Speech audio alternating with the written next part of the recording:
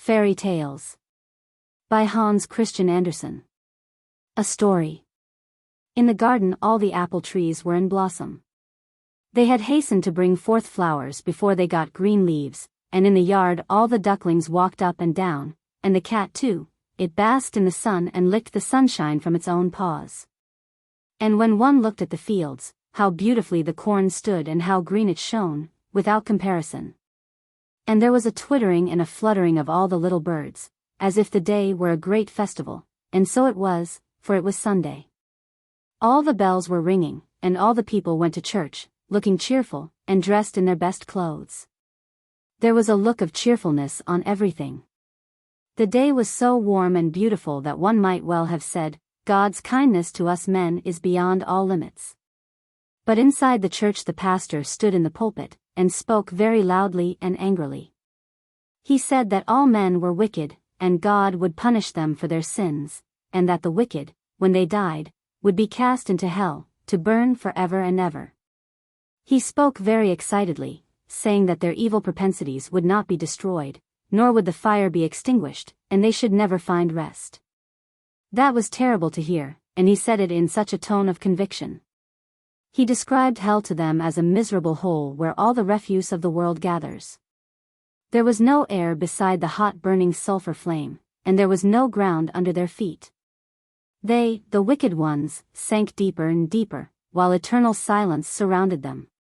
It was dreadful to hear all that, for the preacher spoke from his heart, and all the people in the church were terrified. Meanwhile, the birds sang merrily outside, and the sun was shining so beautifully warm, it seemed as though every little flower said, God, thy kindness towards us all is without limits. Indeed, outside it was not at all like the pastor's sermon. The same evening, upon going to bed, the pastor noticed his wife sitting there quiet and pensive. What is the matter with you? He asked her. Well, the matter with me is, she said, that I cannot collect my thoughts, and am unable to grasp the meaning of what you said today in church, that there are so many wicked people, and that they should burn eternally. Alas! Eternally, how long? I am only a woman and a sinner before God, but I should not have the heart to let even the worst sinner burn forever, and how could our Lord to do so, who is so infinitely good, and who knows how the wickedness comes from without and within? No, I am unable to imagine that, although you say so. It was autumn, the trees dropped their leaves, the earnest and severe pastor sat at the bedside of a dying person. A pious, faithful soul closed her eyes forever, she was the pastor's wife.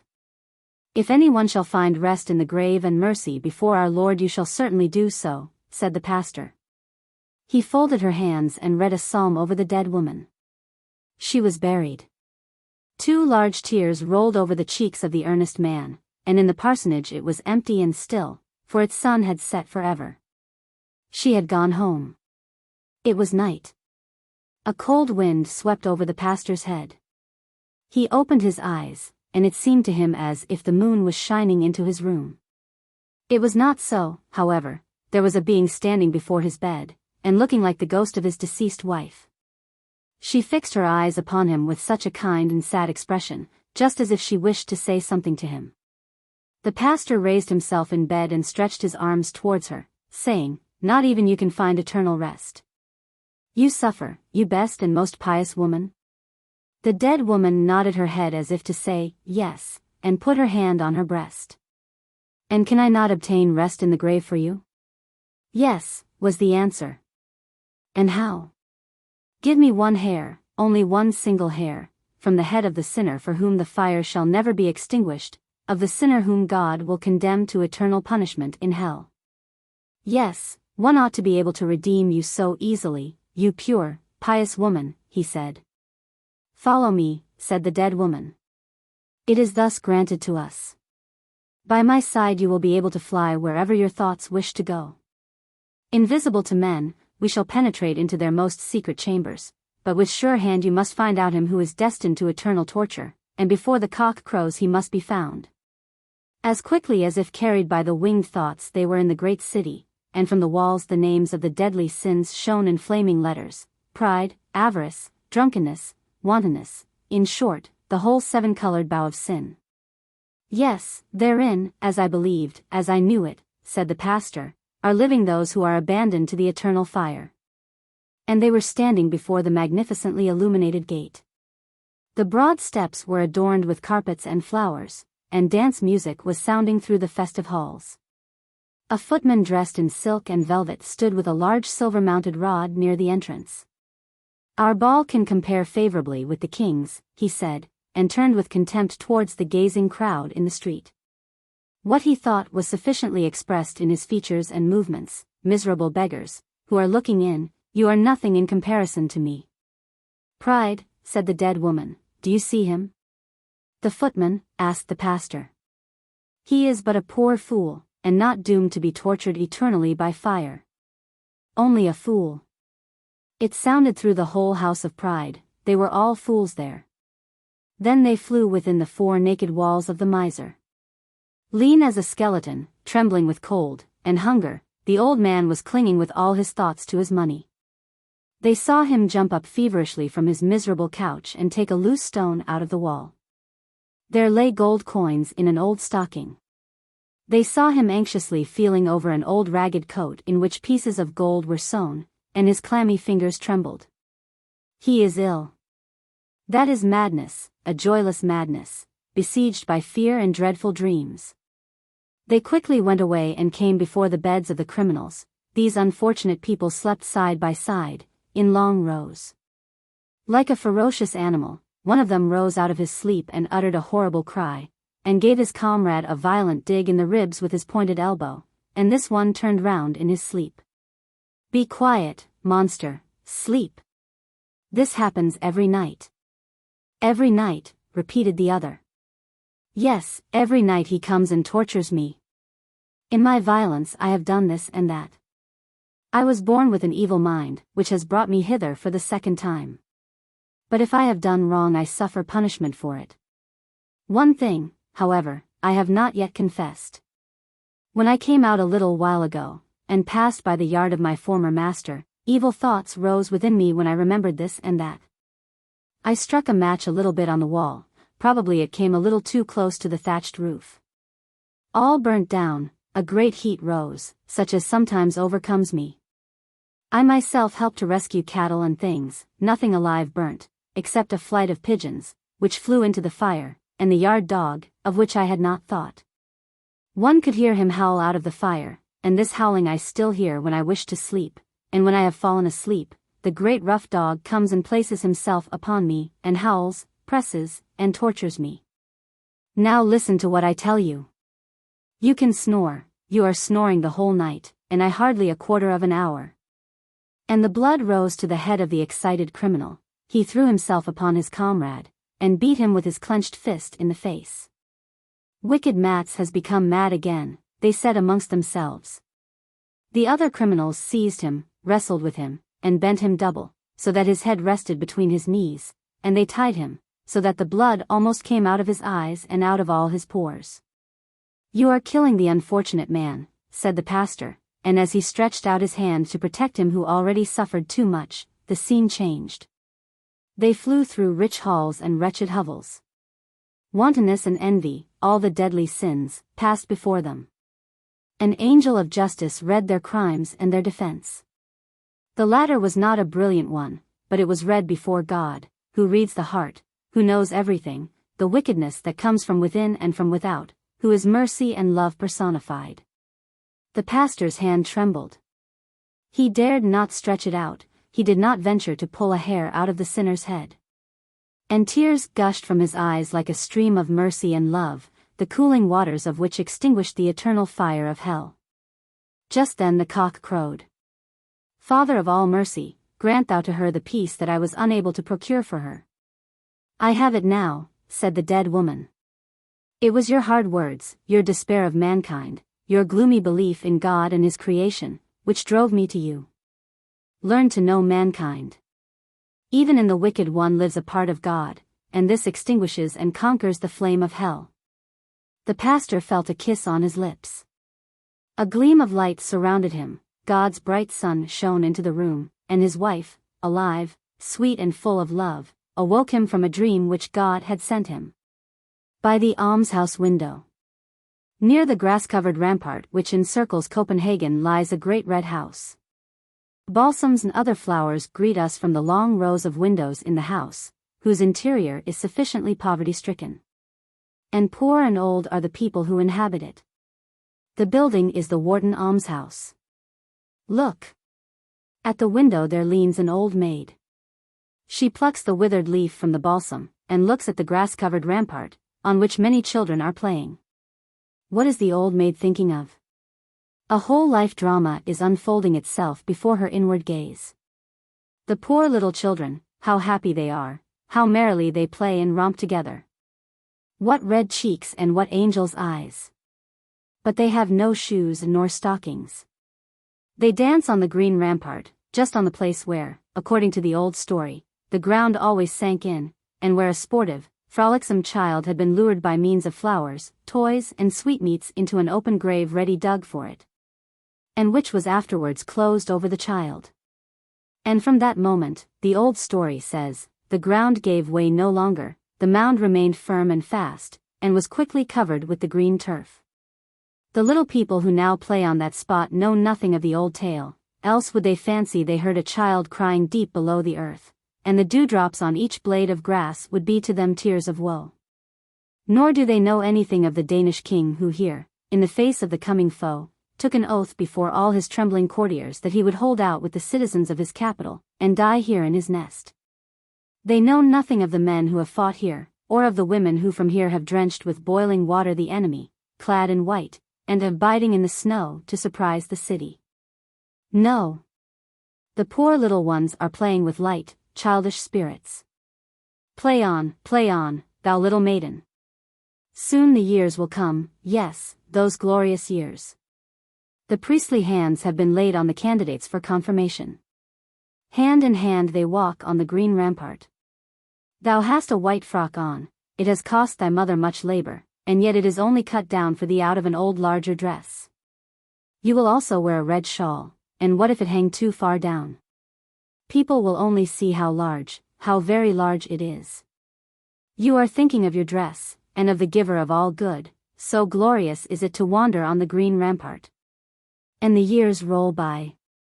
They have no lack of dark days, but you have your cheerful young spirit, and you have gained a friend, you know not how. You met, oh, how often!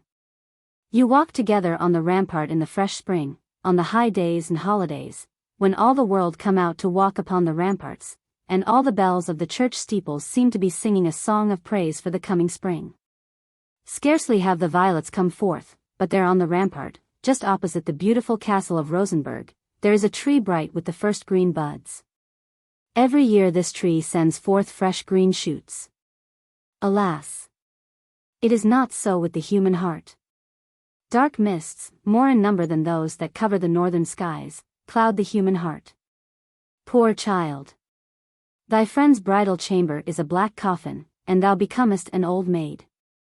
From the almshouse window, behind the balsams, thou shalt look on the merry children at play, and shalt see thine own history renewed. And that is the life drama that passes before the old maid while she looks out upon the rampart, the green, sunny rampart, where the children, with their red cheeks and bare shoeless feet, are rejoicing merrily, like the other free little birds. The angel. Whenever a good child dies, an angel of God comes down from heaven, takes the dead child in his arms, spreads out his great white wings, and flies with him over all the places which the child had loved during his life.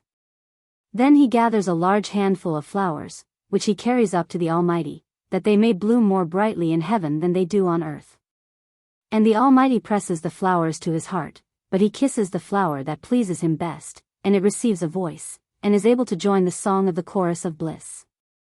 These words were spoken by an angel of God, as he carried a dead child up to heaven, and the child listened as if in a dream.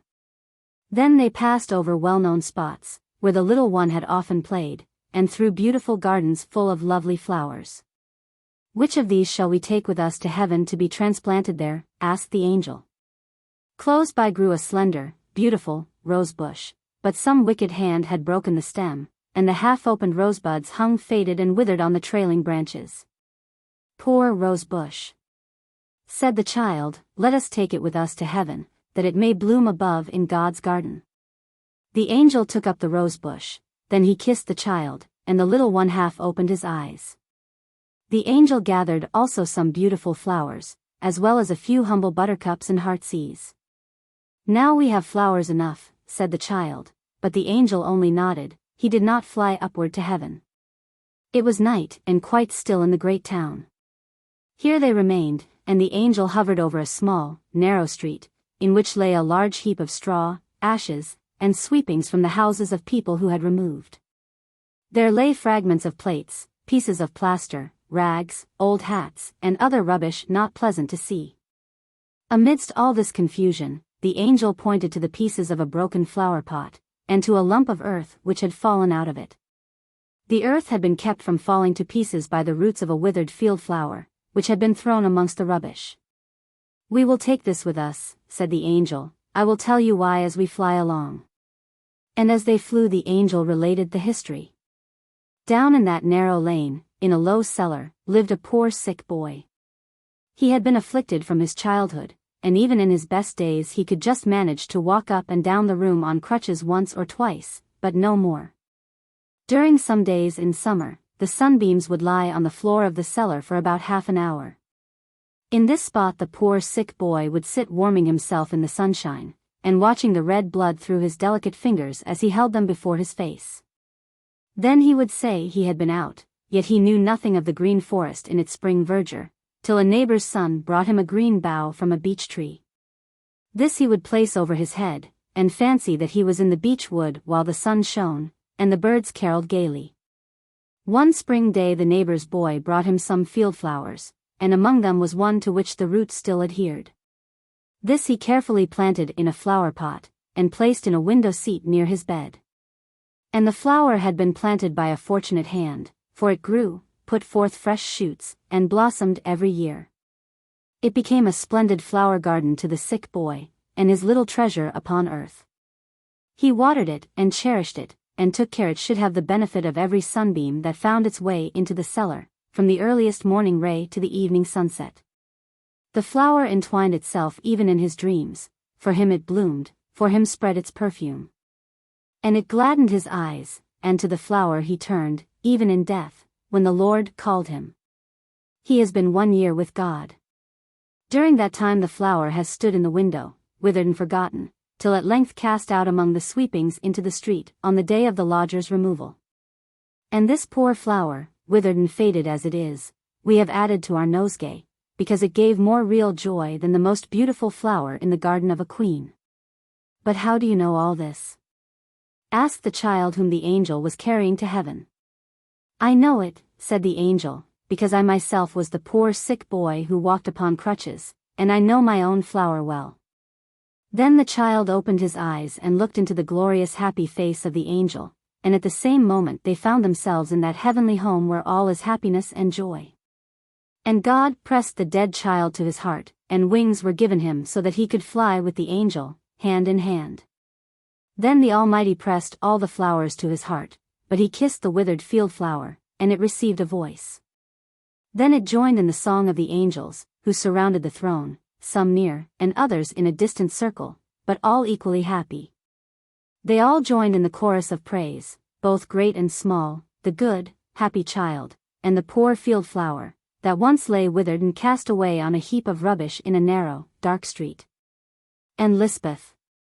And Lisbeth was a beautiful young woman, with a red and white complexion, glittering white teeth, and clear soft eyes, and her footstep was light in the dance, but her mind was lighter still.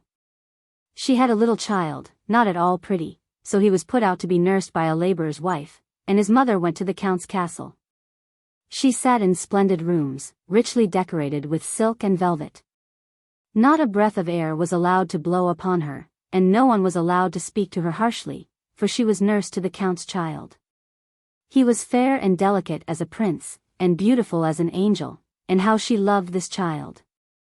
Her own boy was provided for by being at the laborers where the mouth watered more frequently than the pot boiled, and where in general no one was at home to take care of the child. Then he would cry, but what nobody knows nobody cares for. So he would cry till he was tired, and then fall asleep, and while we are asleep we can feel neither hunger nor thirst. Ah, yes, sleep is a capital invention. As years went on, and Lisbeth's child grew apace like weeds, although they said his growth had been stunted. He had become quite a member of the family in which he dwelt. They received money to keep him, so that his mother got rid of him altogether. She had become quite a lady, she had a comfortable home of her own in the town, and out of doors, when she went for a walk, she wore a bonnet. But she never walked out to see the labor, that was too far from the town, and, indeed, she had nothing to go for. The boy now belonged to these laboring people. He had food, and he could also do something towards earning his living. He took care of Mary's red cow, for he knew how to tend cattle and make himself useful. The great dog by the yard gate of a nobleman's mansion sits proudly on the top of his kennel when the sun shines, and barks at every one that passes. But if it rains, he creeps into his house, and there he is warm and dry. And Lisbeth's boy also sat in the sunshine on the top of the fence, cutting out a little toy. If it was springtime, he knew of 3 strawberry plants in blossom, which would certainly bear fruit. This was his most hopeful thought, though it often came to nothing. And he had to sit out in the rain in the worst weather, and get wet to the skin, and let the cold wind dry the clothes on his back afterwards. If he went near the farmyard belonging to the Count, he was pushed and knocked about, for the men and the maids said he was so horrible ugly, but he was used to all this, for nobody loved him. This was how the world treated Lisbeth's boy, and how could it be otherwise? It was his fate to be beloved by no one. Hitherto he had been a land crab, the land at last cast him adrift. He went to sea in a wretched vessel, and sat at the helm, while the skipper sat over the grog can. He was dirty and ugly, half frozen and half starved. He always looked as if he never had enough to eat, which was really the case. Late in the autumn, when the weather was rough, windy, and wet, and the cold penetrated through the thickest clothing, especially at sea, a wretched boat went out to sea with only 2 men on board, or, more correctly, a man and a half. For it was the skipper and his boy. There had only been a kind of twilight all day, and it soon grew quite dark, and so bitterly cold, that the skipper took a dram to warm him. The bottle was old, and the glass too. It was perfect in the upper part, but the foot was broken off, and it had therefore been fixed upon a little carved block of wood, painted blue. A dram is a great comfort, and 2 are better still, thought the skipper, while the boy sat at the helm, which he held fast in his hard-seamed hands. He was ugly, and his hair was matted, and he looked crippled and stunted. They called him the field labourer's boy, though in the church register he was entered as Lisbeth's son. The wind cut through the rigging, and the boat cut through the sea. The sails, filled by the wind, swelled out and carried them along in wild career. It was wet and rough above and below, and might still be worse. Hold! What is that? What has struck the boat? Was it a waterspout, or a heavy sea rolling suddenly upon them? Heaven help us, cried the boy at the helm, as the boat heeled over and lay on its beam ends. It had struck on a rock, which rose from the depths of the sea, and sank at once, like an old shoe in a puddle. It sank at once with mouse and man, as the saying is. There might have been mice on board, but only 1 man and a half, the skipper and the labourer's boy. No one saw it but the skimming seagulls and the fishes beneath the water. And even they did not see it properly, for they darted back with terror as the boat filled with water and sank. There it lay, scarcely a fathom below the surface, and those 2 were provided for, buried, and forgotten. The glass with the foot of blue wood was the only thing that did not sink, for the wood floated and the glass drifted away to be cast upon the shore and broken, where and when, is indeed of no consequence. It had served its purpose, and it had been loved, which Lisbeth's boy had not been. But in heaven no soul will be able to say, never loved. Lisbeth had now lived in the town many years. She was called Madam, and felt dignified in consequence. She remembered the old, noble days, in which she had driven in the carriage, and had associated with Countess and Baroness. Her beautiful, noble child had been a dear angel, and possessed the kindest heart. He had loved her so much, and she had loved him in return. They had kissed and loved each other, and the boy had been her joy, her second life.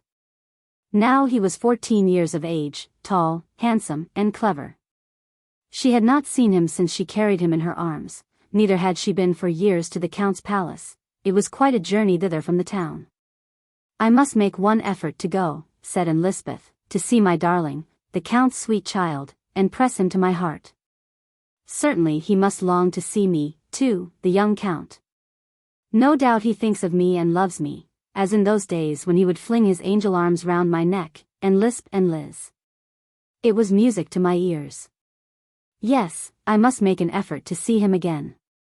She drove across the country in a grazier's cart, and then got out, and continued her journey on foot, and thus reached the Count's castle. It was as great and magnificent as it had always been, and the garden looked the same as ever. All the servants were strangers to her, not one of them knew Lisbeth, nor of what consequence she had once been there, but she felt sure the Countess would soon let them know it, and her darling boy, too, how she longed to see him. Now that Lisbeth was at her journey's end, she was kept waiting a long time, and for those who wait, time passes slowly. But before the great people went in to dinner, she was called in and spoken to very graciously. She was to go in again after dinner, and then she would see her sweet boy once more. How tall, and slender, and thin he had grown, but the eyes and the sweet angel mouth were still beautiful. He looked at her, but he did not speak. He certainly did not know who she was. He turned round and was going away, but she seized his hand and pressed it to her lips. "Well, well," he said, and with that he walked out of the room. He who filled her every thought. He whom she loved best, and who was her whole earthly pride. And Lisbeth went forth from the castle into the public road, feeling mournful and sad.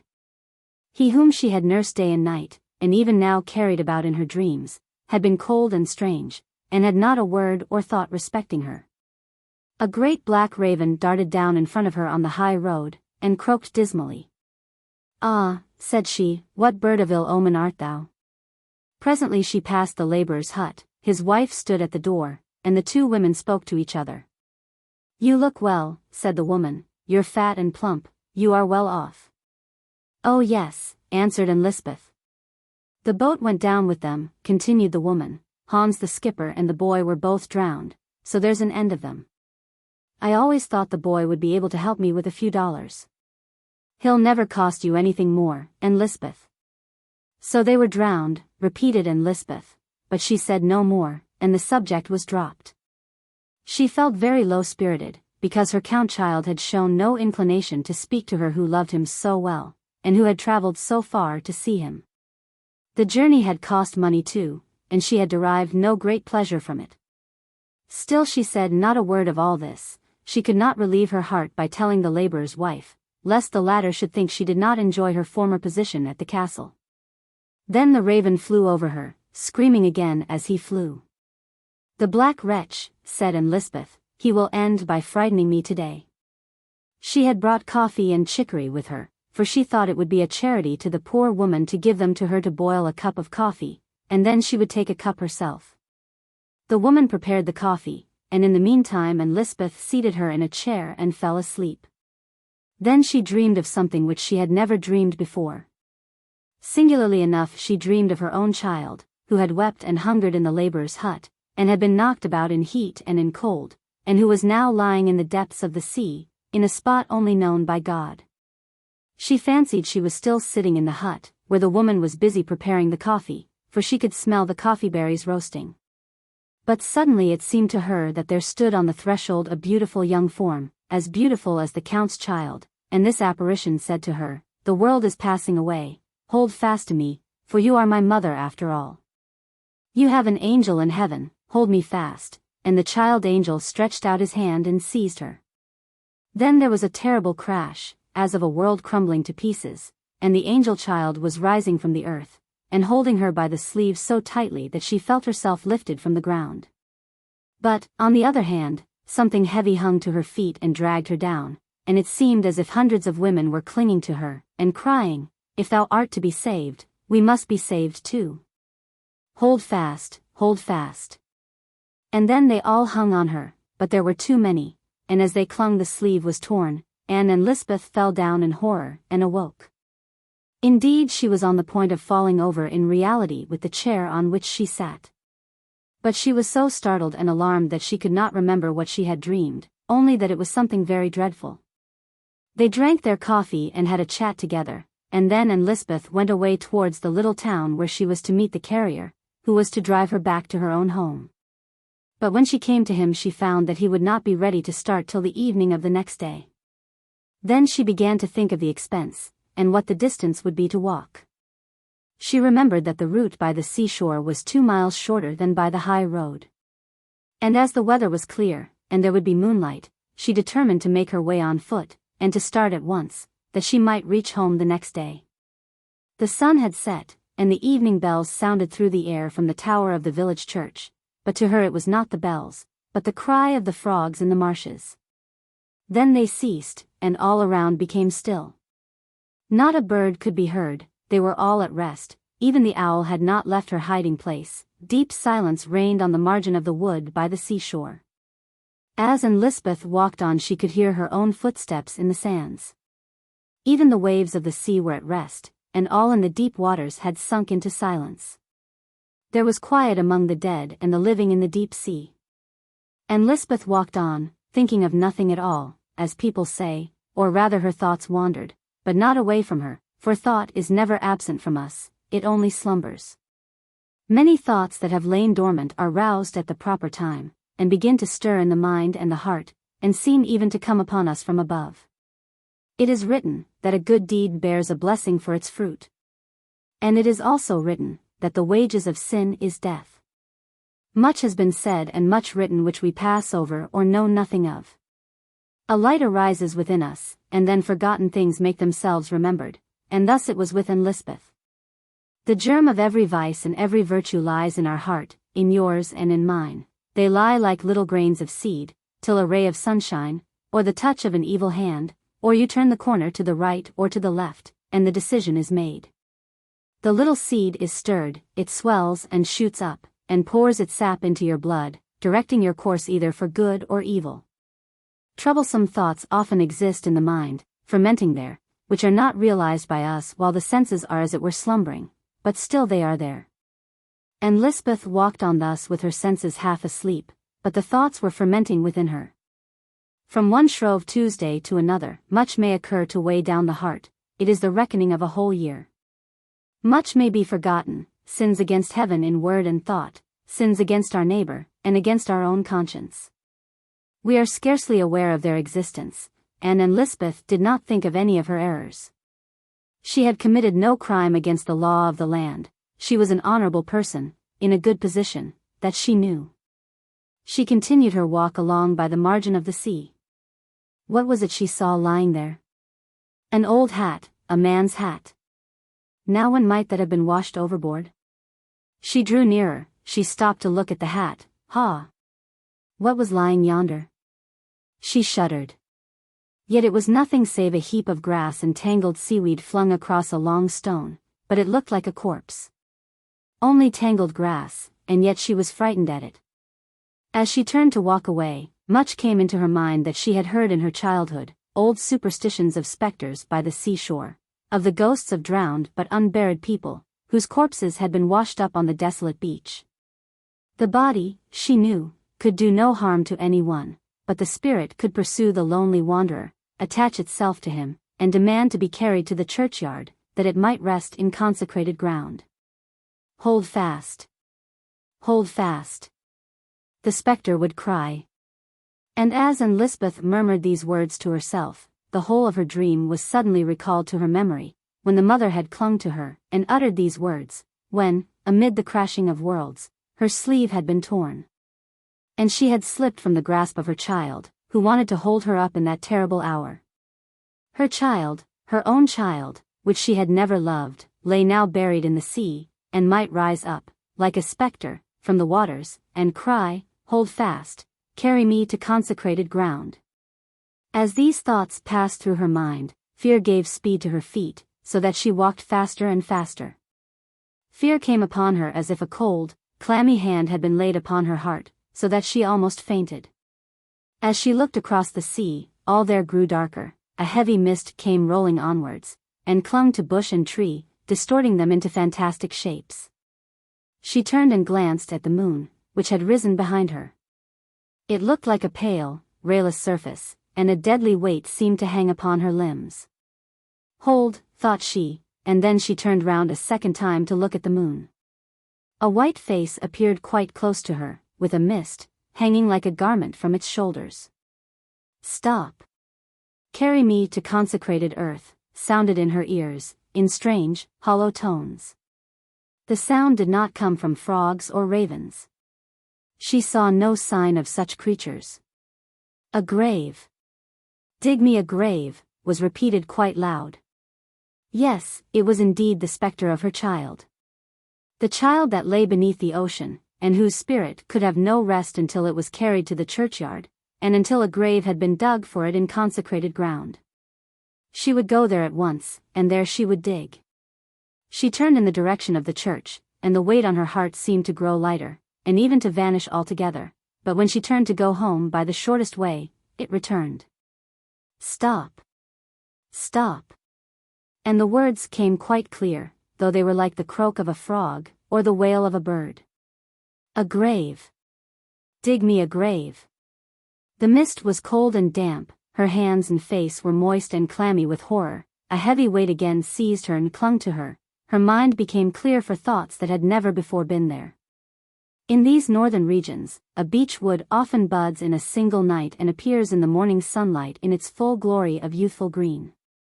So, in a single instant, can the consciousness of the sin that has been committed in thoughts, words, and actions of our past life, be unfolded to us. When once the conscience is awakened, it springs up in the heart spontaneously, and God awakens the conscience when we least expect it. Then we can find no excuse for ourselves, the deed is there and bears witness against us. The thoughts seem to become words, and to sound far out into the world. We are horrified at the thought of what we have carried within us, and at the consciousness that we have not overcome the evil which has its origin in thoughtlessness and pride.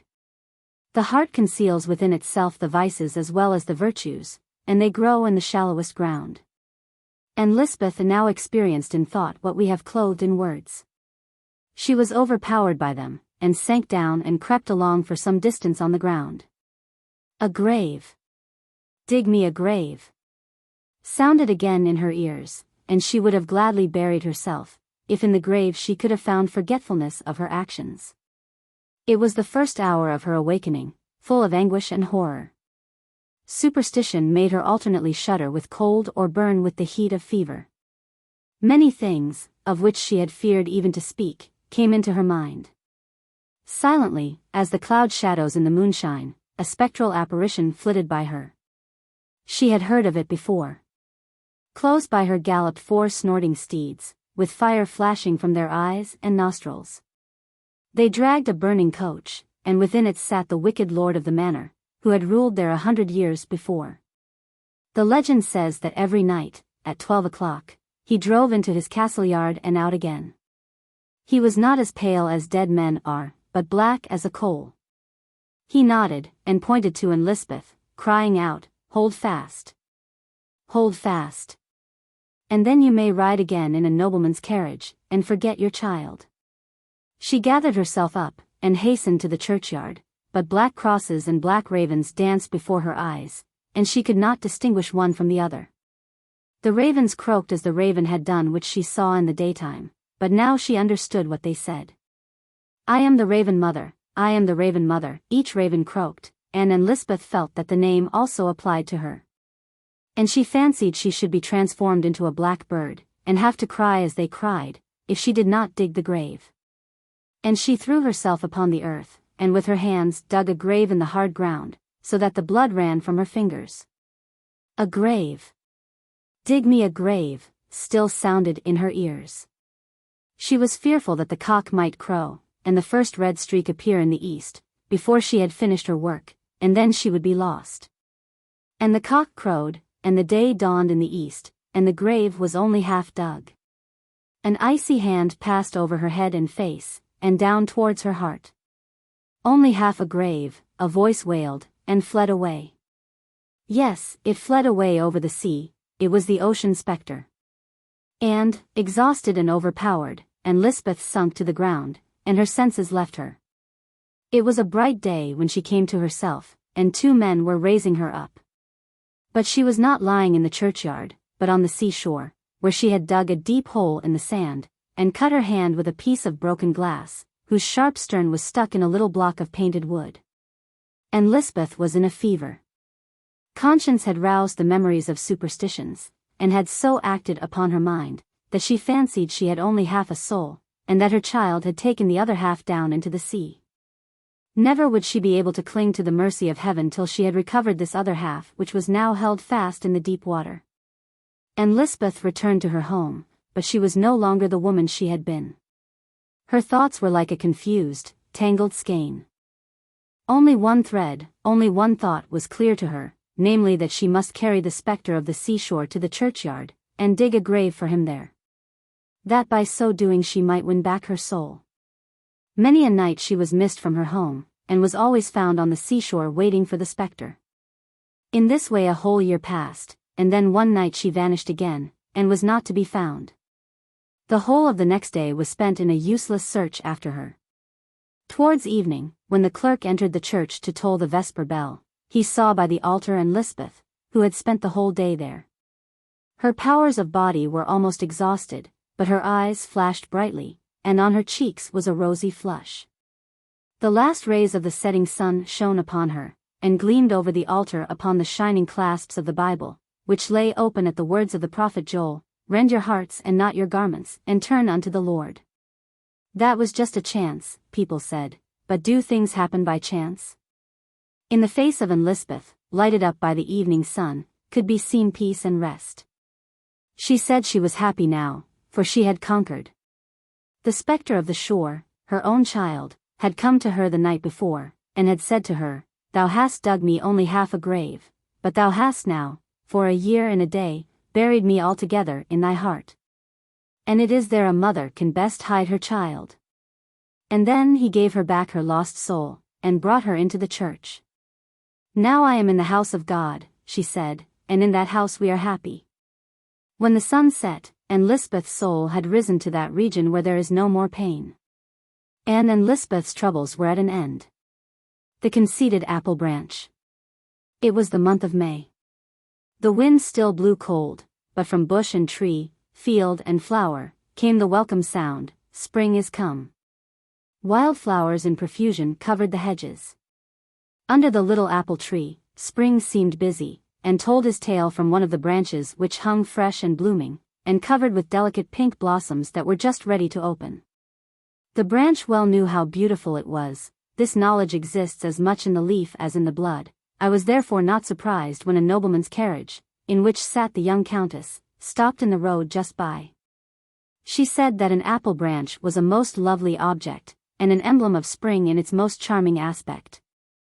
Then the branch was broken off for her, and she held it in her delicate hand, and sheltered it with her silk parasol. Then they drove to the castle, in which were lofty halls and splendid drawing rooms. Pure white curtains fluttered before the open windows, and beautiful flowers stood in shining, transparent vases. And in one of them, which looked as if it had been cut out of newly fallen snow, the apple branch was placed, among some fresh, light twigs of beech. It was a charming sight. Then the branch became proud, which was very much like human nature. People of every description entered the room, and, according to their position in society, so dared they to express their admiration. Some few said nothing, others expressed too much, and the apple branch very soon got to understand that there was as much difference in the characters of human beings as in those of plants and flowers.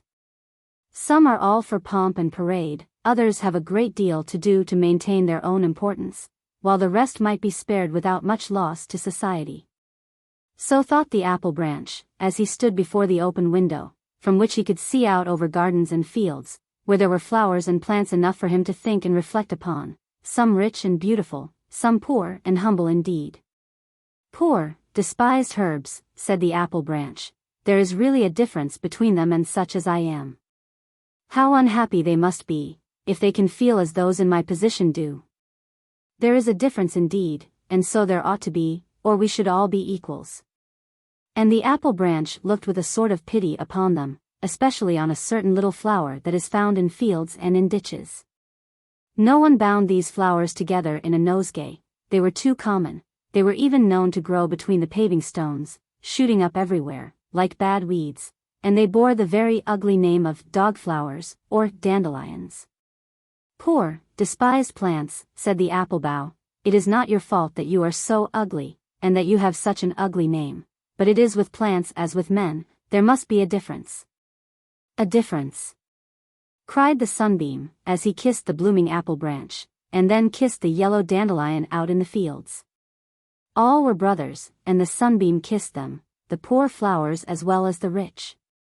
The apple bough had never thought of the boundless love of God, which extends over all the works of creation, over everything which lives, and moves, and has its being in him.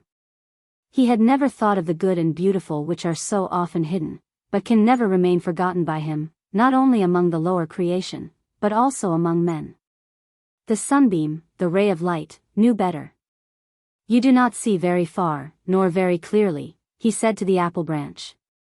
Which is the despised plant you so specially pity?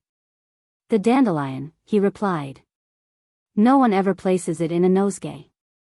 It is often trodden underfoot, there are so many of them, and when they run to seed, they have flowers like wool, which fly away in little pieces over the roads, and cling to the dresses of the people. They are only weeds. But of course there must be weeds. Oh, I am really very thankful that I was not made like one of these flowers. There came presently across the fields a whole group of children, the youngest of whom was so small that it had to be carried by the others. And when he was seated on the grass, among the yellow flowers, he laughed aloud with joy, kicked out his little legs, rolled about, plucked the yellow flowers, and kissed them in childlike innocence. The elder children broke off the flowers with long stems, bent the stalks one round the other, to form links, and made first a chain for the neck, then one to go across the shoulders, and hang down to the waist. And at last a wreath to wear round the head, so that they looked quite splendid in their garlands of green stems and golden flowers. But the eldest among them gathered carefully the faded flowers, on the stem of which was grouped together the seed, in the form of a white feathery coronal. These loose, airy woolflowers are very beautiful, and look like fine snowy feathers or down. The children held them to their mouths, and tried to blow away the whole coronal with one puff of the breath. They had been told by their grandmothers that whoever did so would be sure to have new clothes before the end of the year. The despised flower was by this raised to the position of a prophet or foreteller of events. Do you see, said the sunbeam, do you see the beauty of these flowers? Do you see their powers of giving pleasure? Yes, to children, said the apple bough. By and by an old woman came into the field, and, with a blunt knife without a handle, began to dig round the roots of some of the dandelion plants, and pull them up. With some of these she intended to make tea for herself. But the rest she was going to sell to the chemist, and obtain some money. But beauty is of higher value than all this, said the apple tree branch, only the chosen ones can be admitted into the realms of the beautiful. There is a difference between plants, just as there is a difference between men. Then the sunbeam spoke of the boundless love of God, as seen in creation, and over all that lives, and of the equal distribution of his gifts, both in time and in eternity. That is your opinion, said the apple bough. Then some people came into the room, and, among them, the young countess, the lady who had placed the apple bough in the transparent vase, so pleasantly beneath the rays of the sunlight. She carried in her hand something that seemed like a flower. The object was hidden by 2 or 3 great leaves, which covered it like a shield, so that no draught or gust of wind could injure it, and it was carried more carefully than the apple branch had ever been. Very cautiously the large leaves were removed, and there appeared the feathery seed crown of the despised dandelion. This was what the lady had so carefully plucked, and carried home so safely covered, so that not one of the delicate feathery arrows of which its mist-like shape was so lightly formed, should flutter away. She now drew it forth quite uninjured, and wondered at its beautiful form, and airy lightness, and singular construction, so soon to be blown away by the wind. See, she exclaimed, how wonderfully God has made this little flower. I will paint it with the apple branch together. Every one admires the beauty of the apple bough, but this humble flower has been endowed by heaven with another kind of loveliness. And although they differ in appearance, both are the children of the realms of beauty. Then the sunbeam kissed the lowly flower, and he kissed the blooming apple branch, upon whose leaves appeared a rosy blush. Beauty of form and beauty of mind. There was once a sculptor, named Alfred, who having won the large gold medal and obtained a traveling scholarship, went to Italy, and then came back to his native land. He was young at that time, indeed, he is young still, although he is 10 years older than he was then. On his return, he went to visit one of the little towns in the island of Zealand. The whole town knew who the stranger was. And one of the richest men in the place gave a party in his honor, and all who were of any consequence, or who possessed some property, were invited. It was quite an event, and all the town knew of it, so that it was not necessary to announce it by beat of drum. Apprentice boys, children of the poor, and even the poor people themselves, stood before the house, watching the lighted windows. And the watchman might easily fancy he was giving a party also, there were so many people in the streets. There was quite an air of festivity about it, and the house was full of it, for Mr. Alfred, the sculptor, was there. He talked and told anecdotes, and every one listened to him with pleasure, not unmingled with awe, but none felt so much respect for him as did the elderly widow of a naval officer. She seemed, so far as Mr.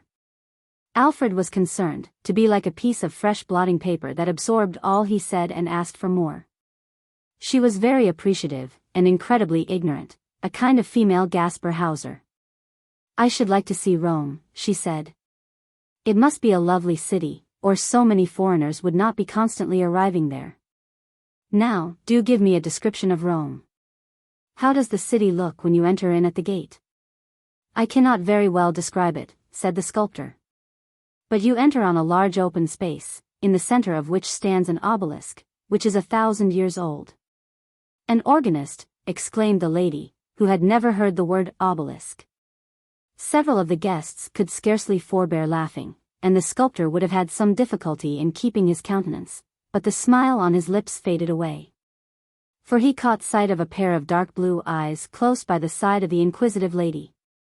They belonged to her daughter, and surely no one who had such a daughter could be silly. The mother was like a fountain of questions. And the daughter, who listened but never spoke, might have passed for the beautiful maid of the fountain. How charming she was! She was a study for the sculptor to contemplate, but not to converse with. For she did not speak, or, at least, very seldom. "Has the Pope a great family?" inquired the lady. The young man answered considerately, as if the question had been a different one, "No, he does not come from a great family." "That is not what I asked," persisted the widow. "I mean, has he a wife and children?" "The Pope is not allowed to marry," replied the gentleman. "I don't like that," was the lady's remark. She certainly might have asked more sensible questions. But if she had not been allowed to say just what she liked, would her daughter have been there, leaning so gracefully on her shoulder, and looking straight before her, with a smile that was almost mournful on her face?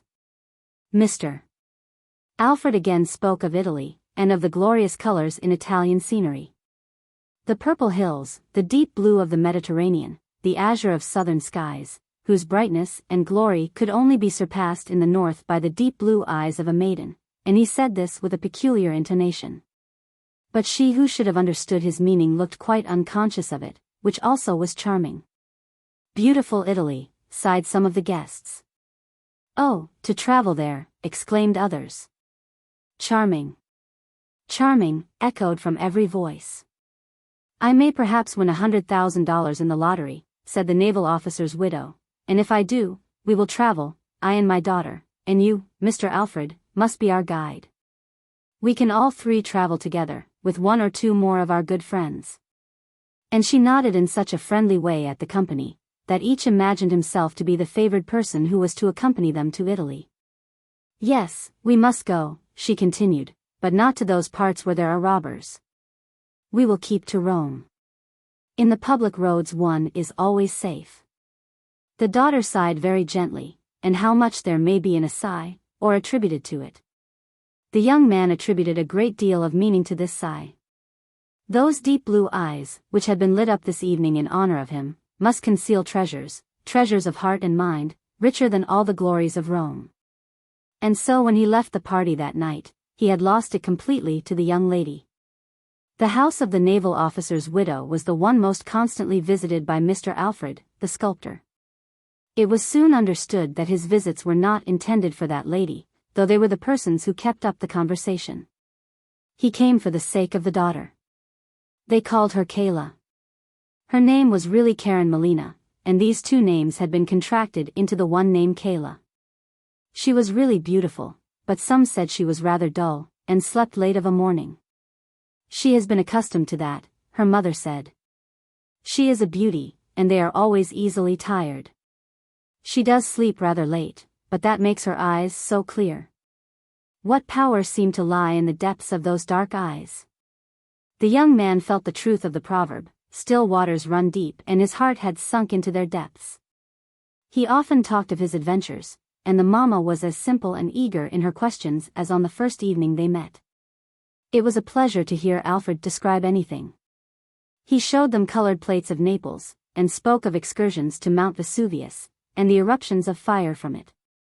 The naval officer's widow had never heard of them before. Good heavens! She exclaimed. So that is a burning mountain, but is it not very dangerous to the people who live near it? Whole cities have been destroyed, he replied, for instance, Herculaneum and Pompeii. Oh, the poor people! And you saw all that with your own eyes? No, I did not see any of the eruptions which are represented in those pictures, but I will show you a sketch of my own, which represents an eruption I once saw. He placed a pencil sketch on the table. And Mamma, who had been overpowered with the appearance of the colored plates, threw a glance at the pale drawing and cried in astonishment, "What, did you see it throw up white fire?" For a moment, Alfred's respect for Kayla's mamma underwent a sudden shock, and lessened considerably, but, dazzled by the light which surrounded Kayla, he soon found it quite natural that the old lady should have no eye for color. After all, it was of very little consequence, for Kayla's mamma had the best of all possessions, namely, Kayla herself. Alfred and Kayla were betrothed, which was a very natural result. And the betrothal was announced in the newspaper of the little town. Mamma purchased 30 copies of the paper, that she might cut out the paragraph and send it to friends and acquaintances. The betrothed pair were very happy, and the mother was happy too. She said it seemed like connecting herself with Thorwaldsen. "You are a true successor of Thorwaldsen," she said to Alfred. And it seemed to him as if, in this instance, Mamma had said a clever thing. Kayla was silent, but her eyes shone, her lips smiled, every movement was graceful, in fact, she was beautiful, that cannot be repeated too often. Alfred decided to take a bust of Kayla as well as of her mother. They sat to him accordingly, and saw how he molded and formed the soft clay with his fingers. "I suppose it is only on our account that you perform this commonplace work yourself, instead of leaving it to your servant to do all that sticking together." "It is really necessary that I should mold the clay myself," he replied. "Ah, yes, you are always so polite," said Mamma, with a smile, and Kayla silently pressed his hand, all soiled as it was with the clay. Then he unfolded to them both the beauties of nature, in all her works. He pointed out to them how, in the scale of creation, inanimate matter was inferior to animate nature, the plant above the mineral, the animal above the plant, and man above them all. He strove to show them how the beauty of the mind could be displayed in the outward form, and that it was the sculptor's task to seize upon that beauty of expression, and produce it in his works. Kayla stood silent, but nodded in approbation of what he said, while Mamma-in-law made the following confession. "It is difficult to follow you. But I go hobbling along after you with my thoughts, though what you say makes my head whirl round and round. Still I contrive to lay hold on some of it." Kayla's beauty had a firm hold on Alfred, it filled his soul, and held a mastery over him. Beauty beamed from Kayla's every feature, glittered in her eyes, lurked in the corners of her mouth, and pervaded every movement of her agile fingers. Alfred, the sculptor, saw this. He spoke only to her, thought only of her, and the two became one. And so it may be said she spoke much, for he was always talking to her, and he and she were one. Such was the betrothal, and then came the wedding, with bridesmaids and wedding presents, all duly mentioned in the wedding speech. Mamma-in-law had set up Thorwaldsen's bust at the end of the table, attired in a dressing gown. It was her fancy that he should be a guest. Songs were sung, and cheers given, for it was a gay wedding, and they were a handsome pair. Pygmalion loved his Galatea, said one of the songs. Ah, that is some of your mythologies, said Mamma-in-law. Next day the youthful pair started for Copenhagen, where they were to live. Mamma-in-law accompanied them, to attend to the coarse work, as she always called the domestic arrangements. Kayla looked like a doll in a doll's house, for everything was bright and new, and so fine. There they sat, all three. And as for Alfred, a proverb may describe his position, he looked like a swan amongst the geese. The magic of form had enchanted him. He had looked at the casket without caring to inquire what it contained, and that omission often brings the greatest unhappiness into married life. The casket may be injured, the gilding may fall off, and then the purchaser regrets his bargain. In a large party it is very disagreeable to find a button giving way, with no studs at hand to fall back upon. But it is worse still in a large company to be conscious that your wife and mother-in-law are talking nonsense, and that you cannot depend upon yourself to produce a little ready wit to carry off the stupidity of the whole affair. The young married pair often sat together hand in hand. He would talk, but she could only now and then let fall a word in the same melodious voice, the same bell-like tones. It was a mental relief when Sophie, one of her friends, came to pay them a visit. Sophie was not pretty. She was, however, quite free from any physical deformity, although Kayla used to say she was a little crooked. But no eye, save an intimate acquaintance, would have noticed it. She was a very sensible girl, yet it never occurred to her that she might be a dangerous person in such a house. Her appearance created a new atmosphere in the doll's house, and air was really required, they all owned that. They felt the want of a change of air, and consequently the young couple and their mother traveled to Italy. Thank heaven we are at home again within our own four walls, said Mamma-in-law and daughter both, on their return after a year's absence. There is no real pleasure in traveling, said Mamma. To tell the truth, it's very wearisome. I beg pardon for saying so. I was soon very tired of it, although I had my children with me, and, besides, it's very expensive work traveling, very expensive. And all those galleries one is expected to see, and the quantity of things you are obliged to run after. It must be done, for very shame. You are sure to be asked when you come back if you have seen everything, and will most likely be told that you've omitted to see what was best worth seeing of all. I got tired at last of those endless Madonnas. I began to think I was turning into a Madonna myself. And then the living, Mamma, said Kayla. Yes, indeed, she replied, no such a thing as a respectable meat soup, their cookery is miserable stuff. The journey had also tired Kayla. But she was always fatigued, that was the worst of it.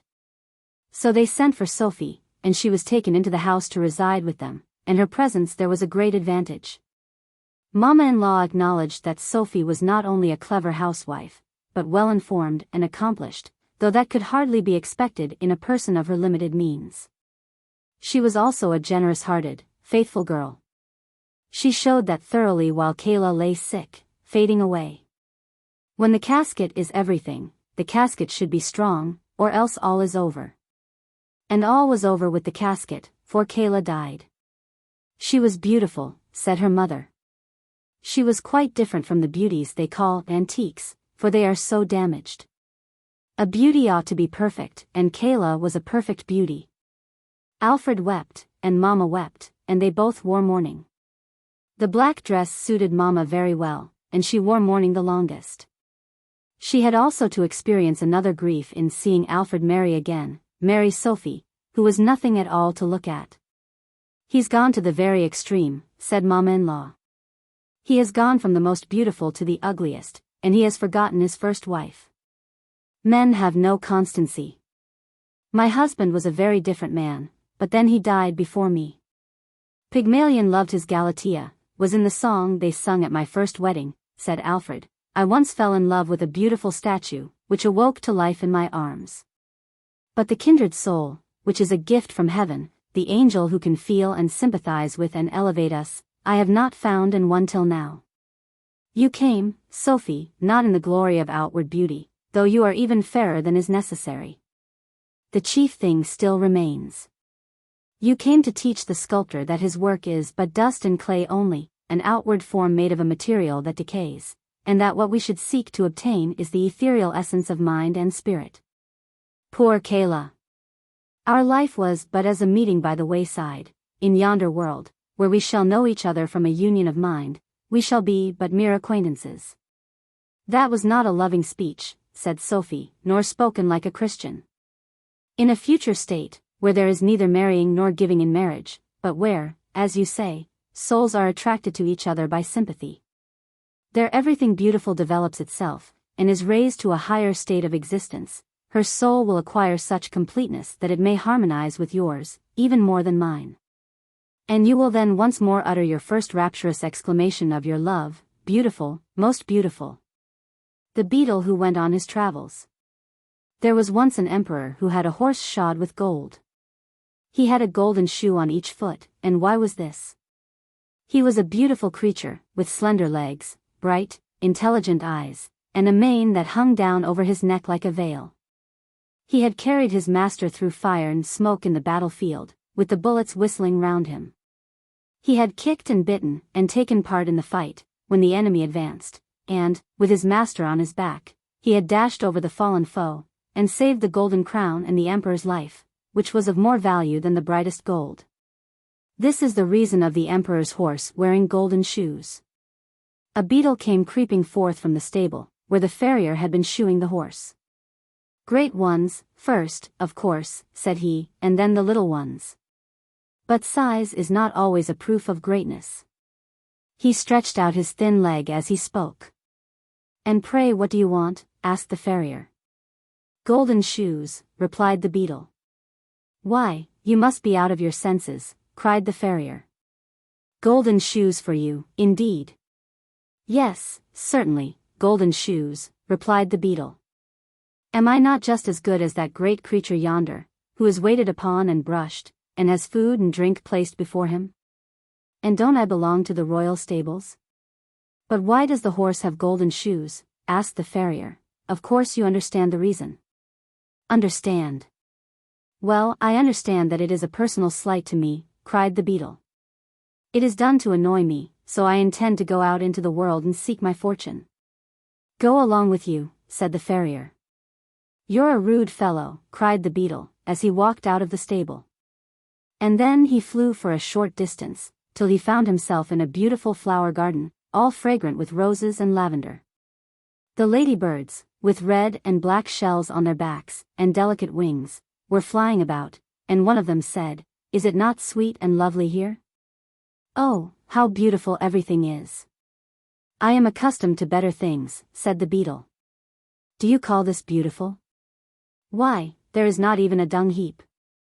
Then he went on, and under the shadow of a large haystack he found a caterpillar crawling along. How beautiful this world is, said the caterpillar. The sun is so warm, I quite enjoy it. And soon I shall go to sleep, and die as they call it, but I shall wake up with beautiful wings to fly with, like a butterfly. How conceited you are, exclaimed the beetle. Fly about as a butterfly, indeed. What of that?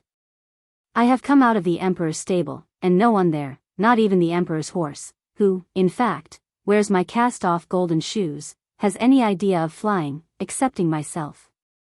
To have wings and fly. Why, I can do that already. And so saying, he spread his wings and flew away. I don't want to be disgusted, he said to himself, and yet I can't help it. Soon after, he fell down upon an extensive lawn, and for a time pretended to sleep, but at last fell asleep in earnest. Suddenly a heavy shower of rain came falling from the clouds. The beetle woke up with the noise and would have been glad to creep into the earth for shelter, but he could not.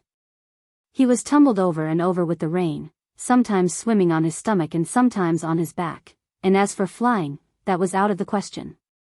He began to doubt whether he should escape with his life, so he remained, quietly lying where he was. After a while the weather cleared up a little, and the beetle was able to rub the water from his eyes, and look about him. He saw something gleaming, and he managed to make his way up to it. It was linen which had been laid to bleach on the grass. He crept into a fold of the damp linen, which certainly was not so comfortable a place to lie in as the warm stable, but there was nothing better, so he remained lying there for a whole day and night, and the rain kept on all the time.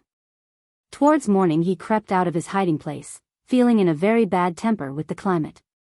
2 frogs were sitting on the linen, and their bright eyes actually glistened with pleasure. "Wonderful weather this," cried one of them, "and so refreshing. This linen holds the water together so beautifully, that my hind legs quiver as if I were going to swim."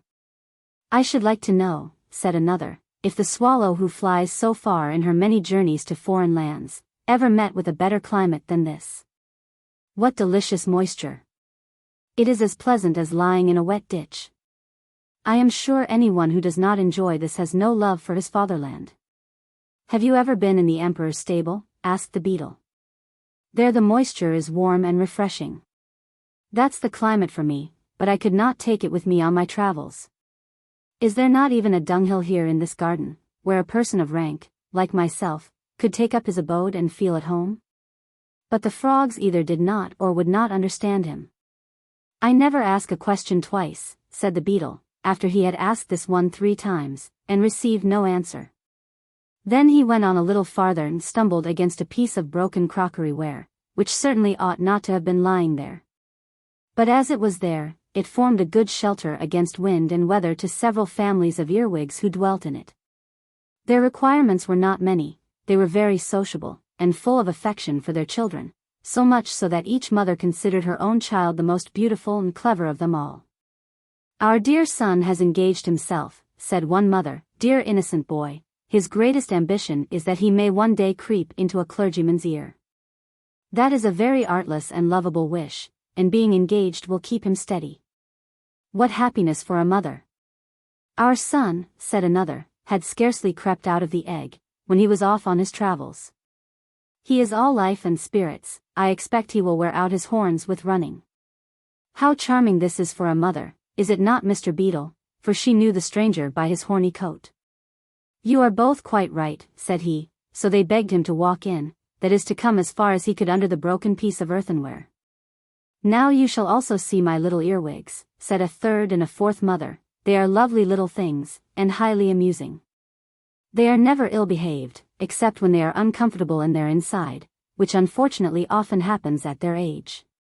Thus each mother spoke of her baby, and their babies talked after their own fashion, and made use of the little nippers they have in their tails to nip the beard of the beetle. "They are always busy about something, the little rogues," said the mother, beaming with maternal pride, but the beetle felt it a bore, and he therefore inquired the way to the nearest dung heap. "That is quite out in the great world, on the other side of the ditch," answered an earwig. "I hope none of my children will ever go so far, it would be the death of me." "But I shall try to get so far," said the beetle, and he walked off without taking any formal leave, which is considered a polite thing to do. When he arrived at the ditch, he met several friends, all them beetles. "We live here," they said, "and we are very comfortable. May we ask you to step down into this rich mud? You must be fatigued after your journey." "Certainly," said the beetle, "I shall be most happy. I have been exposed to the rain, and have had to lie upon linen, and cleanliness is a thing that greatly exhausts me. I have also pains in one of my wings from standing in the draught under a piece of broken crockery. It is really quite refreshing to be with one's own kindred again." "Perhaps you came from a dung heap," observed the oldest of them. "No, indeed, I came from a much grander place," replied the beetle. "I came from the emperor's stable, where I was born, with golden shoes on my feet. I am traveling on a secret embassy, but you must not ask me any questions, for I cannot betray my secret." Then the beetle stepped down into the rich mud, where sat 3 young lady beetles, who tittered, because they did not know what to say. "None of them are engaged yet," said their mother, and the beetle maidens tittered again, this time quite in confusion. "I have never seen greater beauties, even in the royal stables," exclaimed the beetle, who was now resting himself. "Don't spoil my girls," said the mother, "and don't talk to them, pray, unless you have serious intentions." But of course the beetle's intentions were serious, and after a while our friend was engaged. The mother gave them her blessing, and all the other beetles cried, "Hurrah!" Immediately after the betrothal came the marriage, for there was no reason to delay.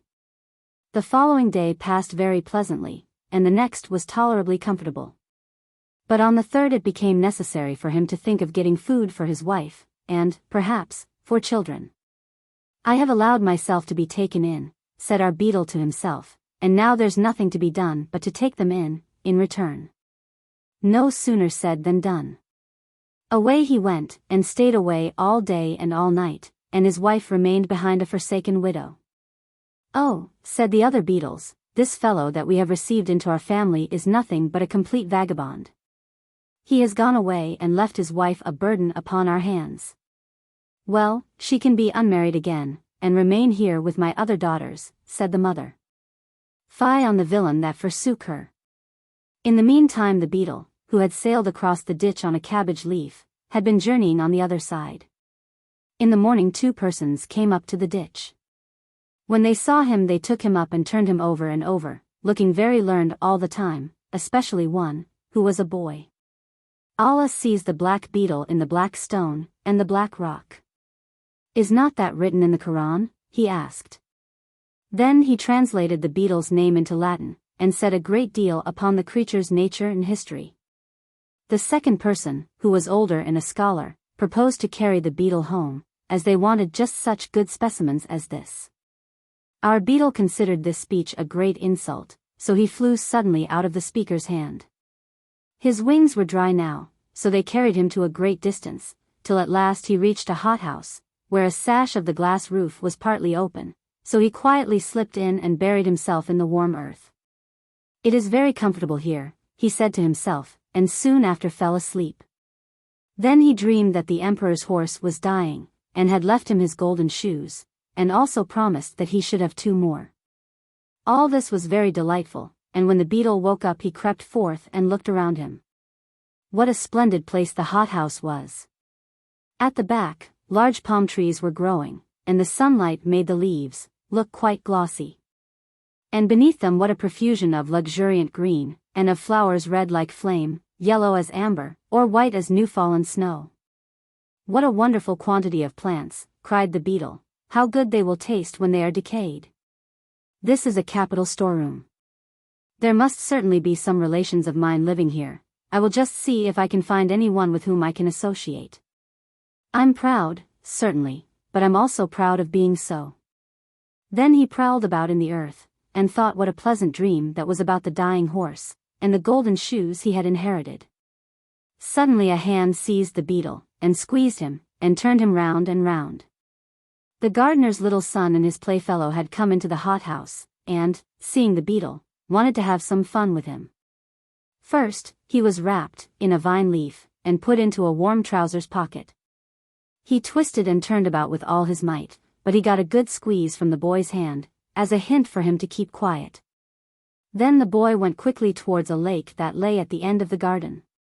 Here the beetle was put into an old broken wooden shoe, in which a little stick had been fastened upright for a mast, and to this mast the beetle was bound with a piece of worsted.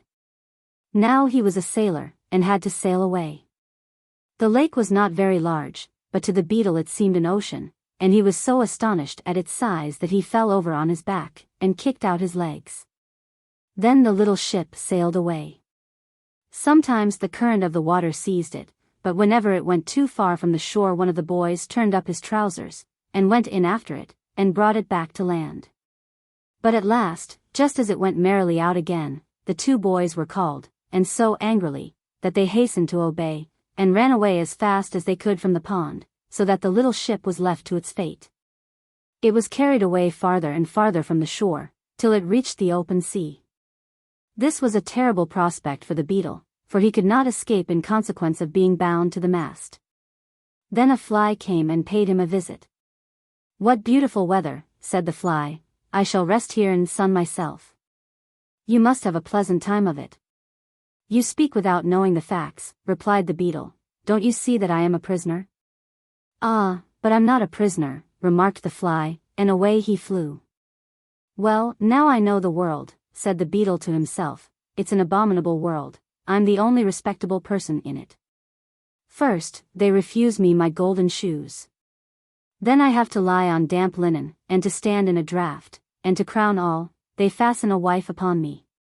Then, when I have made a step forward in the world, and found out a comfortable position, just as I could wish it to be, one of these human boys comes and ties me up, and leaves me to the mercy of the wild waves, while the emperor's favorite horse goes prancing about proudly on his golden shoes. This vexes me more than anything. But it is useless to look for sympathy in this world. My career has been very interesting, but what's the use of that if nobody knows anything about it? The world does not deserve to be made acquainted with my adventures, for it ought to have given me golden shoes when the emperor's horse was shod, and I stretched out my feet to be shod, too. If I had received golden shoes, I should have been an ornament to the stable. Now I am lost to the stable and to the world. It is all over with me. But all was not yet over. A boat, in which were a few young girls, came rowing up. "Look, yonder is an old wooden shoe sailing along," said one of the younger girls. "And there's a poor little creature bound fast in it," said another. The boat now came close to our beetle's ship, and the young girls fished it out of the water. One of them drew a small pair of scissors from her pocket, and cut the worsted without hurting the beetle, and when she stepped on shore she placed him on the grass. "There," she said, "creep away, or fly, if thou canst. It is a splendid thing to have thy liberty." Away flew the beetle, straight through the open window of a large building. There he sank down, tired and exhausted, exactly on the mane of the emperor's favorite horse, who was standing in his stable. And the beetle found himself at home again. For some time he clung to the mane, that he might recover himself. "Well," he said, "here I am, seated on the emperor's favorite horse, sitting upon him as if I were the emperor himself." But what was it the farrier asked me? Ah, I remember now, that's a good thought. He asked me why the golden shoes were given to the horse. The answer is quite clear to me now. They were given to the horse on my account. And this reflection put the beetle into a good temper. The sun's rays also came streaming into the stable, and shone upon him, and made the place lively and bright. "Traveling expands the mind very much," said the beetle. "The world is not so bad after all, if you know how to take things as they come." The bell. In the narrow streets of a large town people often heard in the evening, when the sun was setting, and his last rays gave a golden tint to the chimney-pots, a strange noise which resembled the sound of a church bell. It only lasted an instant, for it was lost in the continual roar of traffic and hum of voices which rose from the town. "The evening bell is ringing," people used to say, "the sun is setting." Those who walked outside the town, where the houses were less crowded and interspersed by gardens and little fields, saw the evening sky much better, and heard the sound of the bell much more clearly. It seemed as though the sound came from a church, deep in the calm, fragrant wood, and thither people looked with devout feelings. A considerable time elapsed. One said to the other, "I really wonder if there is a church out in the wood. The bell has indeed a strange sweet sound. Shall we go there and see what the cause of it is?"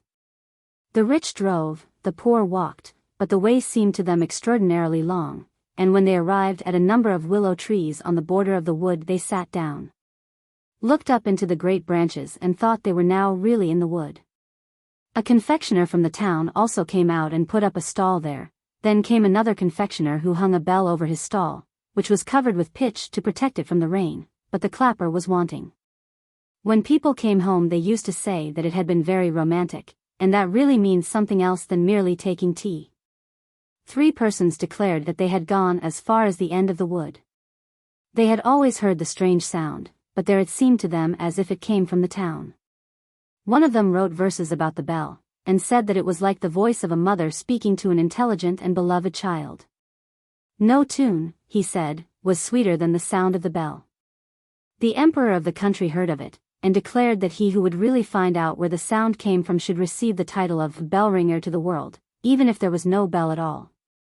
Now many went out into the wood for the sake of this splendid birth, but only one of them came back with some sort of explanation. None of them had gone far enough, nor had he, and yet he said that the sound of the bell came from a large owl in a hollow tree. It was a wisdom owl, which continually knocked its head against the tree, but he was unable to say with certainty whether its head or the hollow trunk of the tree was the cause of the noise. He was appointed bell-ringer to the world, and wrote every year a short dissertation on the owl, but by this means people did not become any wiser than they had been before. It was just confirmation day. The clergyman had delivered a beautiful and touching sermon. The candidates were deeply moved by it. It was indeed a very important day for them. They were all at once transformed from mere children to grown-up people.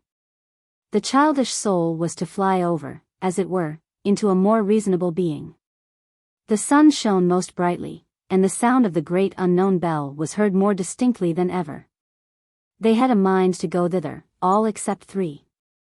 One of them wished to go home and try on her ball dress, for this very dress and the ball were the cause of her being confirmed this time, otherwise she would not have been allowed to go.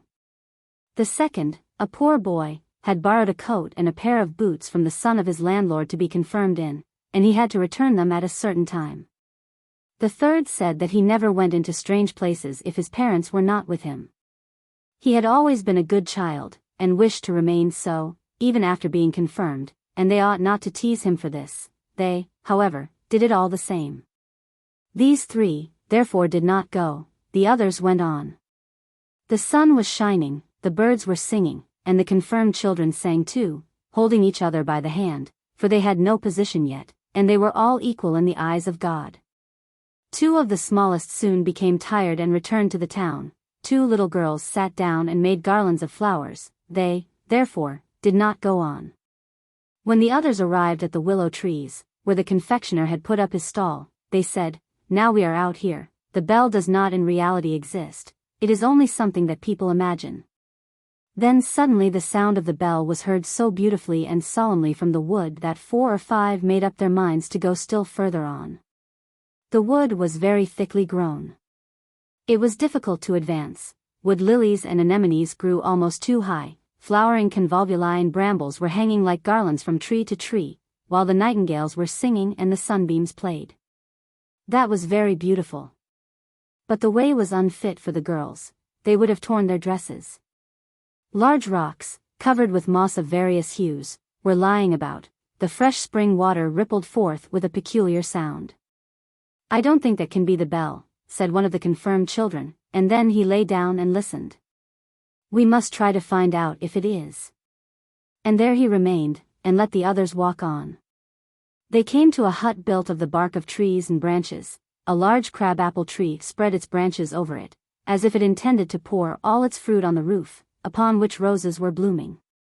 The long boughs covered the gable, where a little bell was hanging. Was this the one they had heard? All agreed that it must be so, except one who said that the bell was too small and too thin to be heard at such a distance, and that it had quite a different sound to that which had so touched men's hearts. He who spoke was a king's son, and therefore the others said that such a one always wishes to be cleverer than other people. Therefore they let him go alone. And as he walked on, the solitude of the wood produced a feeling of reverence in his breast. But still he heard the little bell about which the others rejoiced, and sometimes, when the wind blew in that direction, he could hear the sounds from the confectioner's stall, where the others were singing at tea. But the deep sounds of the bell were much stronger. Soon it seemed to him as if an organ played an accompaniment. The sound came from the left, from the side where the heart is. Now something rustled among the bushes, and a little boy stood before the king's son, in wooden shoes and such a short jacket that the sleeves did not reach to his wrists. They knew each other. The boy was the one who had not been able to go with them because he had to take the coat and boots back to his landlord's son. That he had done, and had started again in his wooden shoes and old clothes, for the sound of the bell was too enticing. He felt he must go on. "We might go together," said the king's son. But the poor boy with the wooden shoes was quite ashamed. He pulled at the short sleeves of his jacket, and said that he was afraid he could not walk so fast. Besides, he was of opinion that the bell ought to be sought at the right, for there was all that was grand and magnificent. "Then we shall not meet," said the king's son, nodding to the poor boy, who went into the deepest part of the wood, where the thorns tore his shabby clothes and scratched his hands, face, and feet until they bled. The king's son also received several good scratches, but the sun was shining on his way, and it is he whom we will now follow, for he was a quick fellow. "I will and must find the bell," he said, "if I have to go to the end of the world." Ugly monkeys sat high in the branches and clenched their teeth. "Shall we beat him?" they said. "Shall we thrash him? He is a king's son." But he walked on undaunted, deeper and deeper into the wood, where the most wonderful flowers were growing. There were standing white star lilies with blood-red stamens, sky-blue tulips shining when the wind moved them, apple trees covered with apples like large glittering soap bubbles. Only think how resplendent these trees were in the sunshine. All around were beautiful green meadows, where hart and hind played in the grass. There grew magnificent oaks and beech trees, and if the bark was split of any of them, long blades of grass grew out of the clefts. There were also large smooth lakes in the wood, on which the swans were swimming about and flapping their wings. The king's son often stood still and listened. Sometimes he thought that the sound of the bell rose up to him out of one of these deep lakes, but soon he found that this was a mistake, and that the bell was ringing still farther in the wood. Then the sun set, the clouds were as red as fire. It became quiet in the wood. He sank down on his knees, sang an evening hymn and said, "I shall never find what I am looking for." Now the sun is setting, and the night, the dark night, is approaching. Yet I may perhaps see the round sun once more before he disappears beneath the horizon. I will climb up these rocks, they are as high as the highest trees. And then, taking hold of the creepers and roots, he climbed up on the wet stones, where water snakes were wriggling and the toads, as it were, barked at him. He reached the top before the sun, seen from such a height, had quite set. Oh, what a splendor!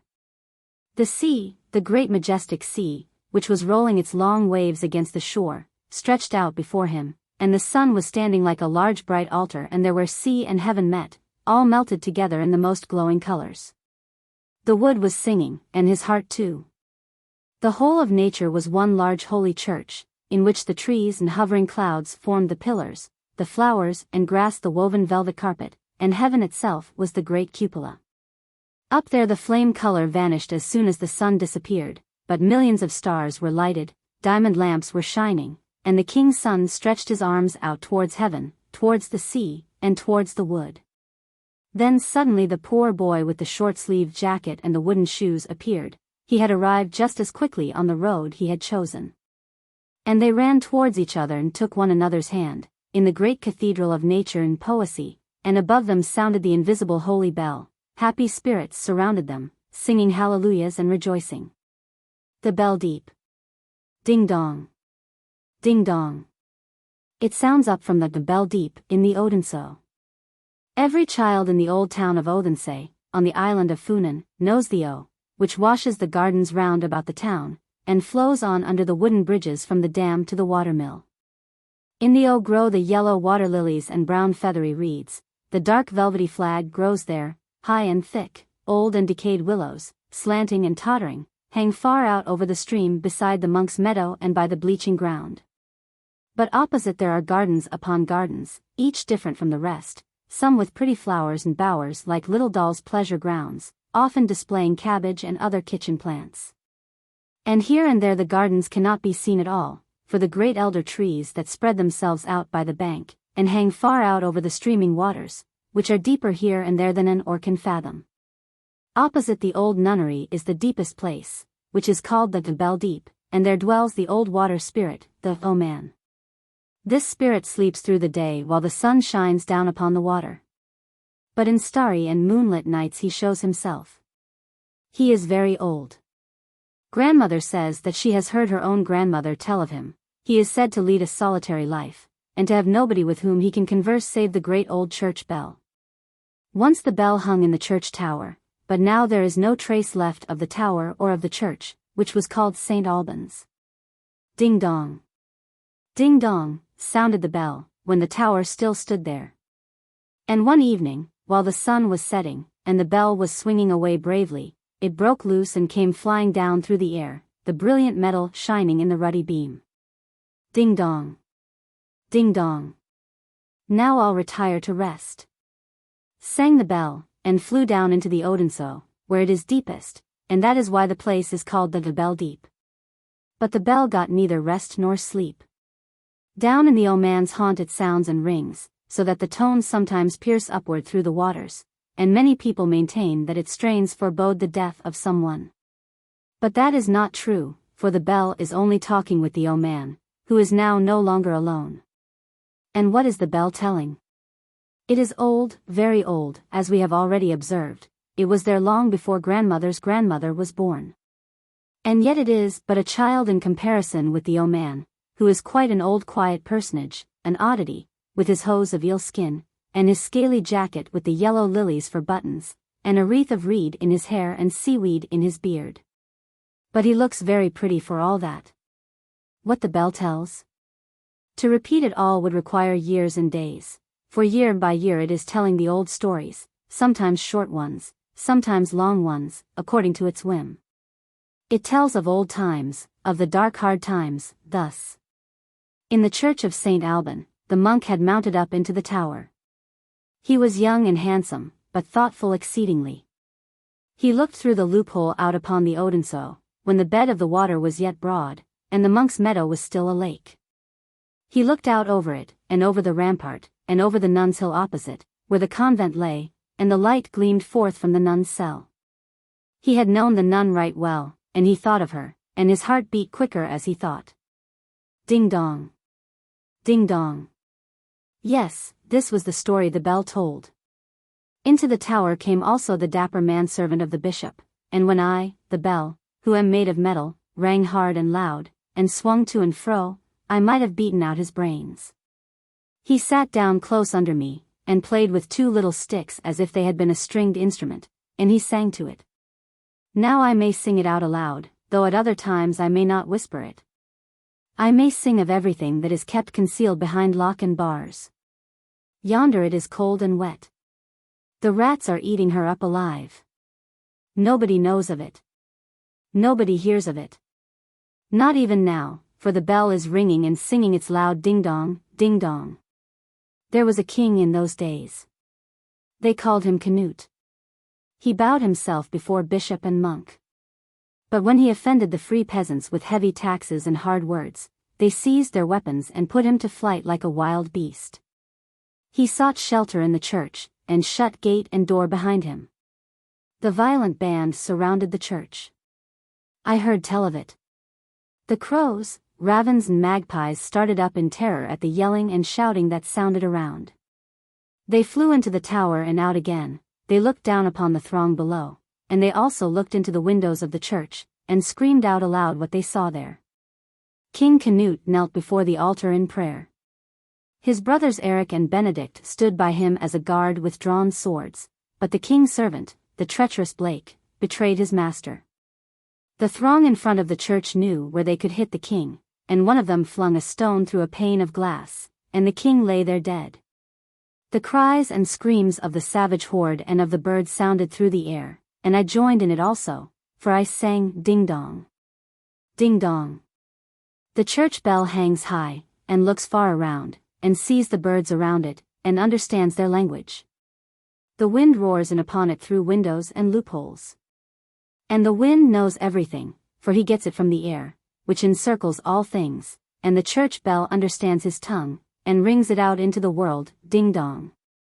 Ding-dong. But it was too much for me to hear and to know. I was not able any longer to ring it out. I became so tired, so heavy, that the beam broke, and I flew out into the gleaming O, where the water is deepest, and where the O man lives, solitary and alone. And year by year I tell him what I have heard and what I know. Ding-dong.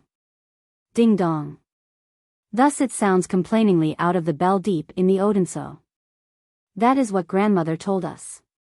But the schoolmaster says that there was not any bell that rung down there, for that it could not do so, and that no O man dwelt yonder, for there was no O man at all. And when all the other church bells are sounding sweetly, he says that it is not really the bells that are sounding, but that it is the air itself which sends forth the notes. And grandmother said to us that the bell itself said it was the air who told it to him, consequently they are agreed on that point, and this much is sure. Be cautious, cautious, and take good heed to thyself, they both say. The air knows everything. It is around us, it is in us, it talks of our thoughts and of our deeds, and it speaks longer of them than does the bell down in the depths of the Odense where the Oman dwells. It rings it out in the vault of heaven, far, far out, forever and ever, till the heaven bells sound ding-dong. Ding-dong. The bird of popular song. In is winter time. The earth wears a snowy garment, and looks like marble hewn out of the rock. The air is bright and clear. The wind is sharp as a well-tempered sword, and the trees stand like branches of white coral or blooming almond twigs, and here it is keen as on the lofty Alps. The night is splendid in the gleam of the northern lights, and in the glitter of innumerable twinkling stars. But we sit in the warm room, by the hot stove, and talk about the old times. And we listen to this story. By the open sea was a giant's grave, and on the grave mound sat at midnight the spirit of the buried hero, who had been a king. The golden circlet gleamed on his brow, his hair fluttered in the wind, and he was clad in steel and iron. He bent his head mournfully, and sighed in deep sorrow, as an unquiet spirit might sigh. And a ship came sailing by. Presently the sailors lowered the anchor and landed. Among them was a singer, and he approached the royal spirit, and said, "Why mournest thou, and wherefore dost thou suffer thus?" And the dead man answered, "No one has sung the deeds of my life, they are dead and forgotten. Song doth not carry them forth over the lands, nor into the hearts of men. Therefore I have no rest and no peace." And he spoke of his works, and of his warlike deeds, which his contemporaries had known, but which had not been sung, because there was no singer among his companions. Then the old bard struck the strings of his harp, and sang of the youthful courage of the hero, of the strength of the man, and of the greatness of his good deeds. Then the face of the dead one gleamed like the margin of the cloud in the moonlight.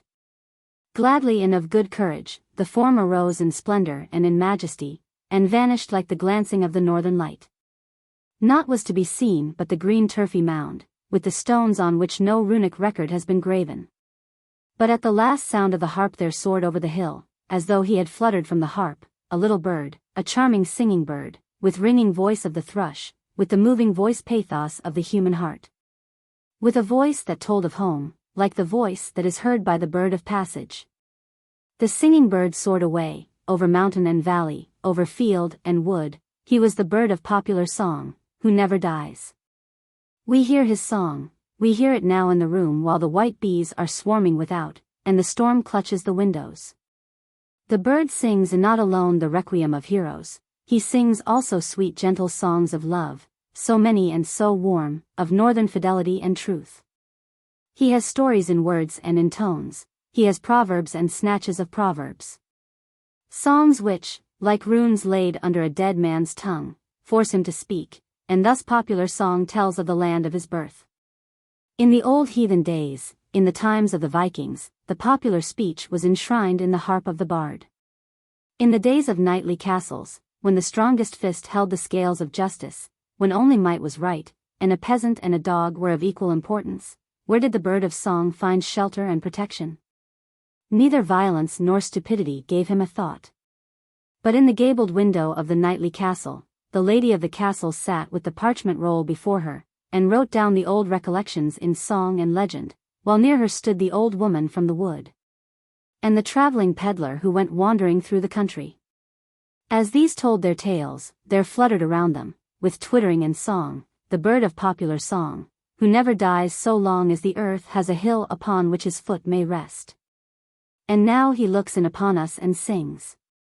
Without are the night and the snowstorm. He lays the runes beneath our tongues, and we know the land of our home.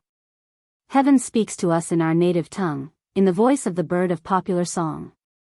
The old remembrances awake, the faded colors glow with a fresh luster, and story and song pour us a blessed draught which lifts up our minds and our thoughts, so that the evening becomes as a Christmas festival. The snowflakes chase each other, the ice cracks, the storm rules without, for he has the might, he is Lord, but not the Lord of all. It is winter time. The wind is sharp as a two-edged sword, the snowflakes chase each other. It seems as though it had been snowing for days and weeks, and the snow lies like a great mountain over the whole town, like a heavy dream of the winter night. Everything on the earth is hidden away, only the golden cross of the church, the symbol of faith, arises over the snow grave, and gleams in the blue air and in the bright sunshine. And over the buried town fly the birds of heaven, the small and the great, they twitter and they sing as best they may, each bird with his beak. First comes the band of sparrows, they pipe at every trifle in the streets and lanes, in the nests and the houses, they have stories to tell about the front buildings and the back buildings. We know the buried town, they say. Everything living in it is peep. Peep. Peep. The black ravens and crows flew on over the white snow. Grub, grub, they cried. There's something to be got down there, something to swallow, and that's most important. That's the opinion of most of them down there, and the opinion is goo goo good. The wild swans come flying on whirring pinions, and sing of the noble and the great, that will still sprout in the hearts of men, down in the town which is resting beneath its snowy veil. No death is there, life reigns yonder. We hear it on the notes that swell onward like the tones of the church organ, which sees us like sounds from the elf hill, like the songs of Ossian, like the rushing swoop of the wandering spirit's wings. What harmony! That harmony speaks to our hearts, and lifts up our souls. It is the bird of popular song whom we hear. And at this moment the warm breath of heaven blows down from the sky. There are gaps in the snowy mountains, the sun shines into the clefts. Spring is coming, the birds are returning, and new races are coming with the same home sounds in their hearts. Hear the story of the year, the night of the snowstorm, the heavy dream of the winter night, all shall be dissolved, all shall rise again in the beauteous notes of the bird of popular song, who never dies. The Bishop of Borglum and his warriors. Our scene is laid in northern Jutland, in the so-called wild moor. We hear what is called the Westerwow-wow, the peculiar roar of the North Sea as it breaks against the western coast of Jutland. It rolls and thunders with a sound that penetrates for miles into the land, and we are quite near the roaring. Before us rises a great mound of sand, a mountain we have long seen, and towards which we are wending our way, driving slowly along through the deep sand. On this mountain of sand is a lofty old building, the convent of Borglum. In one of its wings, the larger one, there is still a church. And at this convent we now arrive in the late evening hour. But the weather is clear in the bright June night around us, and the eye can range far, far over field and moor to the Bay of Aalborg, over heath and meadow, and far across the deep blue sea. Now we are there, and roll past between barns and other farm buildings. And at the left of the gate we turn aside to the old castle farm, where the lime trees stand in lines along the walls, and, sheltered from the wind and weather, grow so luxuriantly that their twigs and leaves almost conceal the windows.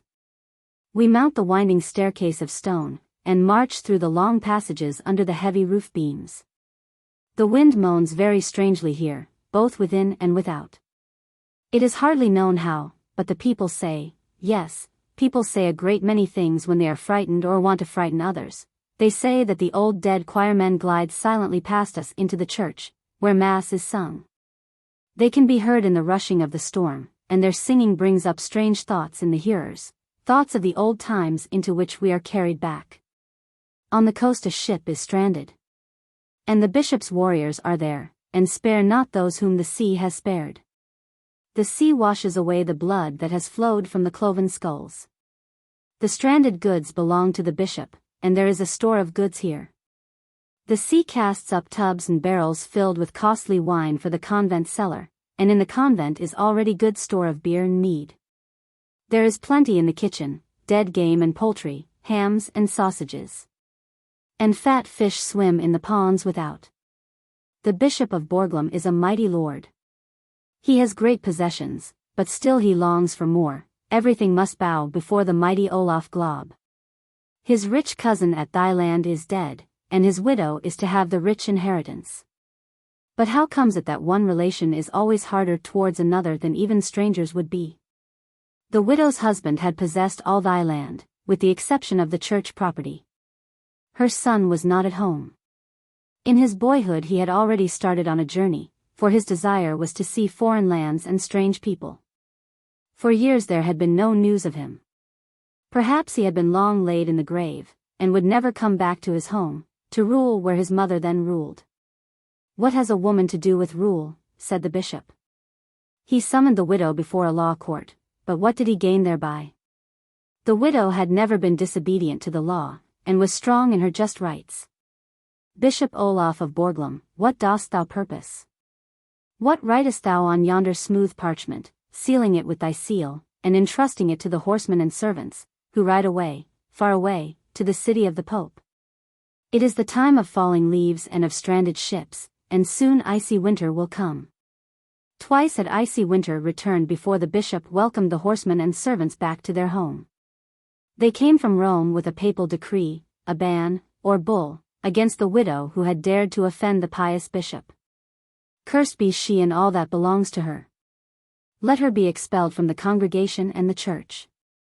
Let no man stretch forth a helping hand to her, and let friends and relations avoid her as a plague and a pestilence.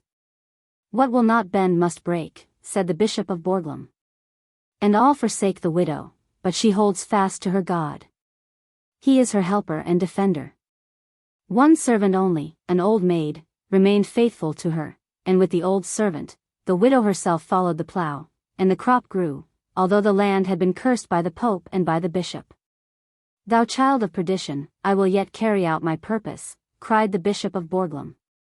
"Now will I lay the hand of the Pope upon thee, to summon thee before the tribunal that shall condemn thee." Then did the widow yoke the last 2 oxen that remained to her to a wagon, and mounted up on the wagon, with her old servant, and travelled away across the heath out of the Danish land. As a stranger she came into a foreign country, where a strange tongue was spoken and where new customs prevailed. Farther and farther she journeyed, to where green hills rise into mountains, and the vine clothes their sides. Strange merchants drive by her, and they look anxiously after their wagons laden with merchandise. They fear an attack from the armed followers of the robber knights. The 2 poor women, in their humble vehicle drawn by 2 black oxen, travel fearlessly through the dangerous sunken road and through the darksome forest. And now they were in Franconia.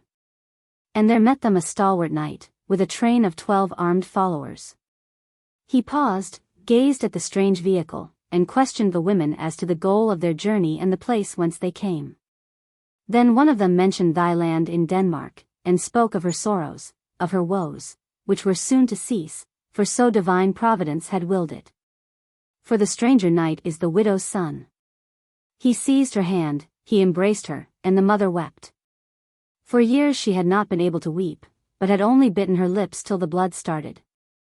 It is the time of falling leaves and of stranded ships, and soon will icy winter come.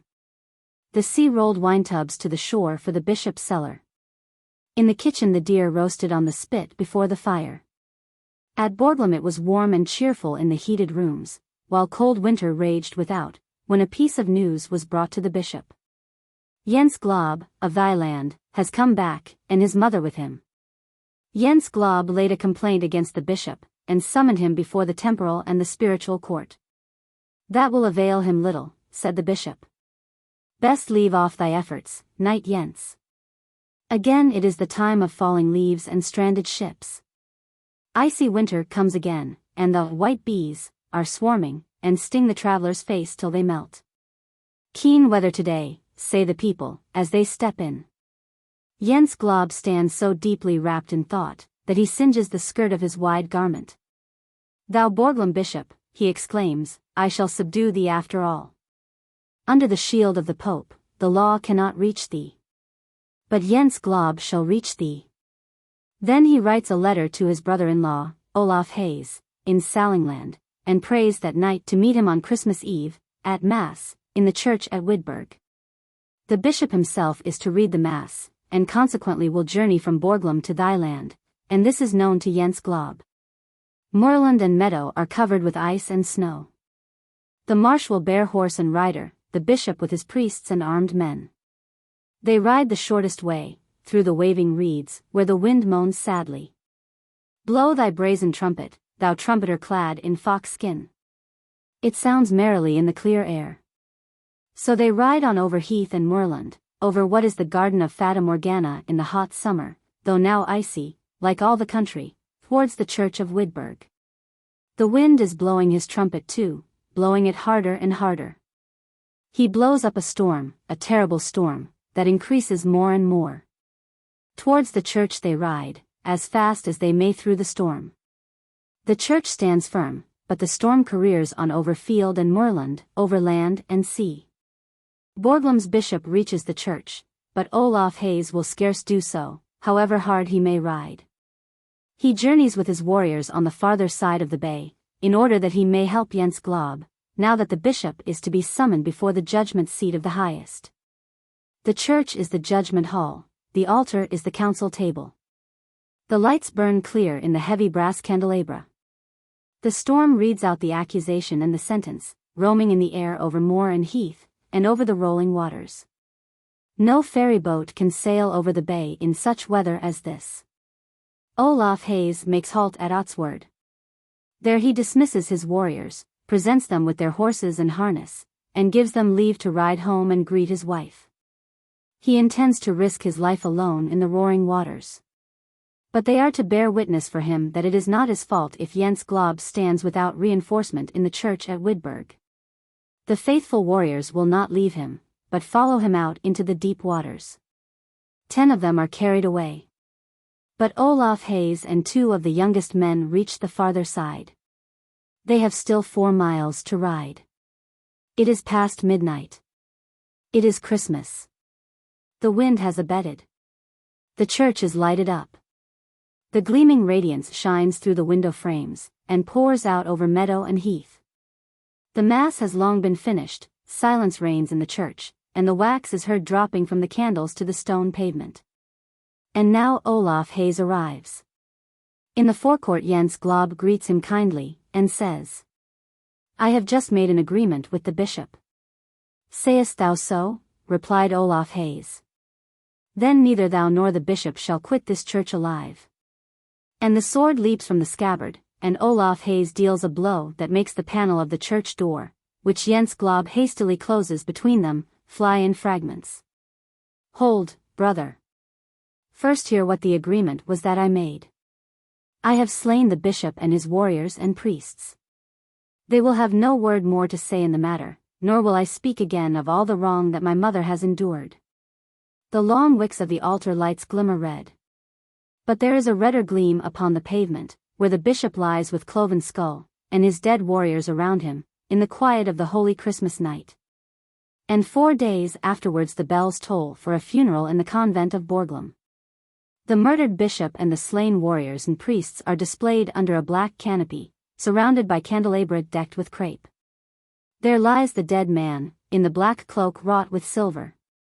The crozier in the powerless hand that was once so mighty. The incense rises in clouds, and the monks chant the funeral hymn. It sounds like a wail, it sounds like a sentence of wrath and condemnation, that must be heard far over the land, carried by the wind, sung by the wind, the wail that sometimes is silent but never dies. Forever again it rises in song, singing even into our own time this legend of the Bishop of BORGLUM and his hard nephew. It is heard in the dark night by the frightened husbandman, driving by in the heavy sandy road past the convent of BORGLUM. It is heard by the sleepless listener in the thickly walled rooms at BORGLUM. And not only to the ear of superstition is the sighing and the tread of hurrying feet audible in the long echoing passages leading to the convent door that has long been locked. The door still seems to open, and the lights seem to flame in the brazen candlesticks, the fragrance of incense arises, the church gleams in its ancient splendor. And the monks sing and say the Mass over the slain bishop, who lies there in the black silver-embroidered mantle, with the crozier in his powerless hand. And on his pale proud forehead gleams the red wound like fire, and there burn the worldly mind and the wicked thoughts. Sink down into his grave, into oblivion, ye terrible shapes of the times of old. Hark to the raging of the angry wind, sounding above the rolling sea. A storm approaches without, calling aloud for human lives. The sea has not put on a new mind with the new time. This night it is a horrible pit to devour up lives, and tomorrow, perhaps, it may be a glassy mirror, even as in the old time that we have buried. Sleep sweetly, if thou canst sleep. Now it is morning. The new time flings sunshine into the room. The wind still keeps up mightily. A wreck is announced, as in the old time. During the night, down yonder by Lochen, the little fishing village with the red-tiled roofs, we can see it up here from the window, a ship has come ashore. It has struck, and is fast embedded in the sand, but the rocket apparatus has thrown a rope on board, and formed a bridge from the wreck to the mainland, and all on board are saved, and reach the land, and are wrapped in warm blankets. And today they are invited to the farm at the convent of BORGLUM. In comfortable rooms they encounter hospitality and friendly faces. They are addressed in the language of their country, and the piano sounds for them with melodies of their native land. And before these have died away, the chord has been struck, the wire of thought that reaches to the land of the sufferers announces that they are rescued. Then their anxieties are dispelled. And at even they join in the dance at the feast given in the great hall at BORGLUM. Waltzes and Styrian dances are given, and Danish popular songs, and melodies of foreign lands in these modern times. Blessed be thou, new time. Speak thou of summer and of purer gales. Send thy sunbeams gleaming into our hearts and thoughts. On thy glowing canvas let them be painted, the dark legends of the rough hard times that are past. The bottleneck. Close to the corner of a street, among other abodes of poverty, stood an exceedingly tall, narrow house, which had been so knocked about by time that it seemed out of joint in every direction. This house was inhabited by poor people, but the deepest poverty was apparent in the garret lodging in the gable. In front of the little window, an old bent bird cage hung in the sunshine, which had not even a proper water glass, but instead of it the broken neck of a bottle, turned upside down. And a cork stuck in to make it hold the water with which it was filled. An old maid stood at the window, she had hung chickweed over the cage, and the little linnet which it contained hopped from perch to perch and sang and twittered merrily. Yes, it's all very well for you to sing, said the bottleneck, that is, he did not really speak the words as we do, for the neck of a bottle cannot speak. But he thought them to himself in his own mind, just as people sometimes talk quietly to themselves. Yes, you may sing very well, you have all your limbs uninjured. You should feel what it is like to lose your body, and only have a neck and a mouth left, with a cork stuck in it, as I have. You wouldn't sing then, I know. After all, it is just as well that there are some who can be happy. I have no reason to sing, nor could I sing now if I were ever so happy, but when I was a whole bottle, and they rubbed me with a cork, didn't I sing then? I used to be called a complete lark. I remember when I went out to a picnic with the furrier's family, on the day his daughter was betrothed, it seems as if it only happened yesterday. I have gone through a great deal in my time, when I come to recollect, I have been in the fire and in the water, I have been deep in the earth, and have mounted higher in the air than most other people, and now I am swinging here. Outside a bird cage, in the air and the sunshine. Oh, indeed, it would be worth while to hear my history, but I do not speak it aloud, for a good reason, because I cannot. Then the bottleneck related his history, which was really rather remarkable. He, in fact, related it to himself, or, at least, thought it in his own mind. The little bird sang his own song merrily. In the street below there was driving and running to and fro, every one thought of his own affairs, or perhaps of nothing at all, but the bottleneck thought deeply.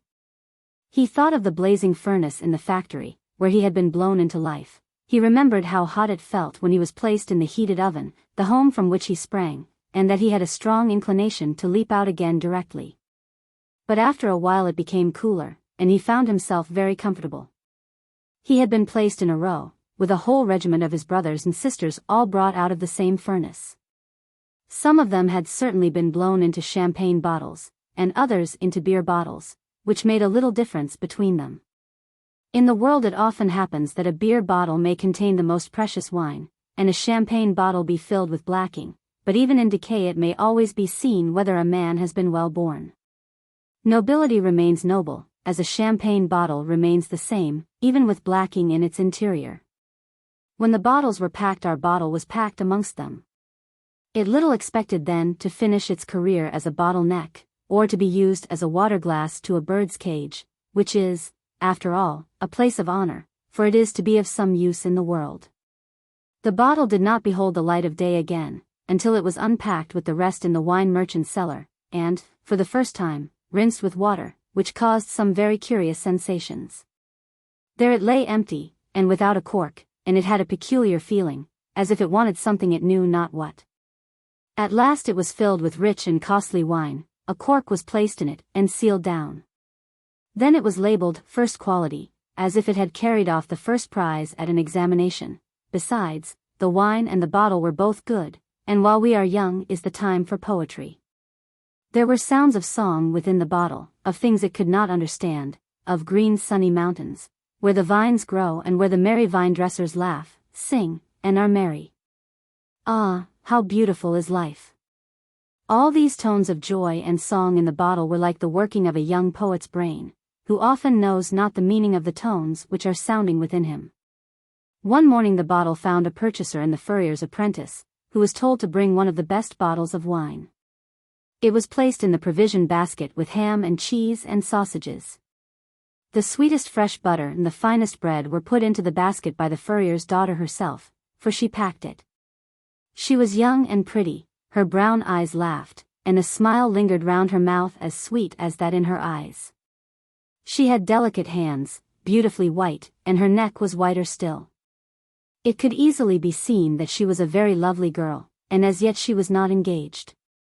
The provision basket lay in the lap of the young girl as the family drove out to the forest, and the neck of the bottle peeped out from between the folds of the white napkin. There was the red wax on the cork, and the bottle looked straight at the young girl's face, and also at the face of the young sailor who sat near her. He was a young friend, the son of a portrait painter. He had lately passed his examination with honor, as mate, and the next morning he was to sail in his ship to a distant coast. There had been a great deal of talk on this subject while the basket was being packed, and during this conversation the eyes and the mouth of the furrier's daughter did not wear a very joyful expression. The young people wandered away into the green wood, and talked together. What did they talk about? The bottle could not say, for he was in the provision basket. It remained there a long time. But when at last it was brought forth it appeared as if something pleasant had happened, for every one was laughing. The furrier's daughter laughed too, but she said very little, and her cheeks were like two roses.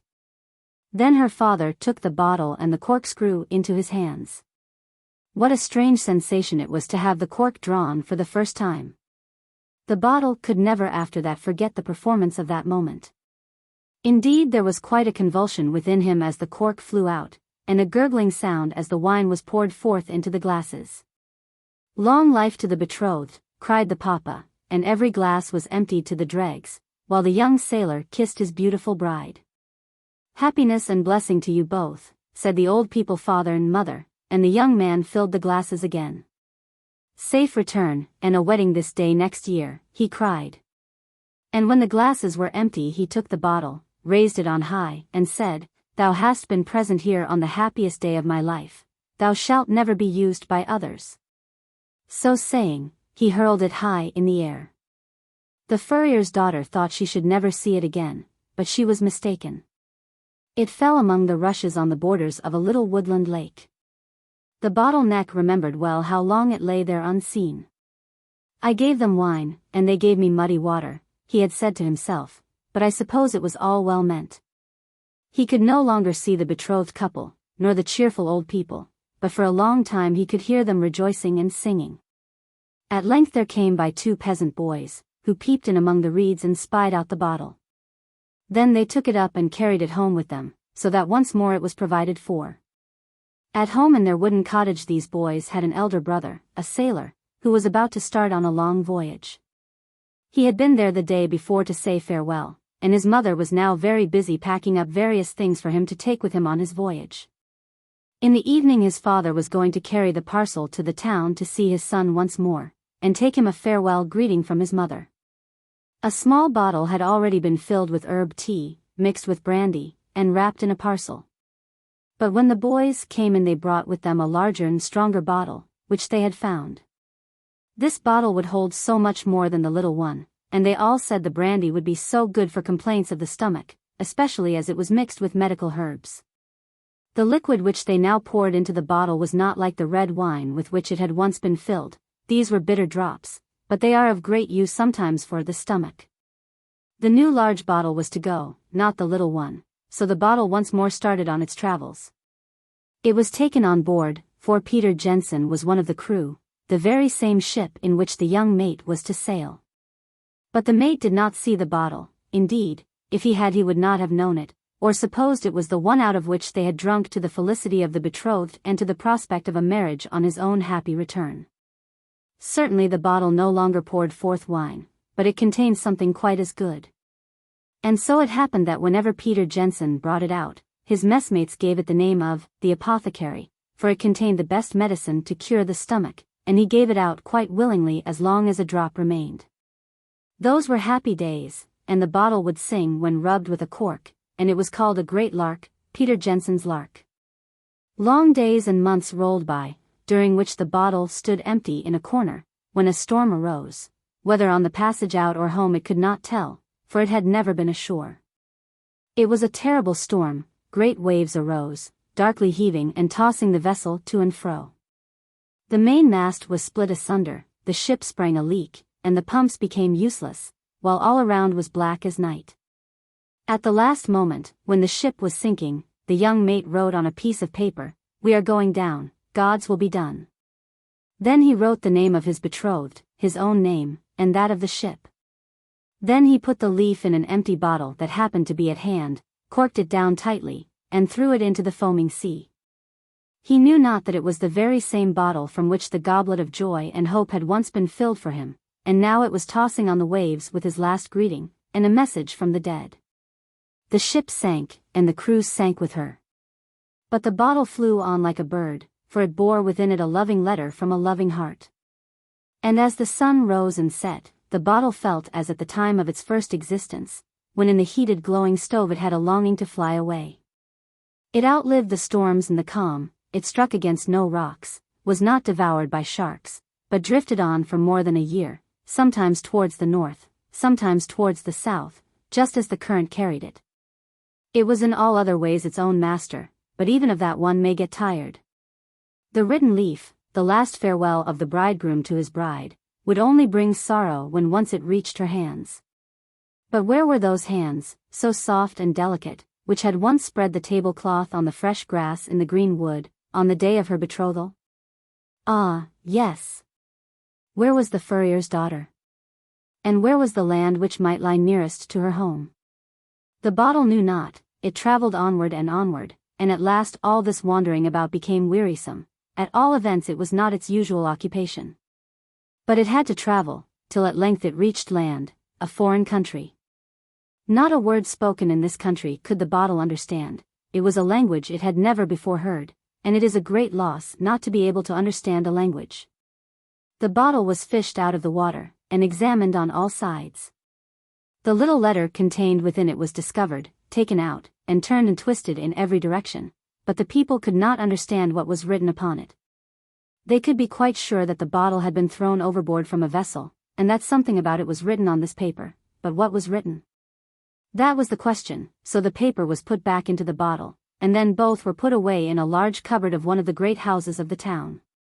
Whenever any strangers arrived, the paper was taken out and turned over and over, so that the address, which was only written in pencil, became almost illegible, and at last no one could distinguish any letters on it at all. For a whole year the bottle remained standing in the cupboard, and then it was taken up to the loft, where it soon became covered with dust and cobwebs. Ah! How often then it thought of those better days, of the times when in the fresh, green wood, it had poured forth rich wine, or, while rocked by the swelling waves, it had carried in its bosom a secret, a letter, a last parting sigh. For full 20 years it stood in the loft, and it might have stayed there longer but that the house was going to be rebuilt. The bottle was discovered when the roof was taken off. They talked about it, but the bottle did not understand what they said. A language is not to be learnt by living in a loft, even for 20 years. If I had been downstairs in the room, thought the bottle, I might have learnt it.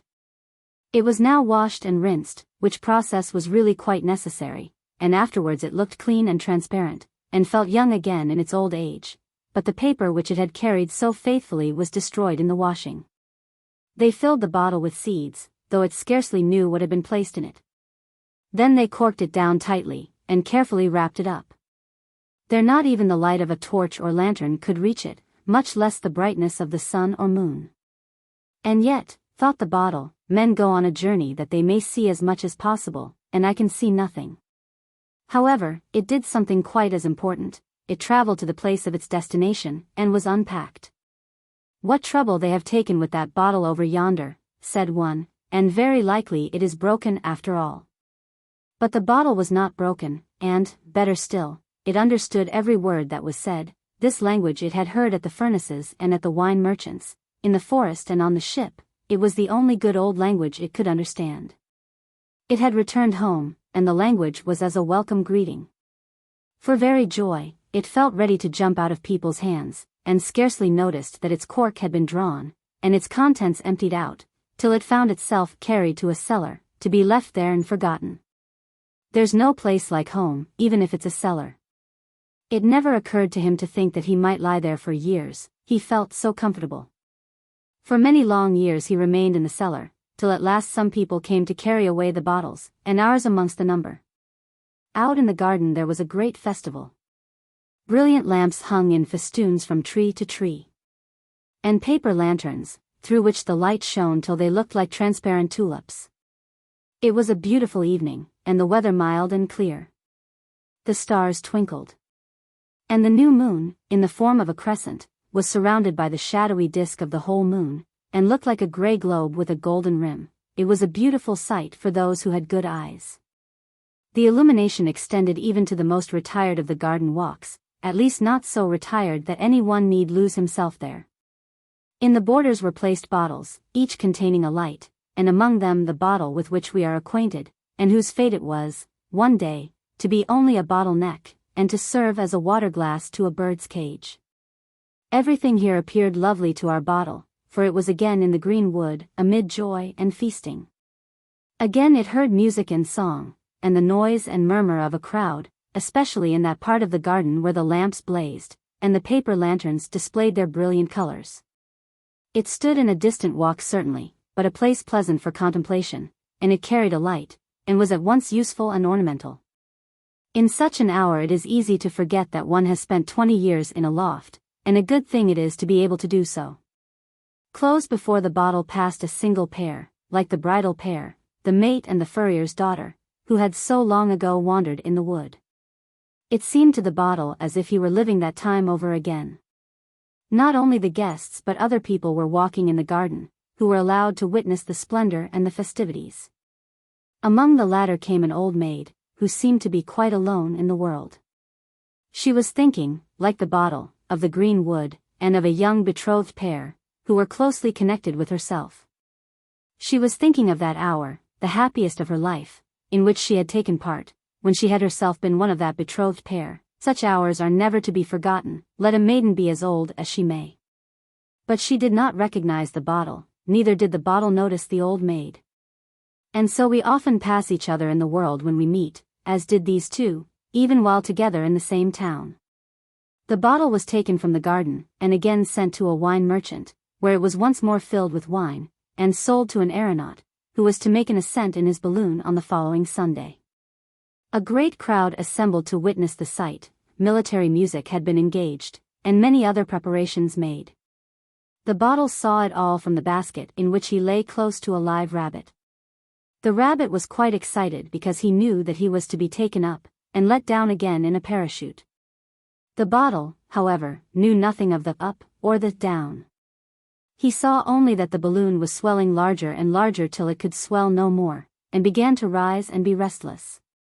Then the ropes which held it were cut through, and the aerial ship rose in the air with the aeronaut and the basket containing the bottle and the rabbit, while the music sounded and all the people shouted, "Hurrah!" This is a wonderful journey up into the air, thought the bottle. It is a new way of sailing, and here, at least, there is no fear of striking against anything. Thousands of people gazed at the balloon, and the old maid who was in the garden saw it also. For she stood at the open window of the garret, by which hung the cage containing the linnet, who then had no water glass, but was obliged to be contented with an old cup. In the window-sill stood a myrtle in a pot, and this had been pushed a little on one side, that it might not fall out, for the old maid was leaning out of the window, that she might see. And she did see distinctly the aeronaut in the balloon, and how he let down the rabbit in the parachute, and then drank to the health of all the spectators in the wine from the bottle. After doing this, he hurled it high into the air. How little she thought that this was the very same bottle which her friend had thrown aloft in her honor, on that happy day of rejoicing, in the green wood, in her youthful days. The bottle had no time to think, when raised so suddenly. And before it was aware, it reached the highest point it had ever attained in its life.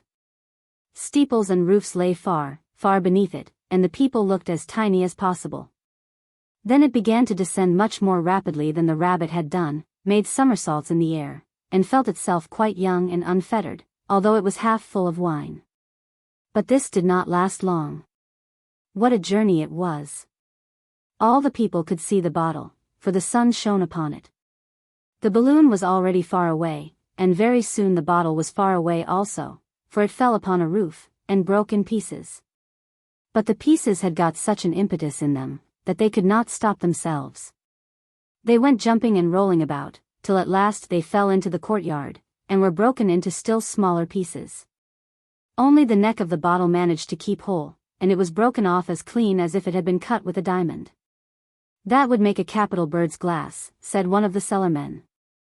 But none of them had either a bird or a cage, and it was not to be expected they would provide one just because they had found a bottle neck that could be used as a glass. But the old maid who lived in the garret had a bird, and it really might be useful to her, so the bottle neck was provided with a cork and taken up to her. And, as it often happens in life, the part that had been uppermost was now turned downwards, and it was filled with fresh water. Then they hung it in the cage of the little bird, who sang and twittered more merrily than ever. "Ah, you have good reason to sing," said the bottle neck, which was looked upon as something very remarkable, because it had been in a balloon. Nothing further was known of its history. As it hung there in the bird's cage, it could hear the noise and murmur of the people in the street below, as well as the conversation of the old maid in the room within. An old friend had just come to visit her, and they talked, not about the bottle neck, but of the myrtle in the window. "No, you must not spend $1 for your daughter's bridal bouquet," said the old maid.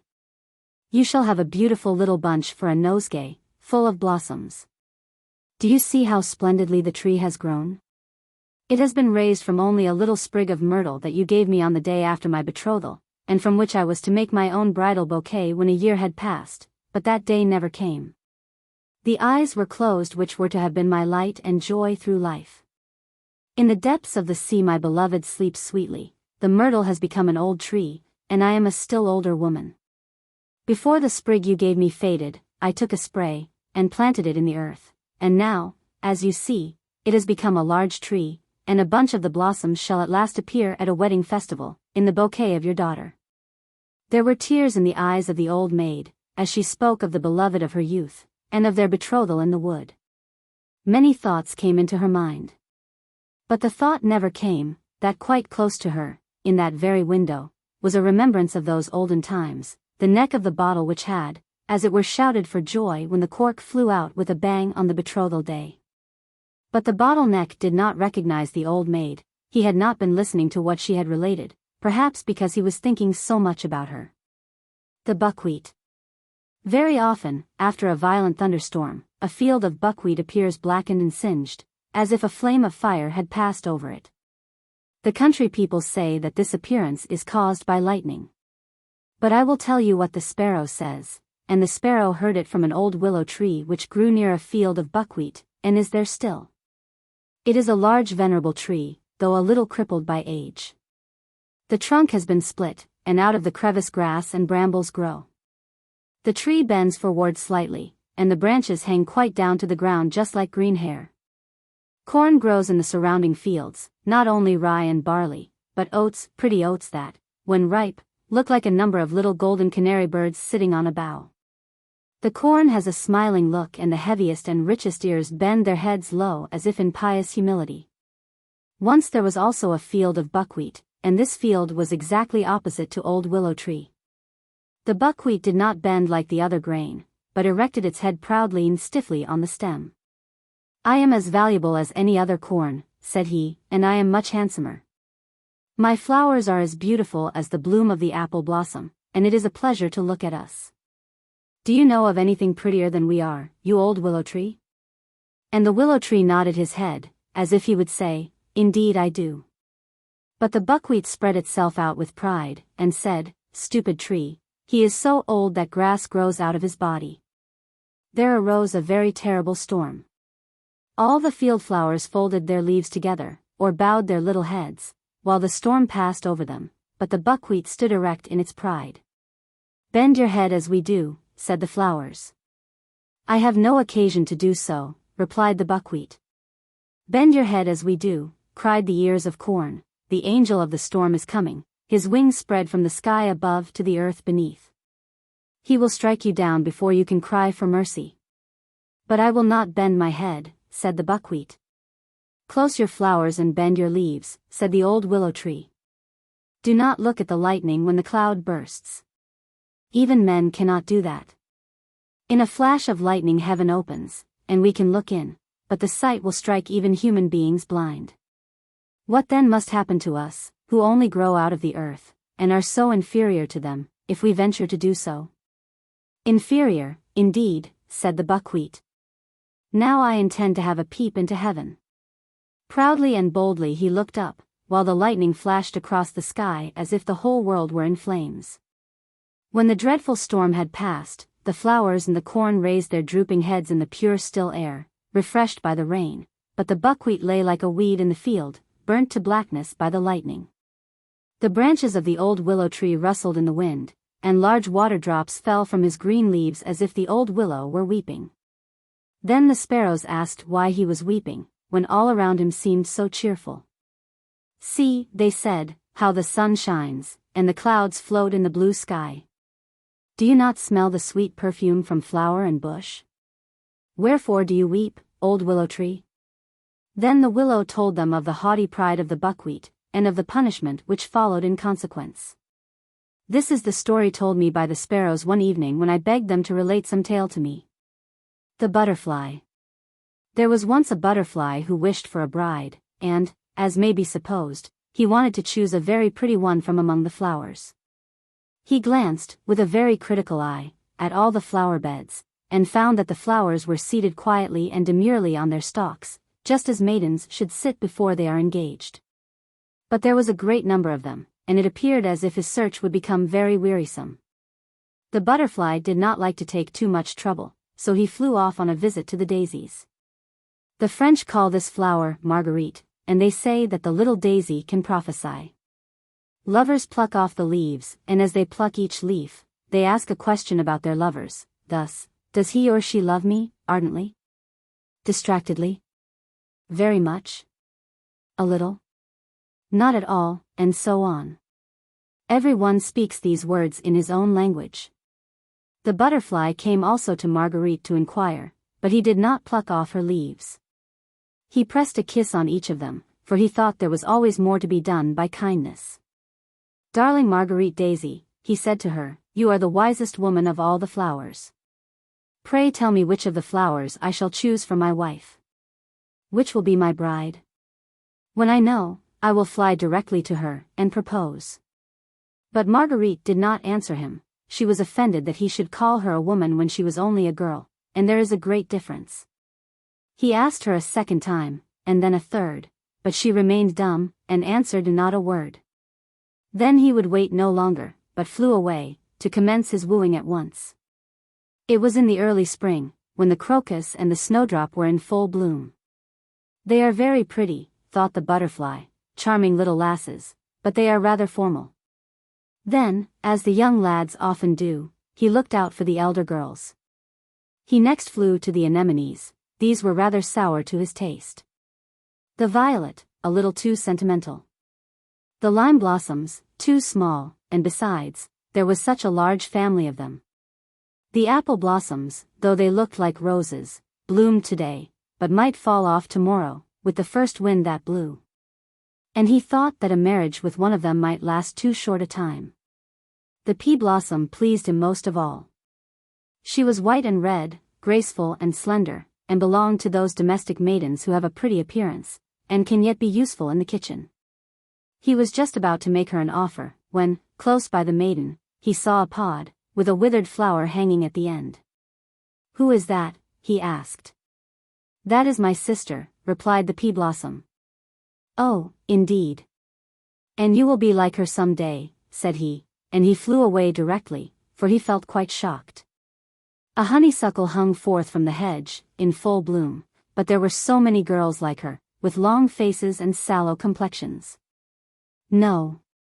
He did not like her. But which one did he like? Spring went by, and summer drew towards its close, autumn came, but he had not decided. The flowers now appeared in their most gorgeous robes, but all in vain. They had not the fresh, fragrant air of youth. For the heart asks for fragrance, even when it is no longer young, and there is very little of that to be found in the dahlias or the dry chrysanthemums. Therefore the butterfly turns to the mint on the ground.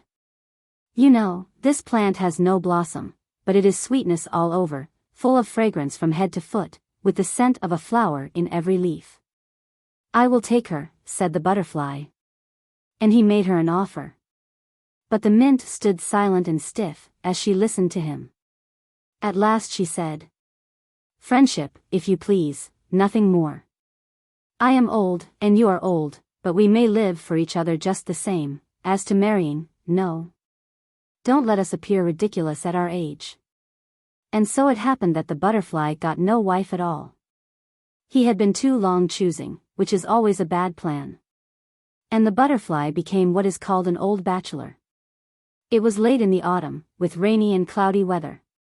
The cold wind blew over the bowed backs of the willows, so that they creaked again. It was not the weather for flying about in summer clothes. But fortunately the butterfly was not out in it. He had got a shelter by chance.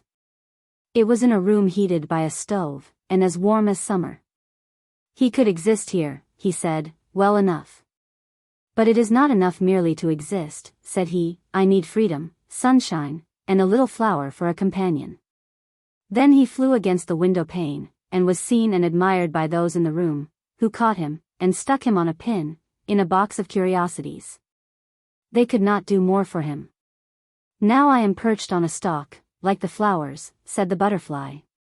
It is not very pleasant, certainly. I should imagine it is something like being married, for here I am stuck fast. And with this thought he consoled himself a little. That seems very poor consolation, said one of the plants in the room, that grew in a pot. Ah, thought the butterfly, one can't very well trust these plants in pots. They have too much to do with mankind. A cheerful temper. From my father I received the best inheritance, namely a good temper. And who was my father? That has nothing to do with the good temper, but I will say he was lively, good-looking, round, and fat. He was both in appearance and character a complete contradiction to his profession. And pray what was his profession and his standing in respectable society? Well, perhaps, if in the beginning of a book these were written and printed, many, when they read it, would lay the book down and say, it seems to me a very miserable title, I don't like things of this sort.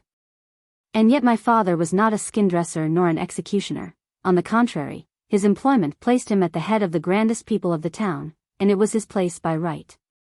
He had to precede the bishop, and even the princes of the blood. He always went first, he was a hearse driver. There, now, the truth is out. And I will own, that when people saw my father perched up in front of the omnibus of death, dressed in his long, wide, black cloak, and his black-edged, three-cornered hat on his head, and then glanced at his round, jocund face, round as the sun, they could not think much of sorrow or the grave. That face said, it is nothing, it will all end better than people think. So I have inherited from him, not only my good temper, but a habit of going often to the churchyard, which is good, when done in a proper humor. And then also I take in the Intelligencer, just as he used to do. I am not very young, I have neither wife nor children, nor a library, but, as I said, I read the Intelligencer, which is enough for me. It is to me a delightful paper, and so it was to my father. It is of great use, for it contains all that a man requires to know, the names of the preachers at the church, and the new books which are published. Where houses, servants, clothes, and provisions may be obtained. And then what a number of subscriptions to charities, and what innocent verses. Persons seeking interviews and engagements, all so plainly and naturally stated. Certainly, a man who takes in the intelligencer may live merrily and be buried contentedly, and by the end of his life will have such a capital stock of paper that he can lie on a soft bed of it. Unless he prefers wood shavings for his resting place. The newspaper and the churchyard were always exciting objects to me. My walks to the latter were like bathing places to my good humor. Everyone can read the newspaper for himself, but come with me to the churchyard while the sun shines and the trees are green, and let us wander among the graves. Each of them is like a closed book, with the back uppermost, on which we can read the title of what the book contains, but nothing more. I had a great deal of information from my father, and I have noticed a great deal myself. I keep it in my diary, in which I write for my own use and pleasure a history of all who lie here, and a few more beside. Now we are in the churchyard. Here, behind the white iron railings, once a rose tree grew. It is gone now, but a little bit of evergreen, from a neighboring grave, stretches out its green tendrils, and makes some appearance. There rests a very unhappy man, and yet while he lived he might be said to occupy a very good position. He had enough to live upon, and something to spare, but owing to his refined tastes the least thing in the world annoyed him. If he went to a theatre of an evening, instead of enjoying himself he would be quite annoyed if the machinist had put too strong a light into one side of the moon. Or if the representations of the sky hung over the scenes when they ought to have hung behind them. Or if a palm tree was introduced into a scene representing the zoological gardens of Berlin, or a cactus in a view of Tyrol, or a beech tree in the north of Norway. As if these things were of any consequence. Why did he not leave them alone? Who would trouble themselves about such trifles? Especially at a comedy, where every one is expected to be amused. Then sometimes the public applauded too much, or too little, to please him. They are like wet wood, he would say, looking round to see what sort of people were present. This evening, nothing fires them. Then he would vex and fret himself because they did not laugh at the right time, or because they laughed in the wrong places. And so he fretted and worried himself till at last the unhappy man fretted himself into the grave. Here rests a happy man, that is to say, a man of high birth and position, which was very lucky for him, otherwise he would have been scarcely worth notice. It is beautiful to observe how wisely nature orders these things.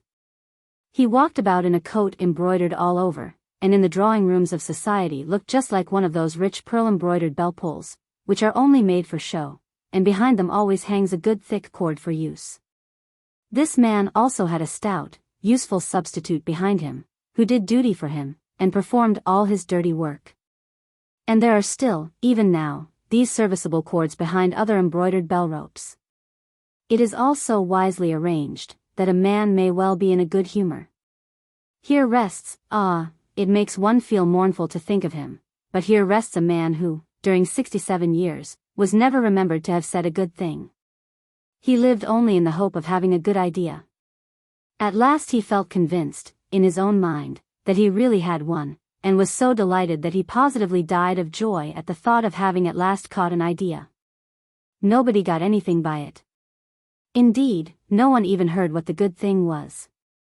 Now I can imagine that this same idea may prevent him from resting quietly in his grave. For suppose that to produce a good effect, it is necessary to bring out his new idea at breakfast, and that he can only make his appearance on earth at midnight, as ghosts are believed generally to do.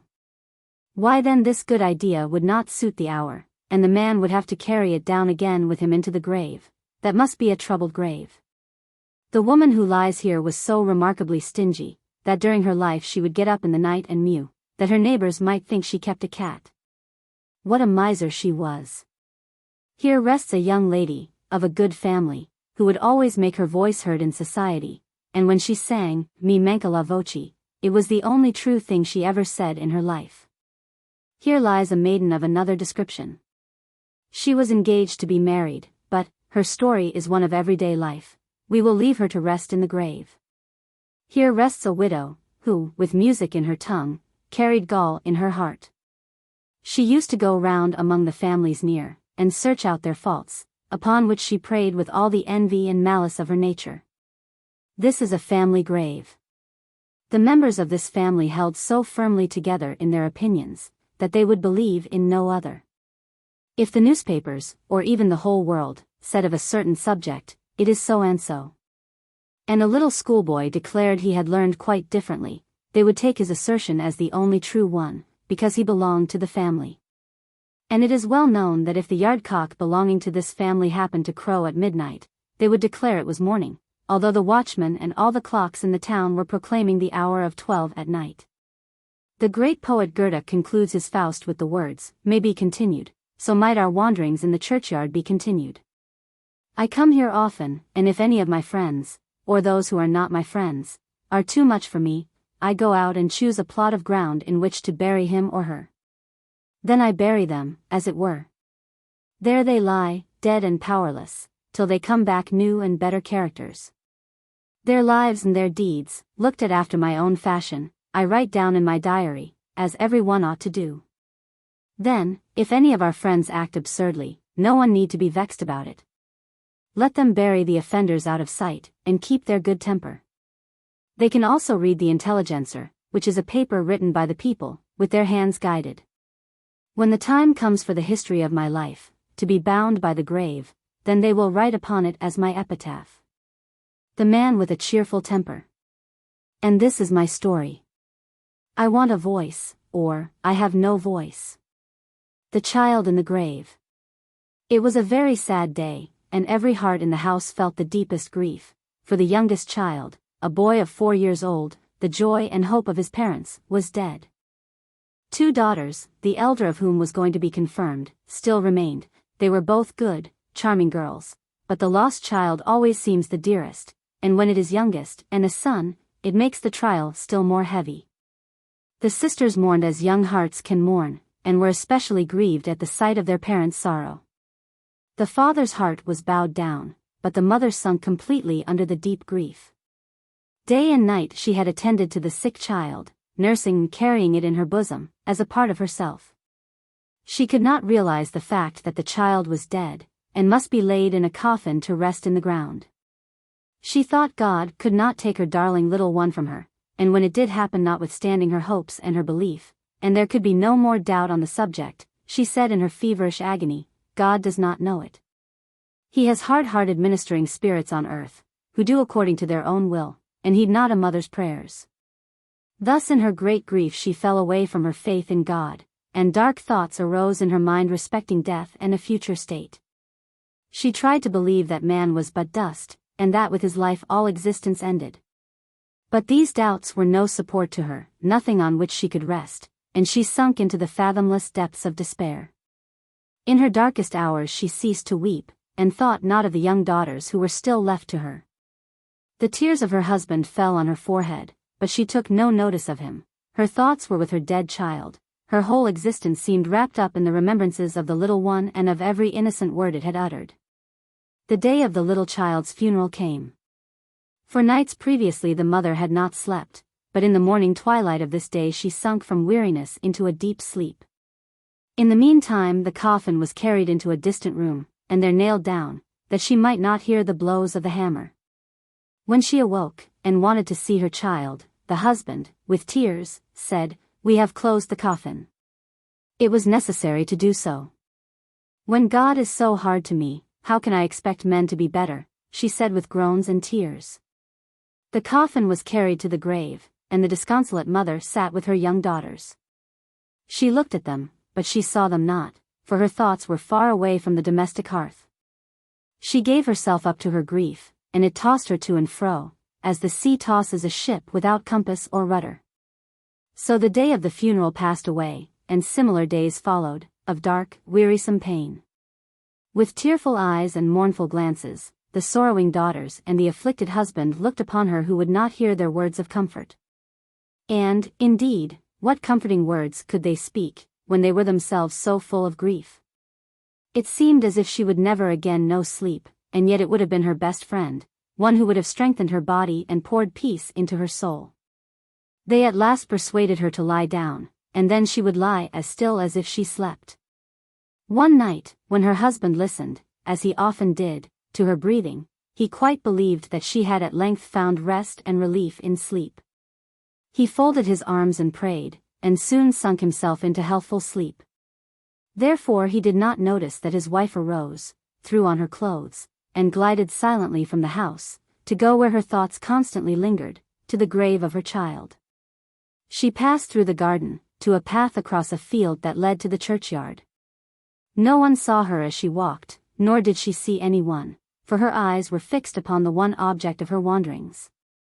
It was a lovely starlight night in the beginning of September, and the air was mild and still. She entered the churchyard, and stood by the little grave, which looked like a large nosegay of fragrant flowers. She sat down, and bent her head low over the grave, as if she could see her child through the earth that covered him, her little boy, whose smile was so vividly before her, and the gentle expression of whose eyes, even on his sick bed, she could not forget. How full of meaning that glance had been, as she leaned over him, holding in hers the pale hand which he had no longer strength to raise. As she had sat by his little cot, so now she sat by his grave. And here she could weep freely, and her tears fell upon it. "Thou wouldst gladly go down and be with thy child," said a voice quite close to her, a voice that sounded so deep and clear, that it went to her heart. She looked up, and by her side stood a man wrapped in a black cloak, with a hood closely drawn over his face, but her keen glance could distinguish the face under the hood. It was stern, yet awakened confidence, and the eyes beamed with youthful radiance. "Down to my child," she repeated, and tones of despair and entreaty sounded in the words.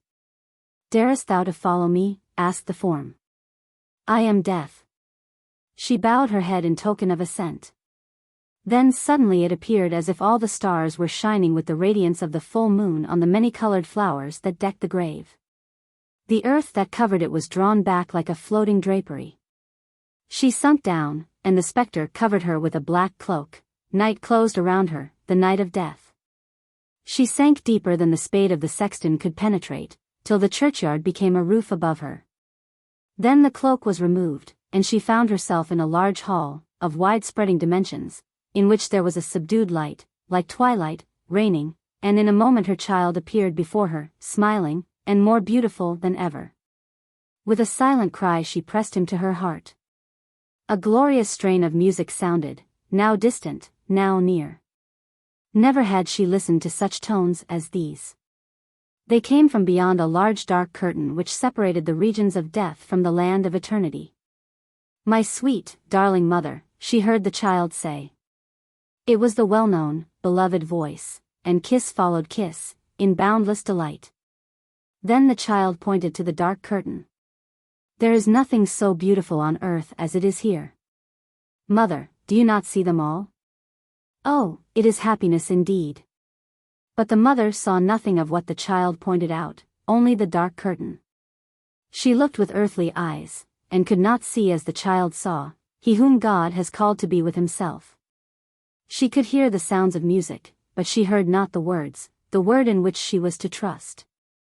"I can fly now, mother," said the child. "I can fly with other happy children into the presence of the Almighty. I would fain fly away now, but if you weep for me as you are weeping now, you may never see me again. And yet I would go so gladly. May I not fly away? And you will come to me soon, will you not, dear mother?" "Oh, stay, stay," implored the mother, "only one moment more, only once more, that I may look upon thee, and kiss thee, and press thee to my heart." Then she kissed and fondled her child. Suddenly her name was called from above. What could it mean? Her name uttered in a plaintive voice. "Hearest thou?" said the child. "It is my father who calls thee." And in a few moments deep sighs were heard, as of children weeping. "They are my sisters," said the child. "Mother, surely you have not forgotten them."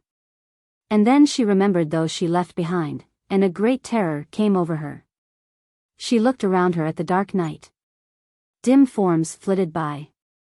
She seemed to recognize some of them, as they floated through the regions of death towards the dark curtain, where they vanished. Would her husband and her daughters flit past? No. Their sighs and lamentations still sounded from above, and she had nearly forgotten them, for the sake of him who was dead. "Mother, now the bells of heaven are ringing," said the child. "Mother, the sun is going to rise." An overpowering light streamed in upon her, the child had vanished, and she was being borne upwards. All around her became cold, she lifted her head, and saw that she was lying in the churchyard, on the grave of her child. The Lord, in a dream, had been a guide to her feet and a light to her spirit. She bowed her knees, and prayed for forgiveness. She had wished to keep back a soul from its immortal flight. She had forgotten her duties towards the living who were left her. And when she had offered this prayer, her heart felt lighter. The sun burst forth, over her head a little bird caroled his song, and the church bell sounded for the early service. Everything around her seemed holy, and her heart was chastened. She acknowledged the goodness of God, she acknowledged the duties she had to perform, and eagerly she returned home. She bent over her husband, who still slept. Her warm, devoted kiss awakened him, and words of heartfelt love fell from the lips of both. Now she was gentle and strong as a wife can be, and from her lips came the words of faith, "Whatever he doeth is right and best." Then her husband asked, "From whence hast thou all at once derived such strength and comforting faith?"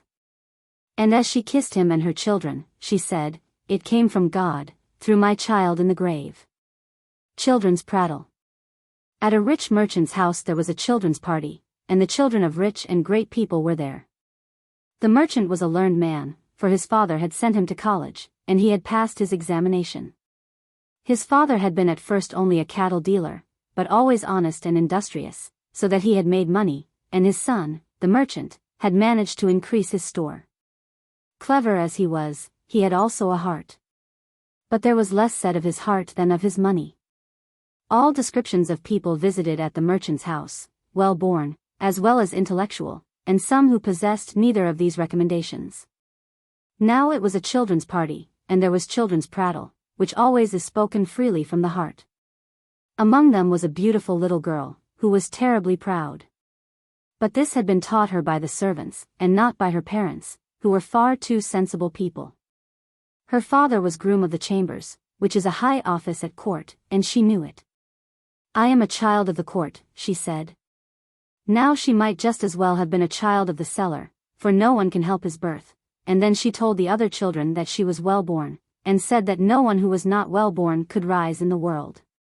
It was no use to read and be industrious, for if a person was not well-born, he could never achieve anything. And those whose names end with "sen," said she, can never be anything at all. We must put our arms akimbo, and make the elbow quite pointed, so as to keep these "sen" people at a great distance. And then she stuck out her pretty little arms, and made the elbows quite pointed, to show how it was to be done. And her little arms were very pretty, for she was a sweet-looking child. But the little daughter of the merchant became very angry at this speech, for her father's name was Peterson, and she knew that the name ended in "sen," and therefore she said as proudly as she could, "But my papa can buy $100 worth of bonbons, and give them away to children." "Can your papa do that?" "Yes, and my papa," said the little daughter of the editor of a paper, "my papa can put your papa and everybody's papa into the newspaper. All sorts of people are afraid of him, my mamma says, for he can do as he likes with the paper." And the little maiden looked exceedingly proud, as if she had been a real princess, who may be expected to look proud. But outside the door, which stood ajar, was a poor boy, peeping through the crack of the door. He was of such a lowly station that he had not been allowed even to enter the room. He had been turning the spit for the cook, and she had given him permission to stand behind the door and peep in at the well-dressed children, who were having such a merry time within, and for him that was a great deal. "Oh, if I could be one of them," thought he, and then he heard what was said about names, which was quite enough to make him more unhappy. His parents at home had not even a penny to spare to buy a newspaper, much less could they write in one. And worse than all, his father's name, and of course his own, ended in "sen," and therefore he could never turn out well, which was a very sad thought. But after all, he had been born into the world, and the station of life had been chosen for him, therefore he must be content. And this is what happened on that evening. Many years passed, and most of the children became grown-up persons. There stood a splendid house in the town, filled with all kinds of beautiful and valuable objects. Everybody wished to see it, and people even came in from the country round to be permitted to view the treasures it contained. Which of the children whose prattle we have described could call this house his own? One would suppose it very easy to guess. No, no, it is not so very easy. The house belonged to the poor little boy who had stood on that night behind the door. He had really become something great, although his name ended in sen, for it was Thorvaldsen. And the 3 other children, the children of good birth, of money, and of intellectual pride, well, they were respected and honored in the world, for they had been well provided for by birth and position. And they had no cause to reproach themselves with what they had thought and spoken on that evening long ago, for, after all, it was mere children's prattle. The farmyard cock and the weathercock. There were 2 cocks, one on the dunghill, the other on the roof. They were both arrogant, but which of the 2 rendered most service? Tell us your opinion, we'll keep to ours just the same though. The poultry yard was divided by some planks from another yard in which there was a dunghill, and on the dunghill lay and grew a large cucumber which was conscious of being a hotbed plant. One is born to that, said the cucumber to itself. Not all can be born cucumbers, there must be other things, too.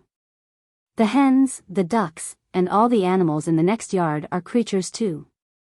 Now I have a great opinion of the yard cock on the plank. He is certainly of much more importance than the weathercock who is placed so high and can't even creak, much less crow. The latter has neither hens nor chicks, and only thinks of himself and perspires verdigris. No, the yard cock is really a cock. His step is a dance. His crowing is music, and wherever he goes one knows what a trumpeter is like. If he would only come in here. Even if he ate me up stump, stalk, and all, and I had to dissolve in his body, it would be a happy death, said the cucumber. In the night there was a terrible storm. The hens, chicks, and even the cock sought shelter. The wind tore down the planks between the 2 yards with a crash, the tiles came tumbling down, but the weathercock sat firm. He did not even turn round, for he could not, and yet he was young and freshly cast, but prudent and sedate. He had been born old, and did not at all resemble the birds flying in the air, the sparrows, and the swallows. No, he despised them, these mean little piping birds, these common whistlers. He admitted that the pigeons, large and white and shining like mother o' pearl, looked like a kind of weathercock. But they were fat and stupid, and all their thoughts and endeavors were directed to filling themselves with food, and besides, they were tiresome things to converse with. The birds of passage had also paid the weathercock a visit and told him of foreign countries, of airy caravans and robber stories that made one's hair stand on end. All this was new and interesting. That is, for the first time, but afterwards, as the weathercock found out, they repeated themselves and always told the same stories, and that's very tedious, and there was no one with whom one could associate. For one and all were stale and small-minded. The world is no good, he said. Everything in it is so stupid. The weathercock was puffed up, and that quality would have made him interesting in the eyes of the cucumber if it had known it, but it had eyes only for the yard cock, who was now in the yard with it. The wind had blown the planks, but the storm was over. What do you think of that crowing? Said the yard cock to the hens and chickens. It was a little rough, it wanted elegance. And the hens and chickens came up on the dunghill, and the cock strutted about like a lord. Garden plant, he said to the cucumber, and in that one word his deep learning showed itself, and it forgot that he was pecking at her and eating it up. A happy death. The hens and the chickens came, for where one runs the others run too. They clucked, and chirped, and looked at the cock, and were proud that he was of their kind. Cock-a-doodle-doo. He crowed, the chickens will grow up into great hens at once, if I cry it out in the poultry yard of the world. And hens and chicks clucked and chirped, and the cock announced a great piece of news. A cock can lay an egg. And do you know what's in that egg? A basilisk.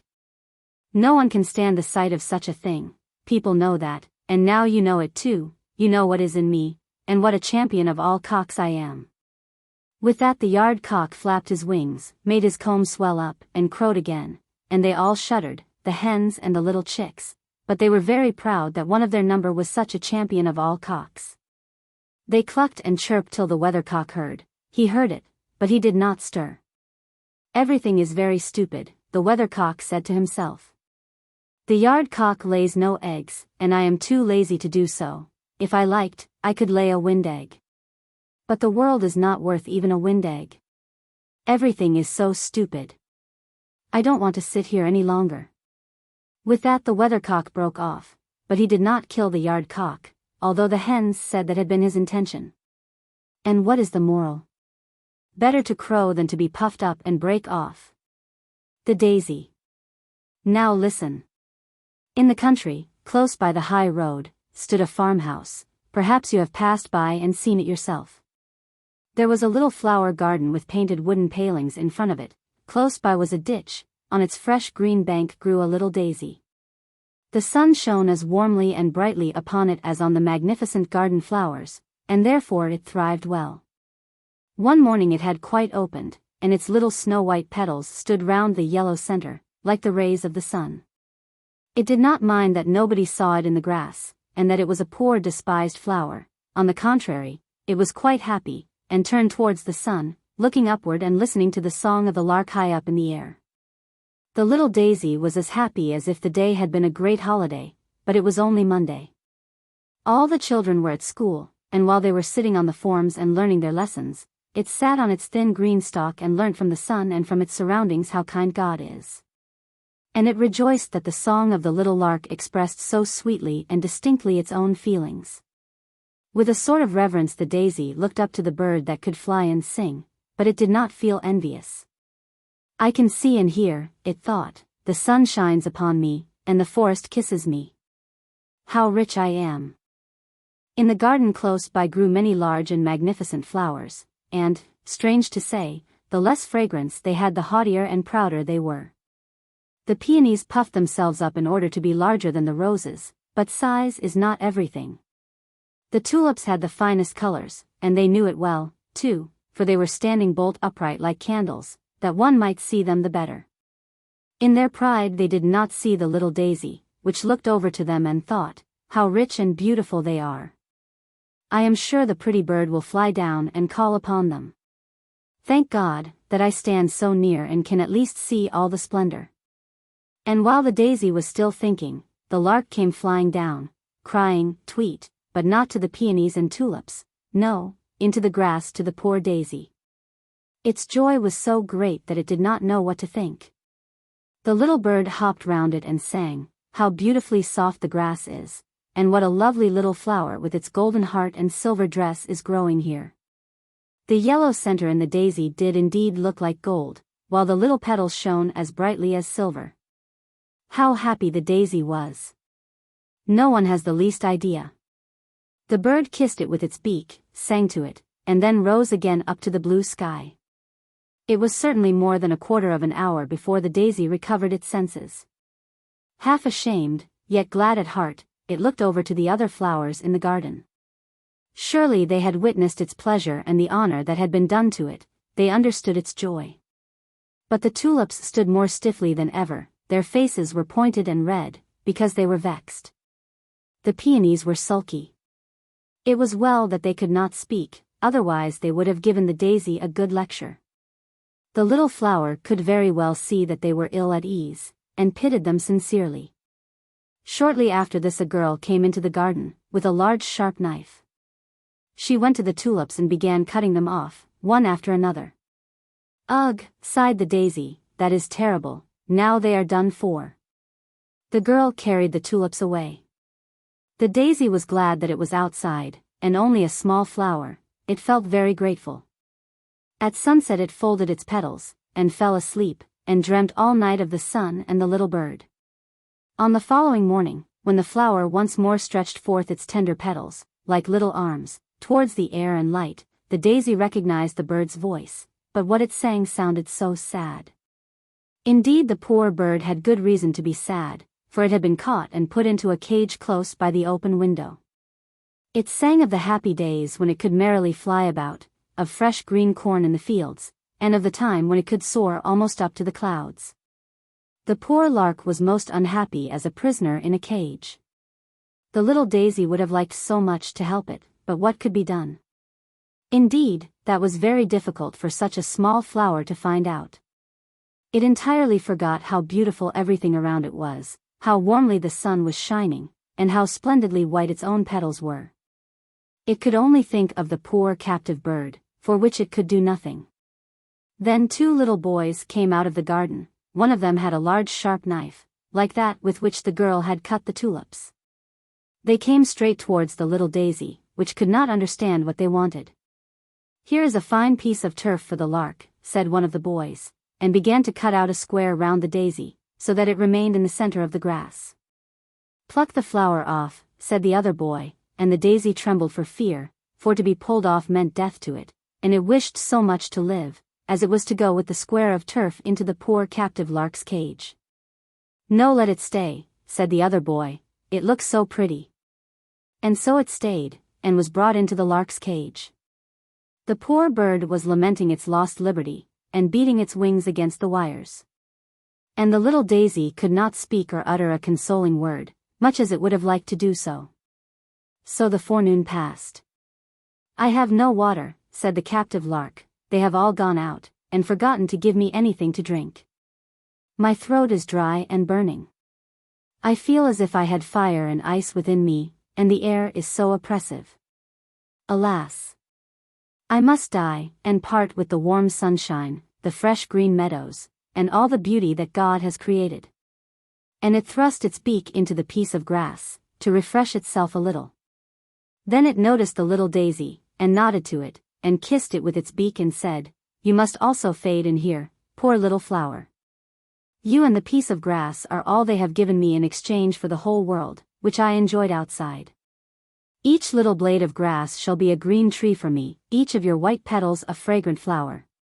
Alas! You only remind me of what I have lost. I wish I could console the poor lark," thought the daisy. It could not move one of its leaves, but the fragrance of its delicate petals streamed forth, and was much stronger than such flowers usually have. The bird noticed it, although it was dying with thirst. And in its pain tore up the green blades of grass, but did not touch the flower. The evening came, and nobody appeared to bring the poor bird a drop of water. It opened its beautiful wings, and fluttered about in its anguish. A faint and mournful tweet, tweet, was all it could utter. Then it bent its little head towards the flower, and its heart broke for want and longing. The flower could not, as on the previous evening, fold up its petals and sleep. It dropped sorrowfully. The boys only came the next morning. When they saw the dead bird, they began to cry bitterly, dug a nice grave for it, and adorned it with flowers. The bird's body was placed in a pretty red box. They wished to bury it with royal honors. While it was alive and sang they forgot it, and let it suffer want in the cage. Now, they cried over it and covered it with flowers. The piece of turf, with the little daisy in it, was thrown out on the dusty highway. Nobody thought of the flower which had felt so much for the bird and had so greatly desired to comfort it. The darning needle. There was once a darning needle who thought herself so fine that she fancied she must be fit for embroidery. "Hold me tight," she would say to the fingers, when they took her up, "don't let me fall. If you do I shall never be found again, I am so very fine." "That is your opinion, is it?" said the fingers, as they seized her round the body. "See, I am coming with a train," said the darning needle, drawing a long thread after her. But there was no knot in the thread. The fingers then placed the point of the needle against the cook's slipper. There was a crack in the upper leather, which had to be sewn together. "What coarse work!" said the darning needle, "I shall never get through. I shall break, I am breaking," and sure enough she broke. "Did I not say so?" said the darning needle, "I know I am too fine for such work as that." "This needle is quite useless for sewing now," said the fingers, but they still held it fast, and the cook dropped some sealing wax on the needle, and fastened her handkerchief with it in front. "So now I am a breastpin," said the darning needle. "I knew very well I should come to honor some day, merit is sure to rise," and she laughed, quietly to herself, for of course no one ever saw a darning needle laugh. And there she sat as proudly as if she were in a state coach, and looked all around her. "May I be allowed to ask if you are made of gold?" she inquired of her neighbor. "A pin," You have a very pretty appearance, and a curious head, although you are rather small. You must take pains to grow, for it is not everyone who has sealing wax dropped upon him. And as she spoke, the darning needle drew herself up so proudly that she fell out of the handkerchief right into the sink, which the cook was cleaning. Now I am going on a journey, said the needle, as she floated away with the dirty water. I do hope I shall not be lost. But she really was lost in a gutter.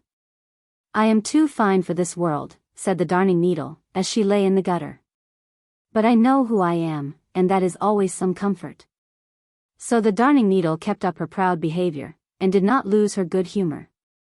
Then there floated over her all sorts of things, chips and straws, and pieces of old newspaper. See how they sail, said the darning needle, they do not know what is under them. I am here, and here I shall stick. See, there goes a chip, thinking of nothing in the world but himself, only a chip. There's a straw going by now. How he turns and twists about. Don't be thinking too much of yourself, or you may chance to run against a stone. There swims a piece of newspaper, what is written upon it has been forgotten long ago, and yet it gives itself airs. I sit here patiently and quietly. I know who I am, so I shall not move. One day something lying close to the darning needle glittered so splendidly that she thought it was a diamond, yet it was only a piece of broken bottle. The darning needle spoke to it, because it sparkled, and represented herself as a breastpin. I suppose you are really a diamond, she said. Why yes, something of the kind, he replied. And so each believed the other to be very valuable, and then they began to talk about the world, and the conceited people in it. I have been in a lady's workbox, said the darning needle, and this lady was the cook. She had on each hand 5 fingers, and anything so conceited as these 5 fingers I have never seen, and yet they were only employed to take me out of the box and to put me back again. Were they not high-born? High-born, said the darning needle, no indeed, but so haughty. They were 5 brothers, all born fingers, they kept very proudly together, though they were of different lengths. The one who stood first in the rank was named the thumb, he was short and thick, and had only 1 joint in his back, and could therefore make but 1 bow, but he said that if he were cut off from a man's hand, that man would be unfit for a soldier. Sweet Tooth, his neighbor, dipped himself into sweet or sour, pointed to the sun and moon, and formed the letters when the fingers wrote. Longman, the middle finger, looked over the heads of all the others. Goldband, the next finger, wore a golden circle round his waist. And Little Playman did nothing at all, and seemed proud of it. They were boasters, and boasters they will remain, and therefore I left them. And now we sit here and glitter, said the piece of broken bottle. At the same moment more water streamed into the gutter, so that it overflowed, and the piece of bottle was carried away. So he is promoted, said the darning needle, while I remain here. I am too fine, but that is my pride, and what do I care? And so she sat there in her pride, and had many such thoughts as these. I could almost fancy that I came from a sunbeam, I am so fine. It seems as if the sunbeams were always looking for me under the water. Ah! I am so fine that even my mother cannot find me. Had I still my old eye, which was broken off, I believe I should weep, but no, I would not do that, it is not genteel to cry. One day a couple of street boys were paddling in the gutter, for they sometimes found old nails, farthings, and other treasures. It was dirty work, but they took great pleasure in it. Hullo! Cried one, as he pricked himself with the darning needle, here's a fellow for you. I am not a fellow, I am a young lady, said the darning needle, but no one heard her. The sealing wax had come off, and she was quite black. But black makes a person look slender, so she thought herself even finer than before. Here comes an eggshell sailing along, said one of the boys, so they stuck the darning needle into the eggshell. White walls, and I am black myself, said the darning needle, that looks well, now I can be seen, but I hope I shall not be seasick, or I shall break again. She was not seasick, and she did not break. It is a good thing against seasickness to have a steel stomach, and not to forget one's own importance. Now my seasickness has passed, delicate people can bear a great deal. Crack went the eggshell, as a wagon passed over it. Good heavens, how it crushes, said the darning needle. I shall be sick now. I am breaking, but she did not break, though the wagon went over her as she lay at full length, and there let her lie. Delaying is not forgetting. There was an old mansion surrounded by a marshy ditch with a drawbridge which was but seldom let down. Not all guests are good people. Under the roof were loopholes to shoot through, and to pour down boiling water or even molten lead on the enemy, should he approach. Inside the house the rooms were very high and had ceilings of beams, and that was very useful considering the great deal of smoke which rose up from the chimney fire where the large, damp logs of wood smoldered. On the walls hung pictures of knights in armor and proud ladies in gorgeous dresses. The most stately of all walked about alive. She was called Meta Mogan. She was the mistress of the house, to her belonged the castle. Towards the evening robbers came. They killed 3 of her people and also the yard dog, and attached Mrs. Meta to the kennel by the chain, while they themselves made good cheer in the hall and drank the wine and the good ale out of her cellar. Mrs. Meta was now on the chain. She could not even bark. But lo! The servant of one of the robbers secretly approached her. They must not see it, otherwise they would have killed him. Mrs. Meta Mogan, said the fellow, do you still remember how my father, when your husband was still alive, had to ride on the wooden horse? You prayed for him, but it was no good. He was to ride until his limbs were paralyzed. But you stole down to him, as I steal now to you. You yourself put little stones under each of his feet that he might have support. Nobody saw it, or they pretended not to see it, for you were then the young gracious mistress. My father has told me this, and I have not forgotten it. Now I will free you, Mrs. Meta Mogan. Then they pulled the horses out of the stable and rode off in rain and wind to obtain the assistance of friends. Thus the small service done to the old man was richly rewarded, said Meta Mogan. Delaying is not forgetting, said the fellow. The robbers were hanged. There was an old mansion. It is still there. It did not belong to Mrs. Meta Mogan, it belonged to another old noble family. We are now in the present time. The sun is shining on the gilt knob of the tower, little wooded islands lie like bouquets on the water, and wild swans are swimming round them. In the garden grow roses. The mistress of the house is herself the finest rose petal. She beams with joy, the joy of good deeds, however, not done in the wide world, but in her heart, and what is preserved there is not forgotten. Delaying is not forgetting. Now she goes from the mansion to a little peasant hut in the field. Therein lives a poor paralyzed girl. The window of her little room looks northward. The sun does not enter here. The girl can only see a small piece of field which is surrounded by a high fence. But today the sun shines here. The warm, beautiful sun of God is within the little room. It comes from the south through the new window, where formerly the wall was.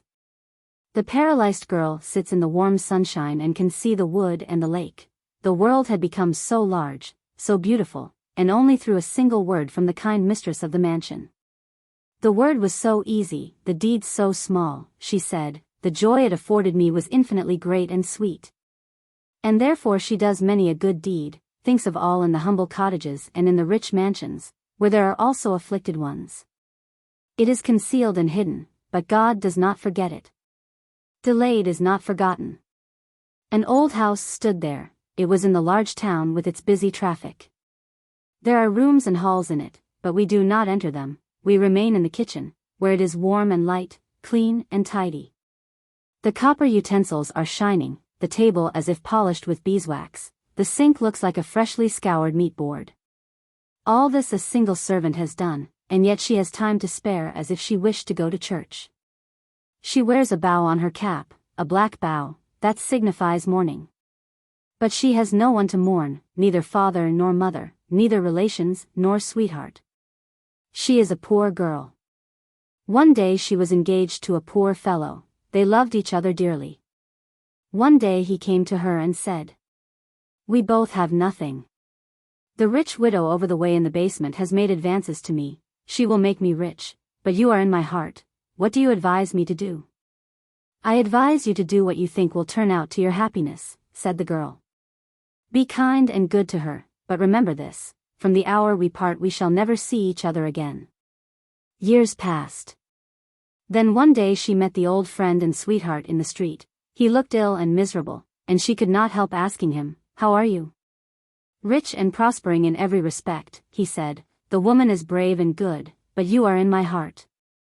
I have fought the battle, it will soon be ended. We shall not see each other again now until we meet before God." A week has passed. This morning his death was in the newspaper. That is the reason of the girl's mourning. Her old sweetheart is dead and has left a wife and 3 stepchildren, as the paper says. It sounds as if there is a crack, but the metal is pure. The black bow signifies mourning. The girl's face points to the same in a still higher degree. It is preserved in the heart and will never be forgotten. Delaying is not forgetting. These are 3 stories you see, 3 leaves on the same stalk. Do you wish for some more trefoil leaves? In the Little Heart Book are many more of them. Delaying is not forgetting. The drop of water. Of course you know what is meant by a magnifying glass. One of those round spectacle glasses that make everything look 100 times bigger than it is. When anyone takes one of these and holds it to his eye, and looks at a drop of water from the pond yonder, he sees above 1,000 wonderful creatures that are otherwise never discerned in the water. But there they are, and it is no delusion.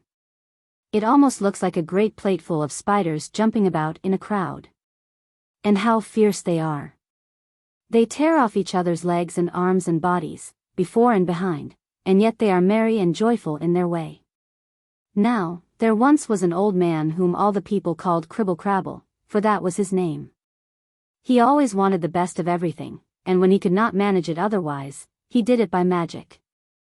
There he sat one day, and held his magnifying glass to his eye, and looked at a drop of water that had been taken out of a puddle by the ditch. But what a cribbling and crabbling was there! All the thousands of little creatures hopped and sprang and tugged at one another, and ate each other up. "That is horrible," said old Cribble Crabble. "Can one not persuade them to live in peace and quietness, so that each one may mind his own business?" And he thought it over and over, but it would not do, and so he had recourse to magic. "I must give them color, that they may be seen more plainly," said he.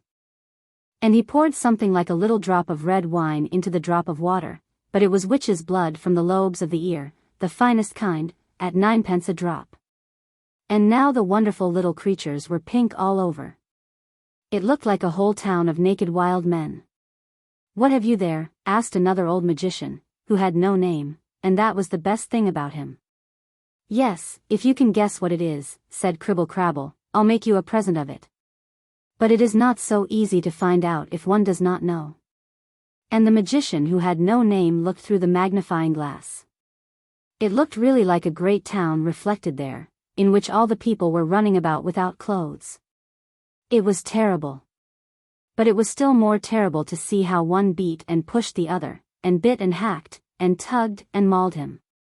Those at the top were being pulled down, and those at the bottom were struggling upwards. "Look! Look! His leg is longer than mine. Bah! Away with it. There is one who has a little bruise. It hurts him, but it shall hurt him still more." And they hacked away at him, and they pulled at him, and ate him up, because of the little bruise. And there was one sitting as still as any little maiden, and wishing only for peace and quietness. But now she had to come out, and they tugged at her, and pulled her about, and ate her up.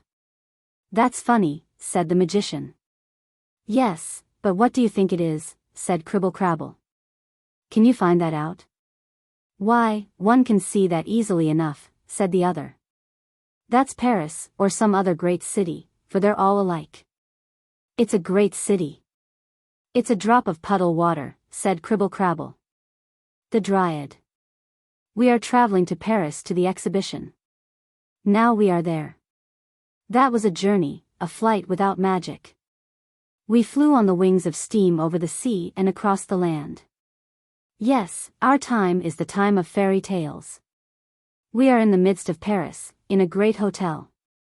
Blooming flowers ornament the staircases, and soft carpets the floors. Our room is a very cozy one, and through the open balcony door we have a view of a great square. Spring lives down there. It has come to Paris, and arrived at the same time with us. It has come in the shape of a glorious young chestnut tree, with delicate leaves newly opened. How the tree gleams, dressed in its spring garb, before all the other trees in the place. One of these latter had been struck out of the list of living trees. It lies on the ground with roots exposed. On the place where it stood, the young chestnut tree is to be planted, and to flourish. It still stands towering aloft on the heavy wagon which has brought it this morning a distance of several miles to Paris. For years it had stood there, in the protection of a mighty oak tree, under which the old venerable clergyman had often sat, with children listening to his stories. The young chestnut tree had also listened to the stories. For the dryad who lived in it was a child also. She remembered the time when the tree was so little that it only projected a short way above the grass and ferns around. These were as tall as they would ever be. But the tree grew every year, and enjoyed the air and the sunshine, and drank the dew and the rain.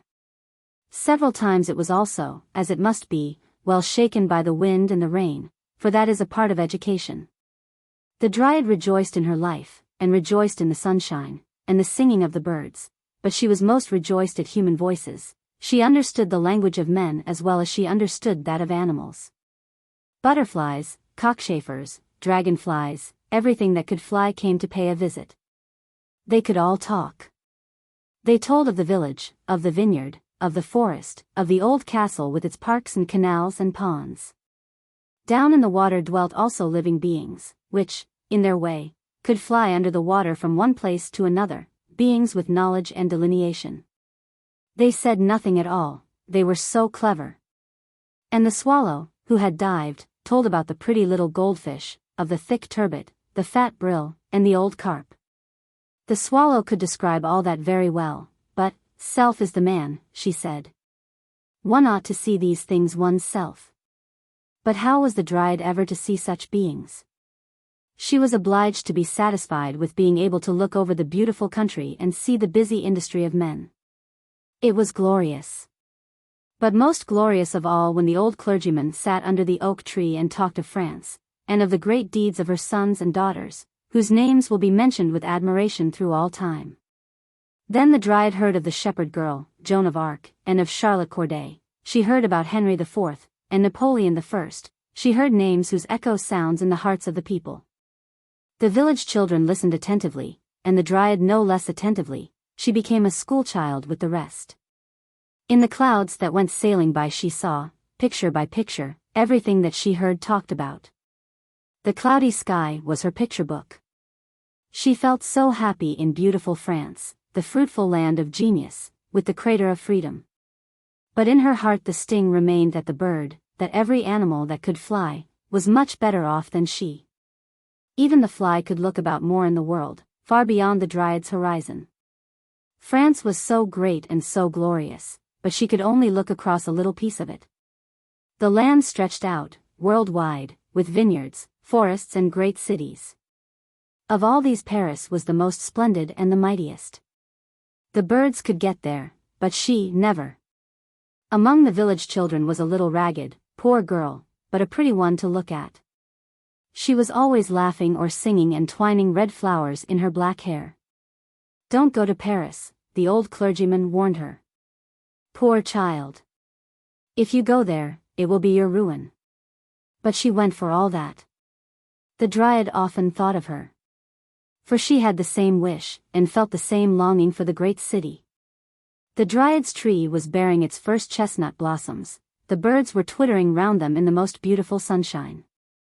Then a stately carriage came rolling along that way, and in it sat a grand lady driving the spirited, light-footed horses. On the back seat a little smart groom balanced himself. The dryad knew the lady, and the old clergyman knew her also. He shook his head gravely when he saw her, and said, "So you went there after all, and it was your ruin, poor Mary."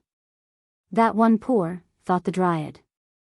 No, she wears a dress fit for a countess. She had become one in the city of magic changes. Oh, if I were only there, amid all the splendor and pomp. They shine up into the very clouds at night. When I look up, I can tell in what direction the town lies. Towards that direction the dryad looked every evening. She saw in the dark night the gleaming cloud on the horizon. In the clear moonlight nights she missed the sailing clouds, which showed her pictures of the city and pictures from history. The child grasps at the picture books, the dryad grasped at the cloud world, her thought book.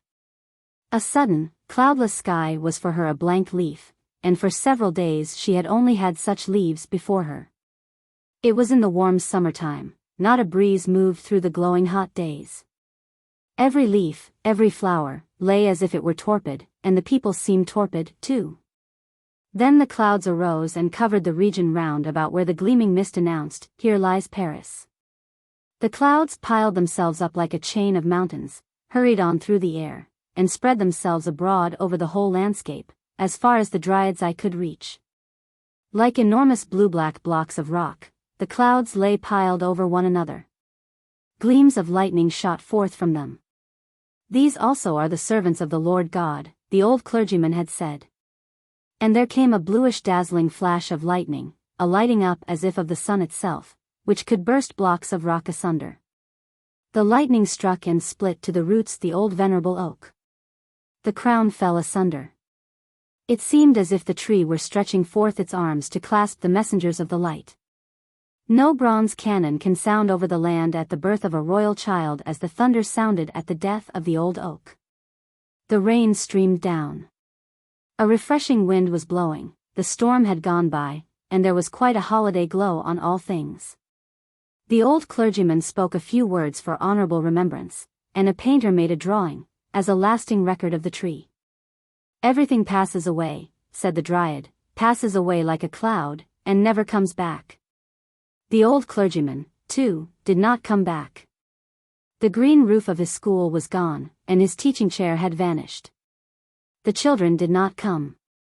But autumn came, and winter came, and then spring also. In all this change of seasons the dryad looked toward the region where, at night, Paris gleamed with its bright mist far on the horizon. Forth from the town rushed engine after engine, train after train, whistling and screaming at all hours in the day. In the evening, towards midnight, at daybreak, and all the day through, came the trains. Out of each one, and into each one, streamed people from the country of every king. A new wonder of the world had summoned them to Paris. In what form did this wonder exhibit itself? "A splendid blossom of art and industry," said one, "has unfolded itself in the Champ de Mars, a gigantic sunflower, from whose petals one can learn geography and statistics, and can become as wise as a Lord Mayor.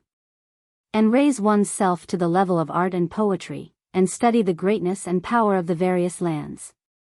"A fairy tale flower," said another, "a many-colored lotus plant, which spreads out its green leaves like a velvet carpet over the sand. The opening spring has brought it forth, the summer will see it in all its splendor, the autumn winds will sweep it away, so that not a leaf, not a fragment of its root shall remain. In front of the military school extends in time of peace the arena of war, a field without a blade of grass, a piece of sandy steppe, as if cut out of the desert of Africa, where Fata Morgana displays her wondrous airy castles and hanging gardens.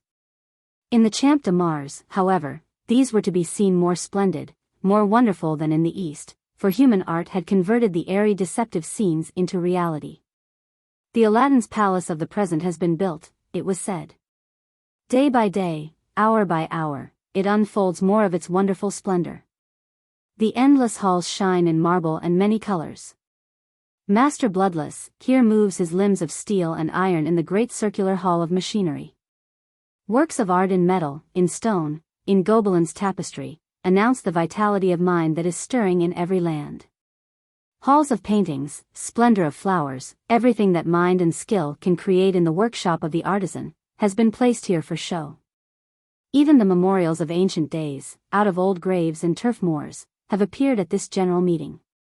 The overpowering great variegated whole must be divided into small portions, and pressed together like a plaything, if it is to be understood and described. Like a great table on Christmas Eve, the Champ de Mars carried a wonder castle of industry and art, and around this knickknacks from all countries had been ranged, knickknacks on a grand scale, for every nation found some remembrance of home. Here stood the royal palace of Egypt, there the caravanserai of the desert land. The Bedouin had quitted his sunny country, and hastened by on his camel. Here stood the Russian stables, with the fiery glorious horses of the steppe. Here stood the simple straw-thatched dwelling of the Danish peasant, with the Dannebrog flag, next to Gustavus Vasa's wooden house from Dalarn, with its wonderful carvings.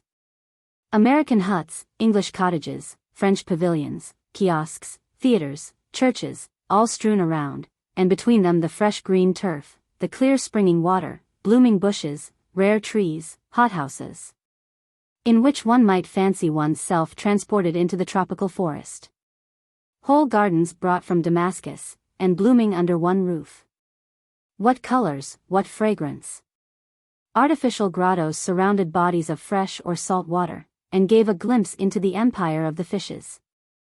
The visitor seemed to wander at the bottom of the sea, among fishes and polypi. All this, they said, the Champ de Mars offers. And around the great richly spread table the crowd of human beings moves like a busy swarm of ants, on foot or in little carriages, for not all feet are equal to such a fatiguing journey. Hither they swarm from morning till late in the evening. Steamer after steamer, crowded with people, glides down the Seine. The number of carriages is continually on the increase. The swarm of people on foot and on horseback grows more and more dense. Carriages and omnibuses are crowded, stuffed and embroidered with people. All these tributary streams flow in one direction, towards the exhibition. On every entrance the flag of France is displayed. Around the world's bazaar wave the flags of all nations. There is a humming and a murmuring from the hall of the machines, from the towers the melody of the chimes is heard. With the tones of the organs in the churches mingle the hoarse nasal songs from the cafes of the East. It is a kingdom of Babel, a wonder of the world. In very truth it was. That's what all the reports said, and who did not hear them? The Dryad knew everything that is told here of the new wonder in the city of cities. Fly away, ye birds. Fly away to sea, and then come back and tell me, said the Dryad. The wish became an intense desire, became the one thought of a life. Then, in the quiet silent night, while the full moon was shining, the Dryad saw a spark fly out of the moon's disk, and fall like a shooting star. And before the tree, whose leaves waved to and fro as if they were stirred by a tempest, stood a noble, mighty, and grand figure. In tones that were at once rich and strong, like the trumpet of the last judgment bidding farewell to life and summoning to the great account, it said, "Thou shalt go to the city of magic. Thou shalt take root there, and enjoy the mighty rushing breezes, the air and the sunshine there. But the time of thy life shall then be shortened, the line of years that awaited thee here amid the free nature shall shrink to but a small tale. Poor Dryad! It shall be thy destruction. Thy yearning and longing will increase, thy desire will grow more stormy, the tree itself will be as a prison to thee, thou wilt quit thy cell and give up thy nature to fly out and mingle among men. Then the years that would have belonged to thee will be contracted to half the span of the ephemeral fly, that lives but a day, one night, and thy life taper shall be blown out, the leaves of the tree will wither and be blown away, to become green never again." Thus the word sounded. And the light vanished away, but not the longing of the Dryad. She trembled in the wild fever of expectation. "I shall go there," she cried, rejoicingly. "Life is beginning and swells like a cloud. Nobody knows whither it is hastening." When the grey dawn arose and the moon turned pale and the clouds were tinted red, the wished-for hour struck. The words of promise were fulfilled. People appeared with spades and poles. They dug round the roots of the tree, deeper and deeper, and beneath it. A wagon was brought out, drawn by many horses, and the tree was lifted up, with its roots and the lumps of earth that adhered to them. Matting was placed around the roots, as though the tree had its feet in a warm bag. And now the tree was lifted on the wagon and secured with chains. The journey began, the journey to Paris. There the tree was to grow as an ornament to the city of French glory. The twigs and the leaves of the chestnut tree trembled in the first moments of its being moved, and the Dryad trembled in the pleasurable feeling of expectation. Away! Away! It sounded in every beat of her pulse. Away! Away! Sounded in words that flew trembling along. The Dryad forgot to bid farewell to the regions of home.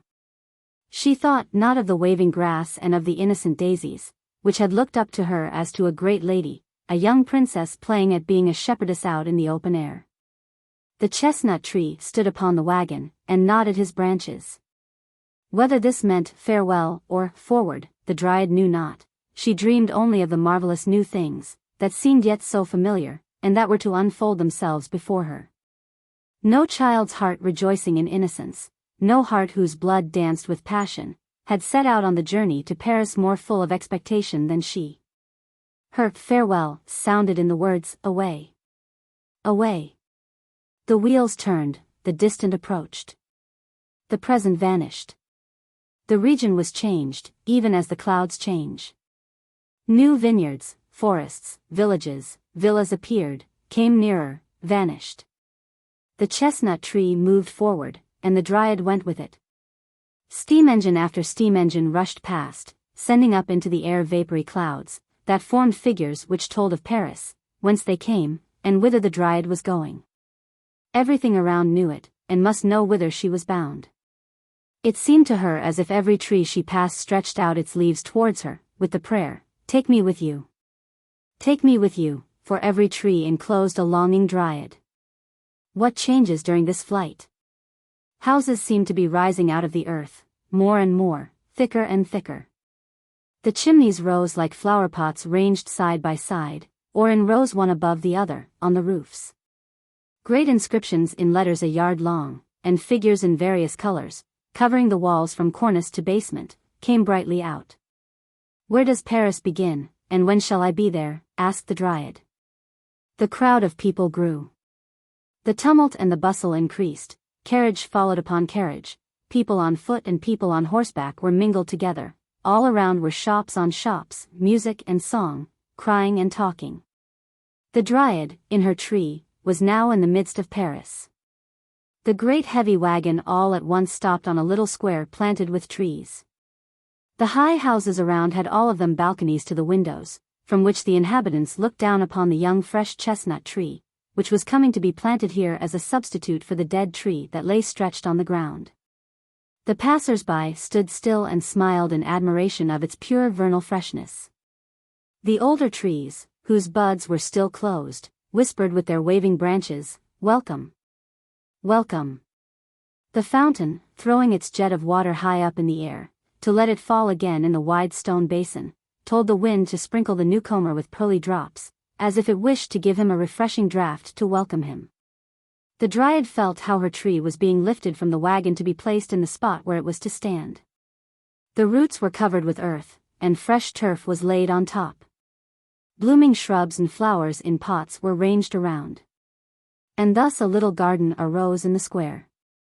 The tree that had been killed by the fumes of gas, the steam of kitchens, and the bad air of the city, was put upon the wagon and driven away. The passers-by looked on.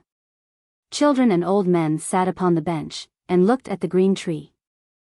And we who are telling this story stood upon a balcony, and looked down upon the green spring sight that had been brought in from the fresh country air, and said, what the old clergyman would have said, "Poor Dryad. I am happy. I am happy." The Dryad cried, rejoicing, "And yet I cannot realize, cannot describe what I feel. Everything is as I fancied it, and yet as I did not fancy it." The houses stood there, so lofty, so close. The sunlight shone on only one of the walls, and that one was stuck over with bills and placards, before which the people stood still, and this made a crowd. Carriages rushed past, carriages rolled past, light ones and heavy ones mingled together. Omnibuses, those overcrowded moving houses, came rattling by, horsemen galloped among them, even carts and wagons asserted their rights. The Dryad asked herself if these high-grown houses, which stood so close around her, would not remove and take other shapes, like the clouds in the sky, and draw aside, so that she might cast a glance into Paris, and over it. Notre Dame must show itself, the Vendôme column, and the wondrous building which had called and was still calling so many strangers to the city. But the houses did not stir from their places. It was yet day when the lamps were lit. The gas jets gleamed from the shops, and shone even into the branches of the trees, so that it was like sunlight in summer. The stars above made their appearance, the same to which the Dryad had looked up in her home. She thought she felt a clear pure stream of air which went forth from them. She felt herself lifted up and strengthened, and felt an increased power of seeing through every leaf and through every fiber of the root. Amid all the noise and the turmoil, the colors and the lights, she knew herself watched by mild eyes. From the side streets sounded the merry notes of fiddles and wind instruments. Up! To the dance, to the dance! To jollity and pleasure! That was their invitation. Such music it was, that horses, carriages, trees, and houses would have danced, if they had known how. The charm of intoxicating delight filled the bosom of the Dryad. How glorious, how splendid it is! She cried, rejoicingly. Now I am in Paris. The next day that dawned, the next night that fell, offered the same spectacle, similar bustle, similar life, changing, indeed, yet always the same, and thus it went on through the sequence of days. Now I know every tree, every flower on the square here. I know every house, every balcony, every shop in this narrow cut-off corner, where I am denied the sight of this great mighty city. Where are the arches of triumph, the boulevards, the wondrous building of the world? I see nothing of all this. As if shut up in a cage, I stand among the high houses, which I now know by heart, with their inscriptions, signs, and placards. All the painted confectionery, that is no longer to my taste. Where are all the things of which I heard, for which I longed, and for whose sake I wanted to come hither? What have I seized, found, won? I feel the same longing I felt before. I feel that there is a life I should wish to grasp and to experience. I must go out into the ranks of living men, and mingle among them. I must fly about like a bird. I must see and feel, and become human altogether. I must enjoy the 1/2 day, instead of vegetating for years in everyday sameness and weariness, in which I become ill, and at last sink and disappear like the dew on the meadows. I will gleam like the cloud, gleam in the sunshine of life, look out over the whole like the cloud, and pass away like it, no one knoweth whither. Thus sighed the Dryad. And she prayed. Take from me the years that were destined for me, and give me but half of the life of the ephemeral fly. Deliver me from my prison. Give me human life, human happiness, only a short span, only the one night, if it cannot be otherwise, and then punish me for my wish to live, my longing for life. Strike me out of thy list. Let my shell, the fresh young tree, wither, or be hewn down, and burnt to ashes, and scattered to all the winds. A rustling went through the leaves of the tree, there was a trembling in each of the leaves, it seemed as if fire streamed through it. A gust of wind shook its green crown, and from the midst of that crown a female figure came forth. In the same moment she was sitting beneath the brightly illuminated leafy branches, young and beautiful to behold, like poor Mary, to whom the clergyman had said, "The great city will be thy destruction." The Dryad sat at the foot of the tree, at her house door, which she had locked, and whose key had thrown away. So young. So fair. The stars saw her, and blinked at her. The gas lamps saw her, and gleamed and beckoned to her. How delicate she was, and yet how blooming, a child, and yet a grown maiden.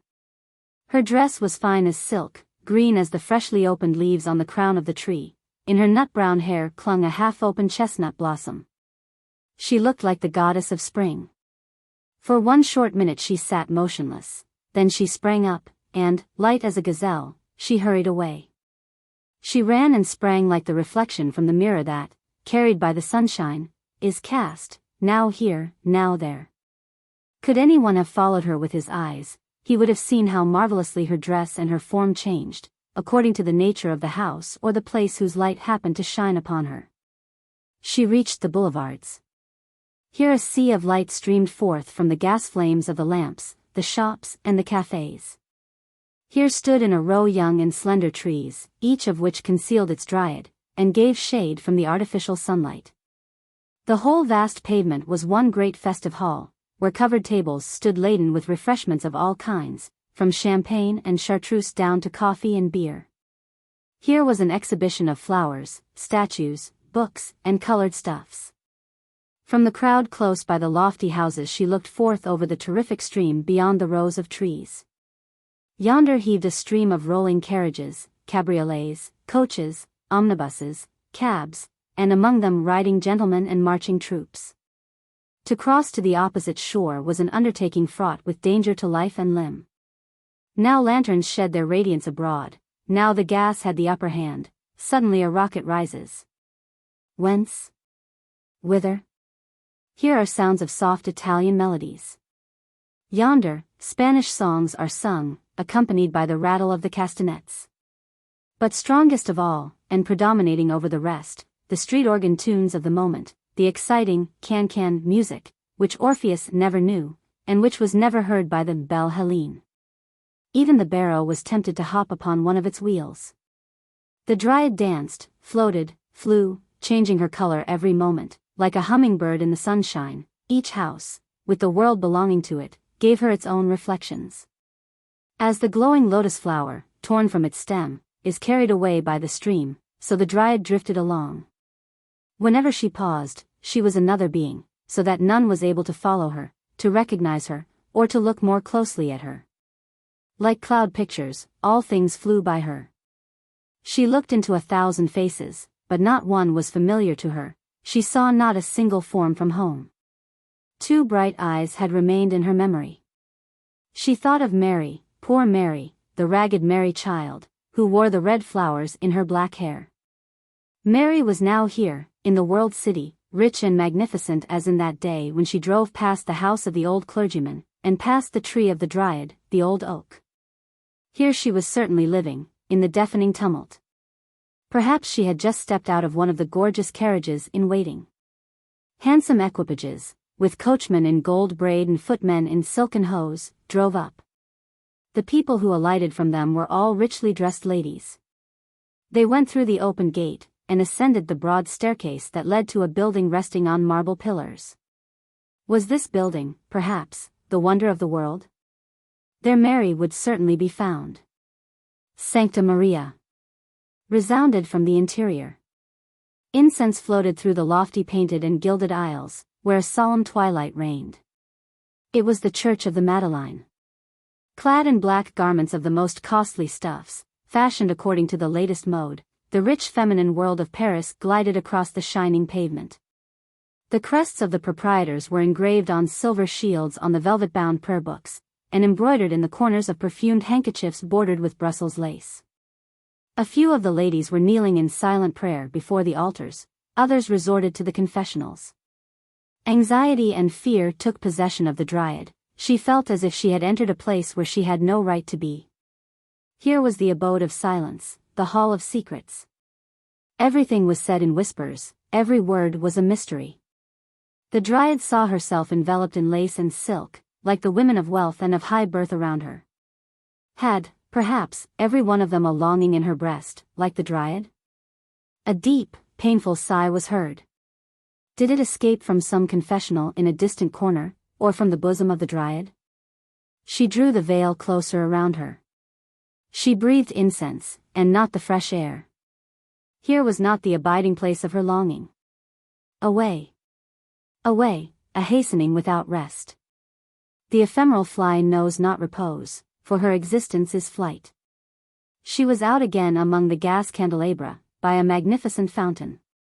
All its streaming waters are not able to wash out the innocent blood that was spilt here. Such were the words spoken. Strangers stood around, carrying on a lively conversation, such as no one would have dared to carry on in the gorgeous hall of secrets whence the Dryad came. A heavy stone slab was turned and then lifted. She did not understand why. She saw an opening that led into the depths below. The strangers stepped down, leaving the starlit air and the cheerful life of the upper world behind them.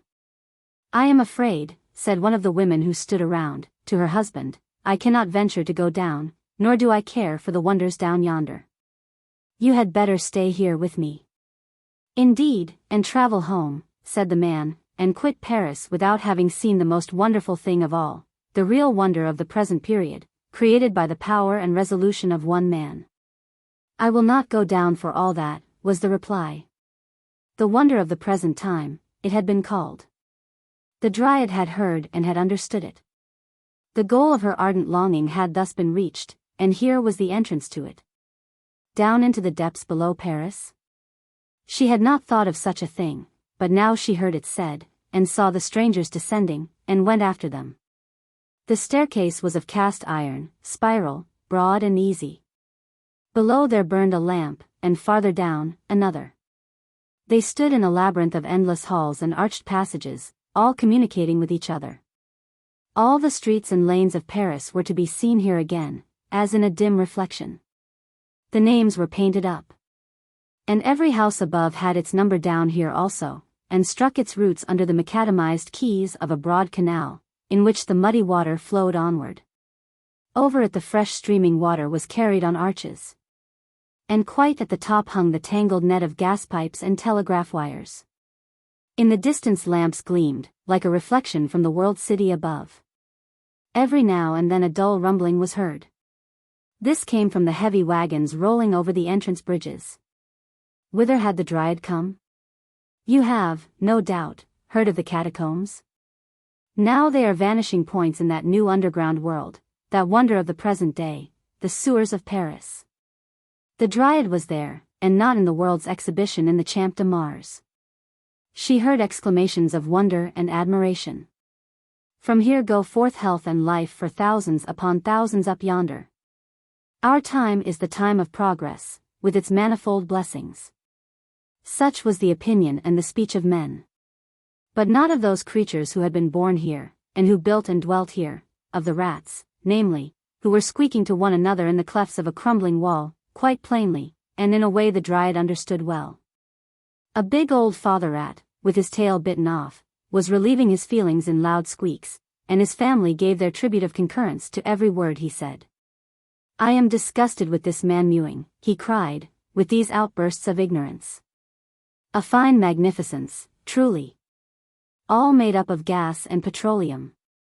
I can't eat such stuff as that.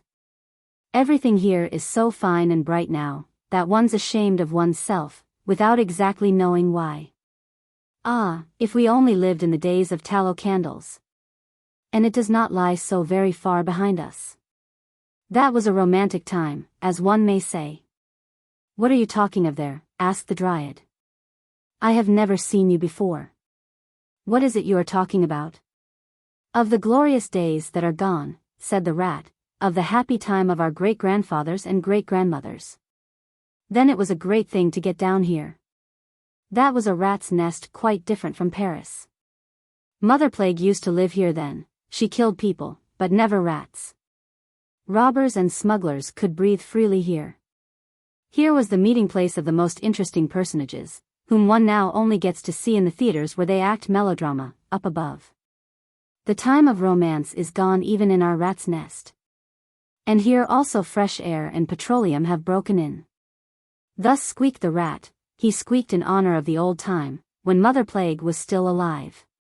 A carriage stopped, a kind of open omnibus, drawn by swift horses. The company mounted and drove away along the Boulevard de Sebastopol, that is to say, the underground boulevard, over which the well-known crowded street of that name extended. The carriage disappeared in the twilight. The Dryad disappeared, lifted to the cheerful freshness above. Here, and not below in the vaulted passages, filled with heavy air, the wonder-work must be found which she was to seek in her short lifetime. It must gleam brighter than all the gas flames, stronger than the moon that was just gliding past. Yes, certainly, she saw it yonder in the distance, it gleamed before her, and twinkled and glittered like the evening star in the sky. She saw a glittering portal open, that led to a little garden, where all was brightness and dance music. Colored lamps surrounded little lakes, in which were water plants of colored metal, from whose flowers jets of water spurted up. Beautiful weeping willows, real products of spring, hung their fresh branches over these lakes like a fresh, green, transparent, and yet screening veil. In the bushes burnt an open fire, throwing a red twilight over the quiet huts of branches, into which the sounds of music penetrated, an ear-tickling, intoxicating music, that sent the blood coursing through the veins. Beautiful girls in festive attire, with pleasant smiles on their lips, and the light spirit of youth in their hearts, Marys, with roses in their hair, but without carriage and postilion, flitted to and fro in the wild dance. Where were the heads, where the feet? As if stung by tarantulas, they sprang, laughed, rejoiced, as if in their ecstasies they were going to embrace all the world. The Dryad felt herself torn with them into the whirl of the dance. Round her delicate foot clung the silken boot, chestnut brown in color, like the ribbon that floated from her hair down upon her bare shoulders. The green silk dress waved in large folds, but did not entirely hide the pretty foot and ankle. Had she come to the enchanted garden of Armida? What was the name of the place? The name glittered in gas jets over the entrance. It was Mobile. The soaring upwards of rockets, the splashing of fountains, and the popping of champagne corks accompanied the wild bacchantic dance. Over the whole glided the moon through the air, clear, but with a somewhat crooked face. A wild joviality seemed to rush through the Dryad, as though she were intoxicated with opium. Her eyes spoke, her lips spoke, but the sound of violins and of flutes drowned the sound of her voice. Her partner whispered words to her which she did not understand, nor do we understand them. He stretched out his arms to draw her to him, but he embraced only the empty air. The Dryad had been carried away, like a rose leaf on the wind. Before her she saw a flame in the air, a flashing light high up on a tower.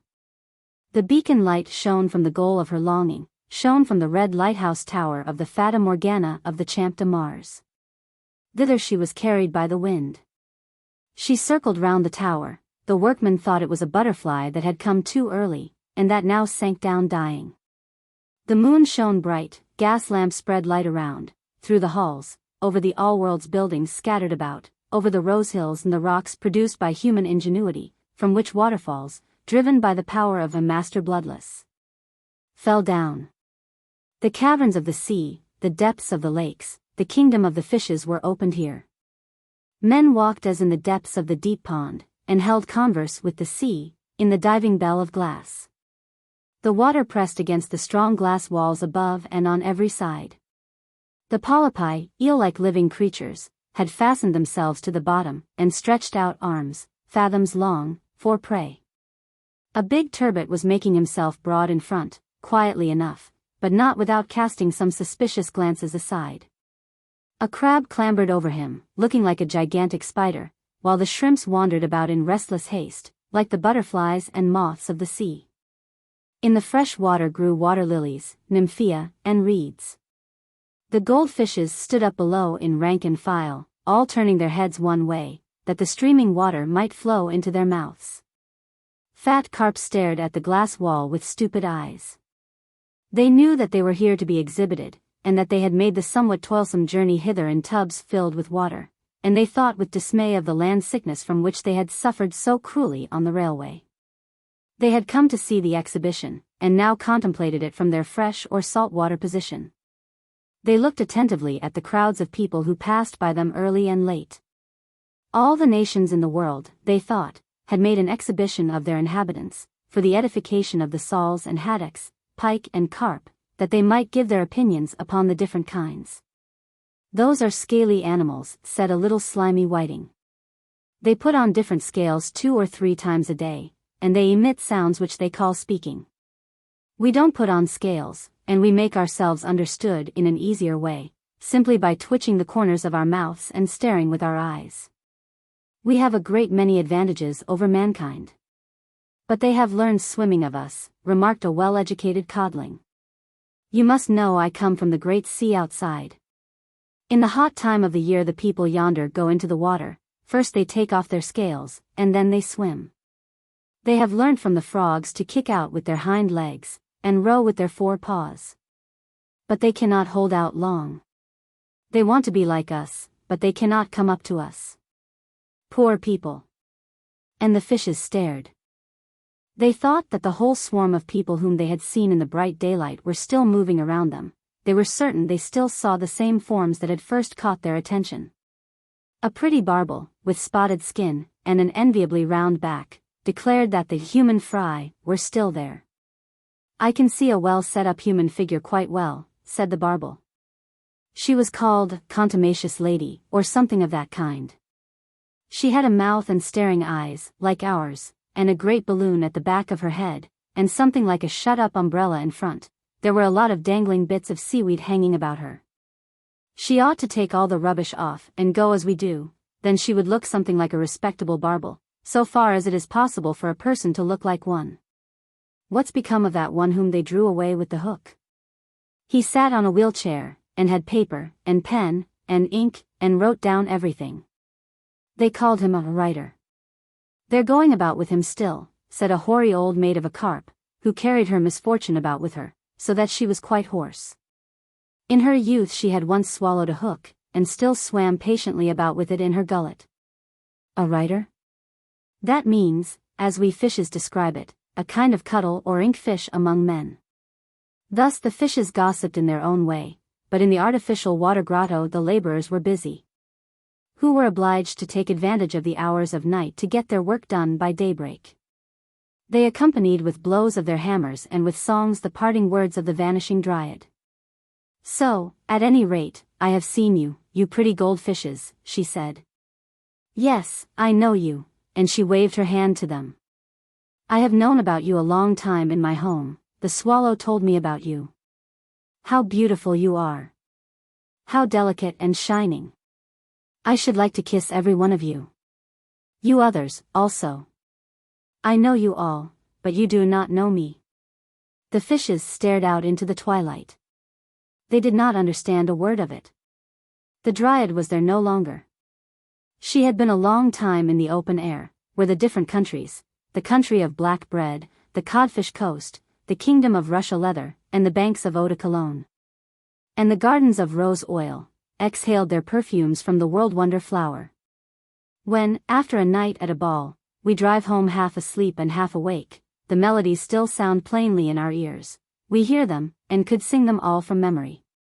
When the eye of the murdered man closes, the picture of what it saw last clings to it for a time like a photographic picture. So it was likewise here. The bustling life of day had not yet disappeared in the quiet night. The dryad had seen it. She knew, thus it will be repeated tomorrow. The dryad stood among the fragrant roses, and thought she knew them, and had seen them in her own home. She also saw red pomegranate flowers, like those that little Mary had worn in her dark hair. Remembrances from the home of her childhood flashed through her thoughts, her eyes eagerly drank in the prospect around, and feverish restlessness chased her through the wonder-filled halls. A weariness that increased continually took possession of her. She felt a longing to rest on the soft oriental carpets within, or to lean against the weeping willow without by the clear water. But for the ephemeral fly there was no rest. In a few moments the day had completed its circle. Her thoughts trembled, her limbs trembled, she sank down on the grass by the bubbling water. Thou wilt ever spring living from the earth, she said mournfully. Moisten my tongue, bring me a refreshing draught. I am no living water, was the answer. I only spring upward when the machine wills it. Give me something of thy freshness, thou green grass, implored the dryad. Give me one of thy fragrant flowers. We must die if we are torn from our stalks, replied the flowers and the grass. Give me a kiss, thou fresh stream of air, only a single life kiss. Soon the sun will kiss the clouds red, answered the wind, then thou wilt be among the dead, blown away, as all the splendor here will be blown away before the year shall have ended. Then I can play again with the light loose sand on the place here, and whirl the dust over the land and through the air. All is dust. The dryad felt a terror like a woman who has cut asunder her pulse artery in the bath, but is filled again with the love of life, even while she is bleeding to death. She raised herself, tottered forward a few steps, and sank down again at the entrance to a little church. The gate stood open, lights were burning upon the altar, and the organ sounded. What music! Such notes the dryad had never yet heard. And yet it seemed to her as if she recognized a number of well-known voices among them. They came deep from the heart of all creation. She thought she heard the stories of the old clergyman, of great deeds, and of the celebrated names, and of the gifts that the creatures of God must bestow upon posterity, if they would live on in the world. The tones of the organ swelled, and in their song there sounded these words. Thy wishing and thy longing have torn thee, with thy roots, from the place which God appointed for thee. That was thy destruction, thou poor Dryad. The notes became soft and gentle, and seemed to die away in a wail. In the sky the clouds showed themselves with a ruddy gleam. The wind sighed. Pass away, ye dead. Now the sun is going to rise. The first ray fell on the Dryad. Her form was irradiated in changing colors, like the soap bubble when it is bursting and becomes a drop of water, like a tear that falls and passes away like a vapor. Poor Dryad. Only a dewdrop, only a tear, poured upon the earth, and vanished away. Jack the Dullard. An old story told anew. Far in the interior of the country lay an old baronial hall, and in it lived an old proprietor, who had 2 sons, which 2 young men thought themselves too clever by half. They wanted to go out and woo the king's daughter, for the maiden in question had publicly announced that she would choose for her husband that youth who could arrange his words best. So these 2 geniuses prepared themselves a full week for the wooing. This was the longest time that could be granted them, but it was enough, for they had had much preparatory information, and everybody knows how useful that is. One of them knew the whole Latin dictionary by heart, and 3 whole years of the daily paper of the little town into the bargain, and so well, indeed, that he could repeat it all either backwards or forwards, just as he chose. The other was deeply read in the corporation laws, and knew by heart what every corporation ought to know, and accordingly he thought he could talk of affairs of state, and put his spoke in the wheel in the council. And he knew one thing more, he could embroider suspenders with roses and other flowers, and with arabesques, for he was a tasty, light-fingered fellow. I shall win the princess. So cried both of them. Therefore their old papa gave to each of them a handsome horse. The youth who knew the dictionary and newspaper by heart had a black horse, and he who knew all about the corporation laws received a milk-white steed. Then they rubbed the corners of their mouths with fish oil, so that they might become very smooth and glib. All the servants stood below in the courtyard, and looked on while they mounted their horses, and just by chance the 3rd son came up. For the proprietor had really 3 sons, though nobody counted the 3rd with his brothers, because he was not so learned as they, and indeed he was generally known as Jack the Dullard. "Hullo," said Jack the Dullard, "where are you going? I declare you have put on your Sunday clothes. We're going to the king's court, as suitors to the king's daughter. Don't you know the announcement that has been made all through the country?" And they told him all about it. "My word! I'll be in it too," cried Jack the Dullard, and his 2 brothers burst out laughing at him, and rode away. "Father, dear," said Jack, "I must have a horse too. I do feel so desperately inclined to marry. If she accepts me, she accepts me. And if she won't have me, I'll have her, but she shall be mine." "Don't talk nonsense," replied the old gentleman. "You shall have no horse from me. You don't know how to speak, you can't arrange your words. Your brothers are very different fellows from you." "Well," quoth Jack the Dullard, "if I can't have a horse, I'll take the billy goat, who belongs to me, and he can carry me very well." And so said, so done. He mounted the billy goat, pressed his heels into its sides, and galloped down the high street like a hurricane. Hey, whoop! That was a ride. "Here I come," shouted Jack the Dullard, and he sang till his voice echoed far and wide. But his brothers rode slowly on in advance of him. They spoke not a word, for they were thinking about the fine extempore speeches they would have to bring out, and these had to be cleverly prepared beforehand. "Hullo," shouted Jack the Dullard. "Here am I. Look what I have found on the high road." And he showed them what it was, and it was a dead crow. "Dullard," exclaimed the brothers, "what are you going to do with that?" "With the crow? Why, I am going to give it to the princess." "Yes, do so," said they, and they laughed, and rode on. "Hullo, here I am again. Just see what I have found now, you don't find that on the high road every day." And the brothers turned round to see what he could have found now. "Dullard," they cried, "that is only an old wooden shoe, and the upper part is missing into the bargain. Are you going to give that also to the princess?" "Most certainly I shall," replied Jack the Dullard. And again the brothers laughed and rode on, and thus they got far in advance of him, but... Hello, hop rara, and there was Jack the Dullard again. It is getting better and better, he cried. Hurrah! It is quite famous. Why, what have you found this time? Inquired the brothers. Oh, said Jack the Dullard, I can hardly tell you. How glad the princess will be. Bah, said the brothers, that is nothing but clay out of the ditch. Yes, certainly it is, said Jack the Dullard, and clay of the finest sort. See, it is so wet, it runs through one's fingers. And he filled his pocket with the clay. But his brothers galloped on till the sparks flew, and consequently they arrived a full hour earlier at the town gate than could Jack. Now at the gate each suitor was provided with a number, and all were placed in rows immediately on their arrival, 6 in each row, and so closely packed together that they could not move their arms. And that was a prudent arrangement, for they would certainly have come to blows, had they been able, merely because one of them stood before the other. All the inhabitants of the country round about stood in great crowds around the castle, almost under the very windows, to see the princess receive the suitors. And as each stepped into the hall, his power of speech seemed to desert him, like the light of a candle that is blown out. Then the princess would say, "He is of no use." Away with him out of the hall. At last the turn came for that brother who knew the dictionary by heart, but he did not know it now, he had absolutely forgotten it altogether.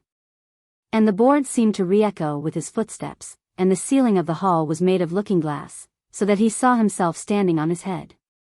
And at the window stood 3 clerks and a head clerk, and every one of them was writing down every single word that was uttered, so that it might be printed in the newspapers, and sold for a penny at the street corners. It was a terrible ordeal, and they had, moreover, made such a fire in the stove, that the room seemed quite red-hot. "It is dreadfully hot here," observed the first brother. "Yes," replied the princess, "my father is going to roast young pullets today." Bah, there he stood like a Balaam.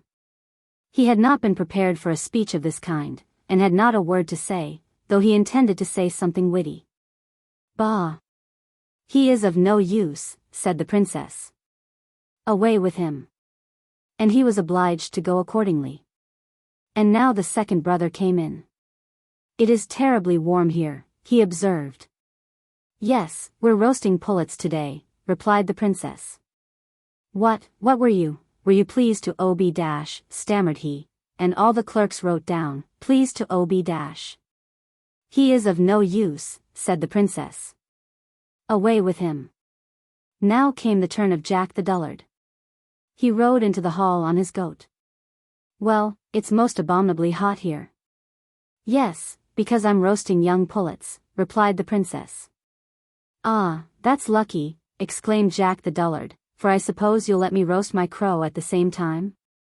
"With the greatest pleasure," said the princess. "But have you anything you can roast it in?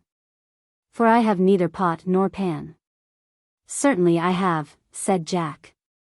"Here's a cooking utensil with a tin handle." And he brought out the old wooden shoe, and put the crow into it. "Well, that is a famous dish," said the princess. "But what shall we do for sauce?" "Oh, I have that in my pocket," said Jack. "I have so much of it that I can afford to throw some away," and he poured some of the clay out of his pocket. "I like that," said the princess. "You can give an answer, and you have something to say for yourself, and so you shall be my husband. But are you aware that every word we speak is being taken down, and will be published in the paper tomorrow? Look yonder, and you will see in every window 3 clerks and a head clerk. And the old head clerk is the worst of all, for he can't understand anything." But she only said this to frighten Jack the Dullard, and the clerks gave a great crow of delight, and each one spurted a blot out of his pen onto the floor. "Oh, those are the gentlemen, are they?" said Jack. "Then I will give the best I have to the head clerk." And he turned out his pockets, and flung the wet clay full in the head clerk's face. "That was very cleverly done," observed the princess. "I could not have done that, but I shall learn in time." And accordingly Jack the Dullard was made a king, and received a crown and a wife, and sat upon a throne. And this report we have wet from the press of the head clerk and the Corporation of Printers, but they are not to be depended upon in the least. The Dumb Book. In the high road which led through a wood stood a solitary farmhouse. The road, in fact, ran right through its yard. The sun was shining and all the windows were open. Within the house people were very busy. In the yard, in an arbor formed by lilac bushes in full bloom, stood an open coffin.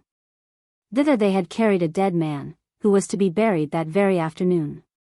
Nobody shed a tear over him. His face was covered over with a white cloth. Under his head they had placed a large thick book, the leaves of which consisted of folded sheets of blotting paper, and withered flowers lay between them.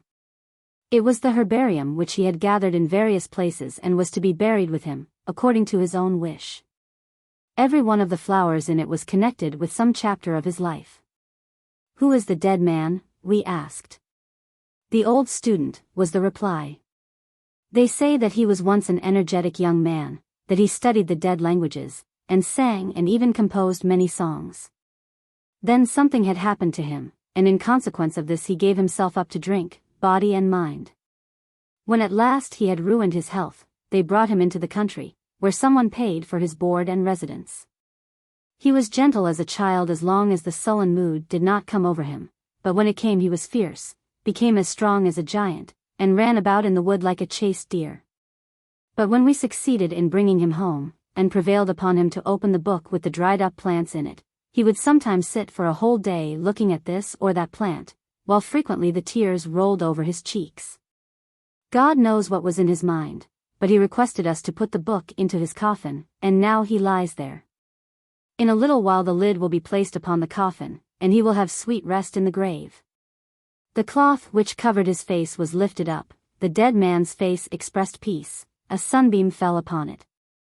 A swallow flew with the swiftness of an arrow into the arbor, turning in its flight, and twittered over the dead man's head. What a strange feeling it is, surely we all know it, to look through old letters of our young days. A different life rises up out of the past, as it were, with all its hopes and sorrows. How many of the people with whom in those days we used to be on intimate terms appear to us as if dead, and yet they are still alive, only we have not thought of them for such a long time, whom we imagined we should retain in our memories forever, and share every joy and sorrow with them.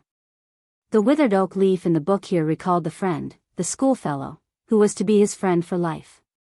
He fixed the leaf to the student's cap in the green wood, when they vowed eternal friendship. Where does he dwell now? The leaf is kept, but the friendship does no longer exist. Here is a foreign hothouse plant, too tender for the gardens of the north. It is almost as if its leaves still smelt sweet. She gave it to him out of her own garden, a nobleman's daughter. Here is a water lily that he had plucked himself, and watered with salt tears, a lily of sweet water. And here is a nettle, what may its leaves tell us? What might he have thought when he plucked and kept it? Here is a little snowdrop out of the solitary wood, here is an evergreen from the flower pot at the tavern, and here is a simple blade of grass. The lilac bends its fresh fragrant flowers over the dead man's head. The swallow passes again, twit, twit, now the men come with hammer and nails, the lid is placed over the dead man, while his head rests on the dumb book, so long cherished, now closed forever. The Elf of the Rose. In the midst of a garden grew a rose tree, in full blossom, and in the prettiest of all the roses lived an elf. He was such a little wee thing, that no human eye could see him. Behind each leaf of the rose he had a sleeping chamber. He was as well formed and as beautiful as a little child could be, and had wings that reached from his shoulders to his feet. Oh, what sweet fragrance there was in his chambers! And how clean and beautiful were the walls! For they were the blushing leaves of the rose. During the whole day he enjoyed himself in the warm sunshine, flew from flower to flower, and danced on the wings of the flying butterflies. Then he took it into his head to measure how many steps he would have to go through the roads and crossroads that are on the leaf of a linden tree. What we call the veins on a leaf, he took for roads, aye, and very long roads they were for him. For before he had half finished his task, the sun went down, he had commenced his work too late. It became very cold, the dew fell, and the wind blew, so he thought the best thing he could do would be to return home. He hurried himself as much as he could, but he found the roses all closed up, and he could not get in, not a single rose stood open. The poor little elf was very much frightened. He had never before been out at night, but had always slumbered secretly behind the warm rose leaves. Oh, this would certainly be his death. At the other end of the garden, he knew there was an arbor, overgrown with beautiful honeysuckles. The blossoms looked like large painted horns, and he thought to himself, he would go and sleep in one of these till the morning. He flew thither, but hush, two people were in the arbor, a handsome young man and a beautiful lady. They sat side by side, and wished that they might never be obliged to part. They loved each other much more than the best child can love its father and mother. But we must part, said the young man. Your brother does not like our engagement, and therefore he sends me so far away on business, over mountains and seas. Farewell, my sweet bride, for so you are to me. And then they kissed each other, and the girl wept, and gave him a rose. But before she did so, she pressed a kiss upon it so fervently that the flower opened. Then the little elf flew in, and leaned his head on the delicate, fragrant walls. Here he could plainly hear them say, farewell, farewell. And he felt that the rose had been placed on the young man's breast. Oh, how his heart did beat! The little elf could not go to sleep, it thumped so loudly. The young man took it out as he walked through the dark wood alone, and kissed the flower so often and so violently, that the little elf was almost crushed. He could feel through the leaf how hot the lips of the young man were, and the rose had opened, as if from the heat of the noonday sun.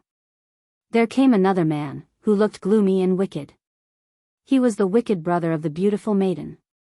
He drew out a sharp knife, and while the other was kissing the rose, the wicked man stabbed him to death. Then he cut off his head, and buried it with the body in the soft earth under the linden tree. Now he is gone, and will soon be forgotten, thought the wicked brother. He will never come back again. He was going on a long journey over mountains and seas. It is easy for a man to lose his life in such a journey. My sister will suppose he is dead, for he cannot come back, and she will not dare to question me about him. Then he scattered the dry leaves over the light earth with his foot, and went home through the darkness. But he went not alone, as he thought, the little elf accompanied him. He sat in a dry rolled-up linden leaf, which had fallen from the tree onto the wicked man's head, as he was digging the grave. The hat was on the head now, which made it very dark, and the little elf shuddered with fright and indignation at the wicked deed. It was the dawn of morning before the wicked man reached home. He took off his hat, and went into his sister's room. There lay the beautiful, blooming girl, dreaming of him whom she loved so, and who was now, she supposed, traveling far away over mountain and sea. Her wicked brother stopped over her, and laughed hideously, as fiends only can laugh. The dry leaf fell out of his hair upon the counterpane, but he did not notice it, and went to get a little sleep during the early morning hours. But the elf slipped out of the withered leaf, placed himself by the ear of the sleeping girl, and told her, as in a dream, of the horrid murder, described the place where her brother had slain her lover, and buried his body. And told her of the linden tree, in full blossom, that stood close by. That you may not think this is only a dream that I have told you, he said, you will find on your bed a withered leaf. Then she awoke, and found it there. Oh, what bitter tears she shed! And she could not open her heart to any one for relief. The window stood open the whole day, and the little elf could easily have reached the roses, or any of the flowers. But he could not find it in his heart to leave one so afflicted. In the window stood a bush bearing monthly roses. He seated himself in one of the flowers, and gazed on the poor girl. Her brother often came into the room, and would be quite cheerful, in spite of his base conduct, so she dare not say a word to him of her heart's grief. As soon as night came on, she slipped out of the house, and went into the wood, to the spot where the linden tree stood, and after removing the leaves from the earth, she turned it up, and there found him who had been murdered. Oh, how she wept and prayed that she also might die. Gladly would she have taken the body home with her, but that was impossible, so she took up the poor head with the closed eyes, kissed the cold lips, and shook the mold out of the beautiful hair. I will keep this, said she, and as soon as she had covered the body again with the earth and leaves, she took the head and a little sprig of jasmine that bloomed in the wood, near the spot where he was buried, and carried them home with her. As soon as she was in her room, she took the largest flower pot she could find, and in this she placed the head of the dead man, covered it up with earth, and planted the twig of jasmine in it. "Farewell, farewell," whispered the little elf. He could not any longer endure to witness all this agony of grief, he therefore flew away to his own rose in the garden. But the rose was faded, only a few dry leaves still clung to the green hedge behind it. Alas! How soon all that is good and beautiful passes away, sighed the elf. After a while he found another rose, which became his home, for among its delicate fragrant leaves he could dwell in safety. Every morning he flew to the window of the poor girl, and always found her weeping by the flower pot. The bitter tears fell upon the jasmine twig, and each day, as she became paler and paler, the sprig appeared to grow greener and fresher. One shoot after another sprouted forth, and little white buds blossomed, which the poor girl fondly kissed. But her wicked brother scolded her, and asked her if she was going mad. He could not imagine why she was weeping over that flower pot, and it annoyed him. He did not know whose closed eyes were there, nor what red lips were fading beneath the earth. And one day she sat and leaned her head against the flower pot, and the little elf of the rose found her asleep. Then he seated himself by her ear, talked to her of that evening in the arbor, of the sweet perfume of the rose, and the loves of the elves. Sweetly she dreamed, and while she dreamt, her life passed away calmly and gently, and her spirit was with him whom she loved, in heaven. And the jasmine opened its large white bells, and spread forth its sweet fragrance. It had no other way of showing its grief for the dead. But the wicked brother considered the beautiful blooming plant as his own property, left to him by his sister, and he placed it in his sleeping room, close by his bed, for it was very lovely in appearance, and the fragrance sweet and delightful. The little elf of the rose followed it, and flew from flower to flower, telling each little spirit that dwelt in them the story of the murdered young man, whose head now formed part of the earth beneath them. And of the wicked brother and the poor sister. "We know it," said each little spirit in the flowers, "we know it, for have we not sprung from the eyes and lips of the murdered one? We know it," and the flowers nodded with their heads in a peculiar manner. The elf of the rose could not understand how they could rest so quietly in the matter, so he flew to the bees, who were gathering honey, and told them of the wicked brother. And the bees told it to their queen, who commanded that the next morning they should go and kill the murderer. But during the night, the first after the sister's death, while the brother was sleeping in his bed, close to where he had placed the fragrant jasmine, every flower cup opened, and invisibly the little spirits stole out, armed with poisonous spears. They placed themselves by the ear of the sleeper, told him dreadful dreams and then flew across his lips, and pricked his tongue with their poisoned spears. "Now have we revenged the dead," said they, and flew back into the white bells of the jasmine flowers. When the morning came, and as soon as the window was opened, the rose elf, with the queen bee, and the whole swarm of bees, rushed in to kill him. But he was already dead. People were standing round the bed, and saying that the scent of the jasmine had killed him. Then the elf of the rose understood the revenge of the flowers, and explained it to the queen bee, and she, with the whole swarm, buzzed about the flower pot. The bees could not be driven away. Then a man took it up to remove it, and one of the bees stung him in the hand, so that he let the flower pot fall, and it was broken to pieces. Then every one saw the whitened skull, and they knew the dead man in the bed was a murderer. And the queen bee hummed in the air, and sang of the revenge of the flowers, and of the elf of the rose, and said that behind the smallest leaf dwells one, who can discover evil deeds, and punish them also. The Elfin Hill. A few large lizards were running nimbly about in the clefts of an old tree. They could understand one another very well, for they spoke the lizard language. "What a buzzing and a rumbling there is in the Elfin Hill," said one of the lizards. "I have not been able to close my eyes for 2 nights on account of the noise. I might just as well have had the toothache, for that always keeps me awake." "There is something going on within there," said the other lizard. "They propped up the top of the hill with 4 red posts, till cock crow this morning, so that it is thoroughly aired, and the elfin girls have learnt new dances. There is something." "I spoke about it to an earthworm of my acquaintance," said a third lizard. "The earthworm had just come from the Elfin Hill, where he has been groping about in the earth day and night. He has heard a great deal. Although he cannot see, poor miserable creature, yet he understands very well how to wriggle and lurk about. They expect friends in the Elfin Hill, grand company, too. But who they are the earthworm would not say, or, perhaps, he really did not know. All the will-o'-the-wisps are ordered to be there to hold a torch dance, as it is called. The silver and gold which is plentiful in the hill will be polished and placed out in the moonlight. Who can the strangers be? Asked the lizards. What can the matter be? Hark, what a buzzing and humming there is. Just at this moment the Elfin Hill opened, and an old elfin maiden, hollow behind, came tripping out. She was the old elf king's housekeeper, and a distant relative of the family, therefore she wore an amber heart on the middle of her forehead. Her feet moved very fast, trip, trip, good gracious, how she could trip right down to the sea to the night raven.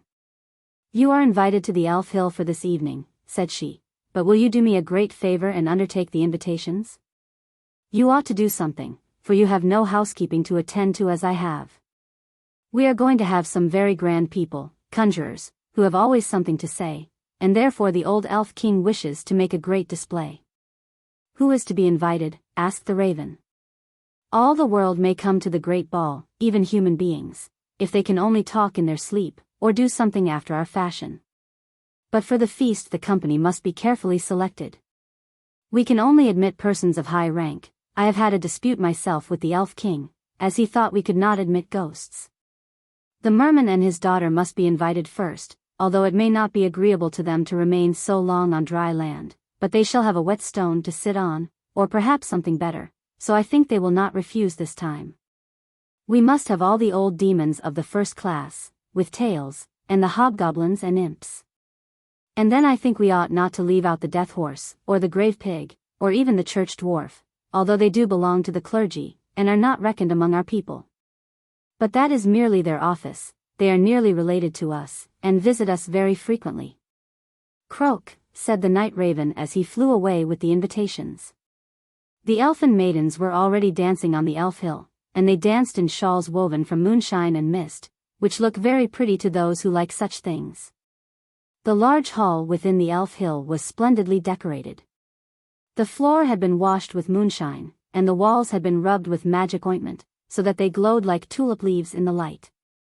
In the kitchen were frogs roasting on the spit, and dishes preparing of snail skins, with children's fingers in them, salad of mushroom seed, hemlock, noses and marrow of mice, beer from the marsh woman's brewery, and sparkling saltpetre wine from the grave cellars.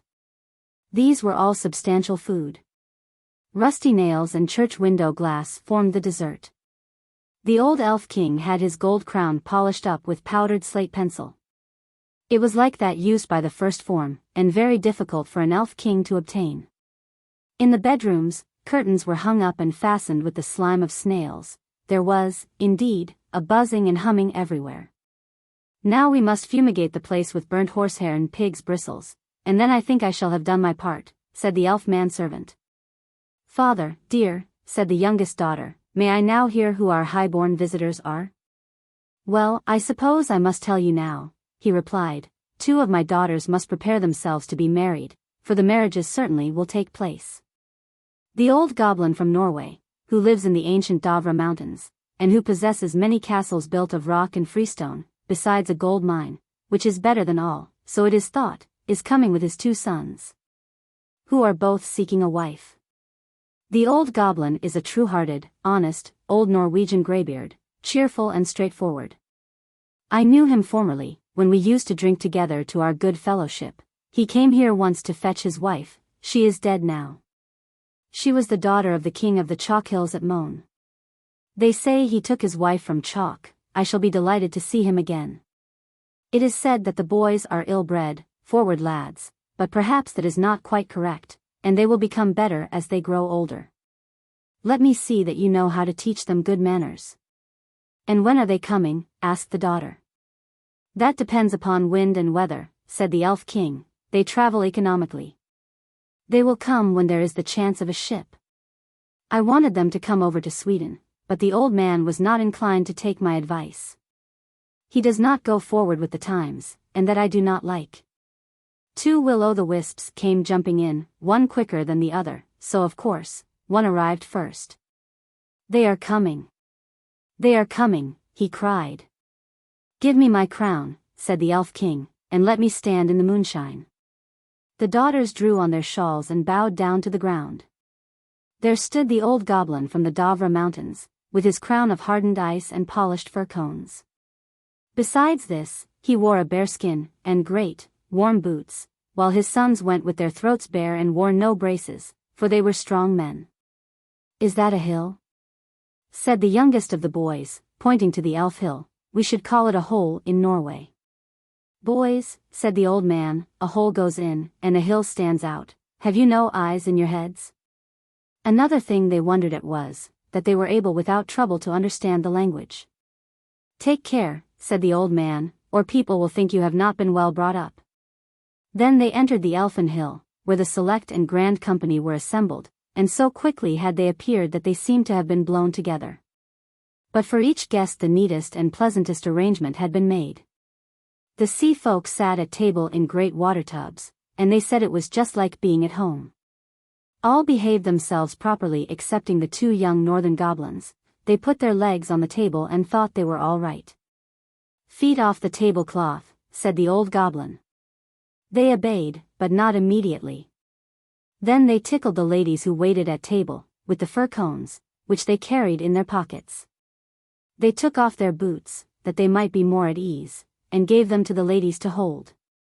But their father, the old goblin, was very different. He talked pleasantly about the stately Norwegian rocks, and told fine tales of the waterfalls which dashed over them with a clattering noise like thunder or the sound of an organ, spreading their white foam on every side. He told of the salmon that leaps in the rushing waters, while the water god plays on his golden harp.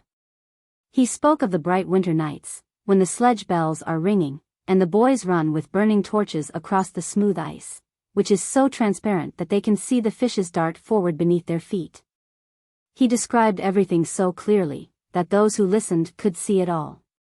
They could see the sawmills going, the men servants and the maidens singing songs, and dancing a rattling dance, when all at once the old goblin gave the old elfin maiden a kiss, such a tremendous kiss. And yet they were almost strangers to each other. Then the elfin girls had to dance, first in the usual way, and then with stamping feet, which they performed very well. Then followed the artistic and solo dance. Dear me, how they did throw their legs about. No one could tell where the dance begun, or where it ended, nor indeed which were legs and which were arms, for they were all flying about together, like the shavings in a saw-pit. And then they spun round so quickly that the death horse and the grave pig became sick and giddy, and were obliged to leave the table. "Stop," cried the old goblin, "is that the only housekeeping they can perform? Can they do anything more than dance and throw about their legs, and make a whirlwind?" "You shall soon see what they can do," said the Elf King. And then he called his youngest daughter to him. She was slender and fair as moonlight, and the most graceful of all the sisters. She took a white chip in her mouth, and vanished instantly. This was her accomplishment. But the old goblin said he should not like his wife to have such an accomplishment, and thought his boys would have the same objection. Another daughter could make a figure like herself follow her, as if she had a shadow, which none of the goblin folk ever had. The third was of quite a different sort. She had learned in the brewhouse of the Moor Witch how to lard elfin puddings with glowworms.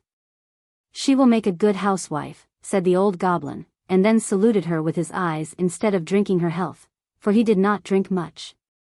Now came the fourth daughter, with a large harp to play upon, and when she struck the first chord, every one lifted up the left leg, for the goblins are left-legged, and at the second chord they found they must all do just what she wanted. "That is a dangerous woman," said the old goblin, and the two sons walked out of the hill. They had had enough of it. "And what can the next daughter do?" asked the old goblin. "I have learnt everything that is Norwegian," said she. "And I will never marry, unless I can go to Norway." Then her youngest sister whispered to the old goblin, "That is only because she has heard, in a Norwegian song, that when the world shall decay, the cliffs of Norway will remain standing like monuments. And she wants to get there, that she may be safe, for she is so afraid of sinking." "Ho! Ho!" said the old goblin, "is that what she means? Well, what can the seventh and last do?" "The sixth comes before the seventh," said the Elf King, for he could reckon, but the sixth would not come forward. "I can only tell people the truth," said she. "No one cares for me, nor troubles himself about me. And I have enough to do to sew my grave clothes." So the seventh and last came, and what could she do? Why, she could tell stories, as many as you liked, on any subject. "Here are my 5 fingers," said the old goblin. "Now tell me a story for each of them." So she took him by the wrist, and he laughed till he nearly choked, and when she came to the 4th finger, there was a gold ring on it, as if it knew there was to be a betrothal. Then the old goblin said, "Hold fast what you have, this hand is yours, for I will have you for a wife myself." Then the elfin girls said that the stories about the ring finger and little Peter Playman had not yet been told. "We will hear them in the winter," said the old goblin, "and also about the fir and the birch trees, and the ghost stories, and of the tingling frost. You shall tell your tales, for no one over there can do it so well. And we will sit in the stone rooms, where the pine logs are burning, and drink mead out of the golden drinking horn of the old Norwegian kings. The water god has given me too. And when we sit there, Nyx comes to pay us a visit, and will sing you all the songs of the mountain shepherdesses. How merry we shall be! The salmon will be leaping in the waterfalls, and dashing against the stone walls, but he will not be able to come in. It is indeed very pleasant to live in old Norway. But where are the lads? Where indeed were they? Why, running about the fields, and blowing out the will-o'-the-wisps, who so good-naturedly came and brought their torches. What tricks have you been playing?" said the old goblin. "I have taken a mother for you, and now you may take one of your aunts." But the youngsters said they would rather make a speech and drink to their good fellowship, they had no wish to marry. Then they made speeches and drank toasts, and tipped their glasses, to show that they were empty. Then they took off their coats, and lay down on the table to sleep, for they made themselves quite at home. But the old goblin danced about the room with his young bride, and exchanged boots with her, which is more fashionable than exchanging rings. "The cock is crowing," said the old elfin maiden who acted as housekeeper. "Now we must close the shutters, that the sun may not scorch us." Then the hill closed up.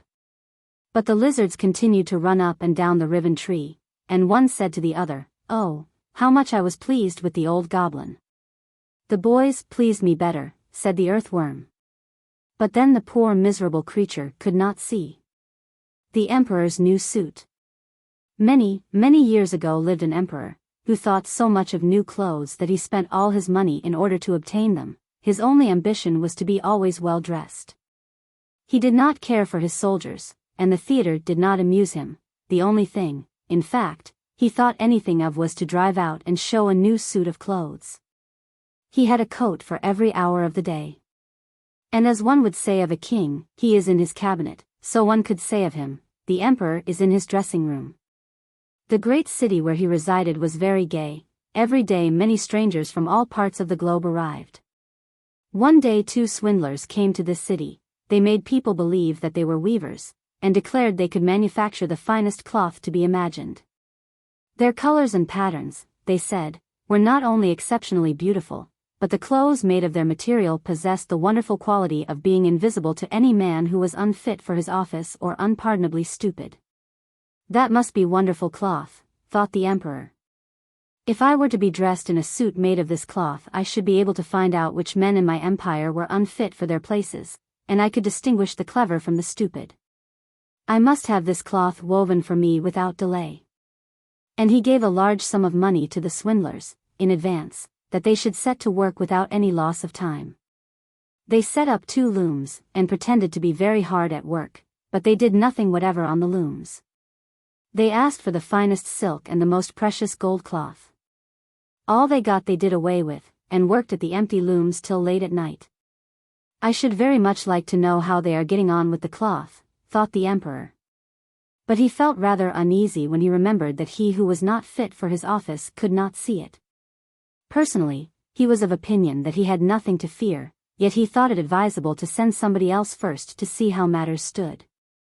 Everybody in the town knew what a remarkable quality the stuff possessed, and all were anxious to see how bad or stupid their neighbors were. I shall send my honest old minister to the weavers, thought the emperor. He can judge best how the stuff looks, for he is intelligent, and nobody understands his office better than he. The good old minister went into the room where the swindlers sat before the empty looms. Heaven preserve us, he thought, and opened his eyes wide. I cannot see anything at all, but he did not say so. Both swindlers requested him to come near, and asked him if he did not admire the exquisite pattern and the beautiful colors, pointing to the empty looms. The poor old minister tried his very best, but he could see nothing, for there was nothing to be seen. Oh dear, he thought, can I be so stupid? I should never have thought so, and nobody must know it. Is it possible that I am not fit for my office? No, no, I cannot say that I was unable to see the cloth. Now, have you got nothing to say? Said one of the swindlers, while he pretended to be busily weaving. Oh, it is very pretty, exceedingly beautiful, replied the old minister looking through his glasses. What a beautiful pattern, what brilliant colors. I shall tell the emperor that I like the cloth very much. We are pleased to hear that, said the two weavers, and described to him the colors and explained the curious pattern. The old minister listened attentively, that he might relate to the emperor what they said, and so he did. Now the swindlers asked for more money, silk and gold cloth, which they required for weaving. They kept everything for themselves, and not a thread came near the loom, but they continued, as hitherto, to work at the empty looms. Soon afterwards the emperor sent another honest courtier to the weavers to see how they were getting on, and if the cloth was nearly finished. Like the old minister, he looked and looked but could see nothing, as there was nothing to be seen. Is it not a beautiful piece of cloth? Asked the two swindlers, showing and explaining the magnificent pattern, which, however, did not exist. I am not stupid, said the man. It is therefore my good appointment for which I am not fit. It is very strange, but I must not let any one know it, and he praised the cloth, which he did not see, and expressed his joy at the beautiful colors and the fine pattern. It is very excellent, he said to the emperor. Everybody in the whole town talked about the precious cloth. At last the emperor wished to see it himself, while it was still on the loom. With a number of courtiers, including the two who had already been there, he went to the two clever swindlers, who now worked as hard as they could, but without using any thread. Is it not magnificent? Said the two old statesmen who had been there before. Your Majesty must admire the colors and the pattern. And then they pointed to the empty looms, for they imagined the others could see the cloth. What is this? Thought the emperor, I do not see anything at all. That is terrible. Am I stupid? Am I unfit to be emperor? That would indeed be the most dreadful thing that could happen to me. Really, he said, turning to the weavers, your cloth has our most gracious approval, and nodding contentedly he looked at the empty loom, for he did not like to say that he saw nothing. All his attendants, who were with him, looked, and although they could not see anything more than the others, they said, like the emperor, it is very beautiful. And all advised him to wear the new magnificent clothes at a great procession which was soon to take place. It is magnificent, beautiful, excellent, one heard them say. Everybody seemed to be delighted, and the emperor appointed the two swindlers imperial court weavers. The whole night previous to the day on which the procession was to take place, the swindlers pretended to work, and burned more than 16 candles. People should see that they were busy to finish the emperor's new suit. They pretended to take the cloth from the loom, and worked about in the air with big scissors, and sewed with needles without thread, and said at last, the emperor's new suit is ready now. The emperor and all his barons then came to the hall. The swindlers held their arms up as if they held something in their hands and said, these are the trousers. This is the coat, and here is the cloak, and so on. They are all as light as a cobweb, and one must feel as if one had nothing at all upon the body, but that is just the beauty of them. Indeed, said all the courtiers, but they could not see anything, for there was nothing to be seen. Does it please your Majesty now to graciously undress, said the swindlers, that we may assist your Majesty in putting on the new suit before the large looking-glass? The emperor undressed, and the swindlers pretended to put the new suit upon him, one piece after another, and the emperor looked at himself in the glass from every side. How well they look! How well they fit, said all. What a beautiful pattern! What fine colors! That is a magnificent suit of clothes. The master of the ceremonies announced that the bearers of the canopy, which was to be carried in the procession, were ready. "I am ready," said the emperor. "Does not my suit fit me marvelously?" Then he turned once more to the looking-glass, that people should think he admired his garments. The chamberlains, who were to carry the train, stretched their hands to the ground as if they lifted up a train, and pretended to hold something in their hands. They did not like people to know that they could not see anything. The emperor marched in the procession under the beautiful canopy, and all who saw him in the street and out of the windows exclaimed, "Indeed, the emperor's new suit is incomparable. What a long train he has! How well it fits him!" Nobody wished to let others know he saw nothing, for then he would have been unfit for his office or too stupid. Never emperor's clothes were more admired. "But he has nothing on at all," said a little child at last. "Good heavens! Listen to the voice of an innocent child," said the father, and one whispered to the other what the child had said. "But he has nothing on at all," cried at last the whole people. That made a deep impression upon the emperor, for it seemed to him that they were right, but he thought to himself, "Now I must bear up to the end." And the chamberlains walked with still greater dignity, as if they carried the train which did not exist. The fir tree. Far down in the forest, where the warm sun and the fresh air made a sweet resting place, grew a pretty little fir tree. And yet it was not happy, it wished so much to be tall like its companions, the pines and firs which grew around it. The sun shone, and the soft air fluttered its leaves, and the little peasant children passed by, prattling merrily, but the fir tree heeded them not. Sometimes the children would bring a large basket of raspberries or strawberries, wreathed on a straw, and seat themselves near the fir tree, and say, "Is it not a pretty little tree?" which made it feel more unhappy than before. And yet all this while the tree grew a notch or joint taller every year, for by the number of joints in the stem of a fir tree we can discover its age. Still, as it grew, it complained, "Oh, how I wish I were as tall as the other trees, then I would spread out my branches on every side, and my top would overlook the wide world. I should have the birds building their nests on my boughs, and when the wind blew, I should bow with stately dignity like my tall companions." The tree was so discontented, that it took no pleasure in the warm sunshine, the birds, or the rosy clouds that floated over it morning and evening. Sometimes, in winter, when the snow lay white and glittering on the ground, a hare would come springing along, and jump right over the little tree, and then how mortified it would feel. 2 winters passed, and when the third arrived, the tree had grown so tall that the hare was obliged to run round it. Yet it remained unsatisfied, and would exclaim, "Oh, if I could but keep on growing tall and old! There is nothing else worth caring for in the world."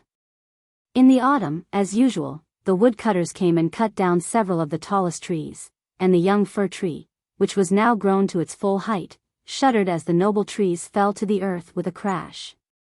After the branches were lopped off, the trunks looked so slender and bare, that they could scarcely be recognized.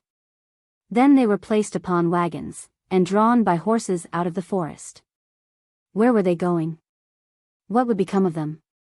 The young fir tree wished very much to know, so in the spring, when the swallows and the storks came, it asked, "Do you know where those trees were taken? Did you meet them?" The swallows knew nothing, but the stork, after a little reflection, nodded his head, and said, "Yes, I think I do. I met several new ships when I flew from Egypt, and they had fine masts that smelt like fir. I think these must have been the trees. I assure you they were stately, very stately." "Oh, how I wish I were tall enough to go on the sea," said the fir tree. "What is the sea, and what does it look like?" "It would take too much time to explain," said the stork, flying quickly away. "Rejoice in thy youth," said the sunbeam, "rejoice in thy fresh growth, and the young life that is in thee." And the wind kissed the tree, and the dew watered it with tears, but the fir tree regarded them not. Christmas time drew near, and many young trees were cut down, some even smaller and younger than the fir tree, who enjoyed neither rest nor peace with longing to leave its forest home. These young trees, which were chosen for their beauty, kept their branches, and were also laid on wagons and drawn by horses out of the forest. "Where are they going?" asked the fir tree. "They are not taller than I am, indeed, one is much less." "And why are the branches not cut off?" "Where are they going?" We know, sang the sparrows. "We have looked in at the windows of the houses in the town, and we know what is done with them. They are dressed up in the most splendid manner. We have seen them standing in the middle of a warm room, and adorned with all sorts of beautiful things, honey cakes, gilded apples, playthings, and many hundreds of wax tapers." "And then," asked the fir tree, trembling through all its branches, "and then what happens?" "We did not see any more," said the sparrows, "but this was enough for us." "I wonder whether anything so brilliant will ever happen to me," thought the fir tree. "It would be much better than crossing the sea. I long for it almost with pain. Oh! When will Christmas be here? I am now as tall and well grown as those which were taken away last year. Oh! That I were now laid on the wagon, or standing in the warm room, with all that brightness and splendor around me. Something better and more beautiful is to come after, or the trees would not be so decked out. Yes, what follows will be grander and more splendid. What can it be? I am weary with longing. I scarcely know how I feel." "Rejoice with us," said the air and the sunlight. "Enjoy thine own bright life in the fresh air." But the tree would not rejoice, though it grew taller every day. And, winter and summer, its dark green foliage might be seen in the forest, while passers-by would say, "What a beautiful tree." A short time before Christmas, the discontented fir tree was the first to fall. As the axe cut through the stem, and divided the pith, the tree fell with a groan to the earth, conscious of pain and faintness, and forgetting all its anticipations of happiness, in sorrow at leaving its home in the forest. It knew that it should never again see its dear old companions, the trees, nor the little bushes and many-colored flowers that had grown by its side, perhaps not even the birds. Neither was the journey at all pleasant. The tree first recovered itself while being unpacked in the courtyard of a house, with several other trees, and it heard a man say, "We only want one, and this is the prettiest." Then came 2 servants in grand livery, and carried the fir tree into a large and beautiful apartment. On the walls hung pictures, and near the great stove stood great china vases, with lions on the lids. There were rocking chairs, silken sofas, large tables, covered with pictures, books, and playthings, worth a great deal of money, at least, the children said so. Then the fir tree was placed in a large tub, full of sand. But green baize hung all around it, so that no one could see it was a tub, and it stood on a very handsome carpet. How the fir tree trembled! What was going to happen to him now? Some young ladies came, and the servants helped them to adorn the tree. On one branch they hung little bags cut out of colored paper, and each bag was filled with sweetmeats. From other branches hung gilded apples and walnuts, as if they had grown there, and above, and all round, were hundreds of red, blue, and white tapers, which were fastened on the branches. Dolls, exactly like real babies, were placed under the green leaves. The tree had never seen such things before, and at the very top was fastened a glittering star, made of tinsel. Oh, it was very beautiful. "This evening," they all exclaimed, "how bright it will be." Oh, that the evening were come, thought the tree, and the tapers lighted. Then I shall know what else is going to happen. Will the trees of the forest come to see me? I wonder if the sparrows will peep in at the windows as they fly. Shall I grow faster here, and keep on all these ornaments summer and winter? But guessing was of very little use. It made his bark ache, and this pain is as bad for a slender fir tree, as headache is for us. At last the tapers were lighted, and then what a glistening blaze of light the tree presented. It trembled so with joy in all its branches, that one of the candles fell among the green leaves and burnt some of them. "Help! Help!" exclaimed the young ladies, but there was no danger, for they quickly extinguished the fire. After this, the tree tried not to tremble at all, though the fire frightened him. He was so anxious not to hurt any of the beautiful ornaments, even while their brilliancy dazzled him. And now the folding doors were thrown open, and a troop of children rushed in as if they intended to upset the tree. they were followed more silently by their elders. For a moment the little ones stood silent with astonishment, and then they shouted for joy, till the room rang, and they danced merrily round the tree, while one present after another was taken from it. What are they doing? What will happen next? Thought the fir. At last the candles burnt down to the branches and were put out. Then the children received permission to plunder the tree. Oh, how they rushed upon it, till the branches cracked, and had it not been fastened with the glistening star to the ceiling, it must have been thrown down. The children then danced about with their pretty toys, and no one noticed the tree, except the children's maid who came and peeped among the branches to see if an apple or a fig had been forgotten. A story, cried the children, pulling a little fat man towards the tree. Now we shall be in the green shade, said the man, as he seated himself under it, and the tree will have the pleasure of hearing also, but I shall only relate one story. What shall it be? Evide, or Humpty Dumpty, who fell downstairs, but soon got up again, and at last married a princess. Evide, cried some. Humpty Dumpty, cried others, and there was a fine shouting and crying out. But the fir tree remained quite still, and thought to himself, shall I have anything to do with all this? But he had already amused them as much as they wished. Then the old man told them the story of Humpty Dumpty, how he fell downstairs, and was raised up again, and married a princess. And the children clapped their hands and cried, tell another, for they wanted to hear the story of Evide, but they only had Humpty Dumpty. After this the fir tree became quite silent and thoughtful. Never had the birds in the forest told such tales as Humpty Dumpty, who fell downstairs, and yet married a princess. Ah! Yes, so it happens in the world, thought the fir tree. He believed it all, because it was related by such a nice man. Ah! Well, he thought, who knows? Perhaps I may fall down too, and marry a princess, and he looked forward joyfully to the next evening, expecting to be again decked out with lights and playthings, gold and fruit. Tomorrow I will not tremble, thought he, I will enjoy all my splendor, and I shall hear the story of Humpty Dumpty again, and perhaps of Evide. And the tree remained quiet and thoughtful all night. In the morning the servants and the housemaid came in.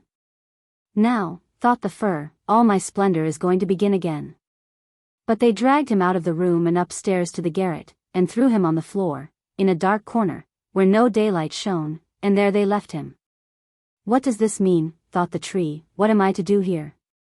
I can hear nothing in a place like this, and he had time enough to think, for days and nights passed and no one came near him, and when at last somebody did come, it was only to put away large boxes in a corner. So the tree was completely hidden from sight as if it had never existed. It is winter now, thought the tree, the ground is hard and covered with snow, so that people cannot plant me. I shall be sheltered here, I dare say, until spring comes. How thoughtful and kind everybody is to me.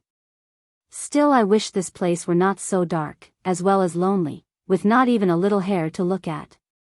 How pleasant it was out in the forest while the snow lay on the ground, when the hare would run by, yes, and jump over me too, although I did not like it then. Oh! It is terrible lonely here.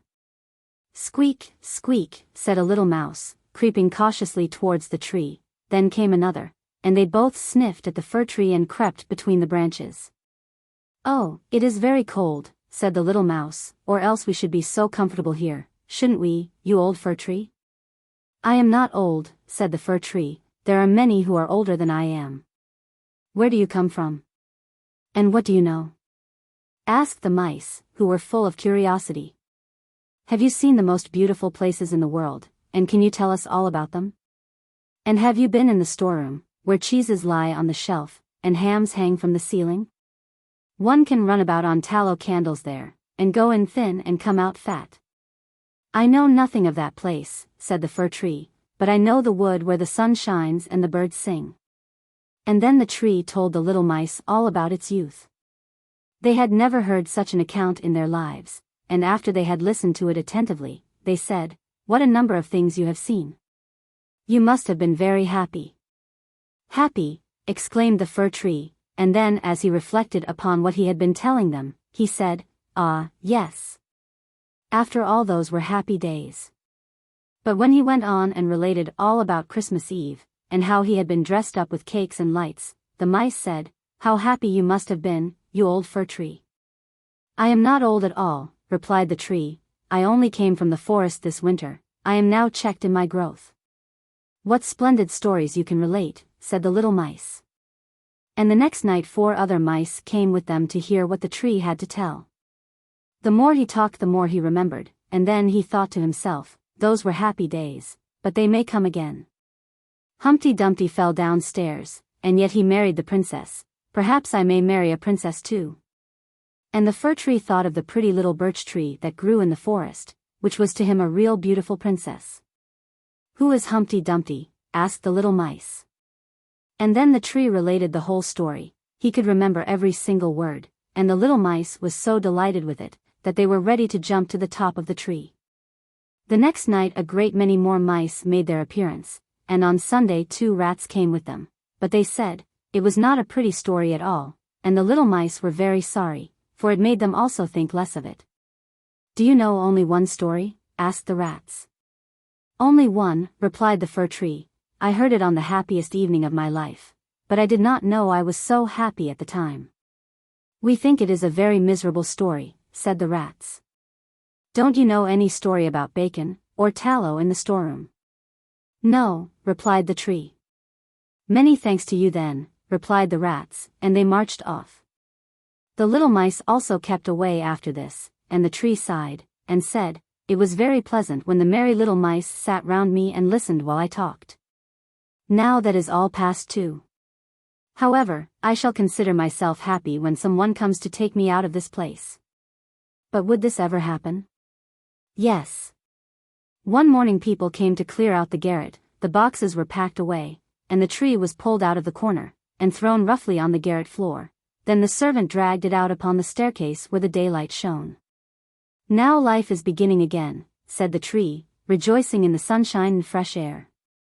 Then it was carried downstairs and taken into the courtyard so quickly, that it forgot to think of itself, and could only look about, there was so much to be seen. The court was close to a garden, where everything looked blooming. Fresh and fragrant roses hung over the little palings. The linden trees were in blossom, while the swallows flew here and there, crying, "Twit, twit, twit, my mate is coming," but it was not the fir tree they meant. "Now I shall live," cried the tree, joyfully spreading out its branches, but alas! They were all withered and yellow, and it lay in a corner amongst weeds and nettles. The star of gold paper still stuck in the top of the tree and glittered in the sunshine. In the same courtyard 2 of the merry children were playing who had danced round the tree at Christmas, and had been so happy. The youngest saw the gilded star, and ran and pulled it off the tree. "Look what is sticking to the ugly old fir tree," said the child, treading on the branches till they crackled under his boots. And the tree saw all the fresh bright flowers in the garden, and then looked at itself, and wished it had remained in the dark corner of the garret. It thought of its fresh youth in the forest, of the merry Christmas evening, and of the little mice who had listened to the story of Humpty Dumpty. "Past, past," said the old tree, "oh, had I but enjoyed myself while I could have done so. But now it is too late." Then a lad came and chopped the tree into small pieces, till a large bundle lay in a heap on the ground. The pieces were placed in a fire under the copper, and they quickly blazed up brightly, while the tree sighed so deeply that each sigh was like a pistol shot. Then the children, who were at play, came and seated themselves in front of the fire, and looked at it and cried, "Pop, pop." But at each pop, which was a deep sigh, the tree was thinking of a summer day in the forest, and of Christmas evening, and of Humpty Dumpty, the only story it had ever heard or knew how to relate, till at last it was consumed. The boys still played in the garden, and the youngest wore the golden star on his breast, with which the tree had been adorned during the happiest evening of its existence. Now all was past. The tree's life was past, and the story also, for all stories must come to an end at last. The flax. The flax was in full bloom. It had pretty little blue flowers as delicate as the wings of a moth, or even more so.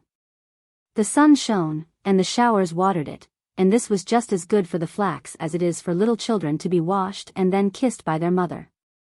They look much prettier for it, and so did the flax. People say that I look exceedingly well, said the flax, and that I am so fine and long that I shall make a beautiful piece of linen. How fortunate I am, it makes me so happy, it is such a pleasant thing to know that something can be made of me. How the sunshine cheers me, and how sweet and refreshing is the rain, my happiness overpowers me, no one in the world can feel happier than I am. Ah, yes, no doubt, said the fern, but you do not know the world yet as well as I do, for my sticks are knotty, and then it sung quite mournfully. Snip, snap, snurr. Bassler. The song is ended. No, it is not ended, said the flax. Tomorrow the sun will shine, or the rain descend. I feel that I am growing. I feel that I am in full blossom. I am the happiest of all creatures. Well, one day some people came, who took hold of the flax, and pulled it up by the roots. This was painful, then it was laid in water as if they intended to drown it, and, after that, placed near a fire as if it were to be roasted. All this was very shocking. We cannot expect to be happy always, said the flax. By experiencing evil as well as good, we become wise. And certainly there was plenty of evil in store for the flax. It was steeped, and roasted, and broken, and combed, indeed, it scarcely knew what was done to it. At last it was put on the spinning wheel. Whir, went the wheel so quickly that the flax could not collect its thoughts. Well, I have been very happy, he thought in the midst of his pain, and must be contented with the past. And contented he remained till he was put on the loom, and became a beautiful piece of white linen. All the flax, even to the last stalk, was used in making this one piece. Well, this is quite wonderful. I could not have believed that I should be so favored by fortune. The fern was not wrong with its song of snip, snap, snurr. Bassler. But the song is not ended yet, I am sure, it is only just beginning. How wonderful it is, that after all I have suffered, I am made something of at last. I am the luckiest person in the world, so strong and fine, and how white, and what a length. This is something different to being a mere plant and bearing flowers. Then I had no attention, nor any water unless it rained. Now, I am watched and taken care of. Every morning the maid turns me over, and I have a shower bath from the watering pot every evening. Yes, and the clergyman's wife noticed me, and said I was the best piece of linen in the whole parish. I cannot be happier than I am now. After some time, the linen was taken into the house, placed under the scissors, and cut and torn into pieces, and then pricked with needles. This certainly was not pleasant. But at last it was made into 12 garments of that kind which people do not like to name, and yet everybody should wear one.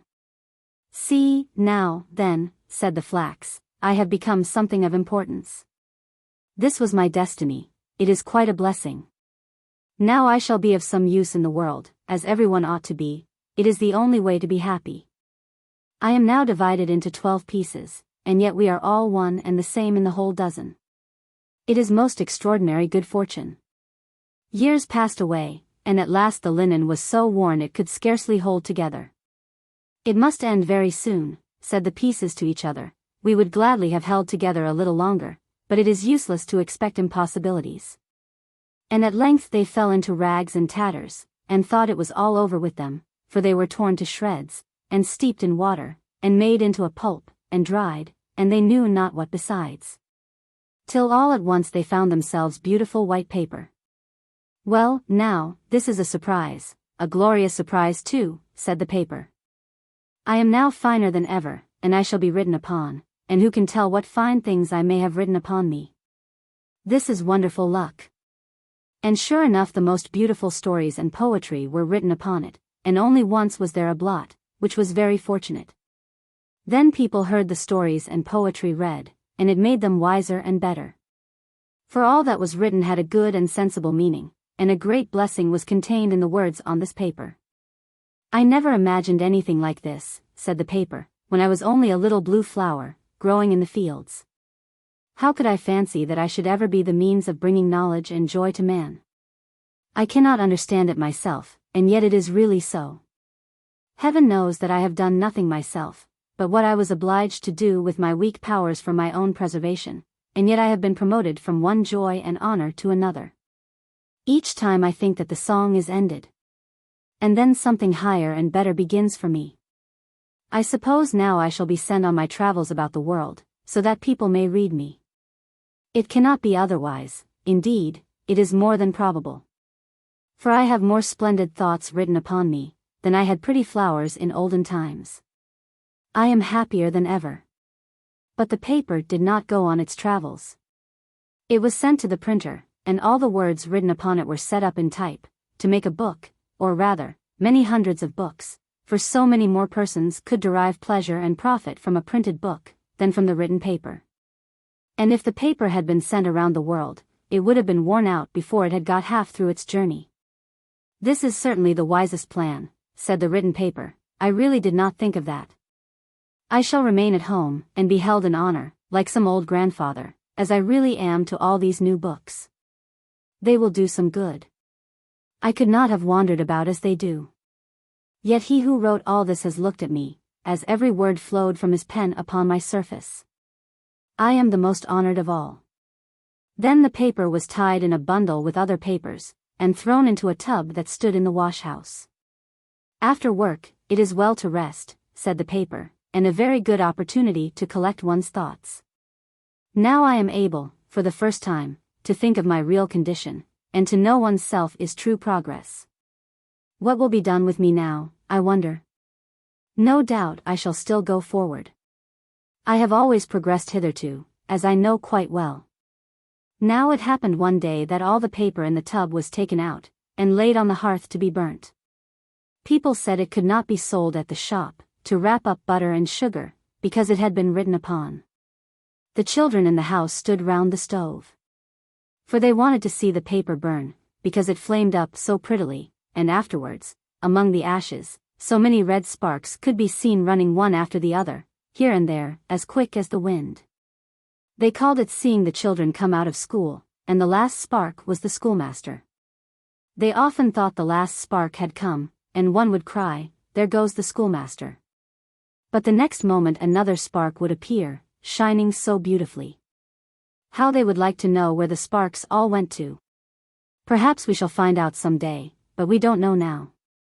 The whole bundle of paper had been placed on the fire, and was soon alight. "Ugh!" cried the paper, as it burst into a bright flame, "ugh!" It was certainly not very pleasant to be burning. But when the whole was wrapped in flames, the flames mounted up into the air, higher than the flax had ever been able to raise its little blue flower, and they glistened as the white linen never could have glistened. All the written letters became quite red in a moment, and all the words and thoughts turned to fire. "Now I am mounting straight up to the sun," said a voice in the flames, and it was as if 1,000 voices echoed the words. And the flames darted up through the chimney, and went out at the top. Then a number of tiny beings, as many in number as the flowers on the flax had been, and invisible to mortal eyes, floated above them. They were even lighter and more delicate than the flowers from which they were born, and as the flames were extinguished, and nothing remained of the paper but black ashes, these little beings danced upon it. And whenever they touched it, bright red sparks appeared. "The children are all out of school, and the schoolmaster was the last of all," said the children. It was good fun, and they sang over the dead ashes. Snip, snap, snurr. Bass lure. The song is ended. But the little invisible beings said, "The song is never ended, the most beautiful is yet to come." But the children could neither hear nor understand this, nor should they, for children must not know everything. The flying trunk. There was once a merchant who was so rich that he could have paved the whole street with gold, and would even then have had enough for a small alley. But he did not do so.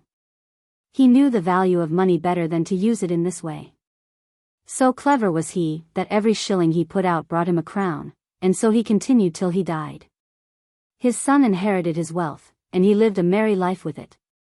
He went to a masquerade every night, made kites out of 5-pound notes, and threw pieces of gold into the sea instead of stones, making ducks and drakes of them.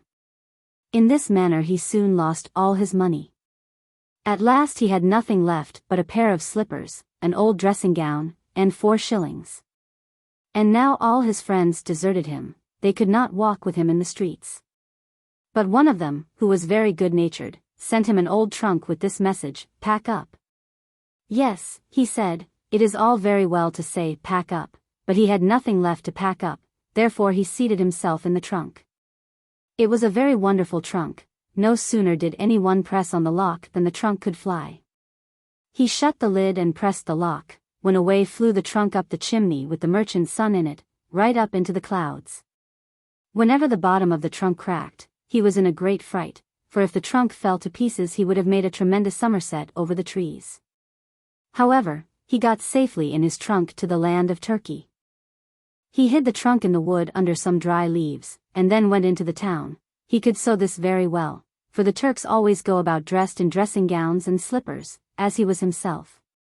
He happened to meet a nurse with a little child. "I say, you Turkish nurse," cried he, "what castle is that near the town, with the windows placed so high?" "The king's daughter lives there," she replied.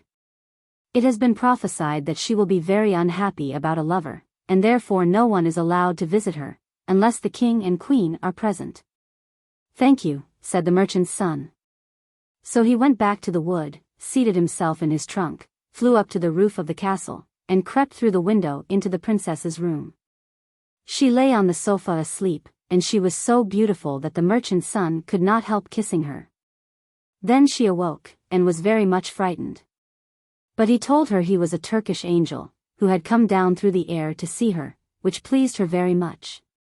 He sat down by her side and talked to her. He said her eyes were like beautiful dark lakes, in which the thoughts swam about like little mermaids, and he told her that her forehead was a snowy mountain, which contained splendid halls full of pictures. And then he related to her about the stork who brings the beautiful children from the rivers. These were delightful stories, and when he asked the princess if she would marry him, she consented immediately. "But you must come on Saturday," she said, "for then the king and queen will take tea with me. They will be very proud when they find that I am going to marry a Turkish angel. But you must think of some very pretty stories to tell them, for my parents like to hear stories better than anything. My mother prefers one that is deep and moral, but my father likes something funny, to make him laugh." "Very well," he replied. "I shall bring you no other marriage portion than a story," and so they parted. But the princess gave him a sword which was studded with gold coins, and these he could use. Then he flew away to the town and bought a new dressing gown, and afterwards returned to the wood, where he composed a story, so as to be ready for Saturday, which was no easy matter. It was ready however by Saturday, when he went to see the princess. The king, and queen, and the whole court, were at tea with the princess, and he was received with great politeness. "Will you tell us a story?" said the queen, "one that is instructive and full of deep learning." "Yes, but with something in it to laugh at," said the king. "Certainly," he replied, and commenced at once, asking them to listen attentively. There was once a bundle of matches that were exceedingly proud of their high descent. Their genealogical tree, that is, a large pine tree from which they had been cut, was at one time a large, old tree in the wood. The matches now lay between a tinderbox and an old iron saucepan, and were talking about their youthful days. "Ah! Then we grew on the green boughs, and were as green as they. Every morning and evening we were fed with diamond drops of dew.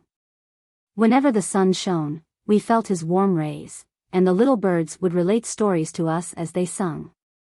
We knew that we were rich, for the other trees only wore their green dress in summer, but our family were able to array themselves in green, summer and winter.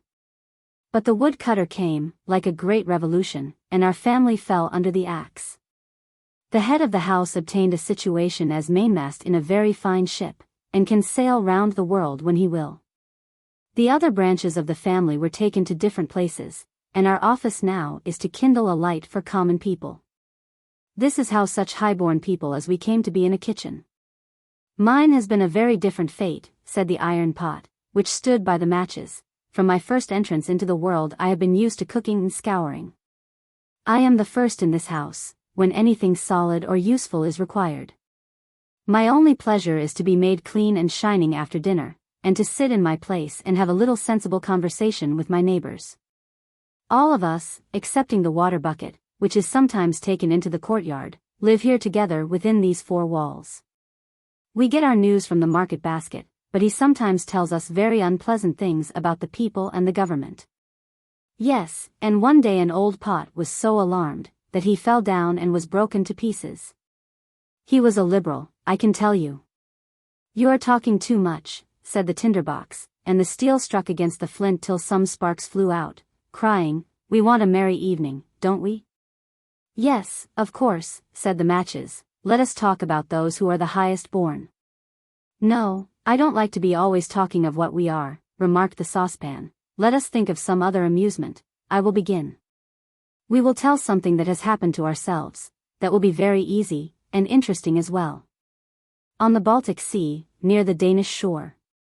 What a pretty commencement, said the plates, we shall all like that story, I am sure. Yes. Well, in my youth, I lived in a quiet family, where the furniture was polished, the floors scoured, and clean curtains put up every fortnight. What an interesting way you have of relating a story, said the carpet broom. It is easy to perceive that you have been a great deal in women's society, there is something so pure runs through what you say. That is quite true, said the water bucket, and he made a spring with joy, and splashed some water on the floor. Then the saucepan went on with his story, and the end was as good as the beginning. The plates rattled with pleasure, and the carpet broom brought some green parsley out of the dust hole and crowned the saucepan, for he knew it would vex the others, and he thought, if I crown him today he will crown me tomorrow. Now, let us have a dance, said the fire tongs, and then how they danced and stuck up one leg in the air. The chair cushion in the corner burst with laughter when she saw it.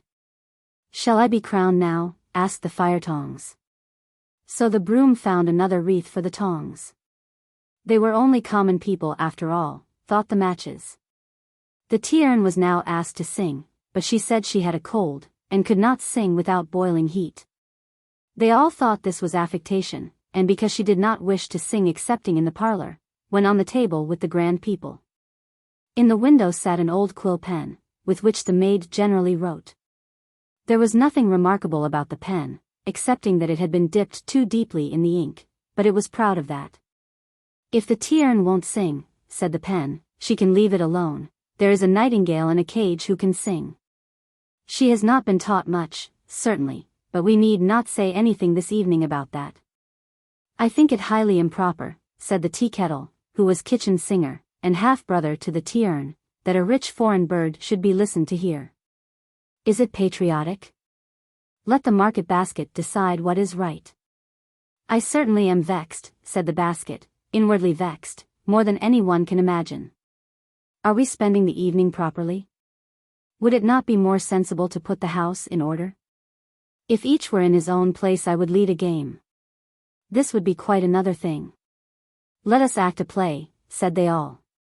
At the same moment the door opened, and the maid came in. Then not one stirred, they all remained quite still.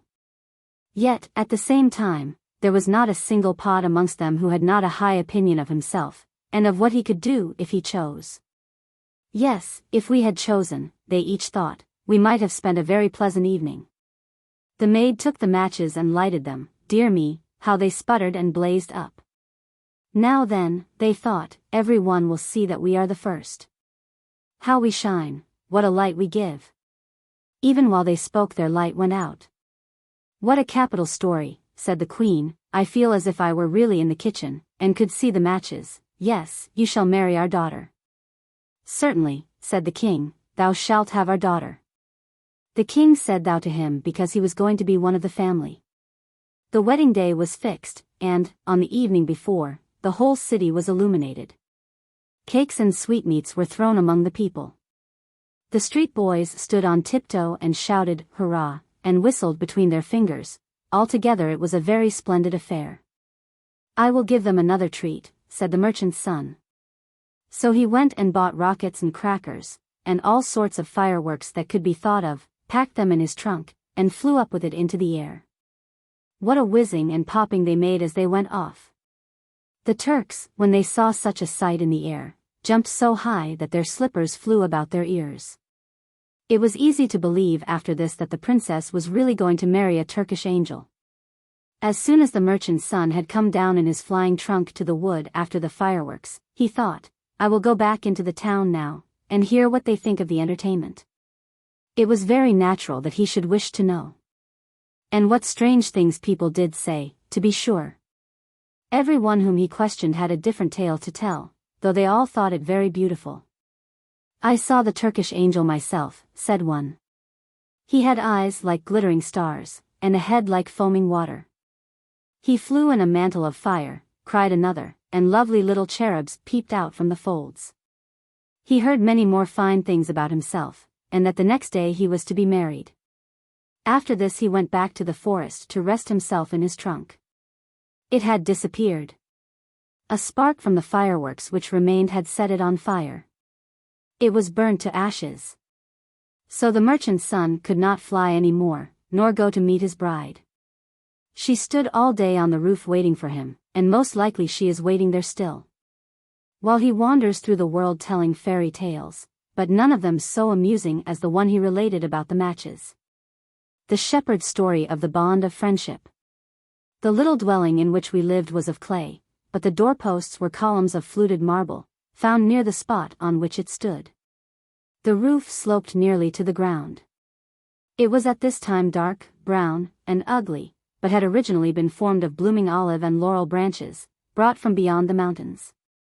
The house was situated in a narrow gorge, whose rocky walls rose to a perpendicular height, naked and black, while round their summits clouds often hung, looking like white living figures.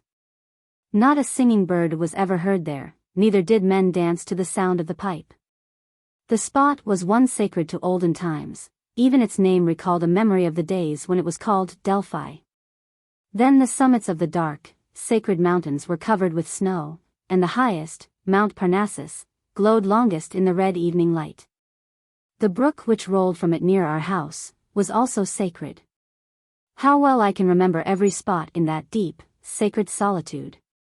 A fire had been kindled in the midst of the hut, and while the hot ashes lay there red and glowing, the bread was baked in them.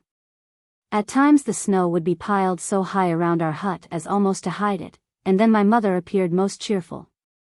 She would hold my head between her hands, and sing the songs she never sang at other times, for the Turks, our masters, would not allow it. She sang. On the summit of Mount Olympus, in a forest of dwarf firs, lay an old stag. His eyes were heavy with tears, and glittering with colors like dewdrops, and there came by a roebuck, and said, What ailest thee, that thou weepest blue and red tears? And the stag answered, The Turk has come to our city. He has wild dogs for the chase, a goodly pack.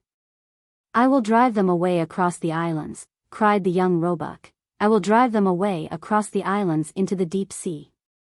But before evening the roebuck was slain, and before night the hunted stag was dead.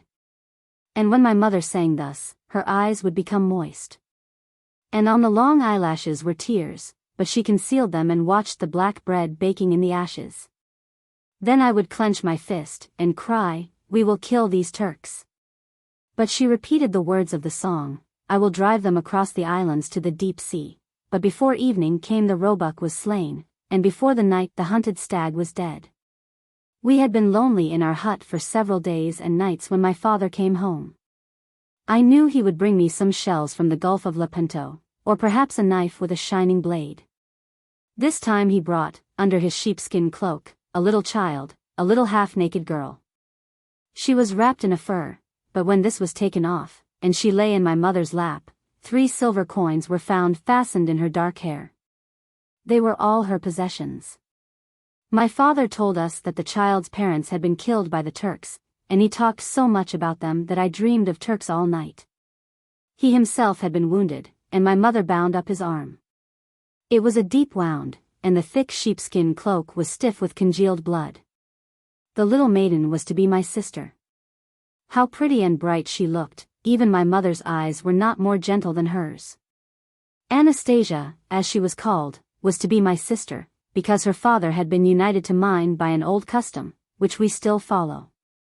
They had sworn brotherhood in their youth, and the most beautiful and virtuous maiden in the neighborhood was chosen to perform the act of consecration upon this bond of friendship. So now this little girl was my sister. She sat in my lap, and I brought her flowers, and feathers from the birds of the mountain. We drank together of the waters of Parnassus, and dwelt for many years beneath the laurel roof of the hut, while, winter after winter, my mother sang her song of the stag who shed red tears. But as yet I did not understand that the sorrows of my own countrymen were mirrored in those tears. One day there came to our hut Franks, men from a far country, whose dress was different to ours. They had tents and beds with them, carried by horses, and they were accompanied by more than 20 Turks, all armed with swords and muskets. These Franks were friends of the Pasha, and had letters from him, commanding an escort for them. They only came to see our mountain, to ascend Parnassus amid the snow and clouds, and to look at the strange black rocks which raised their steep sides near our hut. They could not find room in the hut, nor endure the smoke that rolled along the ceiling till it found its way out at the low door, so they pitched their tents on a small space outside our dwelling. Roasted lambs and birds were brought forth, and strong, sweet wine, of which the Turks are forbidden to partake. When they departed, I accompanied them for some distance, carrying my little sister Anastasia, wrapped in a goatskin, on my back. One of the Frankish gentlemen made me stand in front of a rock, and drew us both as we stood there, so that we looked like one creature. I did not think of it then, but Anastasia and I were really one. She was always sitting on my lap, or riding in the goatskin on my back, and in my dreams she always appeared to me. 2 nights after this, other men, armed with knives and muskets, came into our tent. They were Albanians, brave men, my mother told me. They only stayed a short time. My sister Anastasia sat on the knee of one of them, and when they were gone, she had not 3, but 2 silver coins in her hair. One had disappeared. They wrapped tobacco in strips of paper, and smoked it, and I remember they were uncertain as to the road they ought to take. But they were obliged to go at last, and my father went with them. Soon after, we heard the sound of firing.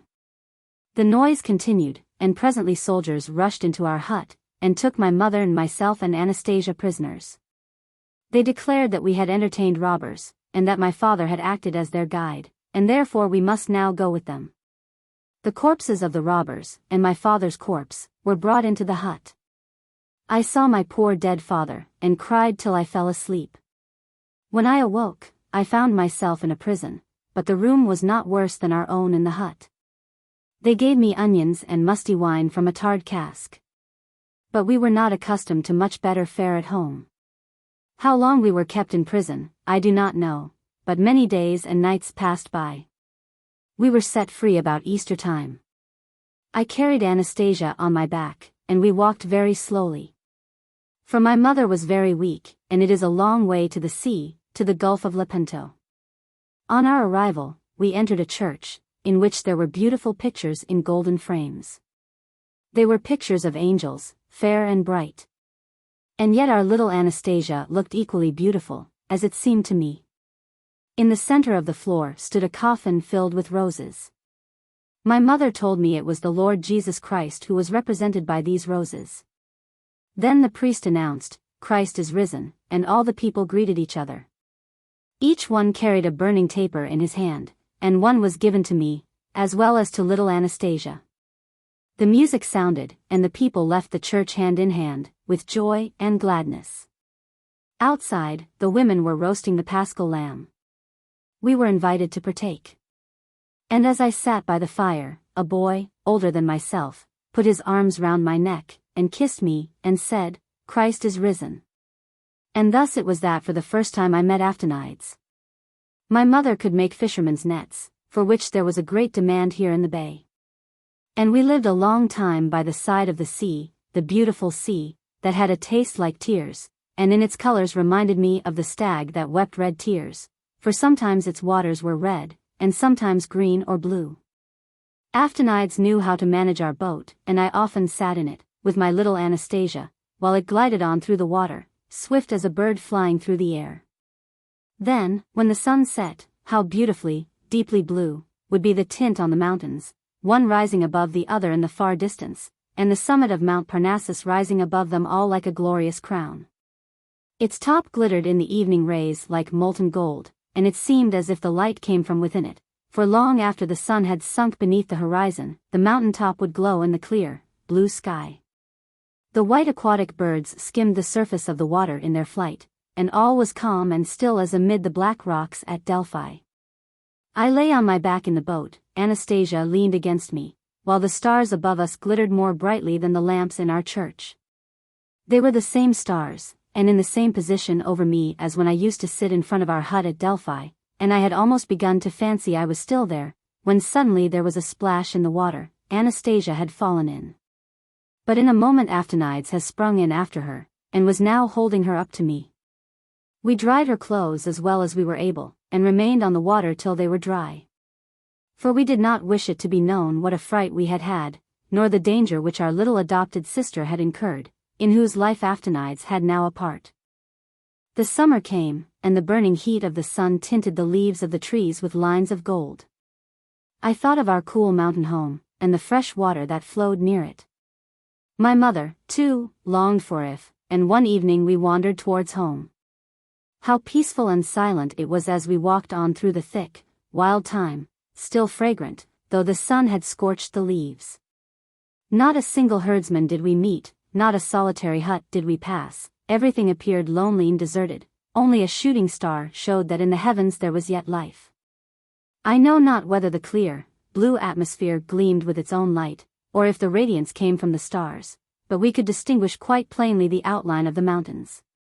My mother lighted a fire, and roasted some roots she had brought with her, and I and my little sister slept among the bushes, without fear of the ugly Smidraki, from whose throat issues fire, or of the wolf and the jackal.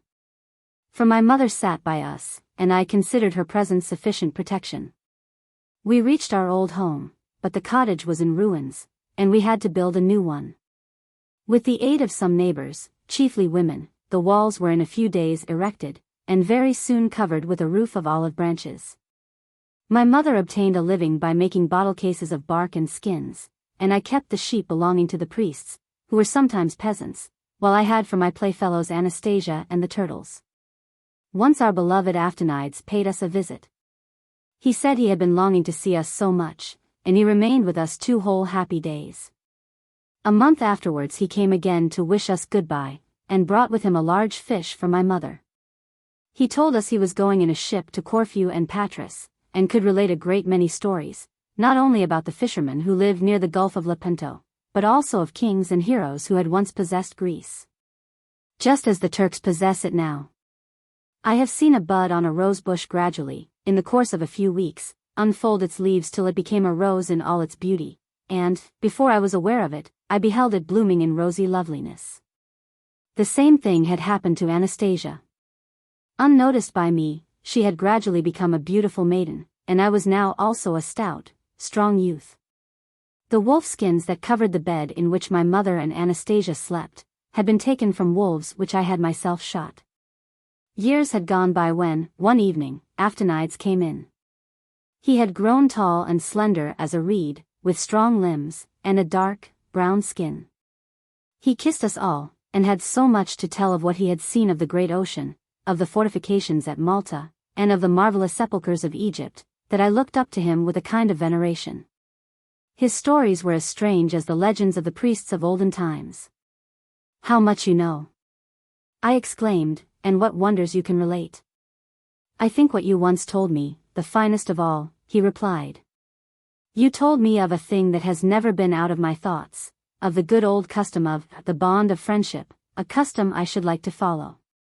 Brother, let you and I go to church, as your father and Anastasia's father once did.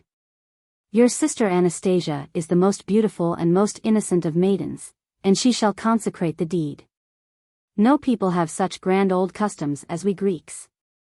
Anastasia blushed like a young rose, and my mother kissed Aftanides. At about 2 miles from our cottage, where the earth on the hill is sheltered by a few scattered trees, stood the little church, with a silver lamp hanging before the altar. I put on my best clothes, and the white tunic fell in graceful folds over my hips. The red jacket fitted tight and close, the tassel on my fez cap was of silver, and in my girdle glittered a knife and my pistols. Aftanides was clad in the blue dress worn by the Greek sailors, on his breast hung a silver medal with the figure of the Virgin Mary, and his scarf was as costly as those worn by rich lords. Everyone could see that we were about to perform a solemn ceremony. When we entered the little, unpretending church, the evening sunlight streamed through the open door on the burning lamp, and glittered on the golden picture frames. We knelt down together on the altar steps, and Anastasia drew near and stood beside us. A long, white garment fell in graceful folds over her delicate form, and on her white neck and bosom hung a chain entwined with old and new coins, forming a kind of collar. Her black hair was fastened into a knot, and confined by a headdress formed of gold and silver coins which had been found in an ancient temple. No Greek girl had more beautiful ornaments than these. Her countenance glowed, and her eyes were like 2 stars. We all 3 offered a silent prayer, and then she said to us, "Will you be friends in life and in death?" "Yes," we replied. "Will you each remember to say, whatever may happen, my brother is a part of myself, his secret is my secret, my happiness is his, self-sacrifice, patience, everything belongs to me as they do to him?" And we again answered, "Yes." Then she joined out hands and kissed us on the forehead, and we again prayed silently. After this a priest came through a door near the altar, and blessed us all 3. Then a song was sung by other holy men behind the altar screen, and the bond of eternal friendship was confirmed. When we arose, I saw my mother standing by the church door, weeping. How cheerful everything seemed now in our little cottage by the Delphian Springs. On the evening before his departure, Aftanides sat thoughtfully beside me on the slopes of the mountain. His arm was flung around me, and mine was round his neck. We spoke of the sorrows of Greece, and of the men of the country who could be trusted. Every thought of our souls lay clear before us. Presently I seized his hand. "Aftanides," I exclaimed, "there is one thing still that you must know, one thing that till now has been a secret between myself and heaven. My whole soul is filled with a love stronger than the love I bear to my mother and to thee." "And whom do you love?" asked Aftanides. And his face and neck grew red as fire. "I love Anastasia," I replied. Then his hand trembled in mine, and he became pale as a corpse. I saw it, I understood the cause, and I believe my hand trembled too. I bent towards him, I kissed his forehead, and whispered, "I have never spoken of this to her, and perhaps she does not love me. Brother, think of this, I have seen her daily, she has grown up beside me, and has become a part of my soul. And she shall be thine," he exclaimed, "thine. I may not wrong thee, nor will I do so. I also love her, but tomorrow I depart. In a year we will see each other again, but then you will be married, shall it not be so? I have a little gold of my own, it shall be yours. You must and shall take it." We wandered silently homeward across the mountains. It was late in the evening when we reached my mother's door. Anastasia held the lamp as we entered. My mother was not there. She looked at Aftanides with a sweet but mournful expression on her face. "Tomorrow you are going to leave us," she said. "I am very sorry." "Sorry?" he exclaimed, and his voice was troubled with a grief as deep as my own. I could not speak, but he seized her hand and said, "Our brother yonder loves you, and is he not dear to you? His very silence now proves his affection." Anastasia trembled, and burst into tears. Then I saw no one, thought of none, but her. I threw my arms round her, and pressed my lips to hers. As she flung her arms round my neck, the lamp fell to the ground, and we were in darkness, dark as the heart of poor Aftanides. Before daybreak he rose, kissed us all, and said, "Farewell," and went away. He had given all his money to my mother for us. Anastasia was betrothed to me, and in a few days afterwards she became my wife. The girl who trod on the loaf. There was once a girl who trod on a loaf to avoid soiling her shoes, and the misfortunes that happened to her in consequence are well known.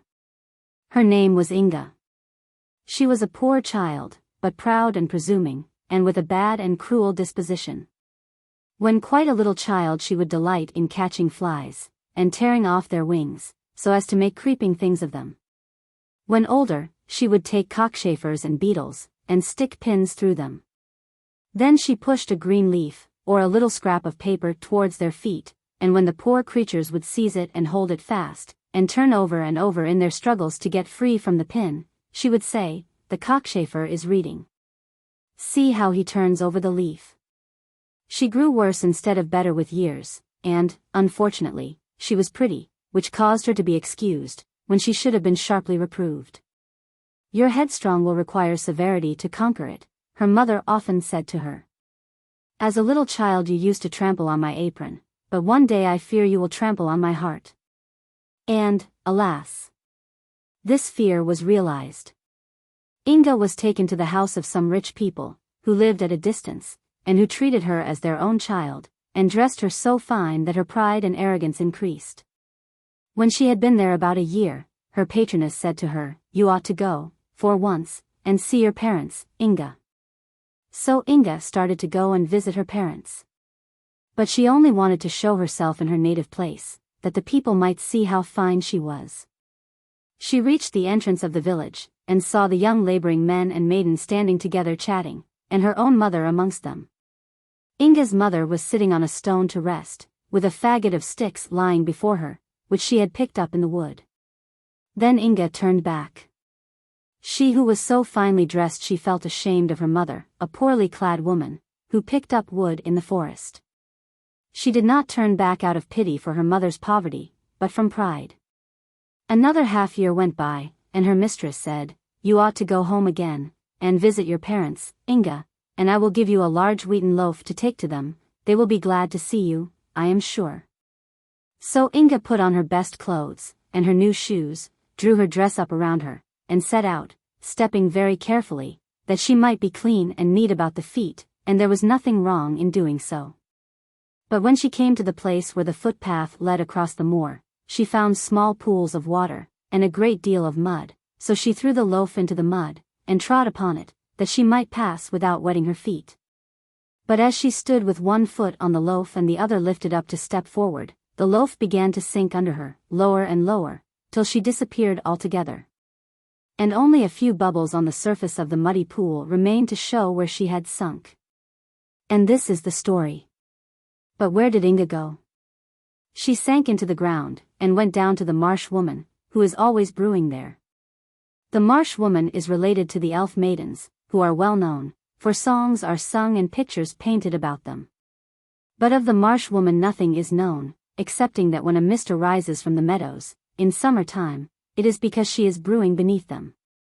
To the marsh woman's brewery Inga sunk down to a place which no one can endure for long. A heap of mud is a palace compared with the marsh woman's brewery, and as Inga fell she shuddered in every limb, and soon became cold and stiff as marble. Her foot was still fastened to the loaf, which bowed her down as a golden ear of corn bends the stem. An evil spirit soon took possession of Inga, and carried her to a still worse place, in which she saw crowds of unhappy people, waiting in a state of agony for the gates of mercy to be opened to them. And in every heart was a miserable and eternal feeling of unrest. It would take too much time to describe the various tortures these people suffered, but Inga's punishment consisted in standing there as a statue, with her foot fastened to the loaf. She could move her eyes about, and see all the misery around her, but she could not turn her head, and when she saw the people looking at her she thought they were admiring her pretty face and fine clothes, for she was still vain and proud. But she had forgotten how soiled her clothes had become while in the marsh woman's brewery, and that they were covered with mud. A snake had also fastened itself in her hair, and hung down her back, while from each fold in her dress a great toad peeped out and croaked like an asthmatic poodle. Worse than all was the terrible hunger that tormented her, and she could not stoop to break off a piece of the loaf on which she stood. No, her back was too stiff, and her whole body like a pillar of stone. And then came creeping over her face and eyes flies without wings. She winked and blinked, but they could not fly away, for their wings had been pulled off. This, added to the hunger she felt, was horrible torture. "If this lasts much longer," she said, "I shall not be able to bear it." But it did last, and she had to bear it, without being able to help herself.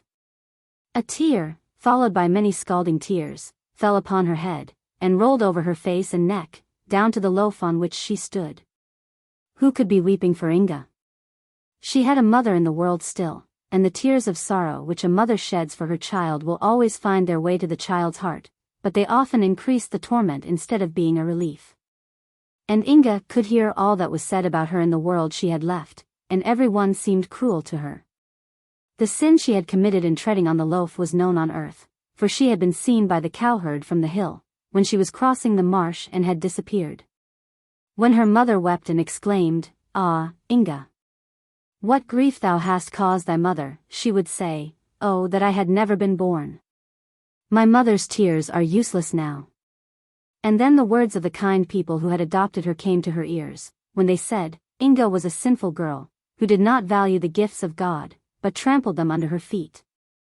Ah, thought Inga, they should have punished me, and driven all my naughty tempers out of me. A song was made about the girl who trod on a loaf to keep her shoes from being soiled, and this song was sung everywhere. The story of her sin was also told to the little children, and they called her Wicked Inga, and said she was so naughty that she ought to be punished. Inga heard all this, and her heart became hardened and full of bitterness. But one day, while hunger and grief were gnawing in her hollow frame, she heard a little, innocent child, while listening to the tale of the vain, haughty Inga, burst into tears and exclaim, "But will she never come up again?" And she heard the reply, "No, she will never come up again." But if she were to say she was sorry, and ask pardon, and promise never to do so again, asked the little one. "Yes, then she might come, but she will not beg pardon," was the answer. "Oh, I wish she would," said the child, who was quite unhappy about it. "I should be so glad. I would give up my doll and all my playthings, if she could only come here again. Poor Inga. It is so dreadful for her." These pitying words penetrated to Inga's inmost heart, and seemed to do her good. It was the first time anyone had said, "Poor Inga," without saying something about her faults. A little innocent child was weeping, and praying for mercy for her. It made her feel quite strange, and she would gladly have wept herself, and it added to her torment to find she could not do so. And while she thus suffered in a place where nothing changed, years passed away on earth, and she heard her name less frequently mentioned. But one day a sigh reached her ear, and the words, "Inga! Inga! What a grief thou hast been to me! I said it would be so." It was the last sigh of her dying mother. After this, Inga heard her kind mistress say, "Ah, poor Inga! Shall I ever see thee again? Perhaps I may, for we know not what may happen in the future." But Inga knew right well that her mistress would never come to that dreadful place.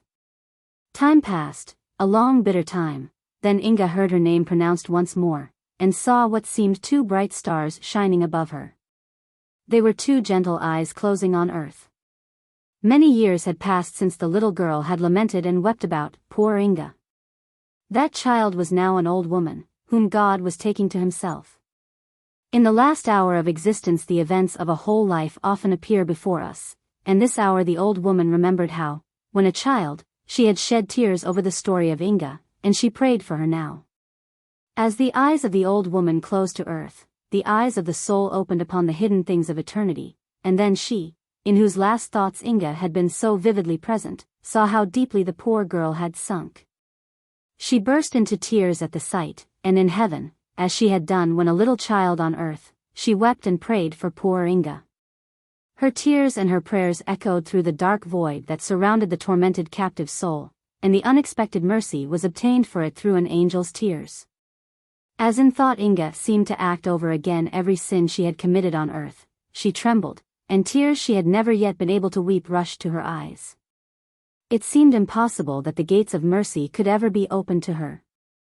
But while she acknowledged this in deep penitence, a beam of radiant light shot suddenly into the depths upon her. More powerful than the sunbeam that dissolves the man of snow which the children have raised, more quickly than the snowflake melts and becomes a drop of water on the warm lips of a child, was the stony form of Inga changed. And as a little bird she soared, with the speed of lightning, upward to the world of mortals. A bird that felt timid and shy to all things around it, that seemed to shrink with shame from meeting any living creature, and hurriedly sought to conceal itself in a dark corner of an old ruined wall. There it sat cowering and unable to utter a sound, for it was voiceless. Yet how quickly the little bird discovered the beauty of everything around it. The sweet, fresh air, the soft radiance of the moon, as its light spread over the earth. The fragrance which exhaled from bush and tree, made it feel happy as it sat there clothed in its fresh, bright plumage. All creation seemed to speak of beneficence and love. The bird wanted to give utterance to thoughts that stirred in his breast, as the cuckoo and the nightingale in the spring, but it could not. Yet in heaven can be heard the song of praise, even from a worm. And the notes trembling in the breast of the bird were as audible to heaven even as the Psalms of David before they had fashioned themselves into words and song. Christmas time drew near, and a peasant who dwelt close by the old wall stuck up a pole with some ears of corn fastened to the top, that the birds of heaven might have feast and rejoice in the happy, blessed time. And on Christmas morning the sun arose and shone upon the ears of corn, which were quickly surrounded by a number of twittering birds. Then, from a hole in the wall, gushed forth in song the swelling thoughts of the bird as he issued from his hiding place to perform his first good deed on earth, and in heaven it was well known who that bird was. The winter was very hard. The ponds were covered with ice, and there was very little food for either the beasts of the field or the birds of the air. Our little bird flew away into the public roads, and found here and there, in the ruts of the sledges, a grain of corn, and at the halting places some crumbs. Of these he ate only a few, but he called around him the other birds and the hungry sparrows, that they too might have food. He flew into the towns, and looked about, and wherever a kind hand had strewed bread on the window-sill for the birds, he only ate a single crumb himself, and gave all the rest to the rest of the other birds. In the course of the winter the bird had in this way collected many crumbs and given them to other birds, till they equaled the weight of the loaf on which Inga had trod to keep her shoes clean. And when the last bread crumb had been found and given, the grey wings of the bird became white, and spread themselves out for flight. "See, yonder is a sea-gull!" cried the children, when they saw the white bird, as it dived into the sea, and rose again into the clear sunlight, white and glittering. But no one could tell whither it went then, although some declared it flew straight to the sun. The Goblin and the Huckster. There was once a regular student, who lived in a garret, and had no possessions. And there was also a regular huckster, to whom the house belonged, and who occupied the ground floor. A goblin lived with the huckster, because at Christmas he always had a large dish full of jam, with a great piece of butter in the middle. The huckster could afford this. And therefore the goblin remained with the huckster, which was very cunning of him. One evening the student came into the shop through the back door to buy candles and cheese for himself. He had no one to send, and therefore he came himself. He obtained what he wished, and then the huckster and his wife nodded good evening to him, and she was a woman who could do more than merely nod, for she had usually plenty to say for herself. The student nodded in return as he turned to leave, then suddenly stopped, and began reading the piece of paper in which the cheese was wrapped. It was a leaf torn out of an old book, a book that ought not to have been torn up, for it was full of poetry. "Yonder lies some more of the same sort," said the huckster. "I gave an old woman a few coffee berries for it. You shall have the rest for 6 pence, if you will." "Indeed I will," said the student. "Give me the book instead of the cheese. I can eat my bread and butter without cheese. It would be a sin to tear up a book like this. You are a clever man, and a practical man, but you understand no more about poetry than that cask yonder." This was a very rude speech, especially against the cask, but the huckster and the student both laughed, for it was only said in fun. But the goblin felt very angry that any man should venture to say such things to a huckster who was a householder and sold the best butter. As soon as it was night, and the shop closed, and every one in bed except the student, the goblin stepped softly into the bedroom where the huckster's wife slept, and took away her tongue, which of course, she did not then want. Whatever object in the room he placed his tongue upon immediately received voice and speech, and was able to express its thoughts and feelings as readily as the lady herself could do. It could only be used by one object at a time, which was a good thing, as a number speaking at once would have caused great confusion. The goblin laid the tongue upon the cask, in which lay a quantity of old newspapers. "Is it really true," he asked, "that you do not know what poetry is?" "Of course I know," replied the cask, poetry is something that always stand in the corner of a newspaper, and is sometimes cut out. And I may venture to affirm that I have more of it in me than the student has, and I am only a poor tub of the hucksters. Then the goblin placed the tongue on the coffee mill, and how it did go to be sure. Then he put it on the butter tub and the cash box, and they all expressed the same opinion as the waste paper tub, and a majority must always be respected. Now I shall go and tell the student, said the goblin. And with these words he went quietly up the back stairs to the garret where the student lived. He had a candle burning still, and the goblin peeped through the keyhole and saw that he was reading in the torn book, which he had brought out of the shop. But how light the room was! From the book shot forth a ray of light which grew broad and full, like the stem of a tree, from which bright rays spread upward and over the student's head. Each leaf was fresh, and each flower was like a beautiful female head. Some with dark and sparkling eyes, and others with eyes that were wonderfully blue and clear. The fruit gleamed like stars, and the room was filled with sounds of beautiful music. The little goblin had never imagined, much less seen or heard of, any sight so glorious as this. He stood still on tiptoe, peeping in, till the light went out in the garret. The student no doubt had blown out his candle and gone to bed. But the little goblin remained standing there nevertheless, and listening to the music which still sounded on, soft and beautiful, a sweet cradle song for the student, who had lain down to rest. "This is a wonderful place," said the goblin. "I never expected such a thing. I should like to stay here with the student," and the little man thought it over, for he was a sensible little spirit. At last he sighed, but the student has no jam. So he went downstairs again into the huckster's shop, and it was a good thing he got back when he did, for the cask had almost worn out the lady's tongue. He had given a description of all that he contained on one side, and was just about to turn himself over to the other side to describe what was there, when the goblin entered and restored the tongue to the lady. But from that time forward, the whole shop, from the cash box down to the pinewood logs, formed their opinions from that of the cask.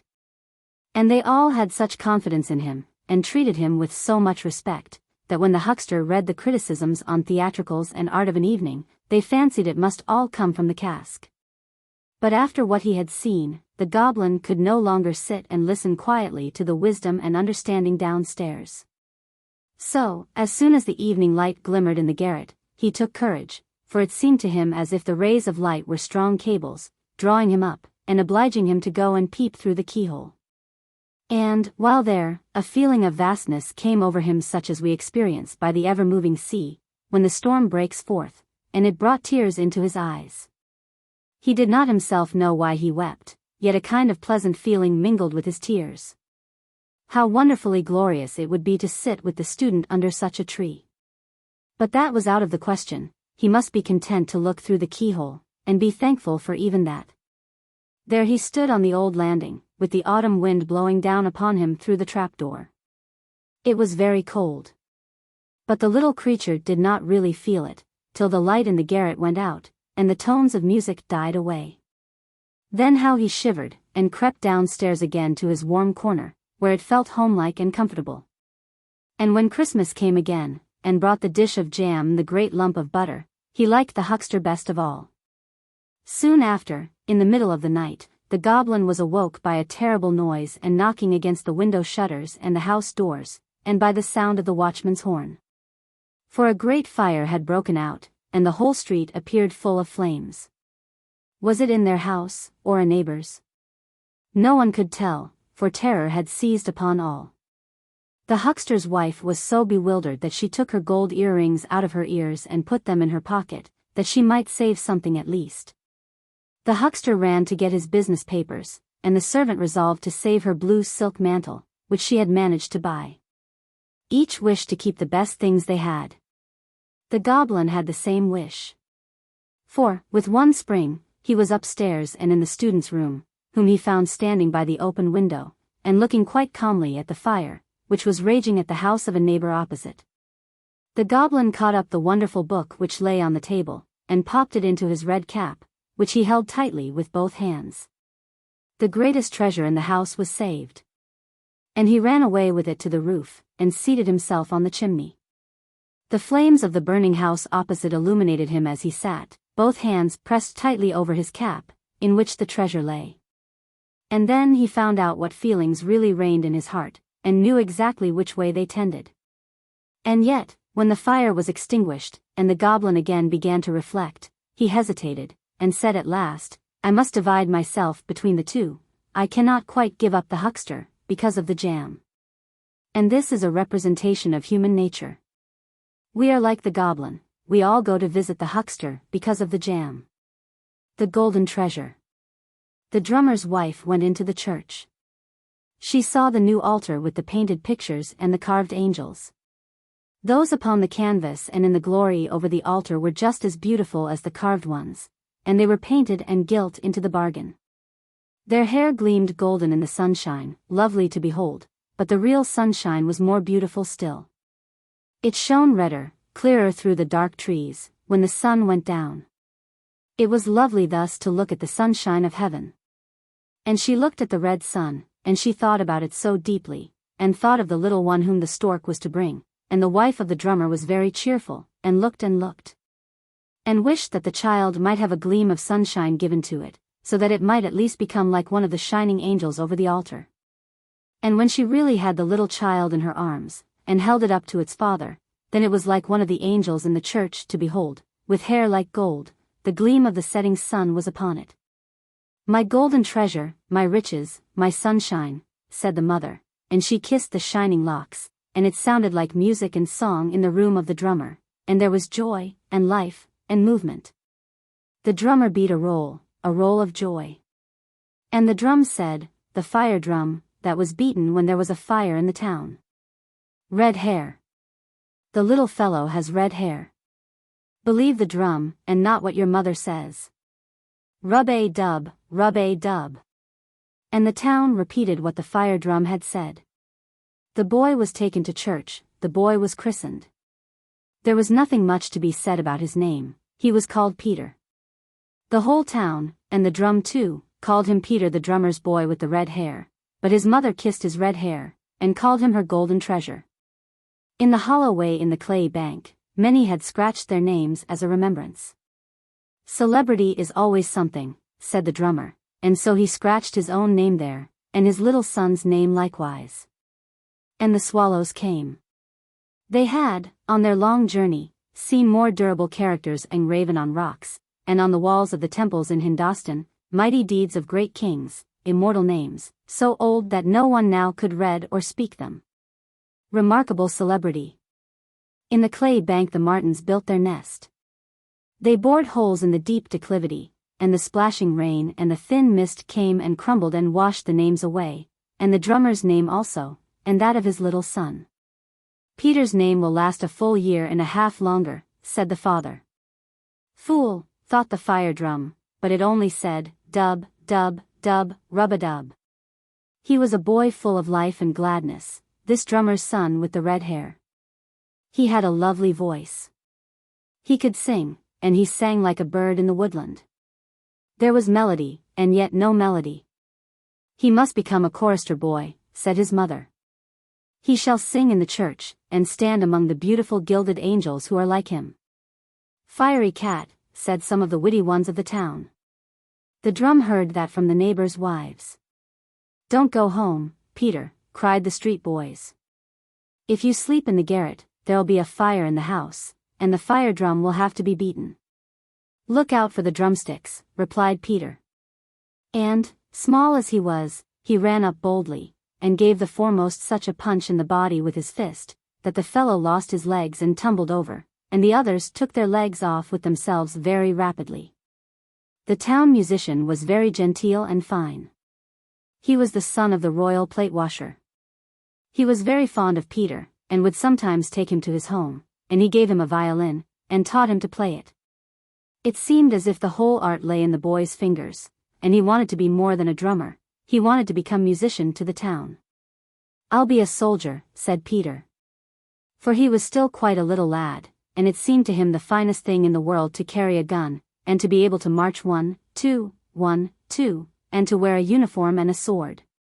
Ah, you learn to long for the drum skin, drum, dum, dum, said the drum.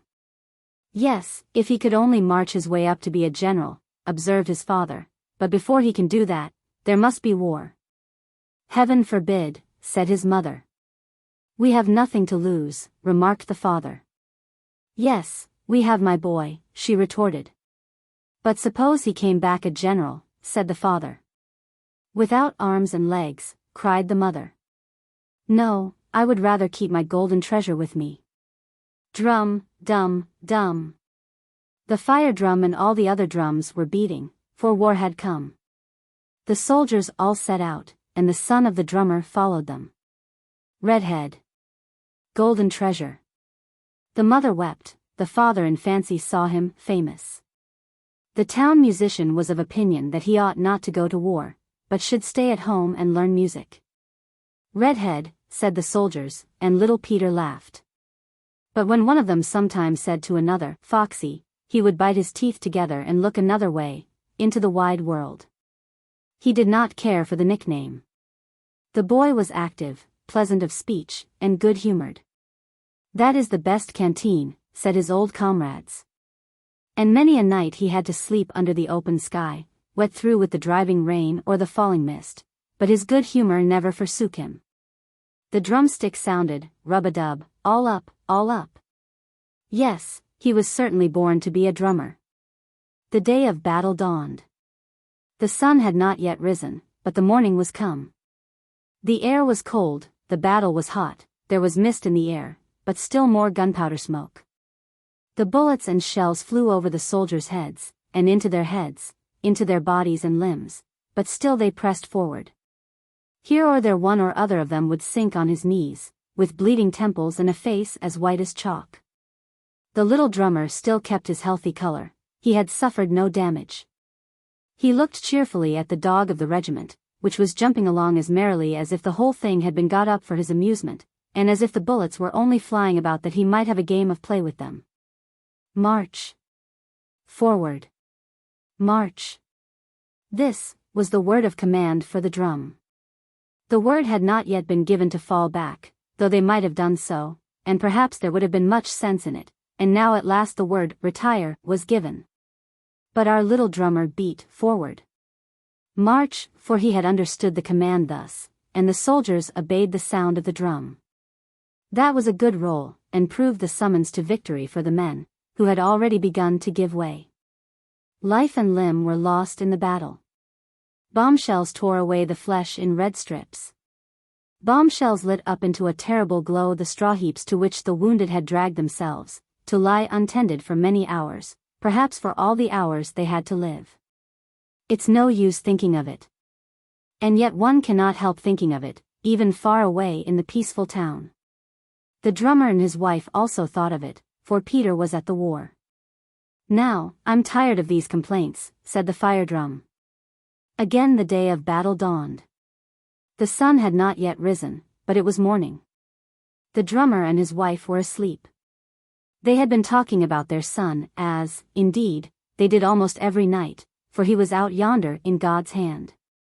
And the father dreamt that the war was over, that the soldiers had returned home, and that Peter wore a silver cross on his breast. But the mother dreamt that she had gone into the church, and had seen the painted pictures and the carved angels with the gilded hair, and her own dear boy, the golden treasure of her heart, who was standing among the angels in white robes, singing so sweetly, as surely only the angels can sing. And that he had soared up with them into the sunshine, and nodded so kindly at his mother. My golden treasure, she cried out, and she awoke. Now the good God has taken him to himself. She folded her hands, and hid her face in the cotton curtains of the bed, and wept. Where does he rest now? Among the many in the big grave that they have dug for the dead? Perhaps he's in the water in the marsh. Nobody knows his grave. No holy words have been read over it. And the Lord's Prayer went inaudibly over her lips, she bowed her head, and was so weary that she went to sleep. And the days went by, in life as in dreams. It was evening. Over the battlefield a rainbow spread, which touched the forest and the deep marsh. It has been said, and is preserved in popular belief, that where the rainbow touches the earth a treasure lies buried, a golden treasure, and here there was one. No one but his mother thought of the little drummer, and therefore she dreamt of him. And the days went by, in life as in dreams. Not a hair of his head had been hurt, not a golden hair. Drum-marum. Drum-marum. There he is. The drum might have said, and his mother might have sung, if she had seen or dreamt it. With hurrah and song, adorned with green wreaths of victory, they came home, as the war was at an end, and peace had been signed. The dog of the regiment sprang on in front with large bounds, and made the way 3 times as long for himself as it really was. And days and weeks went by, and Peter came into his parents' room. He was as brown as a wild man, and his eyes were bright, and his face beamed like sunshine. And his mother held him in her arms, she kissed his lips, his forehead, and his red hair. She had her boy back again. He had not a silver cross on his breast, as his father had dreamt, but he had sound limbs, a thing the mother had not dreamt. And what a rejoicing was there! They laughed and they wept, and Peter embraced the old fire drum. There stands the old skeleton still, he said. And the father beat a roll upon it. One would think that a great fire had broken out here, said the fire drum. Bright day. Fire in the heart. Golden treasure. Scrot. Escarat. Escarat. And what then? What then? Asked the town musician. Peter's far outgrowing the drum, he said. Peter will be greater than I. And yet he was the son of a royal plate washer. But all that he had learned in half a lifetime, Peter learned in half a year. There was something so merry about him, something so truly kind-hearted. His eyes gleamed, and his hair gleamed too, there was no denying that. He ought to have his hair dyed, said the neighbor's wife. That answered capitally with the policeman's daughter, and she got a husband. But her hair turned as green as duckweed, and was always having to be colored up. She knows how to manage for herself, said the neighbors, and so can Peter. He comes to the most genteel houses, even to the burgomaster's where he gives Miss Charlotte pianoforte lessons. He could play. He could play, fresh out of his heart, the most charming pieces, that had never been put upon music paper. He played in the bright nights, and in the dark nights, too. The neighbors declared it was unbearable, and the fire drum was of the same opinion. He played until his thoughts soared up, and burst forth in great plans for the future. To be famous. And Burgomaster Charlotte sat at the piano. Her delicate fingers danced over the keys, and made them ring into Peter's heart. It seemed too much for him to bear, and this happened not once, but many times. And at last one day he seized the delicate fingers and the white hand, and kissed it, and looked into her great brown eyes. Heaven knows what he said, but we may be allowed to guess at it. Charlotte blushed to guess at it.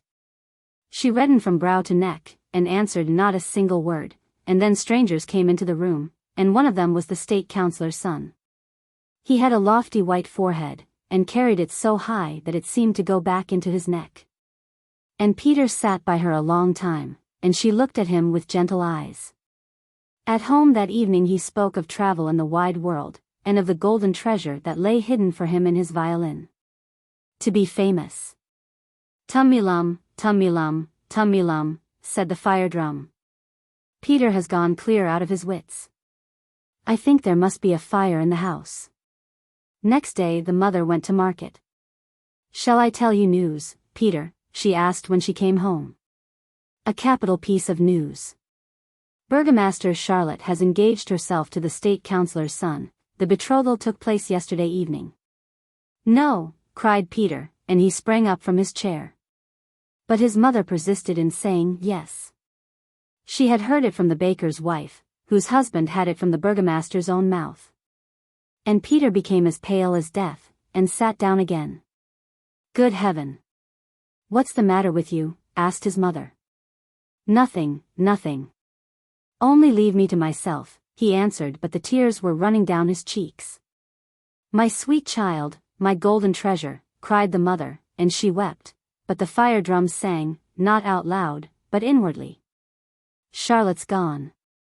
Charlotte's gone. And now the song is done. But the song was not done, there were many more verses in it, long verses, the most beautiful verses, the golden treasures of a life. She behaves like a mad woman, said the neighbor's wife.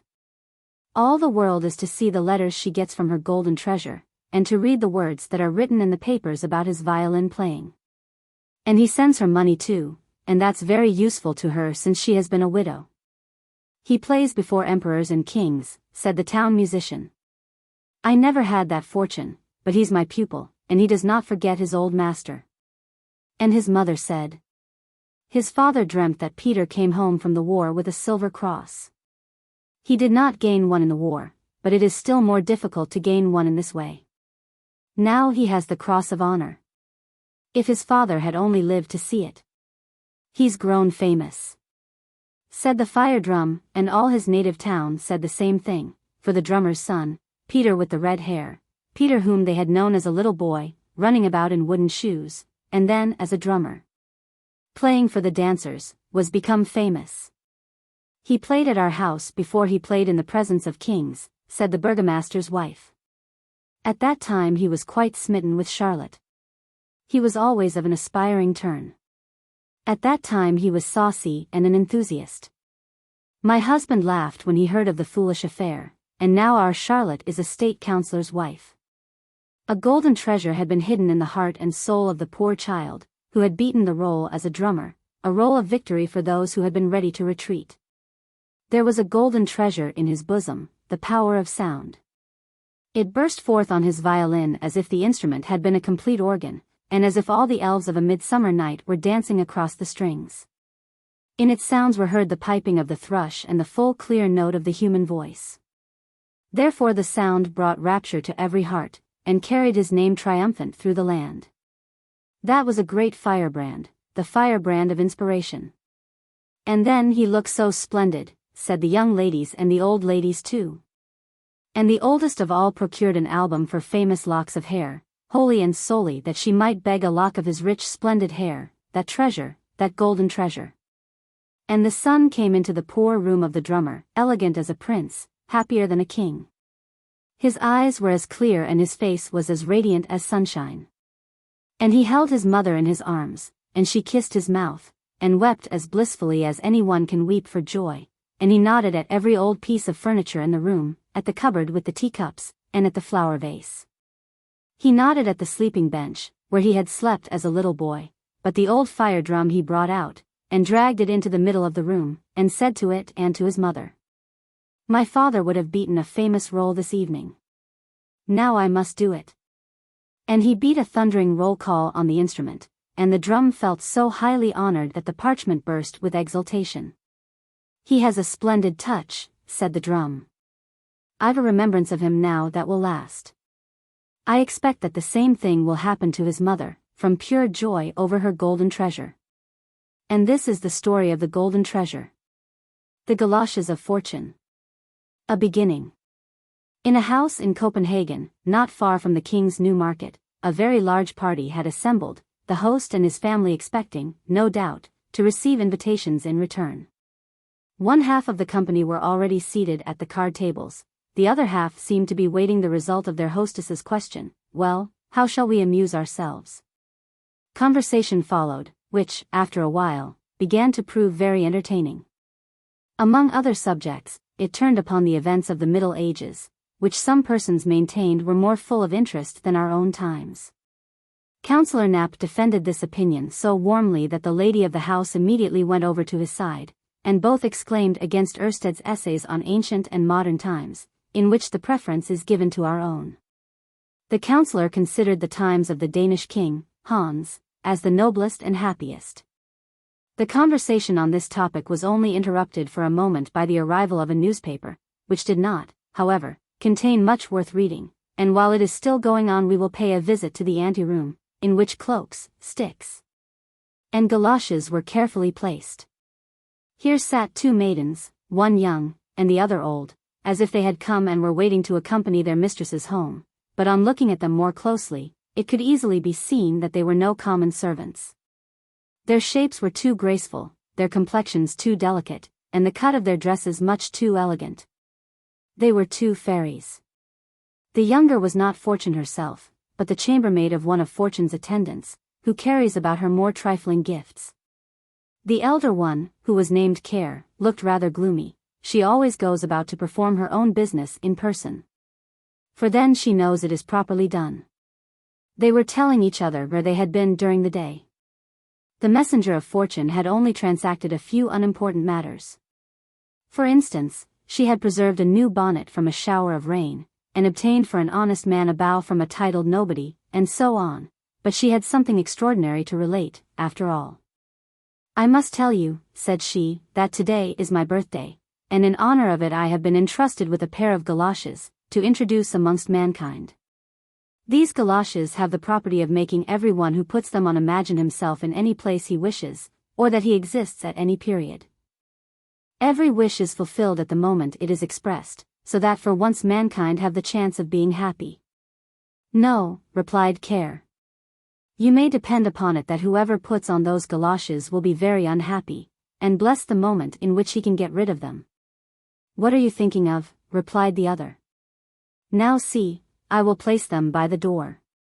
Someone will take them instead of his own, and he will be the happy man." This was the end of their conversation. What happened to the counselor? It was late when Counselor Nap, lost in thought about the times of King Hans, desired to return home. And fate so ordered it that he put on the galoshes of Fortune instead of his own, and walked out into the East Street. Through the magic power of the galoshes, he was at once carried back 300 years, to the times of King Hans, for which he had been longing when he put them on. Therefore he immediately set his foot into the mud and mire of the street, which in those days possessed no pavement. "Why, this is horrible, how dreadfully dirty it is," said the counselor. "And the whole pavement has vanished, and the lamps are all out." The moon had not yet risen high enough to penetrate the thick foggy air, and all the objects around him were confused together in the darkness. At the nearest corner, a lamp hung before a picture of the Madonna, but the light it gave was almost useless, for he only perceived it when he came quite close and his eyes fell on the painted figures of the mother and child. "That is most likely a museum of art," thought he, "and they have forgotten to take down the sign." Two men, in the dress of olden times, passed by him. "What odd figures," thought he, "they must be returning from some masquerade." Suddenly he heard the sound of a drum and fifes, and then a blazing light from torches shone upon him. The counselor stared with astonishment as he beheld a most strange procession pass before him. First came a whole troop of drummers, beating their drums very cleverly. They were followed by life guards, with longbows and crossbows. The principal person in the procession was a clerical-looking gentleman. The astonished counselor asked what it all meant, and who the gentleman might be. "That is the Bishop of Zealand." "Good gracious," he exclaimed, "what in the world has happened to the bishop? What can he be thinking about?" Then he shook his head and said, "It cannot possibly be the bishop himself."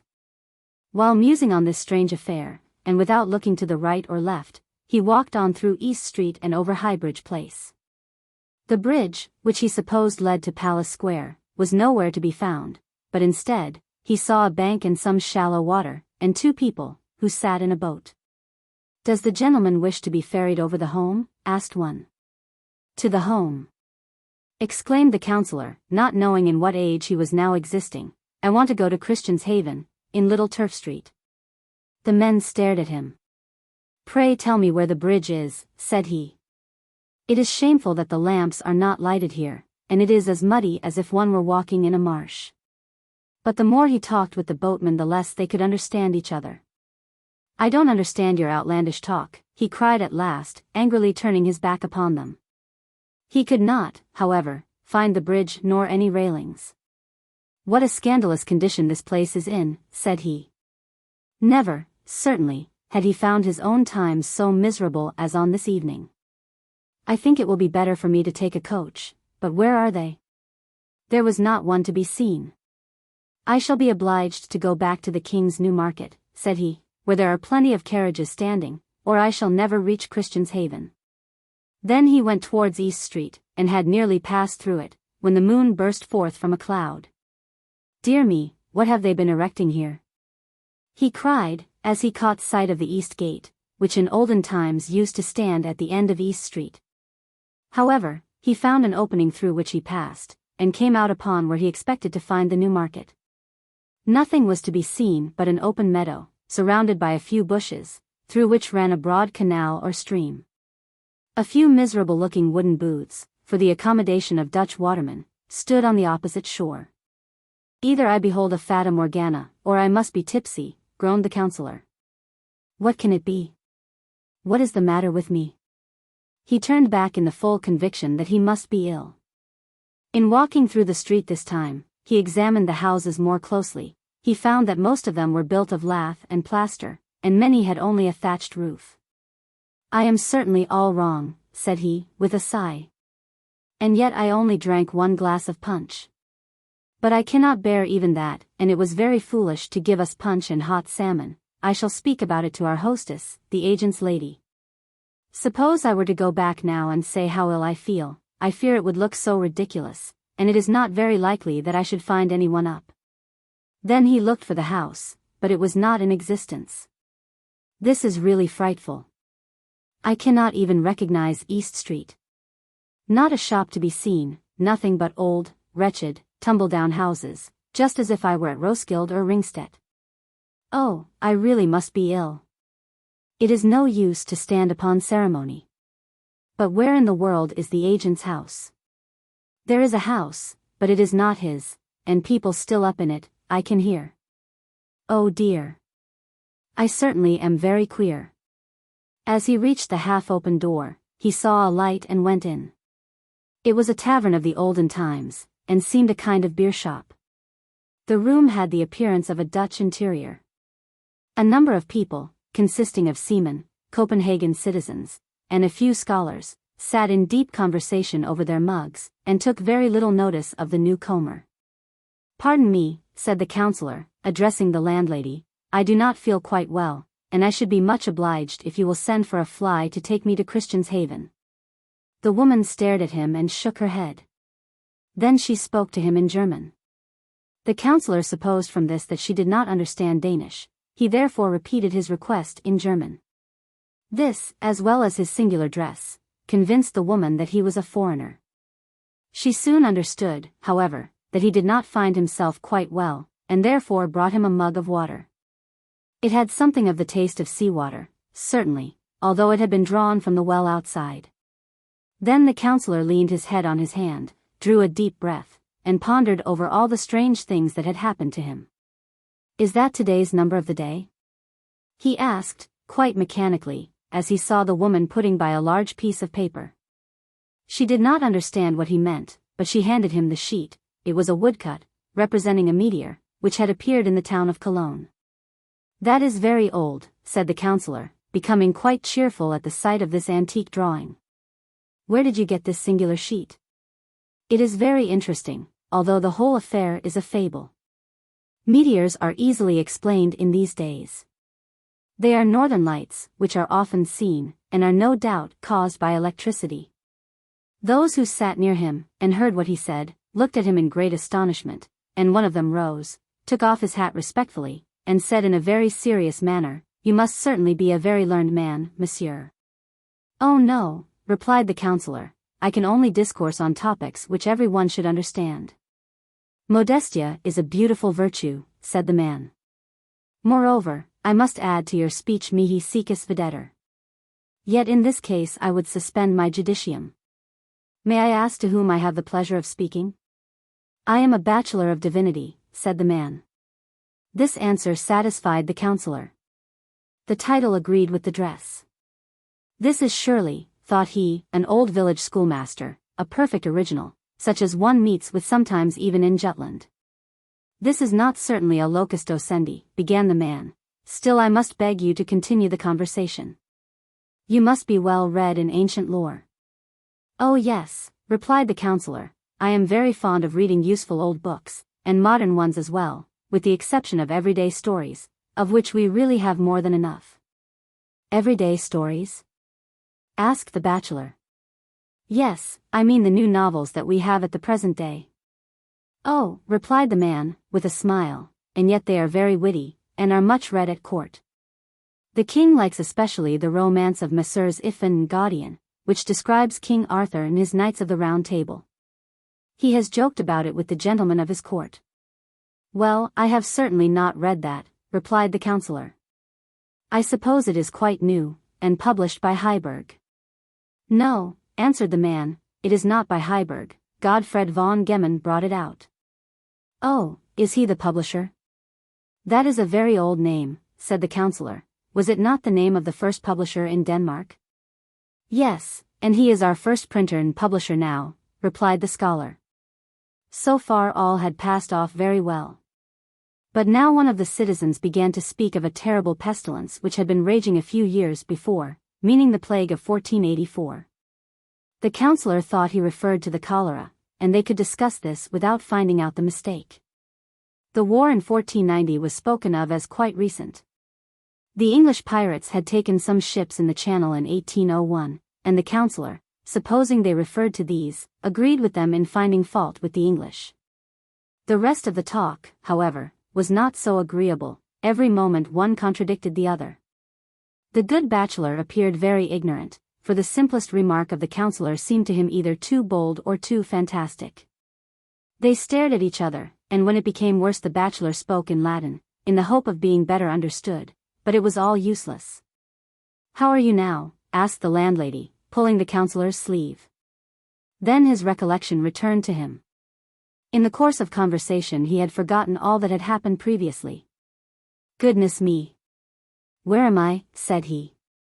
It bewildered him as he thought of it. We will have some claret, or mead, or Bremen beer, said one of the guests. Will you drink with us? Two maids came in. One of them had a cap on her head of two colors. They poured out the wine, bowed their heads, and withdrew. The counsellor felt a cold shiver run all over him. What is this? What does it mean? Said he, but he was obliged to drink with them, for they overpowered the good man with their politeness. He became at last desperate. And when one of them said he was tipsy, he did not doubt the man's word in the least, only begged them to get a droshky, and then they thought he was speaking the Muscovite language. Never before had he been in such rough and vulgar company. One might believe that the country was going back to heathenism, he observed. This is the most terrible moment of my life. Just then it came into his mind that he would stoop under the table, and so creep to the door. He tried it. But before he reached the entry, the rest discovered what he was about, and seized him by the feet, when, luckily for him, off came the goloshes, and with them vanished the whole enchantment. The counsellor now saw quite plainly a lamp, and a large building behind it. Everything looked familiar and beautiful. He was in East Street, as it now appears. He lay with his legs turned towards a porch, and just by him sat the watchman asleep. Is it possible that I have been lying here in the street dreaming? Said he. Yes, this is East Street. How beautifully bright and gay it looks. It is quite shocking that one glass of punch should have upset me like this. 2 minutes afterwards he sat in a droshky, which was to drive him to Christianshaven. He thought of all the terror and anxiety which he had undergone, and felt thankful from his heart for the reality and comfort of modern times, which, with all their errors, were far better than those in which he so lately found himself. The Watchman's Adventures. Well, I declare, there lies a pair of goloshes, said the watchman. No doubt, they belong to the lieutenant who lives upstairs. They are lying just by his door. Gladly would the honest man have rung, and given them in, for a light was still burning, but he did not wish to disturb the other people in the house, so he let them lie. These things must keep the feet very warm, said he. They are of such nice soft leather. Then he tried them on, and they fitted his feet exactly. Now, said he, how droll things are in this world. There's that man can lie down in his warm bed, but he does not do so. There he goes pacing up and down the room. He ought to be a happy man. He has neither wife nor children, and he goes out into company every evening. Oh, I wish I were he, then I should be a happy man. As he uttered this wish, the goloshes which he had put on took effect, and the watchman at once became the lieutenant. There he stood in his room, holding a little piece of pink paper between his fingers, on which was a poem written by the lieutenant himself. Who has not had, for once in his life, a moment of poetic inspiration. And at such a moment, if the thoughts are written down, they flow in poetry. The following verses were written on the pink paper. Oh, were I rich! Oh, were I rich! How oft, in youth's bright hour, when youthful pleasures banish every care, I longed for riches but to gain a power, the sword and plume and uniform to wear. The riches and the honor came for me, yet still my greatest wealth was poverty. Ah, help and pity me! Once in my youthful hours, when gay and free, a maiden loved me, and her gentle kiss, rich in its tender love and purity, taught me, alas, too much of earthly bliss. Dear child! She only thought of youthful glee. She loved no wealth, but fairy tales and me. Thou knowest, ah, pity me! Oh, were I rich! Again is all my prayer. That child is now a woman, fair and free, as good and beautiful as angels are. Oh, were I rich in lover's poetry, to tell my fairy tale, love's richest lore. But no, I must be silent, I am poor. Ah, wilt thou pity me? Oh, were I rich in truth and peace below, I need not then my poverty bewail. To thee I dedicate these lines of woe. Wilt thou not understand the mournful tale? A leaf on which my sorrows I relate. Dark story of a darker night of fate. Ah, bless and pity me! Well, yes, people write poems when they are in love, but a wise man will not print them. A lieutenant in love, and poor. This is a triangle, or more properly speaking, the half of the broken die of fortune. The lieutenant felt this very keenly, and therefore leaned his head against the window frame, and sighed deeply. The poor watchman in the street, said he, is far happier than I am. He knows not what I call poverty. He has a home, a wife and children, who weep at his sorrow and rejoice at his joy. Oh, how much happier I should be could I change my being and position with him, and pass through life with his humble expectations and hopes. Yes, he is indeed happier than I am. At this moment the watchman again became a watchman. For having, through the galoshes of fortune, passed into the existence of the lieutenant, and found himself less contented than he expected, he had preferred his former condition, and wished himself again a watchman. That was an ugly dream, said he, but droll enough. It seemed to me as if I were the lieutenant up yonder, but there was no happiness for me. I missed my wife and the little ones, who are always ready to smother me with kisses. He sat down again and nodded, but he could not get the dream out of his thoughts, and he still had the galoshes on his feet. A falling star gleamed across the sky. There goes one, cried he. However, there are quite enough left. I should very much like to examine these a little nearer, especially the moon, for that could not slip away under one's hands. The student, for whom my wife washes, says that when we die we shall fly from one star to another. If that were true, it would be very delightful, but I don't believe it. I wish I could make a little spring up there now. I would willingly let my body lie here on the steps. There are certain things in the world which should be uttered very cautiously, doubly so when the speaker has on his feet the galoshes of fortune. Now we shall hear what happened to the watchman. Nearly every one is acquainted with the great power of steam. We have proved it by the rapidity with which we can travel, both on a railroad or in a steamship across the sea. But this speed is like the movements of the sloth, or the crawling march of the snail, when compared to the swiftness with which light travels. Light flies 19 million times faster than the fleetest racehorse, and electricity is more rapid still. Death is an electric shock which we receive in our hearts, and on the wings of electricity the liberated soul flies away swiftly. The light from the sun travels to our earth 95 millions of miles in 8 minutes and a few seconds. But on the wings of electricity, the mind requires only a second to accomplish the same distance. The space between the heavenly bodies is, to thought, no farther than the distance which we may have to walk from one friend's house to another in the same town. Yet this electric shock obliges us to use our bodies here below, unless, like the watchman, we have on the galoshes of fortune. In a very few seconds the watchman had traveled more than 200,000 miles to the moon, which is formed of a lighter material than our Earth, and may be said to be as soft as new fallen snow. He found himself on one of the circular range of mountains which we see represented in Dr. Madler's large map of the moon. The interior had the appearance of a large hollow, bowl-shaped, with a depth about half a mile from the brim. Within this hollow stood a large town. We may form some idea of its appearance by pouring the white of an egg into a glass of water. The materials of which it was built seemed just as soft, and pictured forth cloudy turrets and sail-like terraces, quite transparent, and floating in the thin air. Our Earth hung over his head like a great dark red ball. Presently he discovered a number of beings, which might certainly be called men, but were very different to ourselves. A more fantastical imagination than Herschel's must have discovered these. Had they been placed in groups and painted, it might have been said, "What beautiful foliage!" They had also a language of their own.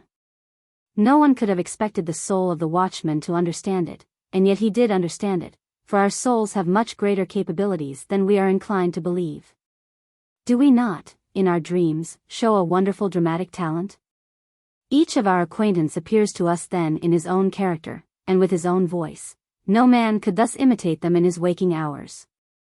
How clearly, too, we are reminded of persons whom we have not seen for many years. They start up suddenly to the mind's eye with all their peculiarities as living realities. In fact, this memory of the soul is a fearful thing. Every sin, every sinful thought it can bring back, and we may well ask how we are to give account of every idle word that may have been whispered in the heart or uttered with the lips. The spirit of the watchman therefore understood very well the language of the inhabitants of the moon. They were disputing about our Earth, and doubted whether it could be inhabited. The atmosphere, they asserted, must be too dense for any inhabitants of the moon to exist there. They maintained that the moon alone was inhabited, and was really the heavenly body in which the old world people lived. They likewise talked politics. But now we will descend to East Street, and see what happened to the watchman's body. He sat lifeless on the steps. His staff had fallen out of his hand, and his eyes stared at the moon, about which his honest soul was wandering. "What is it o'clock, watchman?" inquired a passenger. But there was no answer from the watchman. The man then pulled his nose gently, which caused him to lose his balance. The body fell forward, and lay at full length on the ground as one dead. All his comrades were very much frightened, for he seemed quite dead. Still they allowed him to remain after they had given notice of what had happened, and at dawn the body was carried to the hospital. We might imagine it to be no jesting matter if the soul of the man should chance to return to him, for most probably it would seek for the body in East Street without being able to find it. We might fancy the soul inquiring of the police, or at the address office, or among the missing parcels, and then at length finding it at the hospital. But we may comfort ourselves by the certainty that the soul, when acting upon its own impulses, is wiser than we are. It is the body that makes it stupid. As we have said, the watchman's body had been taken to the hospital, and here it was placed in a room to be washed.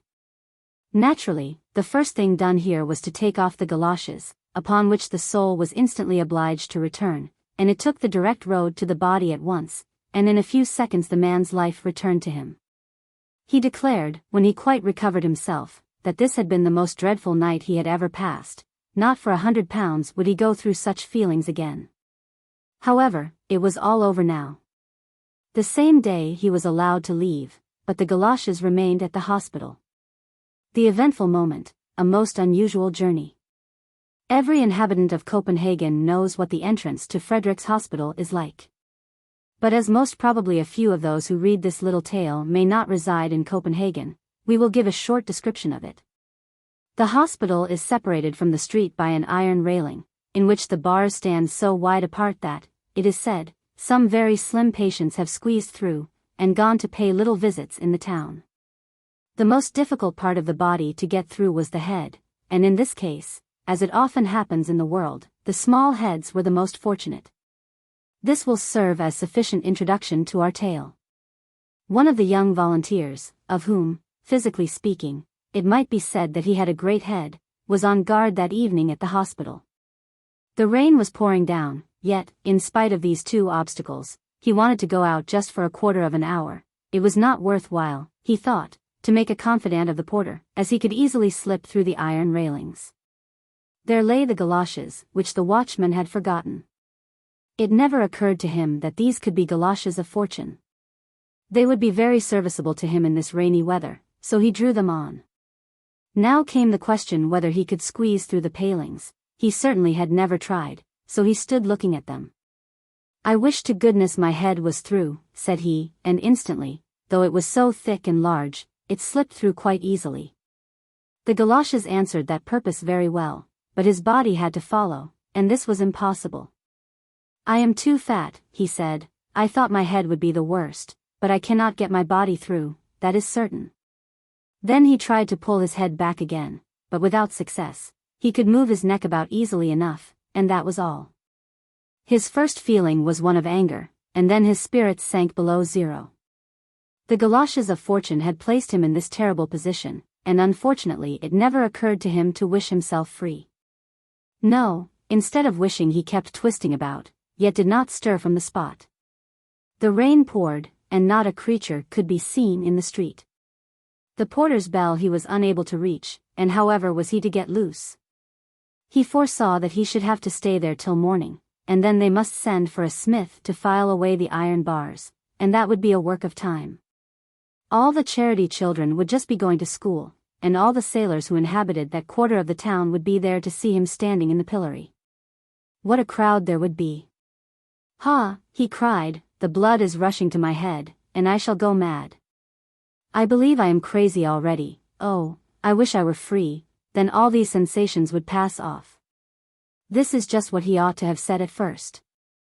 The moment he had expressed the thought his head was free. He started back, quite bewildered with the fright which the galoshes of fortune had caused him. But we must not suppose it was all over. No, indeed, there was worse to come yet.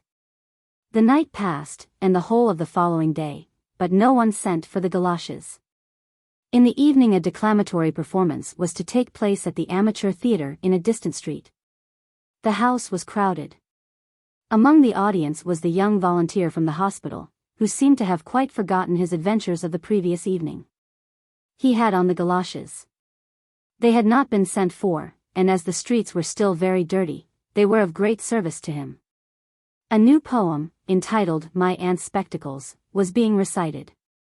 It described these spectacles as possessing a wonderful power. If any one put them on in a large assembly, the people appeared like cards, and the future events of ensuing years could be easily foretold by them.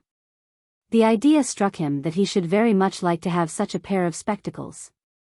For, if used rightly, they would perhaps enable him to see into the hearts of people, which he thought would be more interesting than to know what was going to happen next year. For future events would be sure to show themselves, but the hearts of people never. I can fancy what I should see in the whole row of ladies and gentlemen on the first seat, if I could only look into their hearts.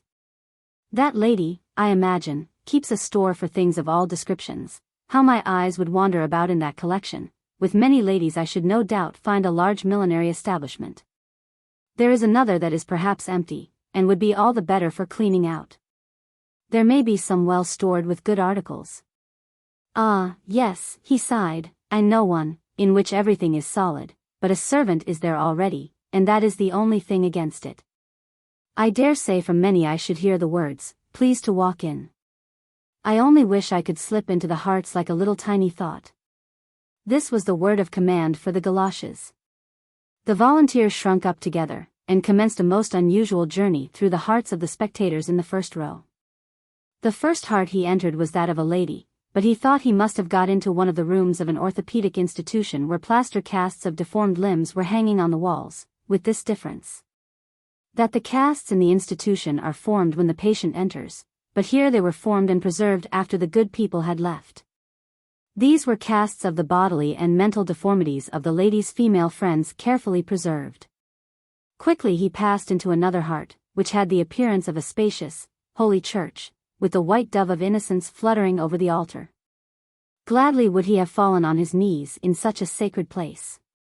But he was carried on to another heart, still, however, listening to the tones of the organ, and feeling himself that he had become another and a better man. The next heart was also a sanctuary, which he felt almost unworthy to enter. It represented a mean garret, in which lay a sick mother.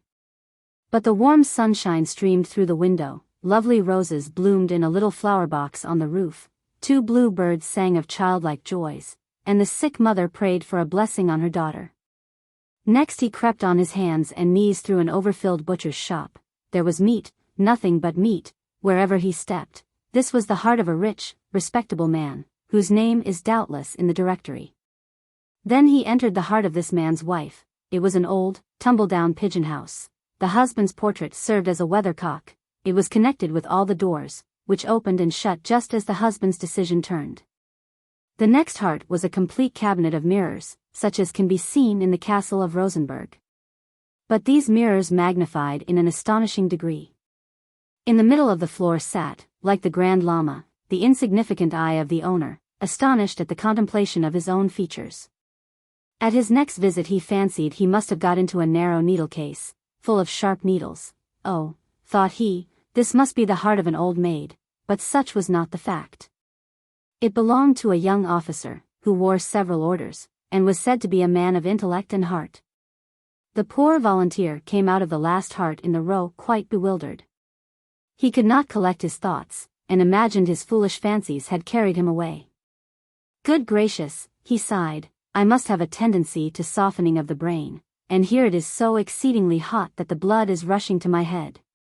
And then suddenly recurred to him the strange event of the evening before, when his head had been fixed between the iron railings in front of the hospital.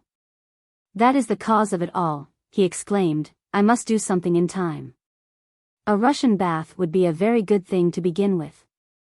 I wish I were lying on one of the highest shelves. Sure enough, there he lay on an upper shelf of a vapor bath, still in his evening costume, with his boots and galoshes on, and the hot drops from the ceiling falling on his face. Ho! He cried, jumping down and rushing towards the plunging bath. The attendant stopped him with a loud cry, when he saw a man with all his clothes on. The volunteer had, however, presence of mind enough to whisper, it is for a wager. But the first thing he did, when he reached his own room, was to put a large blister on his neck, and another on his back, that his crazy fit might be cured. The next morning his back was very sore, which was all he gained by the galoshes of fortune. The clerk's transformation. The watchman, whom we of course have not forgotten, thought, after a while, of the galoshes which he had found and taken to the hospital. So he went and fetched them. But neither the lieutenant nor any one in the street could recognize them as their own, so he gave them up to the police. They look exactly like my own galoshes, said one of the clerks, examining the unknown articles, as they stood by the side of his own. It would require even more than the eye of a shoemaker to know one pair from the other. Master Clerk, said a servant who entered with some papers. The clerk turned and spoke to the man. But when he had done with him, he turned to look at the galoshes again, and now he was in greater doubt than ever as to whether the pair on the right or on the left belonged to him. Those that are wet must be mine, thought he. But he thought wrong, it was just the reverse. The galoshes of fortune were the wet pair, and, besides, why should not a clerk in a police office be wrong sometimes? So he drew them on, thrust his papers into his pocket, placed a few manuscripts under his arm, which he had to take with him, and to make abstracts from at home. Then, as it was Sunday morning and the weather very fine, he said to himself, a walk to Fredericksburg will do me good, so away he went. There could not be a quieter or more steady young man than this clerk. We will not grudge him this little walk, it was just the thing to do him good after sitting so much. He went on at first like a mere automaton, without thought or wish, therefore the galoshes had no opportunity to display their magic power. In the avenue he met with an acquaintance, one of our young poets, who told him that he intended to start on the following day on a summer excursion. Are you really going away so soon? Asked the clerk. What a free, happy man you are. You can roam about where you will, while such as we are tied by the foot. But it is fastened to the bread tree, replied the poet. You need have no anxiety for the morrow, and when you are old there is a pension for you. Ah, yes. But you have the best of it, said the clerk, it must be so delightful to sit and write poetry. The whole world makes itself agreeable to you, and then you are your own master. You should try how you would like to listen to all the trivial things in a court of justice. The poet shook his head, so also did the clerk, each retained his own opinion, and so they parted. They are strange people, these poets, thought the clerk. I should like to try what it is to have a poetic taste, and to become a poet myself. I am sure I should not write such mournful verses as they do. This is a splendid spring day for a poet, the air is so remarkably clear, the clouds are so beautiful, and the green grass has such a sweet smell. For many years I have not felt as I do at this moment. We perceive, by these remarks, that he had already become a poet. By most poets what he had said would be considered commonplace, or as the Germans call it, insipid. It is a foolish fancy to look upon poets as different to other men. There are many who are more the poets of nature than those who are professed poets. The difference is this: the poet's intellectual memory is better. He seizes upon an idea or a sentiment, until he can embody it, clearly and plainly in words, which the others cannot do. But the transition from a character of everyday life to one of a more gifted nature is a great transition. And so the clerk became aware of the change after a time. "What a delightful perfume," said he, "it reminds me of the violets at Aunt Laura's. Ah, that was when I was a little boy. Dear me, how long it seems since I thought of those days. She was a good old maiden lady. She lived yonder, behind the exchange. She always had a sprig or a few blossoms in water, let the winter be ever so severe. I could smell the violets, even while I was placing warm penny pieces against the frozen panes to make peepholes, and a pretty view it was on which I peeped. Out in the river lay the ships, icebound, and forsaken by their crews. A screaming crow represented the only living creature on board. But when the breezes of spring came, everything started into life. Amidst shouting and cheers the ships were tarred and rigged, and then they sailed to foreign lands. I remain here, and always shall remain, sitting at my post at the police office, and letting others take passports to distant lands. Yes, this is my fate," and he sighed deeply. Suddenly he paused. "Good gracious, what has come over me? I never felt before as I do now. It must be the air of spring. It is overpowering, and yet it is delightful." He felt in his pockets for some of his papers. "These will give me something else to think of," said he. Casting his eyes on the first page of one, he read, "Mistress Sigbirth, an original tragedy, in 5 acts. What is this, in my own handwriting, too? Have I written this tragedy?" He read again, "The Intrigue on the Promenade, or The Fast Day. A vaudeville. However did I get all this? Someone must have put them into my pocket. And here is a letter. It was from the manager of a theater. The pieces were rejected, not at all in polite terms. Hem, said he, sitting down on a bench. His thoughts were very elastic, and his heart softened strangely. Involuntarily he seized one of the nearest flowers. It was a little, simple daisy. All that botanists can say in many lectures was explained in a moment by this little flower. It spoke of the glory of its birth, it told of the strength of the sunlight, which had caused its delicate leaves to expand, and given to it such sweet perfume. The struggles of life which arouse sensations in the bosom have their type in the tiny flowers. Air and light are the lovers of the flowers, but light is the favored one. Towards light it turns, and only when light vanishes does it fold its leaves together, and sleep in the embraces of the air. It is light that adorns me, said the flower. But the air gives you the breath of life, whispered the poet. Just by him stood a boy, splashing with his stick in a marshy ditch. The water drops spurted up among the green twigs, and the clerk thought of the millions of animalculae which were thrown into the air with every drop of water.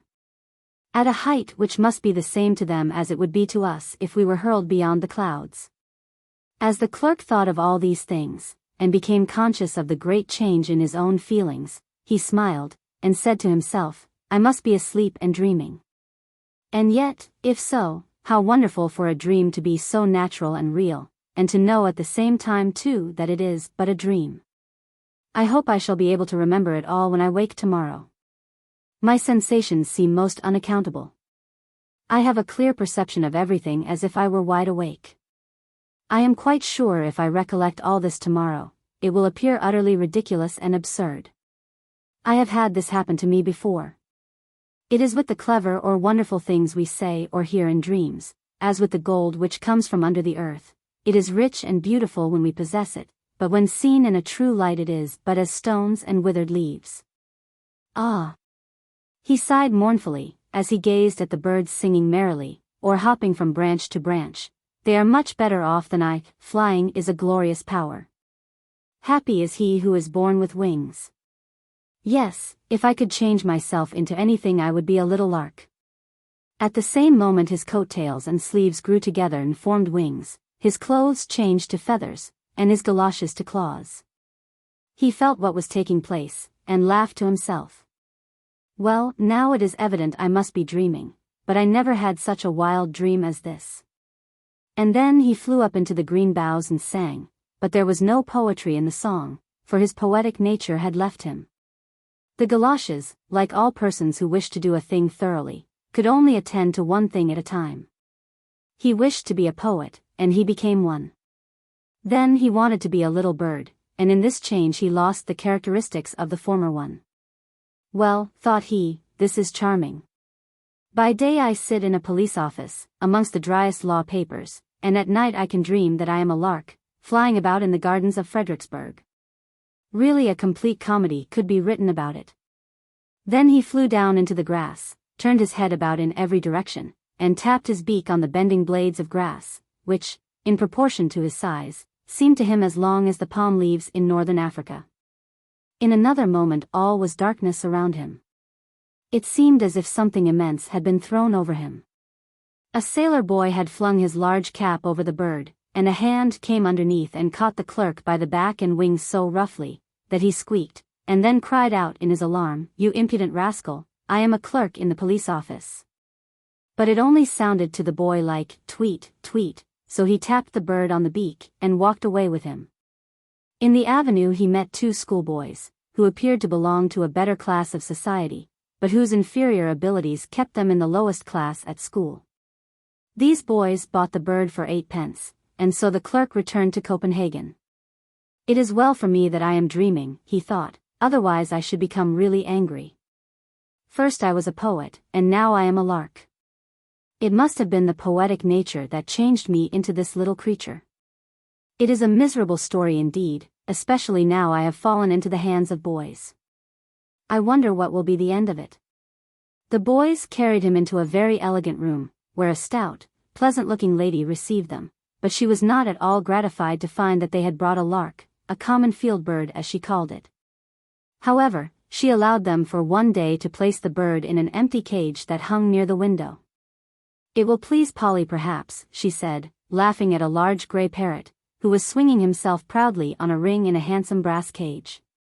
"It is Polly's birthday," she added in a simpering tone, "and the little field bird has come to offer his congratulations." Polly did not answer a single word. He continued to swing proudly to and fro. But a beautiful canary, who had been brought from his own warm, fragrant fatherland, the summer previous, began to sing as loud as he could. "You screamer," said the lady, throwing a white handkerchief over the cage. "Tweet, tweet," sighed he, "what a dreadful snowstorm," and then he became silent. The clerk, or as the lady called him the field bird, was placed in a little cage close to the canary, and not far from the parrot. The only human speech which Polly could utter, and which she sometimes chattered forth most comically, was, "Now let us be men." All besides was a scream, quite as unintelligible as the warbling of the canary bird, excepting to the clerk, who being now a bird, could understand his comrades very well. "I flew beneath green palm trees, and amidst the blooming almond trees," sang the canary. "I flew with my brothers and sisters over beautiful flowers, and across the clear, bright sea, which reflected the waving foliage in its glittering depths. And I have seen many gay parrots, who could relate long and delightful stories." "They were wild birds," answered the parrot, "and totally uneducated. Now let us be men. Why do you not laugh? If the lady and her visitors can laugh at this, surely you can. It is a great failing not to be able to appreciate what is amusing. Now let us be men.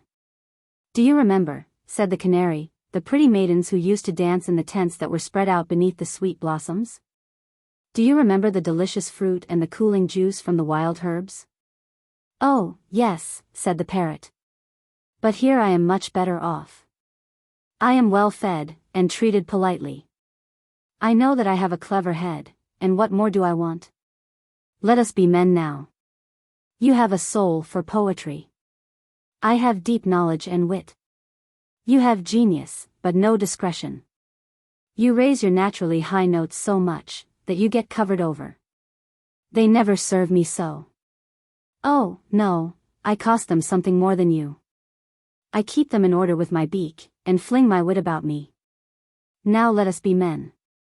Oh my warm, blooming fatherland, sang the canary bird, I will sing of thy dark green trees and thy quiet streams, where the bending branches kiss the clear, smooth water.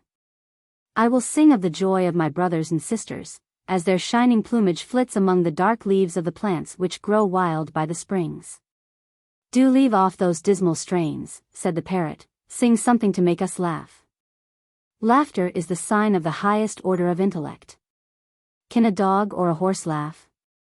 No, they can cry, but to man alone is the power of laughter given.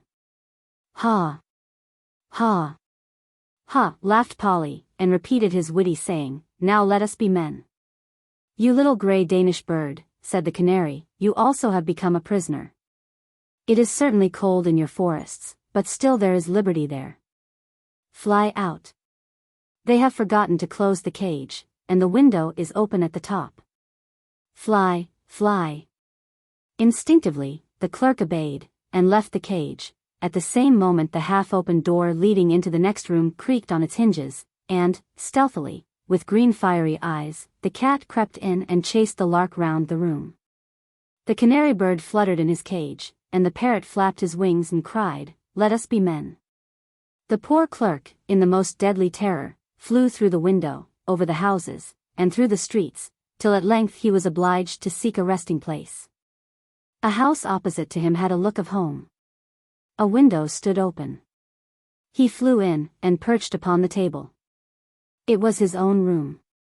Let us be men now, said he, involuntarily imitating the parrot, and at the same moment he became a clerk again, only that he was sitting on the table. Heaven preserve us, said he. How did I get up here and fall asleep in this way? It was an uneasy dream too that I had. The whole affair appears most absurd. The best thing the goloshes did. Early on the following morning, while the clerk was still in bed, his neighbor, a young divinity student, who lodged on the same story, knocked at his door, and then walked in. Lend me your goloshes, said he. It is so wet in the garden, but the sun is shining brightly. I should like to go out there and smoke my pipe. He put on the goloshes, and was soon in the garden, which contained only one plum tree and one apple tree. Yet, in a town, even a small garden like this is a great advantage. The student wandered up and down the path. It was just 6 o'clock, and he could hear the sound of the post horn in the street. Oh, to travel, cried he. There is no greater happiness in the world, it is the height of my ambition. This restless feeling would be stilled, if I could take a journey far away from this country. I should like to see beautiful Switzerland, to travel through Italy, and, it was well for him that the goloshes acted immediately, otherwise he might have been carried too far for himself as well as for us. In a moment he found himself in Switzerland, closely packed with 8 others in the diligence. His head ached, his back was stiff, and the blood had ceased to circulate, so that his feet were swelled and pinched by his boots. He wavered in a condition between sleeping and waking. In his right-hand pocket he had a letter of credit, in his left-hand pocket was his passport, and a few Louis d'Ors were sewn into a little leather bag which he carried in his breast pocket. Whenever he dozed, he dreamed that he had lost one or another of these possessions. Then he would awake with a start, and the first movements of his hand formed a triangle from his right-hand pocket to his breast, and from his breast to his left-hand pocket, to feel whether they were all safe. Umbrellas, sticks, and hats swung in the net before him, and almost obstructed the prospect, which was really very imposing.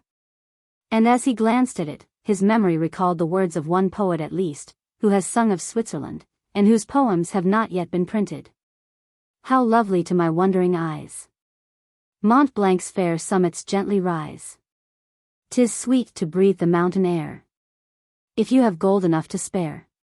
Grand, dark, and gloomy appeared the landscape around him. The pine forests looked like little groups of moss on high rocks, whose summits were lost in clouds of mist. Presently it began to snow, and the wind blew keen and cold.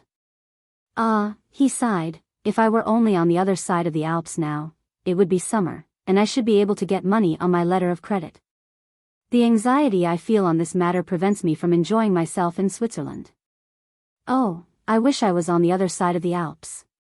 And there, in a moment, he found himself, far away in the midst of Italy, between Florence and Rome, where the lake Thracymene glittered in the evening sunlight like a sheet of molten gold between the dark blue mountains. There, where Hannibal defeated Flaminius, the grapevines clung to each other with the friendly grasp of their green tendril fingers.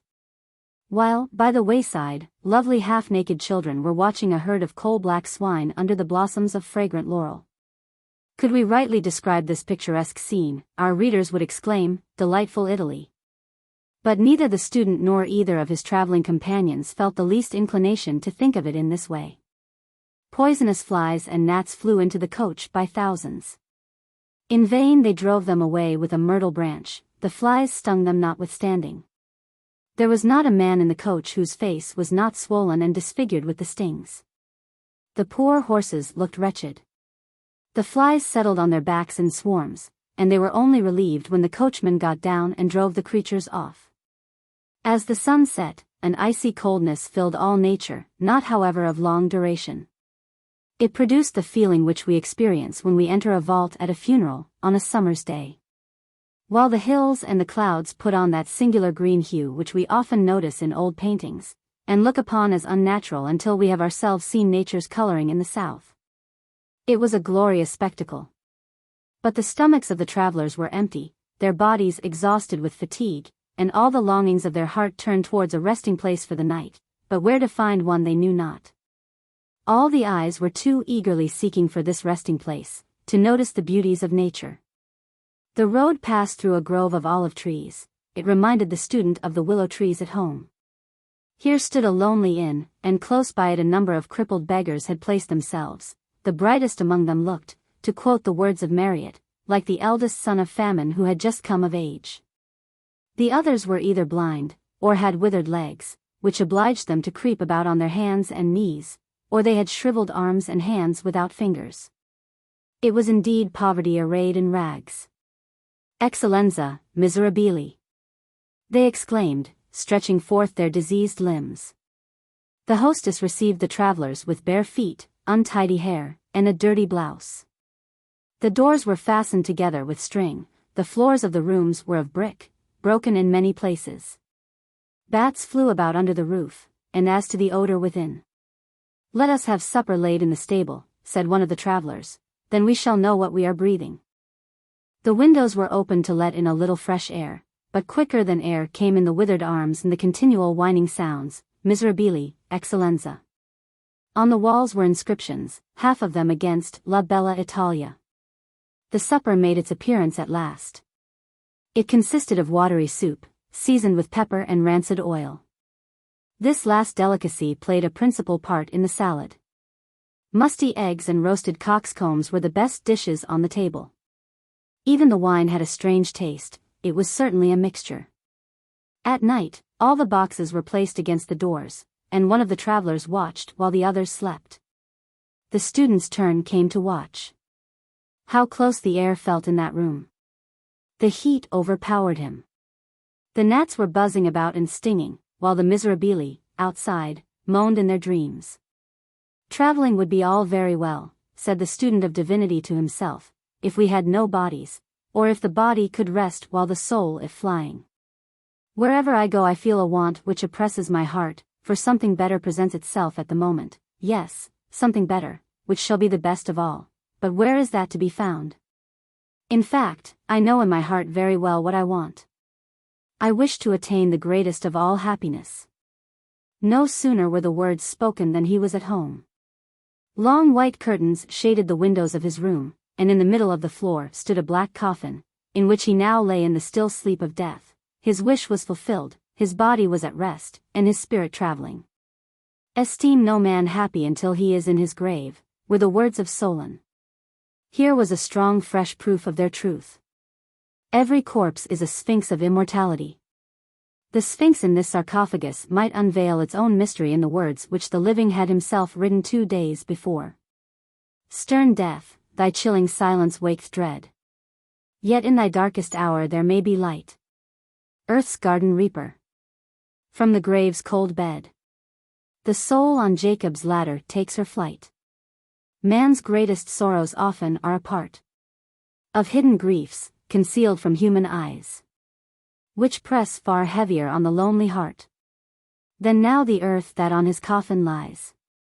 2 figures were moving about the room. We know them both.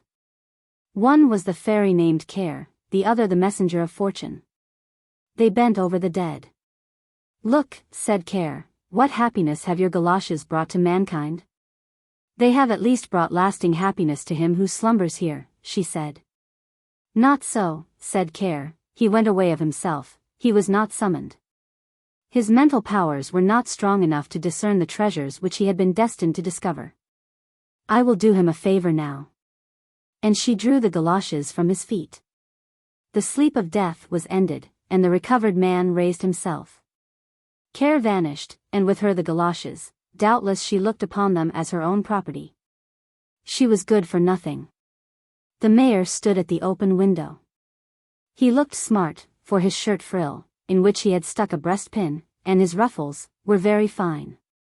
He had shaved his chin uncommonly smooth, although he had cut himself slightly, and had stuck a piece of newspaper over the place. Hark, youngster, cried he. The boy to whom he spoke was no other than the son of a poor washerwoman, who was just going past the house. He stopped, and respectfully took off his cap. The peak of this cap was broken in the middle, so that he could easily roll it up and put it in his pocket. He stood before the mayor in his poor but clean and well-mended clothes, with heavy wooden shoes on his feet, looking as humble as if it had been the king himself. You are a good and civil boy, said the mayor. I suppose your mother is busy washing the clothes down by the river, and you are going to carry that thing to her that you have in your pocket. It is very bad for your mother. How much have you got in it? Only half a quartern, stammered the boy in a frightened voice. And she has had just as much this morning already? No, it was yesterday, replied the boy. 2 halves make a whole, said the mayor. She's good for nothing. What a sad thing it is with these people. Tell your mother she ought to be ashamed of herself. Don't you become a drunkard, but I expect you will though. Poor child. There, go now. The boy went on his way with his cap in his hand, while the wind fluttered his golden hair till the locks stood up straight. He turned round the corner of the street into the little lane that led to the river, where his mother stood in the water by her washing bench, beating the linen with a heavy wooden bar. The floodgates at the mill had been drawn up, and as the water rolled rapidly on, the sheets were dragged along by the stream, and nearly overturned the bench, so that the washerwoman was obliged to lean against it to keep it steady. I have been very nearly carried away, she said. It is a good thing that you are come, for I want something to strengthen me. It is cold in the water, and I have stood here 6 hours. Have you brought anything for me? The boy drew the bottle from his pocket, and the mother put it to her lips, and drank a little. Ah, how much good that does, and how it warms me, she said. It is as good as a hot meal, and not so dear. Drink a little, my boy. You look quite pale, you are shivering in your thin clothes, and autumn has really come. Oh, how cold the water is. I hope I shall not be ill. But no, I must not be afraid of that. Give me a little more, and you may have a sip too, but only a sip. You must not get used to it, my poor, dear child. She stepped up to the bridge on which the boy stood as she spoke, and came on shore. The water dripped from the straw mat which she had bound round her body, and from her gown. I work hard and suffer pain with my poor hands, said she, but I do it willingly, that I may be able to bring you up honestly and truthfully, my dear boy. At the same moment, a woman, rather older than herself, came towards them. She was a miserable-looking object, lame of one leg, and with a large false curl hanging down over one of her eyes, which was blind. This curl was intended to conceal the blind eye, but it made the defect only more visible. She was a friend of the laundress, and was called, among the neighbors, Lame Martha, with the curl. "Oh, you poor thing, how you do work, standing there in the water," she exclaimed. "You really do need something to give you a little warmth, and yet spiteful people cry out about the few drops you take." And then Martha repeated to the laundress, in a very few minutes, all that the mayor had said to her boy, which she had overheard. And she felt very angry that any man could speak, as he had done, of a mother to her own child, about the few drops she had taken. And she was still more angry because, on that very day, the mayor was going to have a dinner party, at which there would be wine, strong, rich wine, drunk by the bottle. Many will take more than they ought, but they don't call that drinking. "They are all right, you are good for nothing indeed," cried Martha indignantly. "And so he spoke to you in that way, did he, my child?" said the washerwoman, and her lips trembled as she spoke. "He says you have a mother who is good for nothing. Well, perhaps he is right, but he should not have said it to my child. How much has happened to me from that house?" "Yes," said Martha, "I remember you were in service there, and lived in the house when the mayor's parents were alive. How many years ago that is. Bushels of salt have been eaten since then, and people may well be thirsty," and Martha smiled. "The mayor's great dinner party today ought to have been put off, but the news came too late. The footman told me the dinner was already cooked, when a letter came to say that the mayor's younger brother in Copenhagen is dead." "Dead?" cried the laundress, turning pale as death. "Yes, certainly," replied Martha. "But why do you take it so much to heart? I suppose you knew him years ago, when you were in service there?" "Is he dead?" she exclaimed. "Oh, he was such a kind, good-hearted man, there are not many like him," and the tears rolled down her cheeks as she spoke. Then she cried, "Oh, dear me, I feel quite ill, everything is going round me, I cannot bear it. Is the bottle empty?" And she leaned against the plank. "Dear me, you are ill indeed," said the other woman. "Come, cheer up, perhaps it will pass off." "No, indeed, I see you are really ill, the best thing for me to do is to lead you home." "But my washing yonder?" "I will take care of that. Come, give me your arm. The boy can stay here and take care of the linen, and I'll come back and finish the washing, it is but a trifle." The limbs of the laundress shook under her, and she said, "I have stood too long in the cold water, and I have had nothing to eat the whole day since the morning.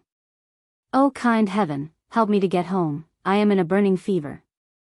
Oh, my poor child," and she burst into tears.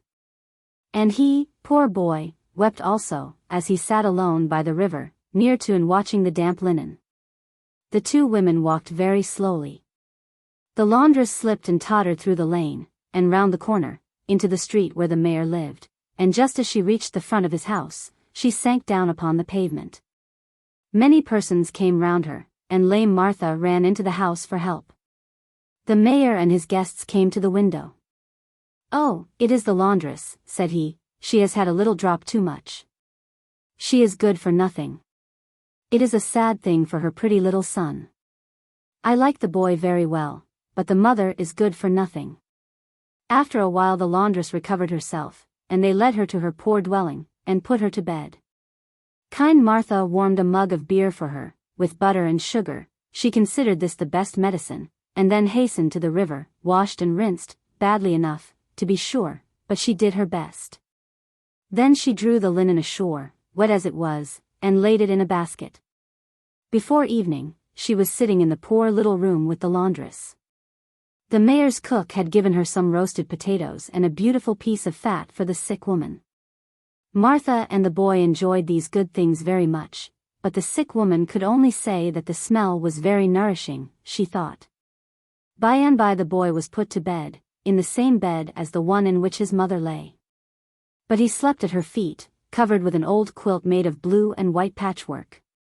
The laundress felt a little better by this time. The warm beer had strengthened her, and the smell of the good food had been pleasant to her. Many thanks, you good soul, she said to Martha. Now the boy is asleep, I will tell you all. He is soon asleep. How gentle and sweet he looks as he lies there with his eyes closed. He does not know how his mother has suffered. And heaven grant he never may know it. I was in service at the counselor's, the father of the mayor, and it happened that the youngest of his sons, the student, came home. I was a young wild girl then, but honest. That I can declare in the sight of heaven. The student was merry and gay, brave and affectionate, every drop of blood in him was good and honorable, a better man never lived on earth. He was the son of the house, and I was only a maid. But he loved me truly and honorably, and he told his mother of it. She was to him as an angel upon earth, she was so wise and loving. He went to travel, and before he started he placed a gold ring on my finger. And as soon as he was out of the house, my mistress sent for me. Gently and earnestly she drew me to her, and spake as if an angel were speaking. She showed me clearly, in spirit and in truth, the difference there was between him and me. He is pleased now, she said, with your pretty face, but good looks do not last long. You have not been educated like he has.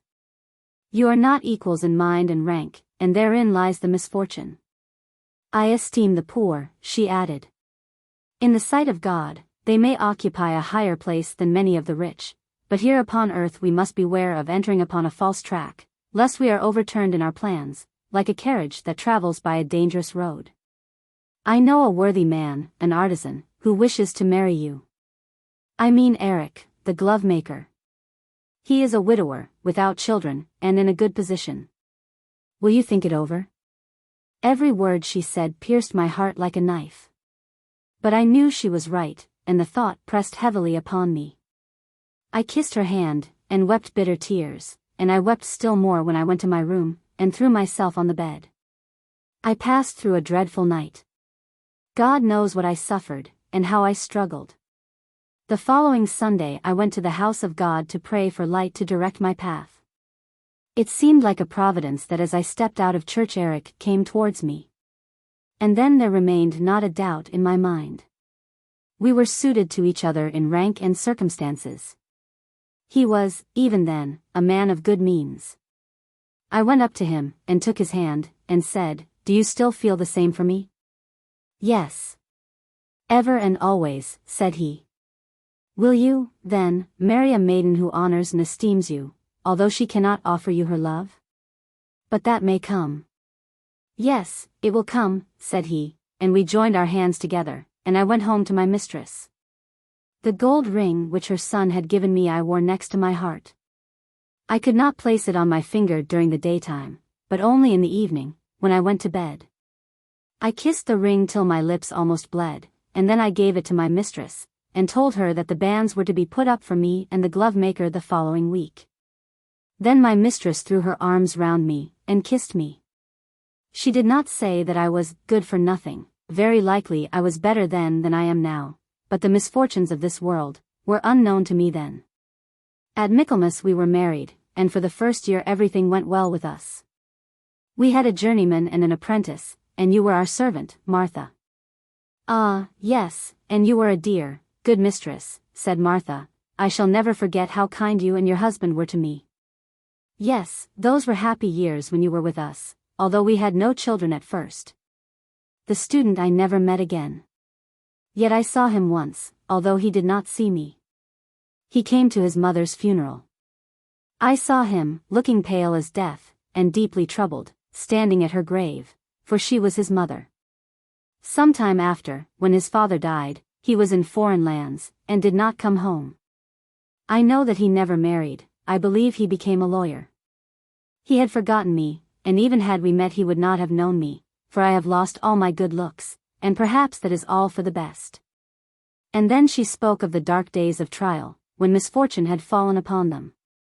We had $500, she said, and there was a house in the street to be sold for $200, so we thought it would be worth our while to pull it down and build a new one in its place, so it was bought. The builder and carpenter made an estimate that the new house would cost $120 to build. Eric had credit, so he borrowed the money in the chief town. But the captain, who was bringing it to him, was shipwrecked, and the money lost. Just about this time, my dear sweet boy, who lies sleeping there, was born, and my husband was attacked with a severe lingering illness.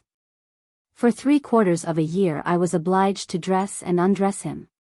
We were backward in our payments, we borrowed more money, and all that we had was lost and sold, and then my husband died. Since then I have worked, toiled, and striven for the sake of the child.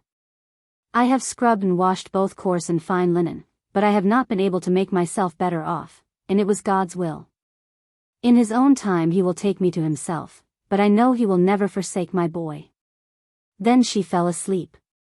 In the morning she felt much refreshed, and strong enough, as she thought, to go on with her work.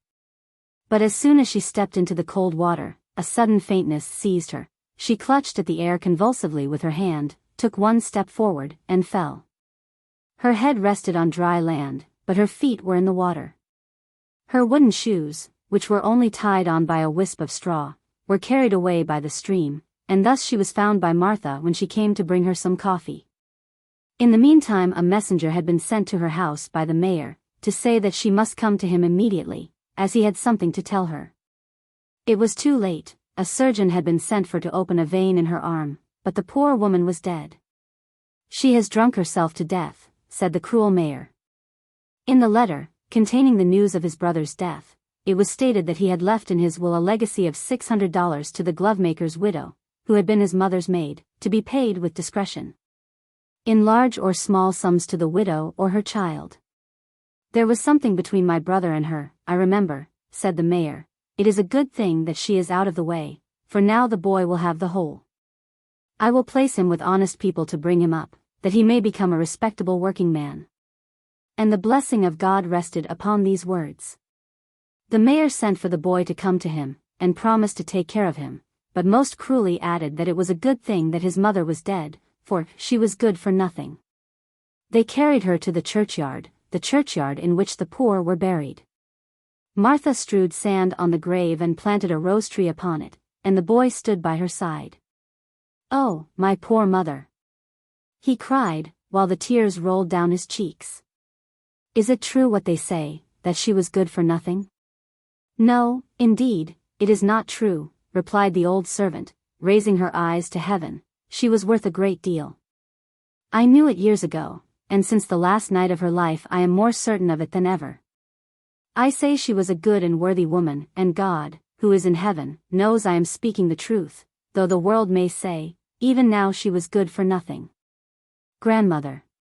Grandmother is very old, her face is wrinkled, and her hair is quite white, but her eyes are like 2 stars, and they have a mild, gentle expression in them when they look at you, which does you good. She wears a dress of heavy, rich silk, with large flowers worked on it, and it rustles when she moves. And then she can tell the most wonderful stories. Grandmother knows a great deal, for she was alive before father and mother, that's quite certain. She has a hymn book with large silver clasps, in which she often reads, and in the book, between the leaves, lies a rose, quite flat and dry. It is not so pretty as the roses which are standing in the glass, and yet she smiles at it most pleasantly, and tears even come into her eyes. I wonder why grandmother looks at the withered flower in the old book that way? Do you know? Why, when grandmother's tears fall upon the rose, and she is looking at it, the rose revives, and fills the room with its fragrance. The walls vanish as in a mist, and all around her is the glorious green wood, where in summer the sunlight streams through thick foliage. And grandmother, why she is young again, a charming maiden, fresh as a rose, with round, rosy cheeks, fair, bright ringlets, and a figure pretty and graceful, but the eyes, those mild, saintly eyes, are the same, they have been left to grandmother. At her side sits a young man, tall and strong. He gives her a rose and she smiles. Grandmother cannot smile like that now. Yes, she is smiling at the memory of that day, and many thoughts and recollections of the past. But the handsome young man is gone, and the rose has withered in the old book, and grandmother is sitting there, again an old woman, looking down upon the withered rose in the book. Grandmother is dead now. She had been sitting in her armchair, telling us a long, beautiful tale, and when it was finished, she said she was tired, and leaned her head back to sleep a while. We could hear her gentle breathing as she slept. Gradually it became quieter and calmer, and on her countenance beamed happiness and peace. It was as if lighted up with a ray of sunshine. She smiled once more, and then people said she was dead. She was laid in a black coffin, looking mild and beautiful in the white folds of the shrouded linen, though her eyes were closed, but every wrinkle had vanished, her hair looked white and silvery, and around her mouth lingered a sweet smile. We did not feel at all afraid to look at the corpse of her who had been such a dear, good grandmother. The hymn book, in which the rose still lay, was placed under her head, for so she had wished it, and then they buried grandmother. On the grave, close by the churchyard wall, they planted a rose tree. It was soon full of roses, and the nightingale sat among the flowers, and sang over the grave. From the organ in the church sounded the music and the words of the beautiful psalms, which were written in the old book under the head of the dead one. The moon shone down upon the grave, but the dead was not there. Every child could go safely, even at night, and pluck a rose from the tree by the churchyard wall. The dead know more than we do who are living. They know what a terror would come upon us if such a strange thing were to happen, as the appearance of a dead person among us. They are better off than we are, the dead return no more.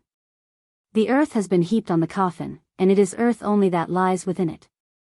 The leaves of the hymn book are dust, and the rose, with all its recollections, has crumbled to dust also. But over the grave fresh roses bloom, the nightingale sings, and the organ sounds, and there still lives a remembrance of old grandmother, with the loving, gentle eyes that always looked young. Eyes can never die. Ours will once again behold dear grandmother, young and beautiful as when, for the first time, she kissed the fresh, red rose, that is now dust in the grave. A great grief. This story really consists of 2 parts. The first part might be left out, but it gives us a few particulars, and these are useful. We were staying in the country at a gentleman's seat, where it happened that the master was absent for a few days. In the meantime, there arrived from the next town a lady. She had a pug dog with her, and came, she said, to dispose of shares in her tan yard. She had her papers with her, and we advised her to put them in an envelope, and to write thereon the address of the proprietor of the estate, General War Commissary Knight, and she listened to us attentively, seized the pen, paused, and begged us to repeat the directions slowly. We complied, and she wrote, but in the midst of the General War dash, she struck fast, sighed deeply, and said, "I am only a woman." Her puggy had seated itself on the ground while she wrote, and growled, for the dog had come with her for amusement and for the sake of its health, and then the bare floor ought not to be offered to a visitor. His outward appearance was characterized by a snub nose and a very fat back. "He doesn't bite," said the lady, "he has no teeth.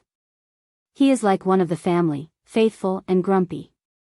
But the latter is my grandchildren's fault, for they have teased him, they play at wedding, and want to give him the part of the bridesmaid, and that's too much for him, poor old fellow." And she delivered her papers, and took Puggy upon her arm. And this is the first part of the story which might have been left out. Puggy died. That's the second part. It was about a week afterwards we arrived in the town, and put up at the inn. Our windows looked into the tan yard, which was divided into 2 parts by a partition of planks. In one half were many skins and hides, raw and tanned. Here was all the apparatus necessary to carry on a tannery, and it belonged to the widow. Puggy had died in the morning, and was to be buried in this part of the yard. The grandchildren of the widow, that is, of the tanner's widow, for Puggy had never been married, filled up the grave, and it was a beautiful grave. It must have been quite pleasant to lie there. The grave was bordered with pieces of flower pots and strewn over with sand. Quite at the top they had stuck up half a beer bottle, with the neck upwards, and that was not at all allegorical. The children danced round the grave, and the eldest of the boys among them, a practical youngster of 7 years, made the proposition that there should be an exhibition of Puggy's burial place for all who lived in the lane. The price of admission was to be a trouser button, for every boy would be sure to have one, and each might also give one for a little girl. This proposal was adopted by acclamation. And all the children out of the lane, yes, even out of the little lane at the back, flocked to the place, and each gave a button. Many were noticed to go about on that afternoon with only one suspender. But then they had seen Puggy's grave, and the sight was worth much more. But in front of the tan yard, close to the entrance, stood a little girl clothed in rags, very pretty to look at, with curly hair, and eyes so blue and clear that it was a pleasure to look into them. The child said not a word, nor did she cry. But each time the little door was opened she gave a long, long look into the yard. She had not a button, that she knew right well, and therefore she remained standing sorrowfully outside, till all the others had seen the grave and had gone away. Then she sat down, held her little brown hands before her eyes, and burst into tears. This girl alone had not seen Puggy's grave. It was a grief as great to her as any grown person can experience. We saw this from above. And looked at from above, how many a grief of our own and of others can make us smile. That is the story, and whoever does not understand it may go and purchase a share in the tan yard from the window. The Happy Family. The largest green leaf in this country is certainly the burdock leaf. If you hold it in front of you, it is large enough for an apron. And if you hold it over your head, it is almost as good as an umbrella, it is so wonderfully large. A burdock never grows alone, where it grows, there are many more, and it is a splendid sight, and all this splendor is good for snails. The great white snails, which grand people in olden times used to have made into fricassees, and when they had eaten them, they would say, "Oh, what a delicious dish," for these people really thought them good. And these snails lived on burdock leaves, and for them the burdock was planted. There was once an old estate where no one now lived to require snails. Indeed, the owners had all died out, but the burdock still flourished. It grew over all the beds and walks of the garden, its growth had no check, till it became at last quite a forest of burdocks. Here and there stood an apple or a plum tree, but for this, nobody would have thought the place had ever been a garden. It was burdock from one end to the other, and here lived the last two surviving snails. They knew not themselves how old they were. But they could remember the time when there were a great many more of them, and that they were descended from a family which came from foreign lands, and that the whole forest had been planted for them and theirs. They had never been away from the garden, but they knew that another place once existed in the world, called the Duke's Palace Castle, in which some of their relations had been boiled till they became black, and were then laid on a silver dish. But what was done afterwards they did not know. Besides, they could not imagine exactly how it felt to be boiled and placed on a silver dish, but no doubt it was something very fine and highly genteel. Neither the cockchafer, nor the toad, nor the earthworm, whom they questioned about it, would give them the least information, for none of their relations had ever been cooked or served on a silver dish. The old white snails were the most aristocratic race in the world, they knew that. The forest had been planted for them, and the nobleman's castle had been built entirely that they might be cooked and laid on silver dishes. They lived quite retired and very happily, and as they had no children of their own, they had adopted a little common snail, which they brought up as their own child. The little one would not grow, for he was only a common snail. But the old people, particularly the mother snail, declared that she could easily see how he grew.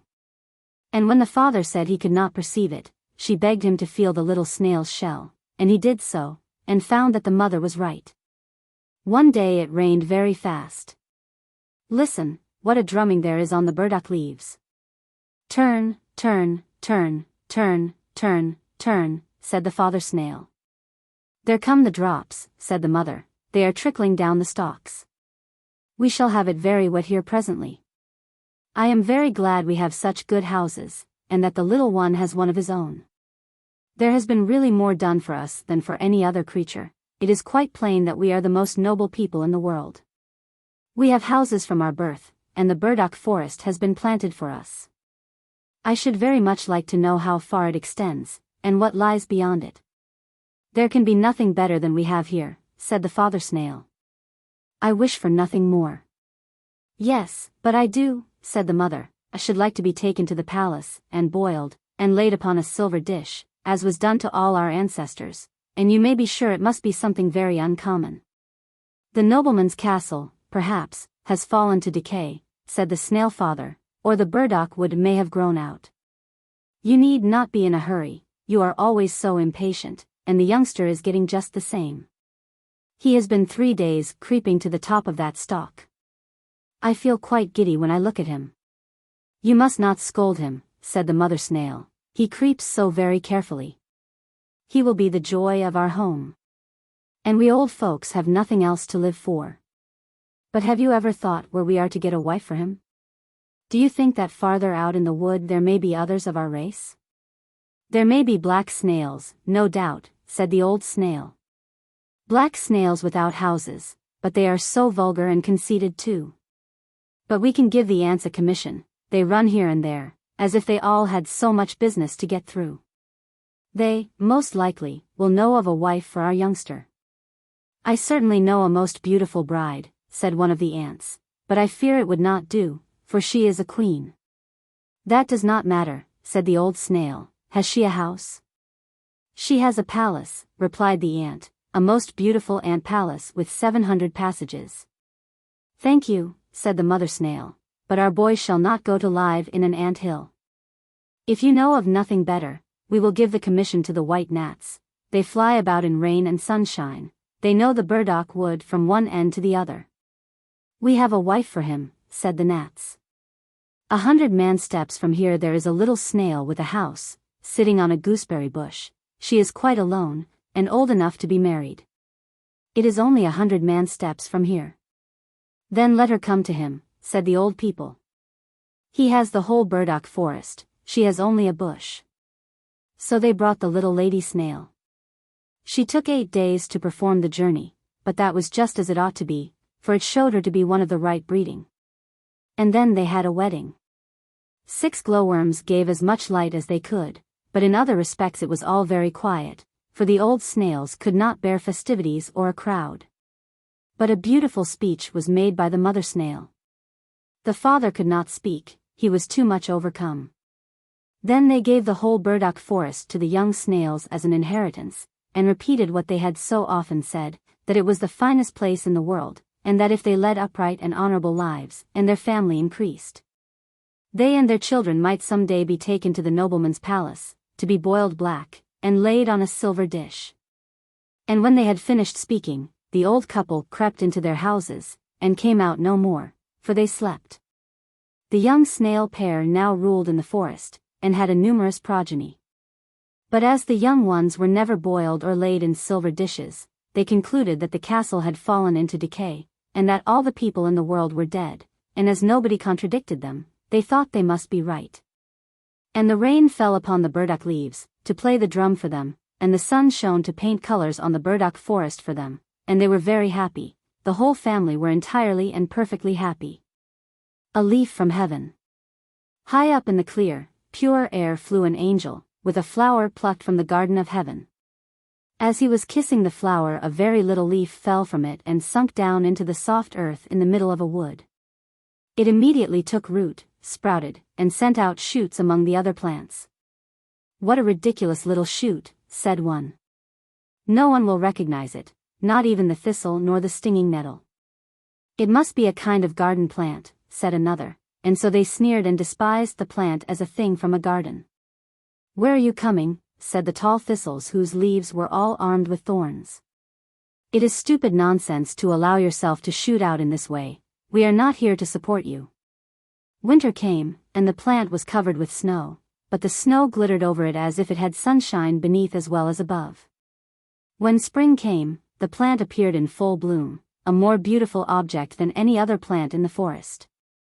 And now the professor of botany presented himself, one who could explain his knowledge in black and white. He examined and tested the plant, but it did not belong to his system of botany, nor could he possibly find out to what class it did belong. It must be some degenerate species, said he, I do not know it, and it is not mentioned in any system. Not known in any system, repeated the thistles and the nettles. The large trees which grew round it saw the plant and heard the remarks, but they said not a word either good or bad, which is the wisest plan for those who are ignorant. There passed through the forest a poor innocent girl, her heart was pure, and her understanding increased by her faith. Her chief inheritance had been an old Bible, which she read and valued. From its pages she heard the voice of God speaking to her, and telling her to remember what was said of Joseph's brethren when persons wished to injure her. They imagined evil in their hearts, but God turned it to good. If we suffer wrongfully, if we are misunderstood or despised, we must think of him who was pure and holy, and who prayed for those who nailed him to the cross, Father, forgive them, for they know not what they do. The girl stood still before the wonderful plant, for the green leaves exhaled a sweet and refreshing fragrance, and the flowers glittered and sparkled in the sunshine like colored flames. And the harmony of sweet sounds lingered round them as if each concealed within itself a deep fount of melody, which thousands of years could not exhaust. With pious gratitude the girl looked upon this glorious work of God, and bent down over one of the branches, that she might examine the flower and inhale the sweet perfume. Then a light broke in on her mind, and her heart expanded. Gladly would she have plucked a flower, but she could not overcome her reluctance to break one off. She knew it would so soon fade.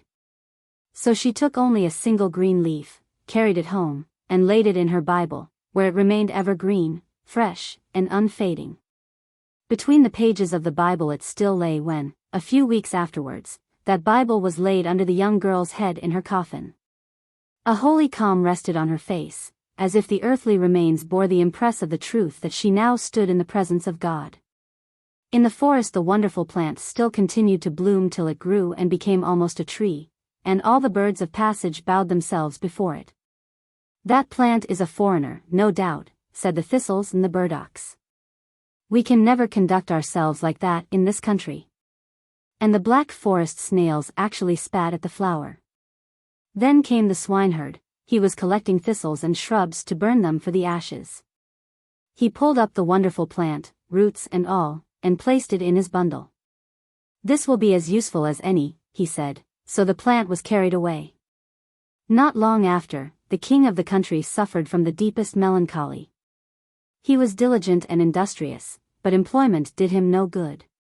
They read deep and learned books to him, and then the lightest and most trifling that could be found, but all to no purpose. Then they applied for advice to one of the wise men of the world, and he sent them a message to say that there was one remedy which would relieve and cure him. And that it was a plant of heavenly origin which grew in the forest in the king's own dominions. The messenger described the flower so that his appearance could not be mistaken. Then said the swineherd, I am afraid I carried this plant away from the forest in my bundle, and it has been burnt to ashes long ago. But I did not know any better. You did not know any better. Ignorance upon ignorance indeed. The poor swineherd took these words to heart, for they were addressed to him. He knew not that there were others who were equally ignorant. Not even a leaf of the plant could be found. There was one, but it lay in the coffin of the dead. No one knew anything about it. Then the king, in his melancholy, wandered out to the spot in the wood. Here is where the plant stood, he said. It is a sacred place. Then he ordered that the place should be surrounded with a golden railing, and a sentry stationed near it.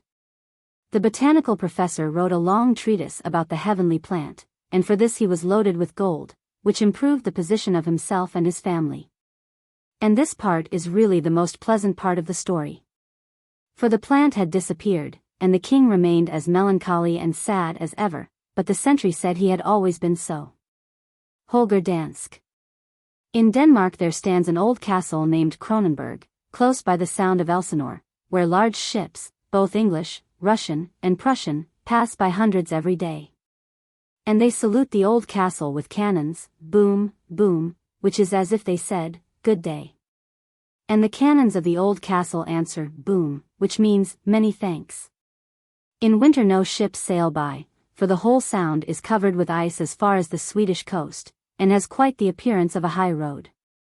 The Danish and the Swedish flags wave, and Danes and Swedes say, good day, and thank you, to each other, not with cannons, but with a friendly shake of the hand.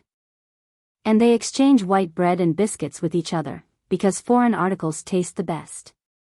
But the most beautiful sight of all is the old castle of Kronenberg, where Holger Dansk sits in the deep, dark cellar, into which no one goes. He is clad in iron and steel, and rests his head on his strong arm. His long beard hangs down upon the marble table, into which it has become firmly rooted. He sleeps and dreams, but in his dreams he sees everything that happens in Denmark. On each Christmas Eve an angel comes to him and tells him that all he has dreamed is true, and that he may go to sleep again in peace, as Denmark is not yet in any real danger. But should danger ever come, then Holger Dansk will rouse himself, and the table will burst asunder as he draws out his beard. Then he will come forth in his strength, and strike a blow that shall sound in all the countries of the world. An old grandfather sat and told his little grandson all this about Holger Dansk, and the boy knew that what his grandfather told him must be true.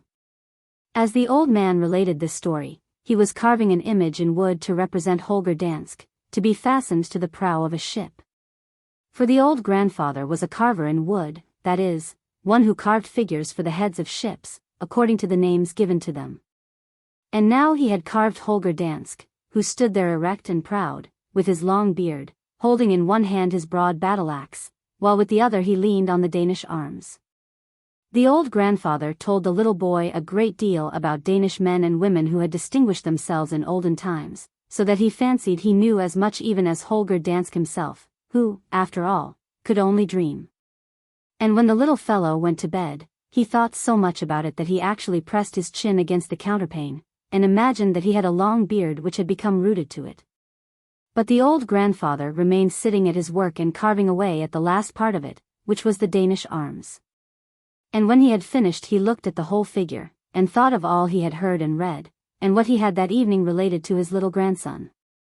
Then he nodded his head, wiped his spectacles and put them on, and said, "Ah, yes. Holger Dansk will not appear in my lifetime, but the boy who is in bed there may very likely live to see him when the event really comes to pass." And the old grandfather nodded again. And the more he looked at Holger Dansk, the more satisfied he felt that he had carved a good image of him. It seemed to glow with the color of life, the armor glittered like iron and steel. The hearts in the Danish arms grew more and more red, while the lions, with gold crowns on their heads, were leaping up. "That is the most beautiful coat of arms in the world," said the old man. "The lions represent strength, and the hearts, gentleness and love." And as he gazed on the uppermost lion, he thought of King Canute, who chained great England to Denmark's throne, and he looked at the second lion, and thought of Waldemar, who untied Denmark and conquered the Vandals. The third lion reminded him of Margaret, who united Denmark, Sweden, and Norway. But when he gazed at the red hearts, their colors glowed more deeply, even as flames, and his memory followed each in turn. The first led him to a dark, narrow prison, in which sat a prisoner, a beautiful woman, daughter of Christian IV, Eleanor Ulfeld, and the flame became a rose on her bosom. And its blossoms were not more pure than the heart of this noblest and best of all Danish women. "Ah, yes. That is indeed a noble heart in the Danish arms," said the grandfather, and his spirit followed the second flame, which carried him out to sea, where cannons roared and the ships lay shrouded in smoke. And the flaming heart attached itself to the breast of Hvitfeldt in the form of the ribbon of an order, as he blew himself and his ship into the air in order to save the fleet. And the third flame led him to Greenland's wretched huts, where the preacher, Hans Christian, ruled with love in every word and action. The flame was as a star on his breast, and added another heart to the Danish arms. And as the old grandfather's spirit followed the next hovering flame, he knew whither it would lead him. In a peasant woman's humble room stood Frederick VI, writing his name with chalk on the beam. The flame trembled on his breast and in his heart, and it was in the peasant's room that his heart became one for the Danish arms. The old grandfather wiped his eyes, for he had known King Frederick, with his silvery locks and his honest blue eyes, and had lived for him, and he folded his hands and remained for some time silent. Then his daughter came to him and said it was getting late, that he ought to rest for a while, and that the supper was on the table. "What you have been carving is very beautiful, grandfather," said she. "Holger Dansk and the old coat of arms. It seems to me as if I have seen the face somewhere." "No, that is impossible," replied the old grandfather, "but I have seen it, and I have tried to carve it in wood, as I have retained it in my memory. It was a long time ago, while the English fleet lay in the roads, on the 2nd of April, when we showed that we were true, ancient Danes. I was on board the Denmark, in Steen Billy's squadron. I had a man by my side whom even the cannon balls seemed to fear. He sung old songs in a merry voice, and fired and fought as if he were something more than a man. I still remember his face, but from whence he came, or whither he went, I know not. No one knows. I have often thought it might have been Holger Dansk himself, who had swam down to us from Kronenberg to help us in the hour of danger. That was my idea, and there stands his likeness. The wooden figure threw a gigantic shadow on the wall, and even on part of the ceiling. It seemed as if the real Holger Dansk stood behind it, for the shadow moved, but this was no doubt caused by the flame of the lamp not burning steadily. Then the daughter-in-law kissed the old grandfather, and led him to a large armchair by the table, and she, and her husband, who was the son of the old man and the father of the little boy who lay in bed, sat down to supper with him. And the old grandfather talked of the Danish lions and the Danish hearts, emblems of strength and gentleness, and explained quite clearly that there is another strength than that which lies in a sword. And he pointed to a shelf where lay a number of old books, and amongst them a collection of Hallberg's plays, which are much read and are so clever and amusing that it is easy to fancy we have known the people of those days, who are described in them. He knew how to fight also, said the old man, for he lashed the follies and prejudices of people during his whole life. Then the grandfather nodded to a place above the looking-glass, where hung an almanac, with a representation of the round tower upon it, and said, Tycho Brahe was another of those who used a sword, but not one to cut into the flesh and bone, but to make the way of the stars of heaven clear, and plain to be understood. And then he whose father belonged to my calling, yes, he, the son of the old image carver, he whom we ourselves have seen, with his silvery locks and his broad shoulders, whose name is known in all lands. Yes, he was a sculptor, while I am only a carver. Holger Dansk can appear in marble, so that people in all countries of the world may hear of the strength of Denmark. Now let us drink the health of Bertel. But the little boy in bed saw plainly the old castle of Kronenberg, and the sound of Elsinore, and Holger Dansk, far down in the cellar, with his beard rooted to the table, and dreaming of everything that was passing above him. And Holger Dansk did dream of the little humble room in which the image carver sat. He heard all that had been said, and he nodded in his dream, saying, Ah, yes, remember me, you Danish people, keep me in your memory, I will come to you in the hour of need. The bright morning light shone over Kronenberg, and the wind brought the sound of the hunting horn across from the neighboring shores. The ships sailed by and saluted the castle with the boom of the cannon, and Kronenberg returned the salute, boom, boom. But the roaring cannons did not awake Holger Dansk, for they meant only, good morning, and thank you. They must fire in another fashion before he awakes, but wake he will, for there is energy yet in Holger Dansk. I.B. and little Christina. In the forest that extends from the banks of the Gudena, in North Jutland, a long way into the country, and not far from the clear stream, rises a great ridge of land, which stretches through the wood like a wall. Westward of this ridge, and not far from the river, stands a farmhouse, surrounded by such poor land that the sandy soil shows itself between the scanty ears of rye and wheat which grow in it. Some years have passed since the people who lived here cultivated these fields. They kept 3 sheep, a pig, and 2 oxen. In fact, they maintained themselves very well. They had quite enough to live upon, as people generally have who are content with their lot. They even could have afforded to keep 2 horses, but it was a saying among the farmers in those parts, the horse eats himself up, that is to say, he eats as much as he earns. Jeppe Jans cultivated his fields in summer, and in the winter he made wooden shoes. He also had an assistant, a lad who understood as well as he himself did how to make wooden shoes strong, but light, and in the fashion. They carved shoes and spoons, which paid well, therefore no one could justly call Jeppe Jans and his family poor people. Little I.B., a boy of 7 years old and the only child, would sit by, watching the workmen, or cutting a stick, and sometimes his finger instead of the stick. But one day I.B. succeeded so well in his carving that he made 2 pieces of wood look really like 2 little wooden shoes, and he determined to give them as a present to little Christina. And who was little Christina? She was the boatman's daughter, graceful and delicate as the child of a gentleman. Had she been dressed differently, no one would have believed that she lived in a hut on the neighboring heath with her father.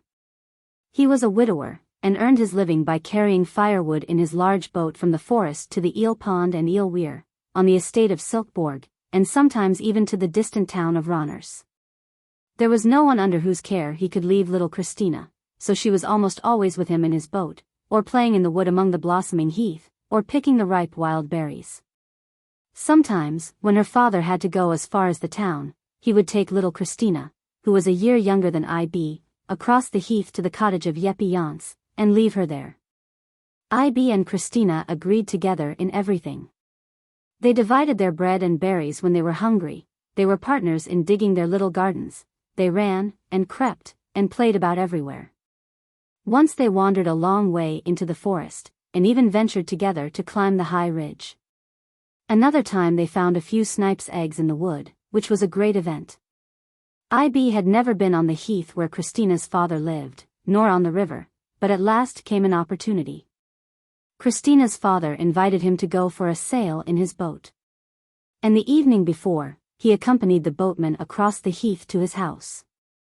The next morning early, the two children were placed on the top of a high pile of firewood in the boat, and sat eating bread and wild strawberries, while Christina's father and his man drove the boat forward with poles. They floated on swiftly, for the tide was in their favor, passing over lakes, formed by the stream in its course. Sometimes they seemed quite enclosed by reeds and water plants, yet there was always room for them to pass out, although the old trees overhung the water and the old oaks stretched out their bare branches, as if they had turned up their sleeves and wished to show their naughty, naked arms.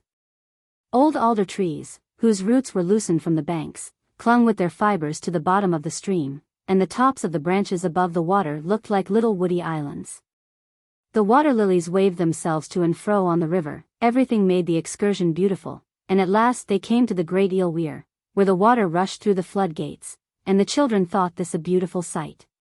In those days there was no factory nor any town house, nothing but the great farm, with its scanty-bearing fields, in which could be seen a few herd of cattle, and one or two farm laborers. The rushing of the water through the sluices, and the scream of the wild ducks, were almost the only signs of active life at Silkeborg. After the firewood had been unloaded, Christina's father bought a whole bundle of eels and a sucking pig, which were all placed in a basket in the stern of the boat. Then they returned again up the stream. And as the wind was favorable, 2 sails were hoisted, which carried the boat on as well as if 2 horses had been harnessed to it. As they sailed on, they came by chance to the place where the boatman's assistant lived, at a little distance from the bank of the river. The boat was moored, and the 2 men, after desiring the children to sit still, both went on shore. They obeyed this order for a very short time, and then forgot it altogether. First they peeped into the basket containing the eels and the sucking pig, then they must needs pull out the pig and take it in their hands, and feel it and touch it. And as they both wanted to hold it at the same time, the consequence was that they let it fall into the water, and the pig sailed away with the stream. Here was a terrible disaster. IB jumped ashore, and ran a little distance from the boat. "Oh, take me with you," cried Christina, and she sprang after him. In a few minutes they found themselves deep in a thicket, and could no longer see the boat or the shore. They ran on a little farther, and then Christina fell down, and began to cry. IB helped her up, and said, "Never mind, follow me. Yonder is the house." But the house was not yonder. And they wandered still farther, over the dry rustling leaves of the last year, and treading on fallen branches that crackled under their little feet, then they heard a loud, piercing cry, and they stood still to listen. Presently the scream of an eagle sounded through the wood. It was an ugly cry, and it frightened the children, but before them, in the thickest part of the forest, grew the most beautiful blackberries, in wonderful quantities. They looked so inviting that the children could not help stopping, and they remained there so long eating, that their mouths and cheeks became quite black with the juice. Presently they heard the frightful scream again, and Christina said, "We shall get into trouble about that pig." "Oh, never mind," said IB, "we will go home to my father's house. It is here in the wood."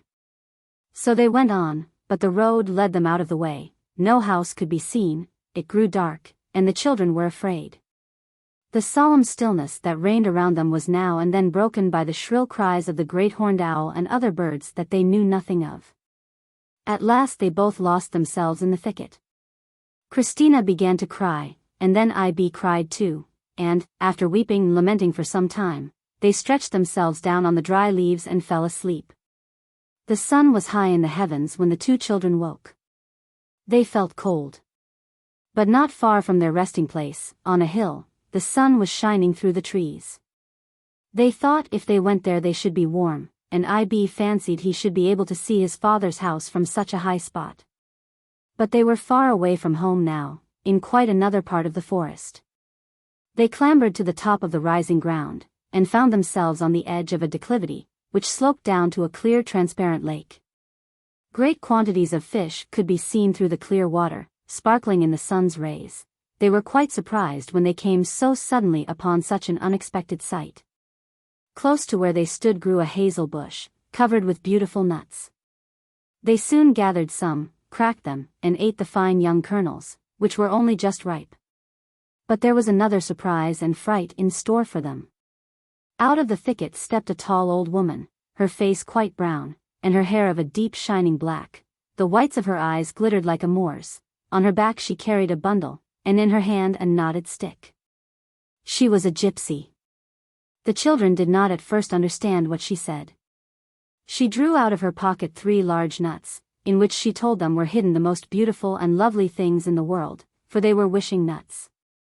IB looked at her, and as she spoke so kindly, he took courage, and asked her if she would give him the nuts, and the woman gave them to him, and then gathered some more from the bushes for herself, quite a pocket full. IB and Christina looked at the wishing nuts with wide open eyes. "Is there in this nut a carriage, with a pair of horses?" asked IB. "Yes, there is a golden carriage, with 2 golden horses," replied the woman. "Then give me that nut," said Christina, so IB gave it to her, and the strange woman tied up the nut for her in her handkerchief. IB held up another nut. "Is there, in this nut, a pretty little neckerchief like the one Christina has on her neck?" asked IB. "There are 10 neckerchiefs in it," she replied, "as well as beautiful dresses, stockings, and a hat and veil." "Then I will have that one also," said Christina, "and it is a pretty one too." And then IB gave her the second nut. The third was a little black thing. "You may keep that one," said Christina, "it is quite as pretty." "What is in it?" asked IB. "The best of all things for you," replied the gypsy. So IB held the nut very tight. Then the woman promised to lead the children to the right path, that they might find their way home, and they went forward certainly in quite another direction to the one they meant to take. Therefore no one ought to speak against the woman, and say that she wanted to steal the children. In the wild wood path they met a forester who knew IB, and, by his help, IB and Christina reached home, where they found every one had been very anxious about them. They were pardoned and forgiven, although they really had both done wrong, and deserved to get into trouble, first, because they had let the sucking pig fall into the water, and, secondly, because they had run away. Christina was taken back to her father's house on the heath, and IB remained in the farmhouse on the borders of the wood, near the great land ridge. The first thing IB did that evening was to take out of his pocket the little black nut, in which the best thing of all was said to be enclosed. He laid it carefully between the door and the doorpost, and then shut the door so that the nut cracked directly. But there was not much kernel to be seen. It was what we should call hollow or worm-eaten, and looked as if it had been filled with tobacco or rich black earth. "It is just what I expected," exclaimed IB, "how should there be room in a little nut like this for the best thing of all? Christina will find her 2 nuts just the same. There will be neither fine clothes or a golden carriage in them." Winter came, and the new year, and indeed many years passed away. Until IB was old enough to be confirmed, and, therefore, he went during a whole winter to the clergyman of the nearest village to be prepared. One day, about this time, the boatman paid a visit to IB's parents, and told them that Christina was going to service, and that she had been remarkably fortunate in obtaining a good place, with most respectable people. "Only think," he said, "she is going to the rich innkeeper's, at the hotel in Herning, many miles west from here. She is to assist the landlady in the housekeeping. And, if afterwards she behaves well and remains to be confirmed, the people will treat her as their own daughter." So IB and Christina took leave of each other. People already called them the betrothed, and at parting the girl showed IB the 2 nuts, which she had taken care of ever since the time that they lost themselves in the wood. And she told him also that the little wooden shoes he once carved for her when he was a boy, and gave her as a present, had been carefully kept in a drawer ever since. And so they parted.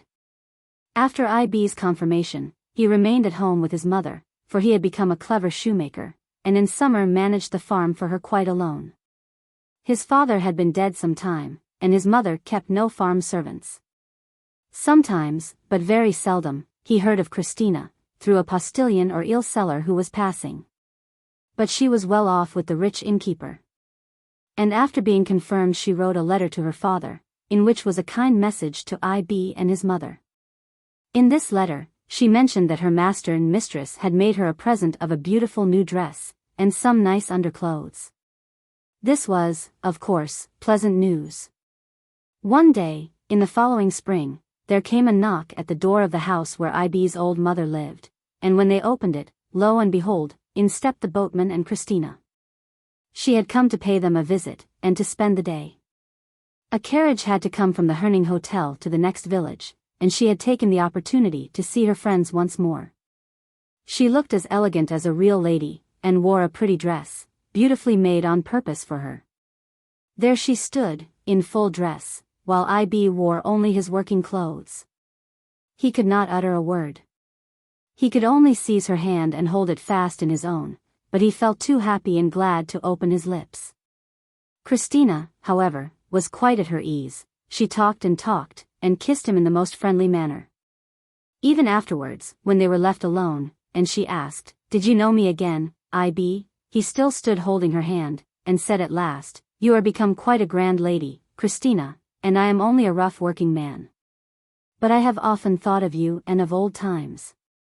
Then they wandered up the great ridge, and looked across the stream to the heath, where the little hills were covered with the flowering broom. IB said nothing. But before the time came for them to part, it became quite clear to him that Christina must be his wife. Had they not even in childhood been called the betrothed? To him it seemed as if they were really engaged to each other, although not a word had been spoken on the subject.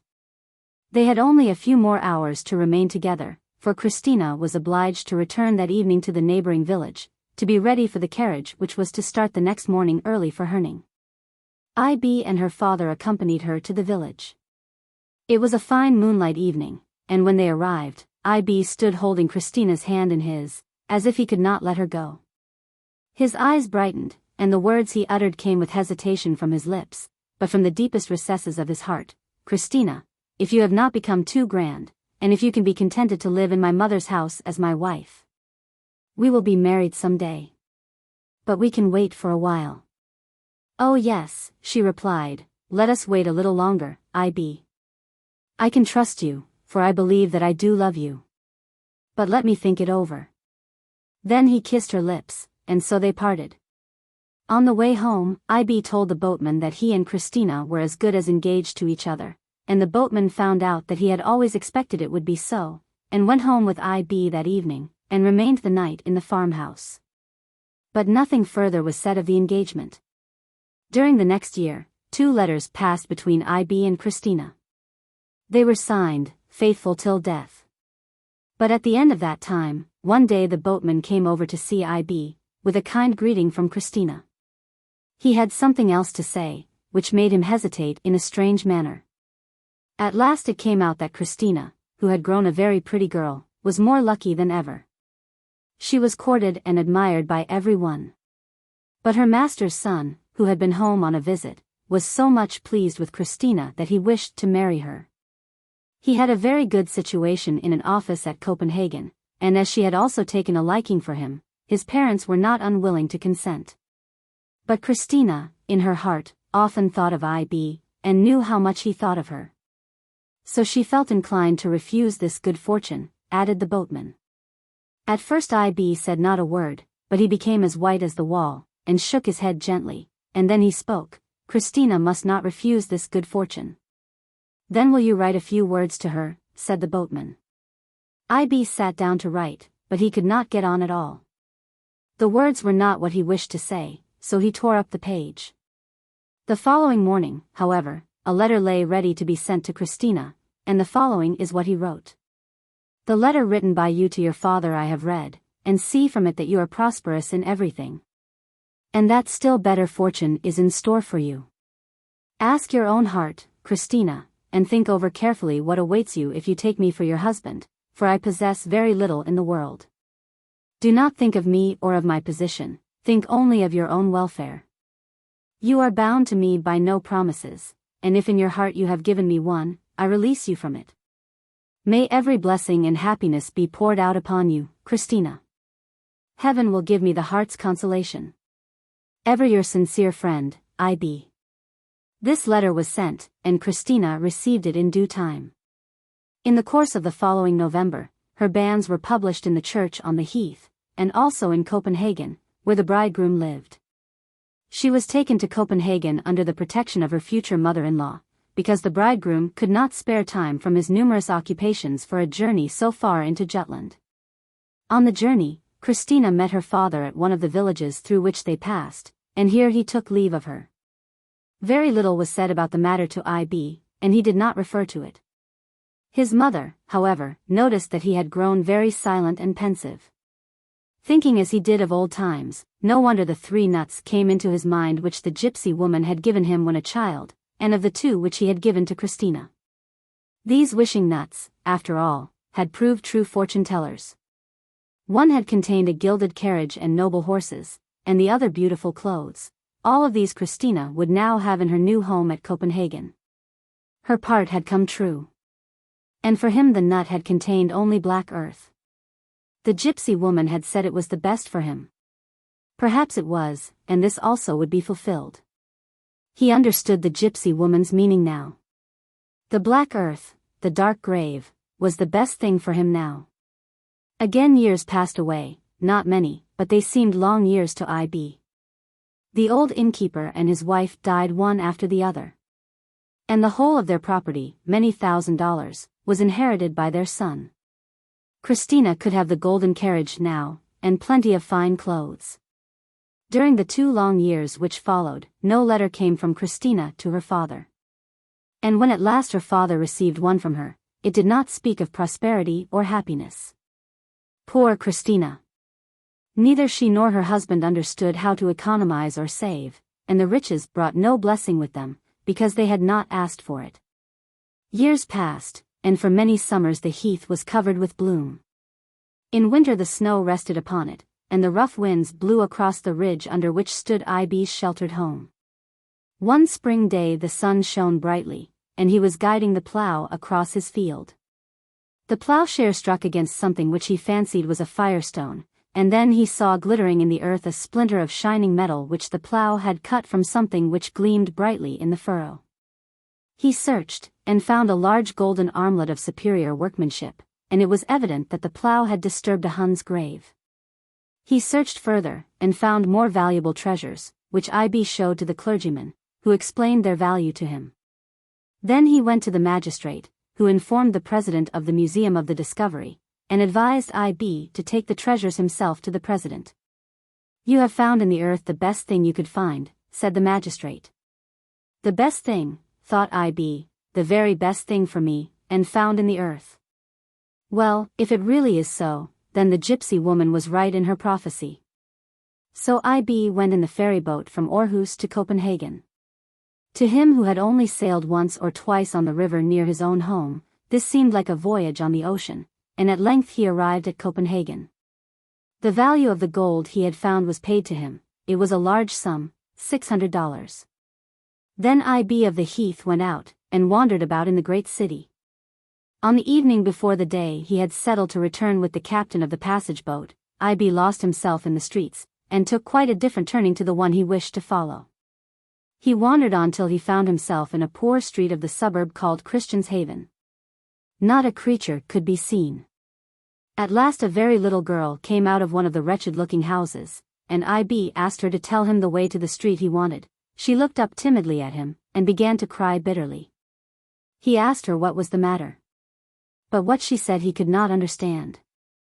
So he went along the street with her, and as they passed under a lamp, the light fell on the little girl's face. A strange sensation came over I.B. as he caught sight of it. The living, breathing embodiment of little Christina stood before him, just as he remembered her in the days of her childhood. He followed the child to the wretched house, and ascended the narrow, crazy staircase which led to a little garret in the roof. The air in the room was heavy and stifling, no light was burning, and from one corner came sounds of moaning and sighing. It was the mother of the child who lay there on a miserable bed. With the help of a match, IB struck a light and approached her. "Can I be of any service to you?" he asked. "This little girl brought me up here, but I am a stranger in this city. Are there no neighbors or anyone whom I can call?" Then he raised the head of the sick woman and smoothed her pillow. He started as he did so. It was Christina of the Heath. No one had mentioned her name to IB for years. It would have disturbed his peace of mind, especially as the reports respecting her were not good. The wealth which her husband had inherited from his parents had made him proud and arrogant. He had given up his certain appointment, and traveled for 6 months in foreign lands, and, on his return, had lived in great style, and got into terrible debt. For a time he had trembled on the high pedestal on which he had placed himself, till at last he toppled over, and ruin came. His numerous merry companions, and the visitors at his table, said it served him right, for he had kept house like a madman. One morning his corpse was found in the canal. The cold hand of death had already touched the heart of Christina. Her youngest child, looked for in the midst of prosperity, had sunk into the grave when only a few weeks old. And at last Christina herself became sick unto death, and lay, forsaken and dying, in a miserable room, amid poverty she might have borne in her younger days, but which was now more painful to her from the luxuries to which she had lately been accustomed. It was her eldest child, also a little Christina, whom IB had followed to her home, where she suffered hunger and poverty with her mother. "It makes me unhappy to think that I shall die, and leave this poor child," sighed she. "Oh, what will become of her?" She could say no more. Then IB brought out another match, and lighted a piece of candle which he found in the room, and it threw a glimmering light over the wretched dwelling. IB looked at the little girl, and thought of Christina in her young days. For her sake, could he not love this child, who was a stranger to him? As he thus reflected, the dying woman opened her eyes, and gazed at him. Did she recognize him? He never knew, for not another word escaped her lips. In the forest by the river Gudena, not far from the heath, and beneath the ridge of land, stood the little farm, newly painted and whitewashed. The air was heavy and dark.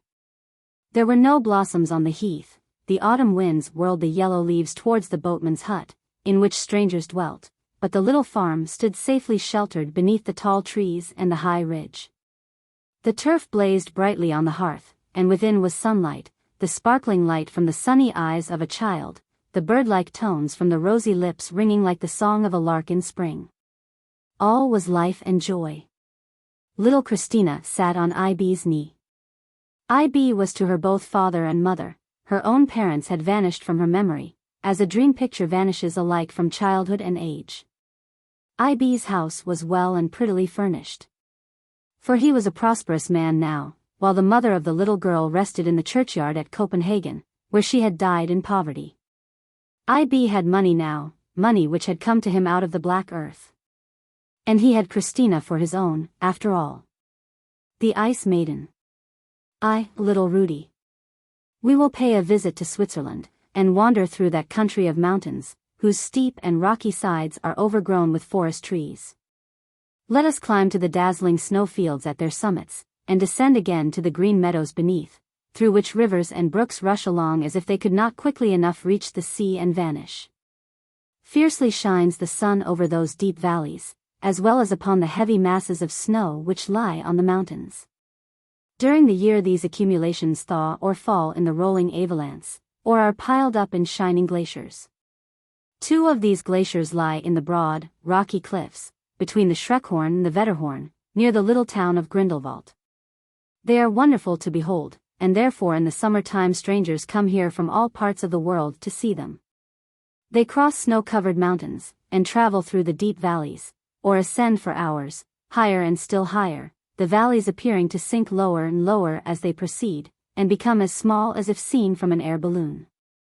Over the lofty summits of these mountains the clouds often hang like a dark veil.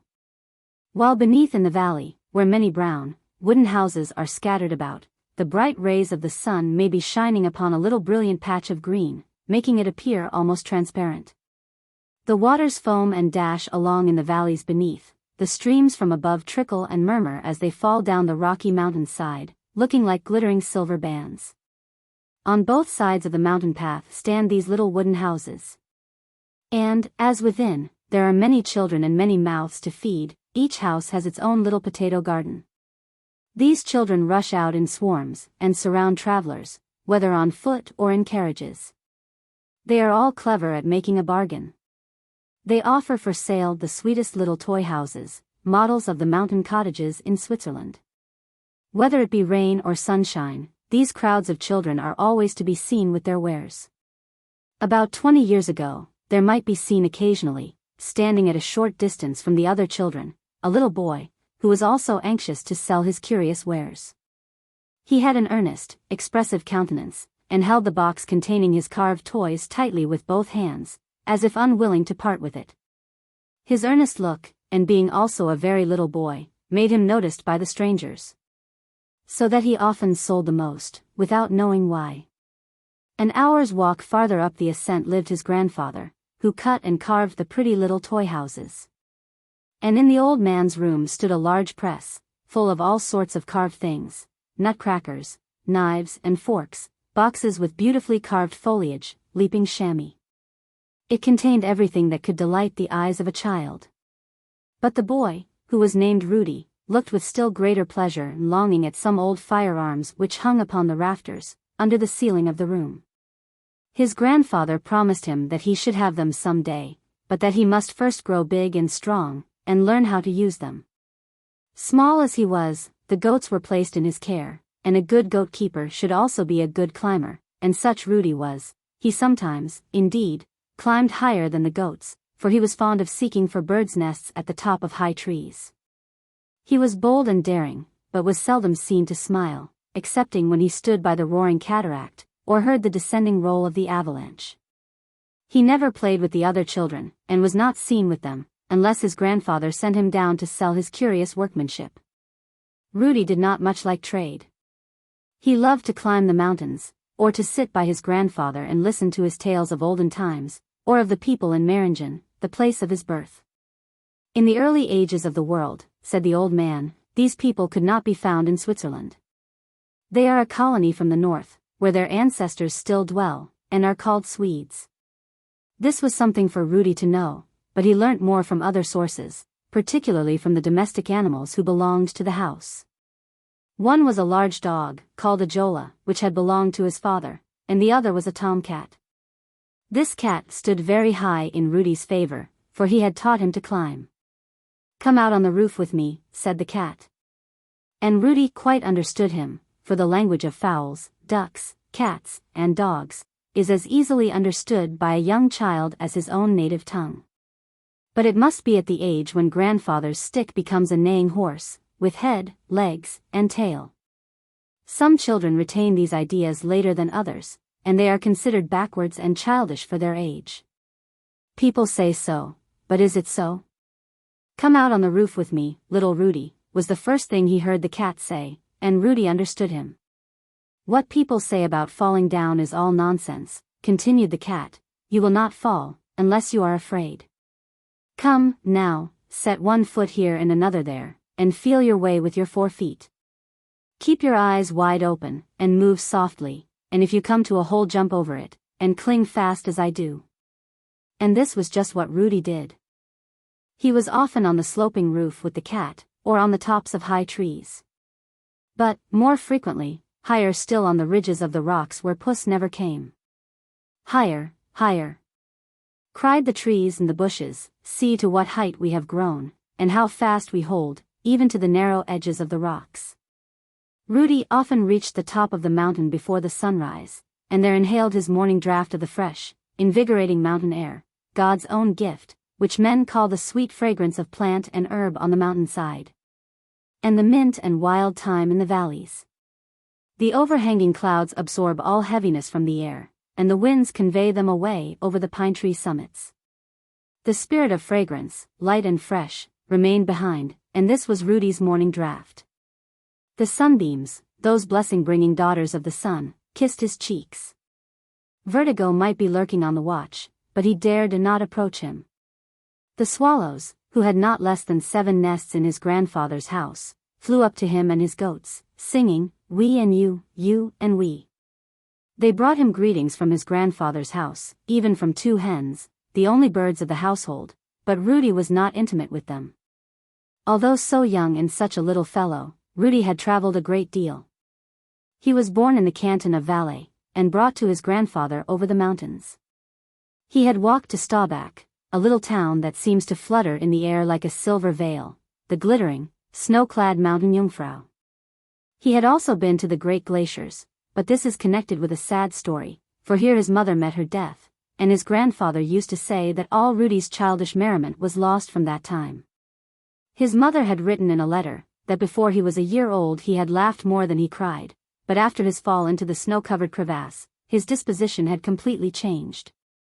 The grandfather seldom spoke of this, but the fact was generally known. Rudy's father had been a postilion, and the large dog which now lived in his grandfather's cottage had always followed him on his journeys over the Simplon to the Lake of Geneva. Rudy's relations, on his father's side, lived in the canton of Valais, in the valley of the Rhône. His uncle was a chamois hunter, and a well-known guide. Rudy was only a year old when his father died, and his mother was anxious to return with her child to her own relations, who lived in the Bernese Oberland. Her father dwelt at a few hours' distance from Grindelwald. He was a carver in wood, and gained so much by it that he had plenty to live upon. She set out homewards in the month of June, carrying her infant in her arms, and, accompanied by 2 chamois hunters, crossed the Gemmi on her way to Grindelwald. They had already left more than half the journey behind them. They had crossed high ridges, and traversed snowfields. They could even see her native valley, with its familiar wooden cottages. They had only one more glacier to climb. Some newly fallen snow concealed a cleft which, though it did not extend to the foaming waters in the depths beneath, was still much deeper than the height of a man. The young woman, with the child in her arms, slipped upon it, sank in, and disappeared. Not a shriek, not a groan was heard, nothing but the whining of a little child. More than an hour elapsed before her 2 companions could obtain from the nearest house ropes and poles to assist in raising them. And it was with much exertion that they at last succeeded in raising from the crevasse what appeared to be 2 dead bodies. Every means was used to restore them to life. With the child they were successful, but not with the mother.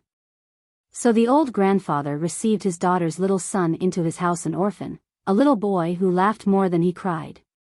But it seemed as if laughter had left him in the cold ice world into which he had fallen, where, as the Swiss peasants say, the souls of the lost are confined till the judgment day.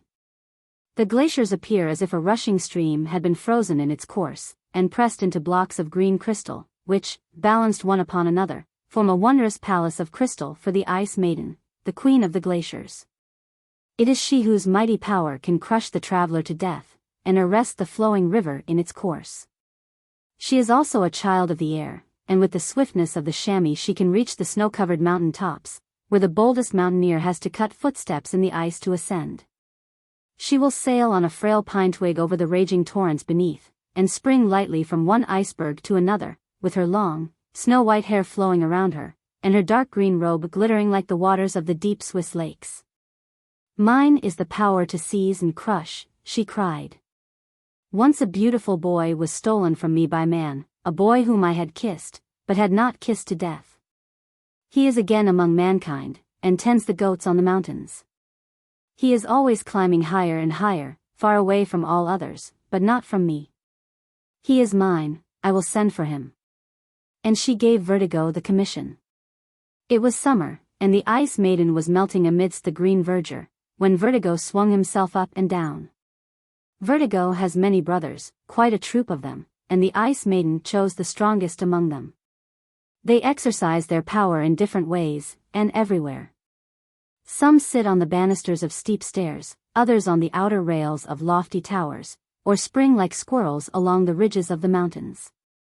Others tread the air as a swimmer treads the water, and lure their victims here and there till they fall into the deep abyss. Vertigo and the Ice Maiden clutch at human beings, as the polypus seizes upon all that comes within its reach. And now Vertigo was to seize Rudy. Seize him, indeed, cried Vertigo. I cannot do it. That monster of a cat has taught him her tricks. That child of the human race has a power within him which keeps me at a distance. I cannot possibly reach the boy when he hangs from the branches of trees, over the precipice, or I would gladly tickle his feet, and send him heels over head through the air, but I cannot accomplish it. We must accomplish it, said the Ice Maiden, either you or I must, and I will. No, no, sounded through the air, like an echo on the mountain church bell's chime. It was an answer in song, in the melting tones of a chorus from others of nature's spirits, good and loving spirits, the daughters of the sunbeam. They who place themselves in a circle every evening on the mountain peaks. There they spread out their rose-colored wings, which, as the sun sinks, become more flaming red, until the lofty Alps seem to burn with fire. Men call this the alpine glow. After the sun has set, they disappear within the white snow on the mountain tops, and slumber there till sunrise, when they again come forth.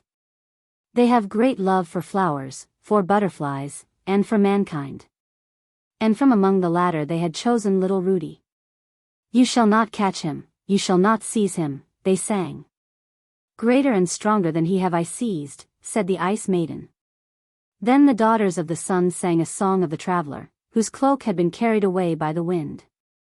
The wind took the covering, but not the man, it could even seize upon him, but not hold him fast. The children of strength are more powerful, more ethereal, even than we are. They can rise higher than our parent, the sun. They have the magic words that rule the wind and the waves, and compel them to serve and obey. And they can, at last, cast off the heavy, oppressive weight of mortality, and soar upwards. Thus sweetly sounded the bell-like tones of the chorus. And each morning the sun's rays shone through the one little window of the grandfather's house upon the quiet child. The daughters of the sunbeam kissed him. They wished to thaw, and melt, and obliterate the ice kiss which the queenly maiden of the glaciers had given him as he lay in the lap of his dead mother, in the deep crevasse of ice from which he had been so wonderfully rescued. 2. The journey to the new home. Rudy was just 8 years old, when his uncle, who lived on the other side of the mountain, wished to have the boy, as he thought he might obtain a better education with him, and learn something more. His grandfather thought the same, so he consented to let him go. Rudy had many to say farewell to, as well as his grandfather. First, there was Ajola, the old dog. Your father was the postilion, and I was the postilion's dog, said Ajola. We have often traveled the same journey together. I knew all the dogs and men on this side of the mountain. It is not my habit to talk much, but now that we have so little time to converse together, I will say something more than usual. I will relate to you a story, which I have reflected upon for a long time. I do not understand it, and very likely you will not, but that is of no consequence. I have, however, learned from it that in this world things are not equally divided, neither for dogs nor for men. All are not born to lie on the lap and to drink milk. I have never been petted in this way, but I have seen a little dog seated in the place of a gentleman or lady, and traveling inside a post-chaise.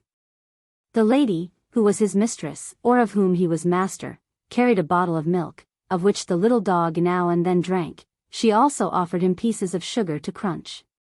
He sniffed at them proudly, but would not eat one, so she ate them herself. I was running along the dirty road by the side of the carriage as hungry as a dog could be, chewing the cud of my own thoughts, which were rather in confusion.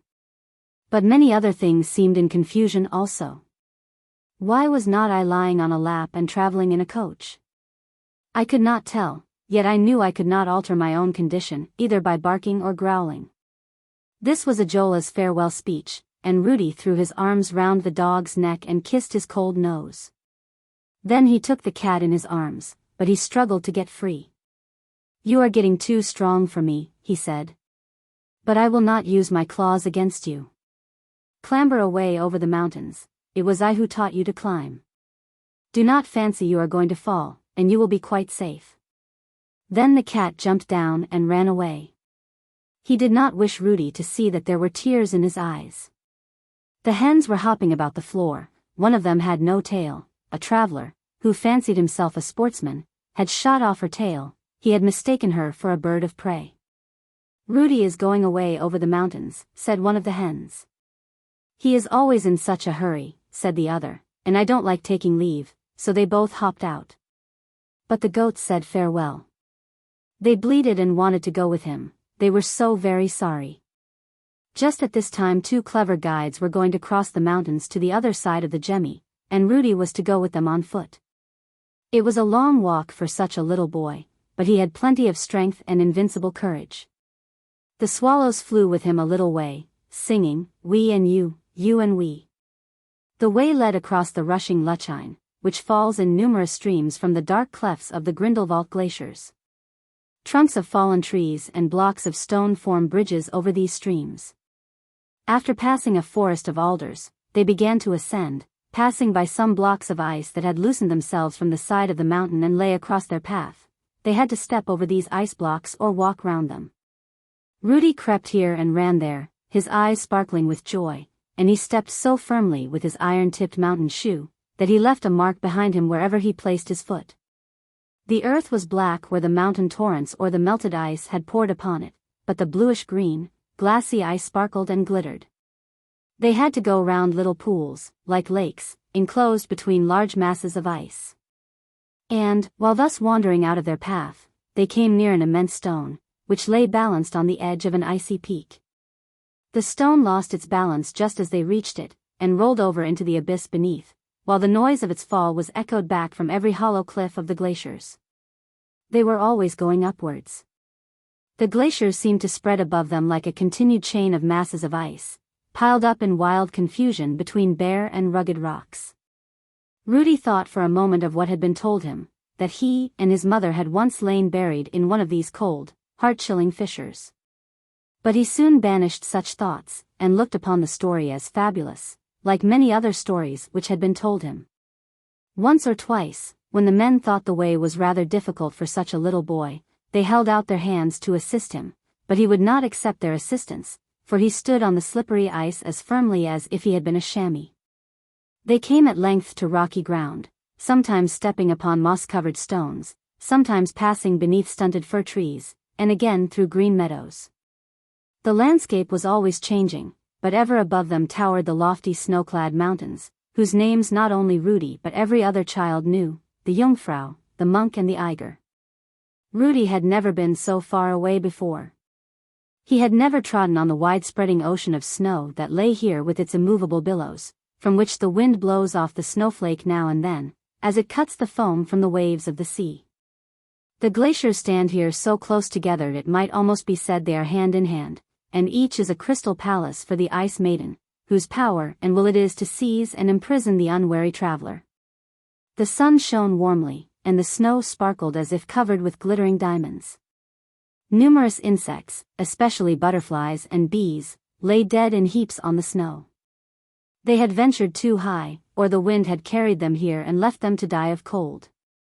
Around the Wetterhorn hung a feathery cloud, like a wool bag, and a threatening cloud too, for as it sunk lower it increased in size, and concealed within was a fen, fearful in its violence should it break loose. This journey, with its varied incidents, the wild paths, the night passed on the mountain, the steep rocky precipices, the hollow clefts, in which the rustling waters from time immemorial had worn away passages for themselves through blocks of stone, all these were firmly impressed on Rudy's memory. In a forsaken stone building, which stood just beyond the seas of snow, they one night took shelter. Here they found some charcoal and pine branches, so that they soon made a fire. They arranged couches to lie on as well as they could, and then the men seated themselves by the fire, took out their pipes, and began to smoke.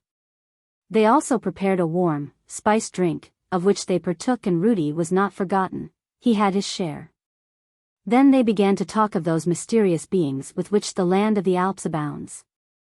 The hosts of apparitions which come in the night, and carry off the sleepers through the air, to the wonderful floating town of Venice, of the wild herdsman, who drives the black sheep across the meadows. These flocks are never seen, yet the tinkle of their little bells has often been heard, as well as their unearthly bleating.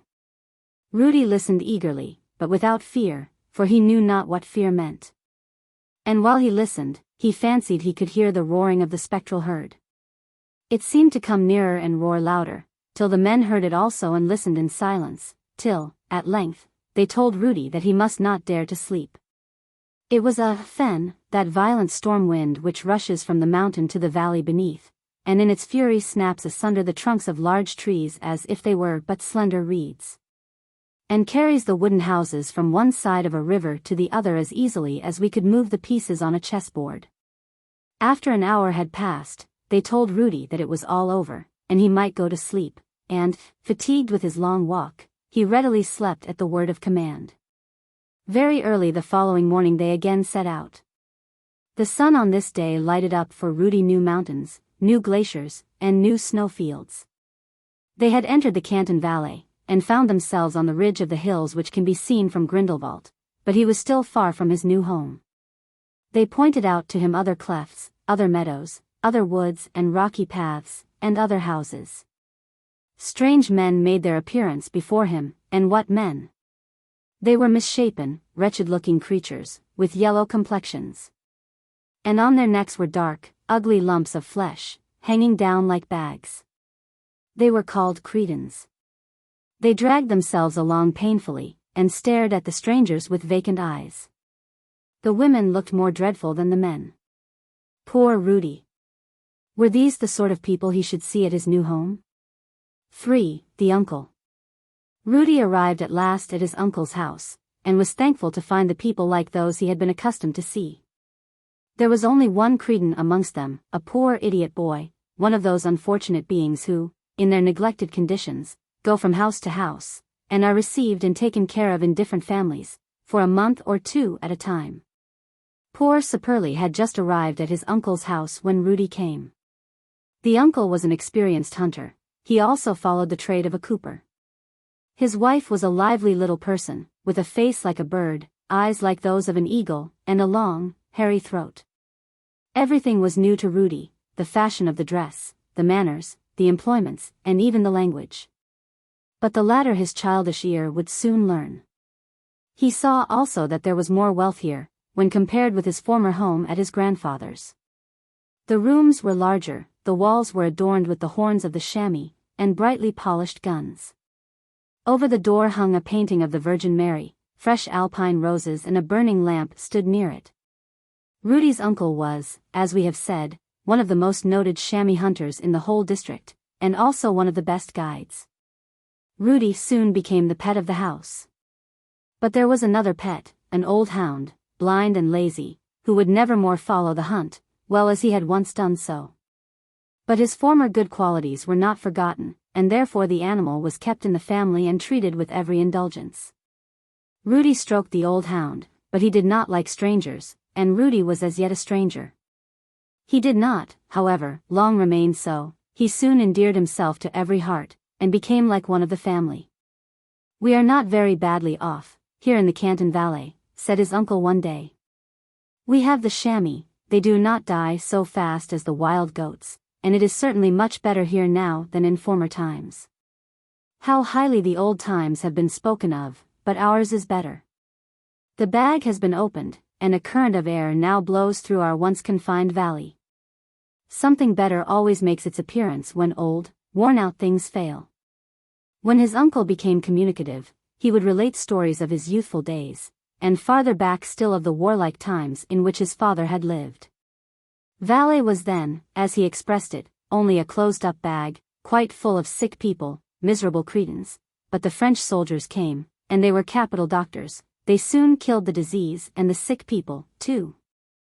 The French people knew how to fight in more ways than one, and the girls knew how to conquer too, and when he said this the uncle nodded at his wife, who was a French woman by birth, and laughed. The French could also do battle on the stones. It was they who cut a road out of the solid rock over the Simplon, such a road, that I need only say to a child of 3 years old, "Go down to Italy, you have only to keep in the high road, and the child will soon arrive in Italy." If he followed my directions. Then the uncle sang a French song, and cried, "Hurrah! Long live Napoleon Bonaparte!" This was the first time Rudy had ever heard of France, or of Lyons, that great city on the Rhone where his uncle had once lived. His uncle said that Rudy, in a very few years, would become a clever hunter. He had quite a talent for it. He taught the boy to hold a gun properly, and to load and fire it. In the hunting season he took him to the hills, and made him drink the warm blood of the chamois, which is said to prevent the hunter from becoming giddy. He taught him to know the time when, from the different mountains, the avalanche is likely to fall, namely, at noontide or in the evening, from the effects of the sun's rays. He made him observe the movements of the chamois when he gave a leap, so that he might fall firmly and lightly on his feet. He told him that when on the fissures of the rocks he could find no place for his feet, he must support himself on his elbows, and cling with his legs, and even lean firmly with his back, for this could be done when necessary. He told him also that the chamois are very cunning. They place lookers out on the watch, but the hunter must be more cunning than they are, and find them out by the scent. One day, when Rudy went out hunting with his uncle, he hung a coat and hat on an alpine staff, and the chamois mistook it for a man, as they generally do. The mountain path was narrow here. Indeed, it was scarcely a path at all, only a kind of shelf, close to the yawning abyss. The snow that lay upon it was partially thawed, and the stones crumbled beneath the feet. Every fragment of stone broken off struck the sides of the rock in its fall, till it rolled into the depths beneath, and sunk to rest. Upon this shelf Rudy's uncle laid himself down, and crept forward. At about 100 paces behind him stood Rudy, upon the highest point of the rock, watching a great vulture hovering in the air. With a single stroke of his wing the bird might easily cast the creeping hunter into the abyss beneath, and make him his prey. Rudy's uncle had eyes for nothing but the chamois, who, with its young kid, had just appeared round the edge of the rock. So Rudy kept his eyes fixed on the bird. He knew well what the great creature wanted, therefore he stood in readiness to discharge his gun at the proper moment. Suddenly the chamois made a spring, and his uncle fired and struck the animal with the deadly bullet, while the young kid rushed away, as if for a long life he had been accustomed to danger and practiced flight. The large bird, alarmed at the report of the gun, wheeled off in another direction, and Rudy's uncle was saved from danger, of which he knew nothing till he was told of it by the boy. While they were both in pleasant mood, wending their way homewards, and the uncle whistling the tune of a song he had learnt in his young days, they suddenly heard a peculiar sound which seemed to come from the top of the mountain. They looked up, and saw above them, on the overhanging rock, the snow covering heave and lift itself as a piece of linen stretched on the ground to dry raises itself when the wind creeps under it. Smooth as polished marble slabs, the waves of snow cracked and loosened themselves, and then suddenly, with the rumbling noise of distant thunder, fell like a foaming cataract into the abyss. An avalanche had fallen, not upon Rudy and his uncle, but very near them. Alas, a great deal too near. "Hold fast, Rudy," cried his uncle, "hold fast, with all your might." Then Rudy clung with his arms to the trunk of the nearest tree, while his uncle climbed above him, and held fast by the branches. The avalanche rolled past them at some distance.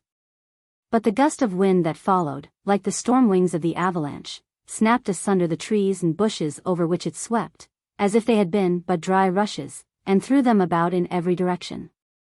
The tree to which Rudy clung was thus overthrown, and Rudy dashed to the ground.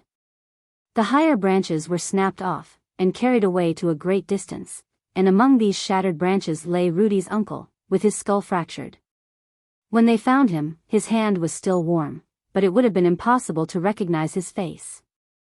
Rudy stood by, pale and trembling. It was the first shock of his life, the first time he had ever felt fear.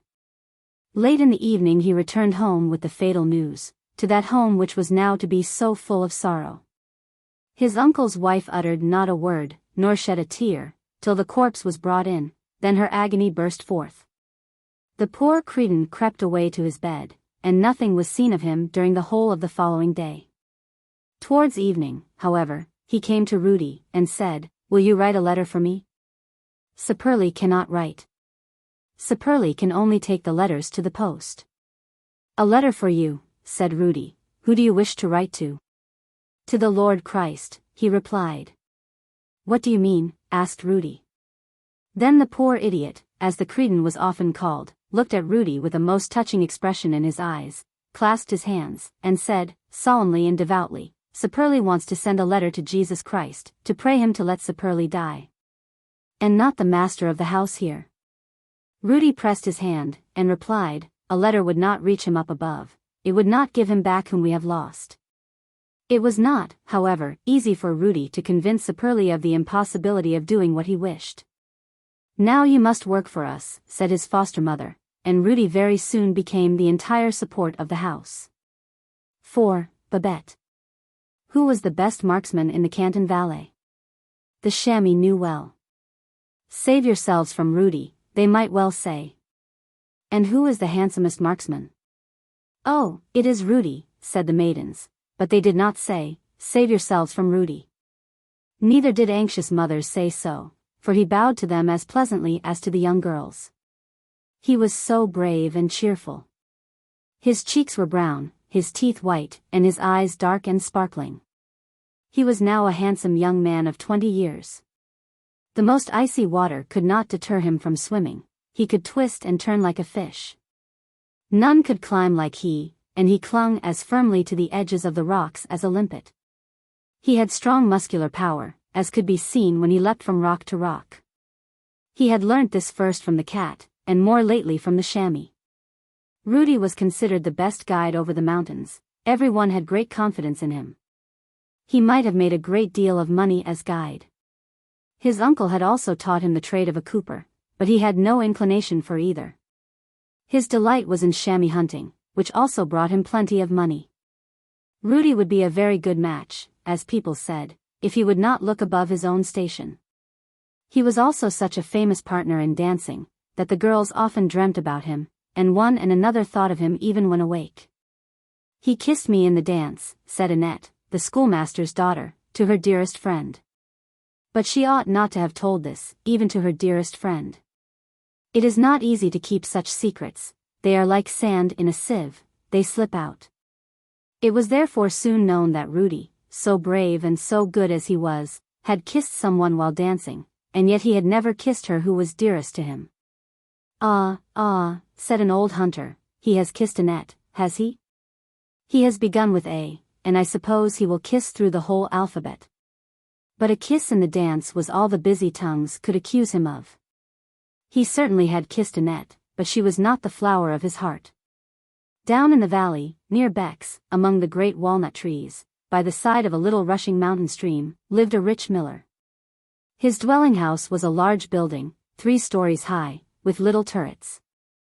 The roof was covered with chips, bound together with tin plates, that glittered in sunshine and in the moonlight. The largest of the turrets had a weathercock, representing an apple pierced by a glittering arrow, in memory of William Tell. The mill was a neat and well-ordered place, that allowed itself to be sketched and written about, but the miller's daughter did not permit any to sketch or write about her. So, at least, Rudy would have said, for her image was pictured in his heart. Her eyes shone in it so brightly, that quite a flame had been kindled there, and, like all other fires, it had burst forth so suddenly, that the miller's daughter, the beautiful Babette, was quite unaware of it. Rudy had never spoken a word to her on the subject. The miller was rich, and, on that account, Babette stood very high, and was rather difficult to aspire to. But said Rudy to himself, nothing is too high for a man to reach, he must climb with confidence in himself, and he will not fail. He had learnt this lesson in his youthful home. It happened once that Rudy had some business to settle at Beck's. It was a long journey at that time, for the railway had not been opened. From the glaciers of the Rhone, at the foot of the Simplon, between its ever-changing mountain summits, stretches the valley of the Canton Valley.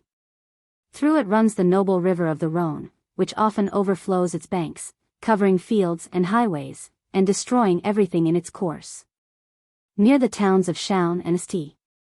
Maurice, the valley takes a turn, and bends like an elbow, and behind Street Maurice becomes so narrow that there is only space enough for the bed of the river and a narrow carriage road. An old tower stands here, as if it were guardian to the Canton Valley, which ends at this point, and from it we can look across the stone bridge to the toll house on the other side, where the Canton Vaud commences.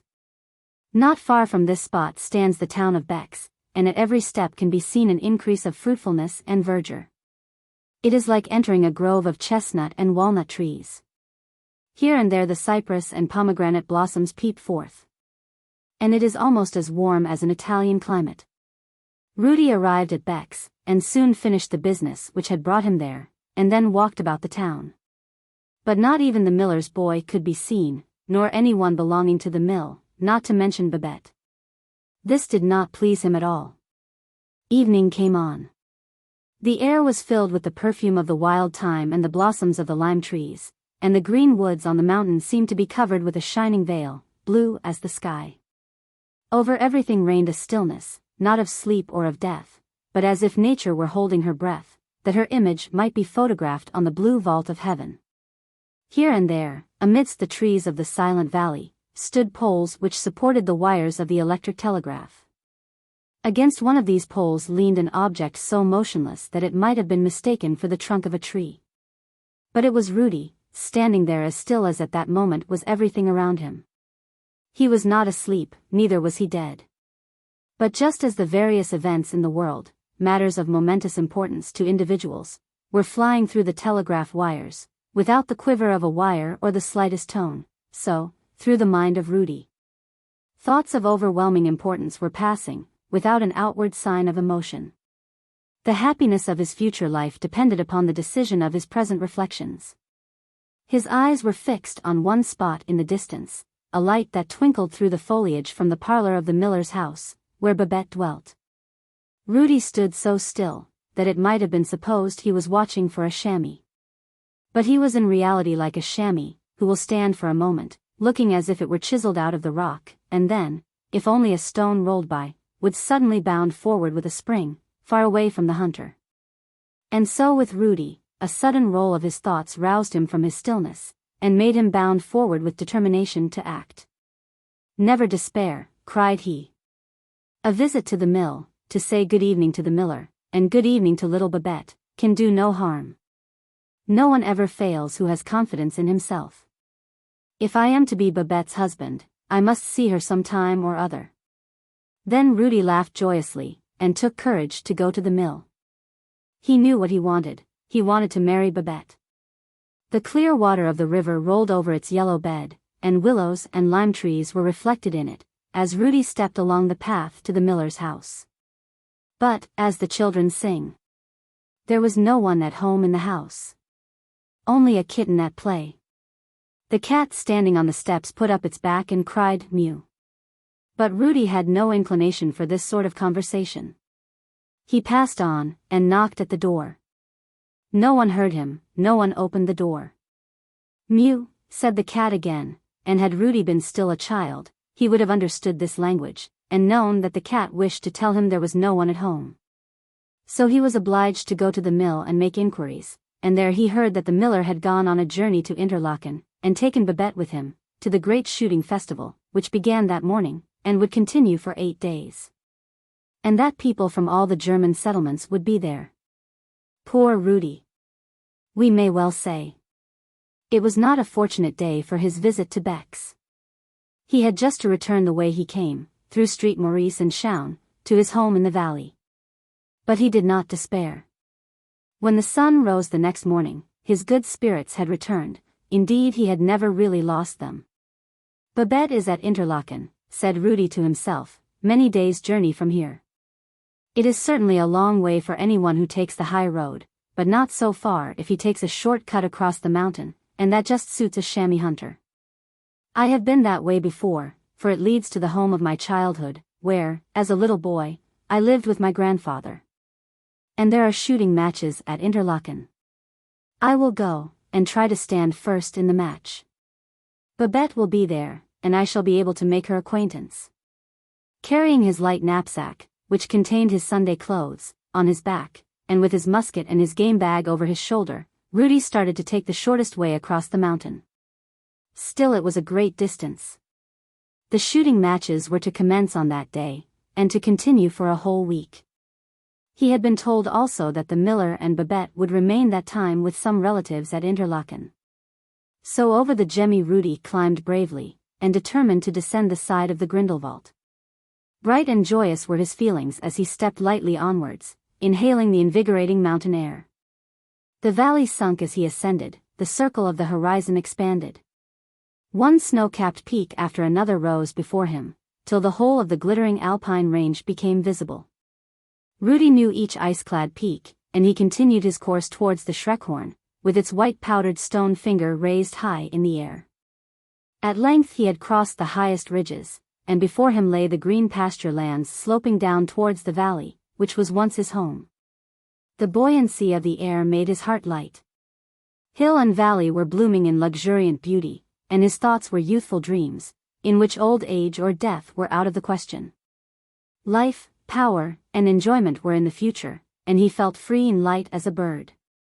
And the swallows flew round him, as in the days of his childhood, singing, "We and you and we." All was overflowing with joy. Beneath him lay the meadows, covered with velvety green, with the murmuring river flowing through them, and dotted here and there were small wooden houses. He could see the edges of the glaciers, looking like green glass against the soiled snow, and the deep chasms beneath the loftiest glacier. The church bells were ringing, as if to welcome him to his home with their sweet tones. His heart beat quickly, and for a moment he seemed to have forgotten Babette, so full were his thoughts of old recollections. He was, in imagination, once more wandering on the road where, when a little boy, he, with other children, came to sell their curiously carved toy houses. Yonder, behind the fir trees, still stood his grandfather's house, his mother's father, but strangers dwelt in it now. Children came running to him, as he had once done, and wished to sell their wares. One of them offered him an alpine rose. Rudy took the rose as a good omen, and thought of Babette. He quickly crossed the bridge where the two rivers flow into each other. Here he found a walk overshadowed with large walnut trees, and their thick foliage formed a pleasant shade. Very soon he perceived in the distance, waving flags, on which glittered a white cross on a red ground, the standard of the Danes as well as of the Swiss, and before him lay Interlaken. "It is really a splendid town, like none other that I have ever seen," said Rudy to himself. It was indeed a Swiss town in its holiday dress. Not like the many other towns, crowded with heavy stone houses, stiff and foreign-looking. No. Here it seemed as if the wooden houses on the hills had run into the valley, and placed themselves in rows and ranks by the side of the clear river, which rushes like an arrow in its course. The streets were rather irregular, it is true, but still this added to their picturesque appearance. There was one street which Rudy thought the prettiest of them all. It had been built since he had visited the town when a little boy. It seemed to him as if all the neatest and most curiously carved toy houses which his grandfather once kept in the large cupboard at home, had been brought out and placed in this spot, and that they had increased in size since then, as the old chestnut trees had done. The houses were called hotels. The woodwork on the windows and balconies was curiously carved. The roofs were gaily painted, and before each house was a flower garden, which separated it from the macadamized high road. These houses all stood on the same side of the road, so that the fresh, green meadows, in which were cows grazing, with bells on their necks, were not hidden. The sound of these bells is often heard amidst alpine scenery. These meadows were encircled by lofty hills, which receded a little in the center, so that the most beautifully formed of Swiss mountains, the snow-crowned Jungfrau, could be distinctly seen glittering in the distance.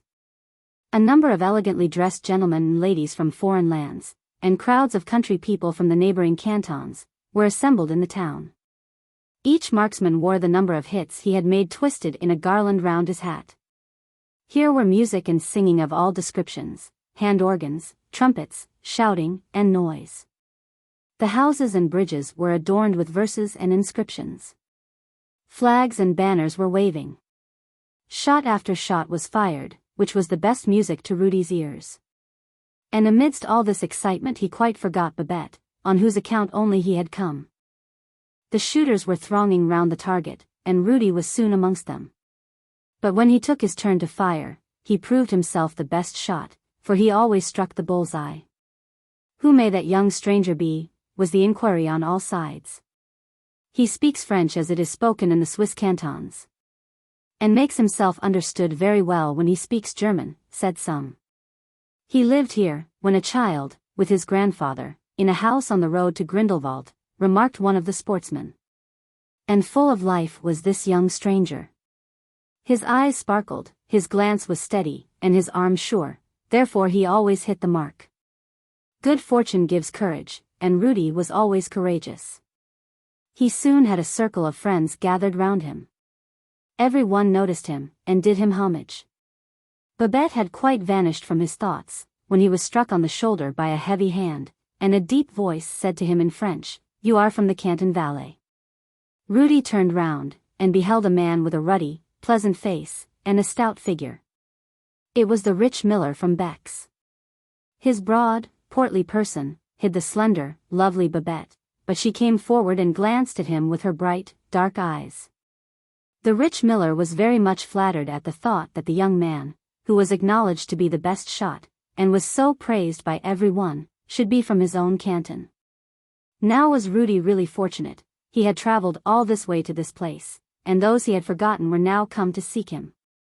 When country people go far from home, they often meet with those they know, and improve their acquaintance. Rudy, by his shooting, had gained the first place in the shooting match, just as the miller at home at Beck's stood first, because of his money in his mill. So the two men shook hands, which they had never done before. Babette, too, held out her hand to Rudy frankly, and he pressed it in his, and looked at her so earnestly, that she blushed deeply. The miller talked of the long journey they had travelled, and of the many towns they had seen. It was his opinion that he had really made as great a journey as if he had travelled in a steamship, a railway carriage, or a post-chaise. "I came by a much shorter way," said Rudy. "I came over the mountains. There is no road so high that a man may not venture upon it."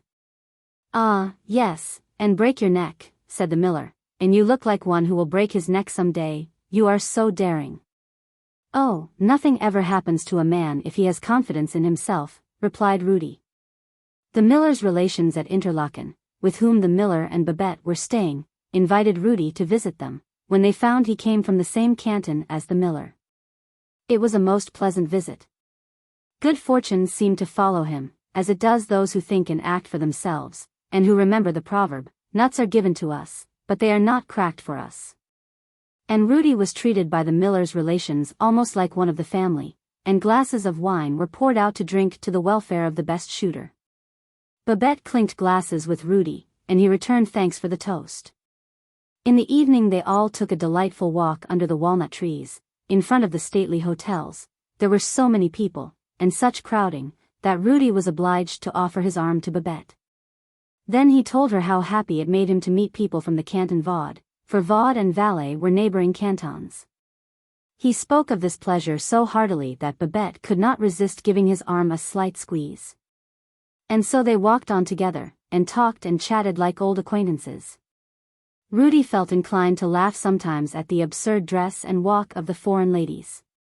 But Babette did not wish to make fun of them, for she knew there must be some good, excellent people amongst them. She, herself, had a godmother, who was a high-born English lady. 18 years before, when Babette was christened, this lady was staying at Beck's, and she stood godmother for her, and gave her the valuable brooch she now wore in her bosom. Her godmother had twice written to her, and this year she was expected to visit Interlaken with her 2 daughters, but they are old maids, added Babette, who was only 18, they are nearly 30. Her sweet little mouth was never still a moment, and all that she said sounded in Rudy's ears as matters of the greatest importance, and at last he told her what he was longing to tell.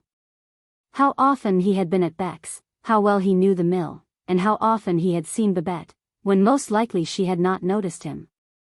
And lastly, that full of many thoughts which he could not tell her, he had been to the mill on the evening when she and her father had started on their long journey, but not too far for him to find a way to overtake them. He told her all this, and a great deal more. He told her how much he could endure for her, and that it was to see her, and not the shooting match, which had brought him to Interlaken. Babette became quite silent after hearing all this.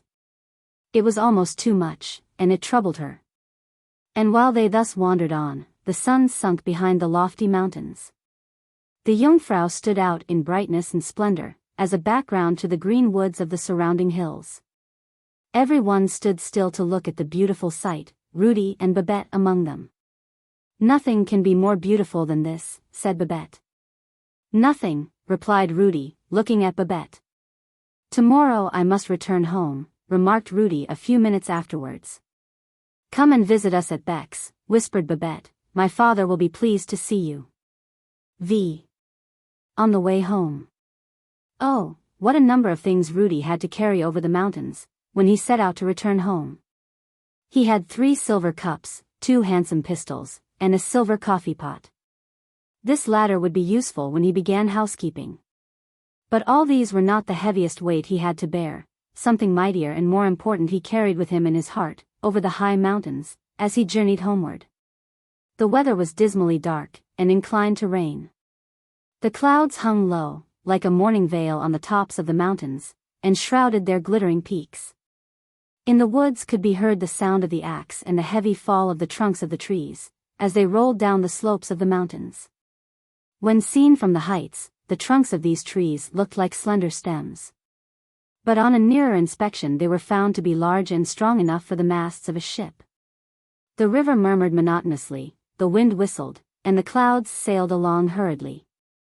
Suddenly there appeared, close by Rudy's side, a young maiden. He had not noticed her till she came quite near to him. She was also going to ascend the mountain. The maiden's eyes shone with an unearthly power, which obliged you to look into them. They were strange eyes, clear, deep, and unfathomable. Hast thou a lover? Asked Rudy. All his thoughts were naturally on love just then. I have none, answered the maiden, with a laugh. It was as if she had not spoken the truth. Do not let us go such a long way round, said she. We must keep to the left, it is much shorter. Ah, yes, he replied, and fall into some crevasse. Do you pretend to be a guide, and not know the road better than that? I know every step of the way, said she, and my thoughts are collected, while yours are down in the valley yonder. We should think of the Ice Maiden while we are up here. Men say she is not kind to their race. I fear her not, said Rudy. She could not keep me when I was a child. I will not give myself up to her now I am a man. Darkness came on, the rain fell, and then it began to snow, and the whiteness dazzled the eyes. Give me your hand, said the maiden. I will help you to mount. And he felt the touch of her icy fingers. You help me, cried Rudy. I do not yet require a woman to help me to climb. And he stepped quickly forwards away from her. The drifting snow shower fell like a veil between them, the wind whistled, and behind him he could hear the maiden laughing and singing, and the sound was most strange to hear. It certainly must be a spectre or a servant of the Ice Maiden, thought Rudy, who had heard such things talked about when he was a little boy, and had stayed all night on the mountain with the guides. The snow fell thicker than ever, the clouds lay beneath him. He looked back, there was no one to be seen, but he heard sounds of mocking laughter, which were not those of a human voice. When Rudy at length reached the highest part of the mountain, where the path led down to the valley of the Rhone, the snow had ceased, and in the clear heavens he saw 2 bright stars twinkling. They reminded him of Babette and of himself, and of his future happiness, and his heart glowed at the thought. 6. The visit to the mill. What beautiful things you have brought home, said his old foster mother. And her strange-looking eagle eyes sparkled, while she wriggled and twisted her skinny neck more quickly and strangely than ever. You have brought good luck with you, Rudy. I must give you a kiss, my dear boy. Rudy allowed himself to be kissed. But it could be seen by his countenance that he only endured the infliction as a homely duty. How handsome you are, Rudy, said the old woman. Don't flatter, said Rudy, with a laugh, but still he was pleased. I must say once more, said the old woman, that you are very lucky. Well, in that I believe you are right, said he, as he thought of Babette. Never had he felt such a longing for that deep valley as he now had. They must have returned home by this time, said he to himself. It is already 2 days over the time which they fixed upon. I must go to Beck's. So Rudy set out to go to Beck's, and when he arrived there, he found the miller and his daughter at home. They received him kindly, and brought him many greetings from their friends at Interlaken. Babette did not say much. She seemed to have become quite silent, but her eyes spoke, and that was quite enough for Rudy. The miller had generally a great deal to talk about, and seemed to expect that every one should listen to his jokes, and laugh at them, for was not he the rich miller? But now he was more inclined to hear Rudy's adventures while hunting and traveling, and to listen to his descriptions of the difficulties the chamois hunter has to overcome on the mountain tops, or of the dangerous snowdrifts which the wind and weather cause to cling to the edges of the rocks, or to lie in the form of a frail bridge over the abyss beneath.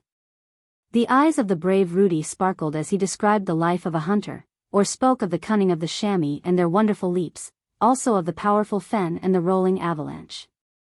He noticed that the more he described, the more interested the miller became, especially when he spoke of the fierce vulture and of the royal eagle. Not far from Beck's, in the Canton Valley, was an eagle's nest, more curiously built under a high, overhanging rock. In this nest was a young eagle, but who would venture to take it? A young Englishman had offered Rudy a whole handful of gold, if he would bring him the young eagle alive.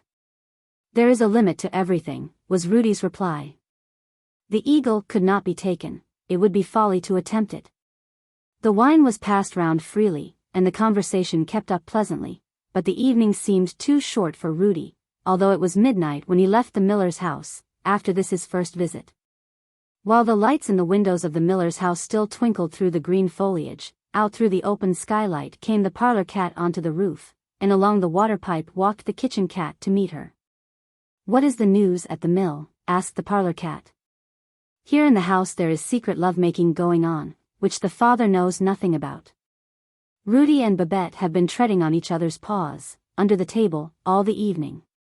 They trod on my tail twice, but I did not mew, that would have attracted notice." "Well, I should have mewed," said the kitchen cat. "What might suit the kitchen would not suit the parlor," said the other. "I am quite curious to know what the miller will say when he finds out this engagement." Yes, indeed, what would the miller say? Rudy himself was anxious to know that, but to wait till the miller heard of it from others was out of the question. Therefore, not many days after this visit, he was riding in the omnibus that runs between the two cantons, Valais and Vaud. These cantons are separated by the Rhône, over which is a bridge that unites them. Rudy, as usual, had plenty of courage, and indulged in pleasant thoughts of the favorable answer he should receive that evening. And when the omnibus returned, Rudy was again seated in it, going homewards. And at the same time the parlor-cat at the miller's house ran out quickly, crying, "Here, you from the kitchen, what do you think? The miller knows all now. Everything has come to a delightful end. Rudy came here this evening, and he and Babette had much whispering and secret conversation together. They stood in the path near the miller's room. I lay at their feet, but they had no eyes or thoughts for me. 'I will go to your father at once,' said he, 'it is the most honorable way.' 'Shall I go with you?' asked Babette, 'it will give you courage.' 'I have plenty of courage,' said Rudy. 'But if you are with me, he must be friendly, whether he says yes or no.' So they turned to go in, and Rudy trod heavily on my tail. He certainly is very clumsy. I mewed, but neither he nor Babette had any ears for me. They opened the door, and entered together. I was before them, and jumped on the back of a chair. I hardly know what Rudy said, but the miller flew into a rage, and threatened to kick him out of the house. He told him he might go to the mountains, and look after the chamois, but not after our little Babette. And what did they say? Did they speak? Asked the kitchen cat. What did they say? Why, all that people generally do say when they go a-wooing. I love her, and she loves me, and when there is milk in the can for one, there is milk in the can for two. But she is so far above you, said the miller. She has heaps of gold, as you know. You should not attempt to reach her. There is nothing so high that a man cannot reach, if he will, answered Rudy, for he is a brave youth. Yet you could not reach the young eagle, said the miller, laughing. Babette is higher than the eagle's nest. I will have them both, said Rudy. Very well, I will give her to you when you bring me the young eaglet alive, said the miller. And he laughed till the tears stood in his eyes.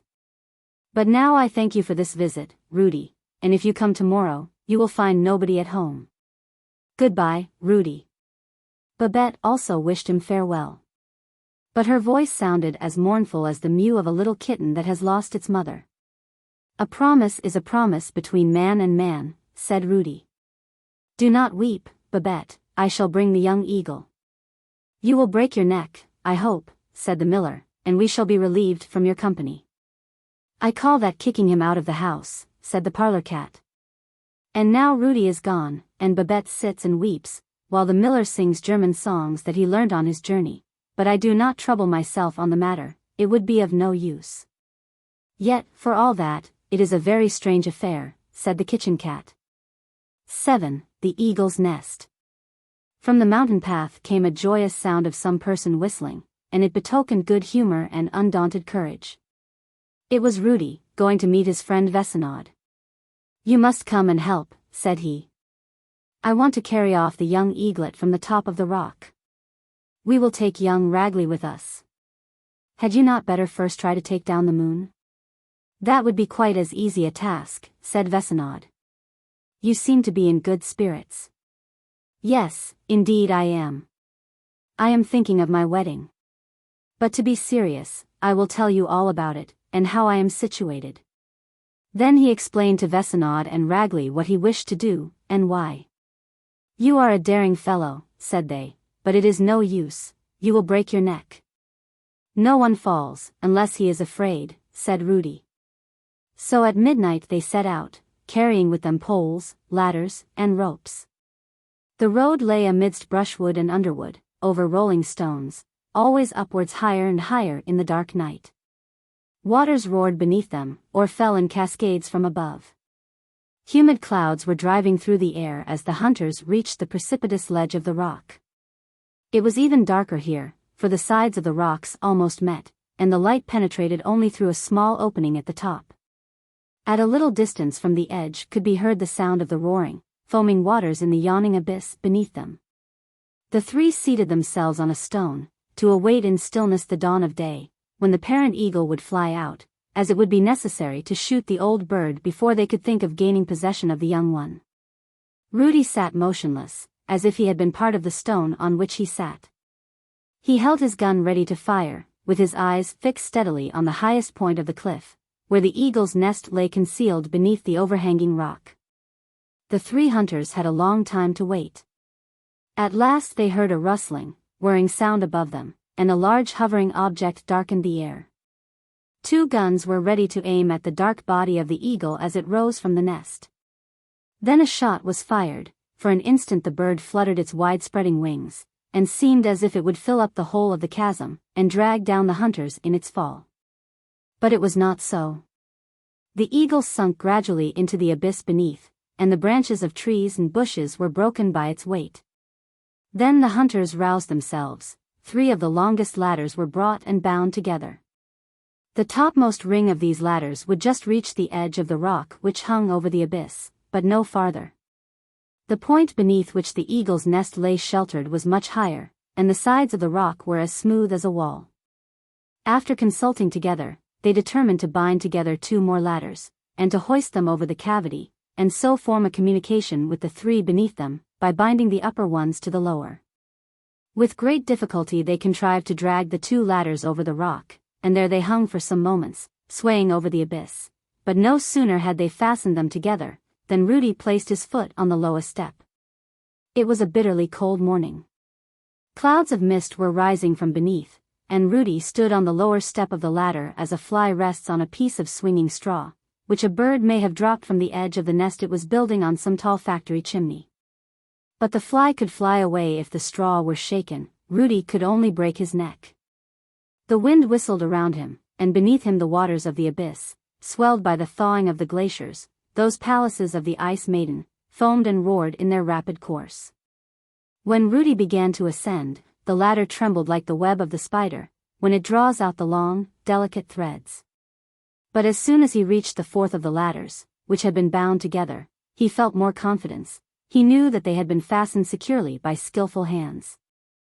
The 5th ladder, that appeared to reach the nest, was supported by the sides of the rock, yet it swung to and fro, and flapped about like a slender reed, and as if it had been bound by fishing lines.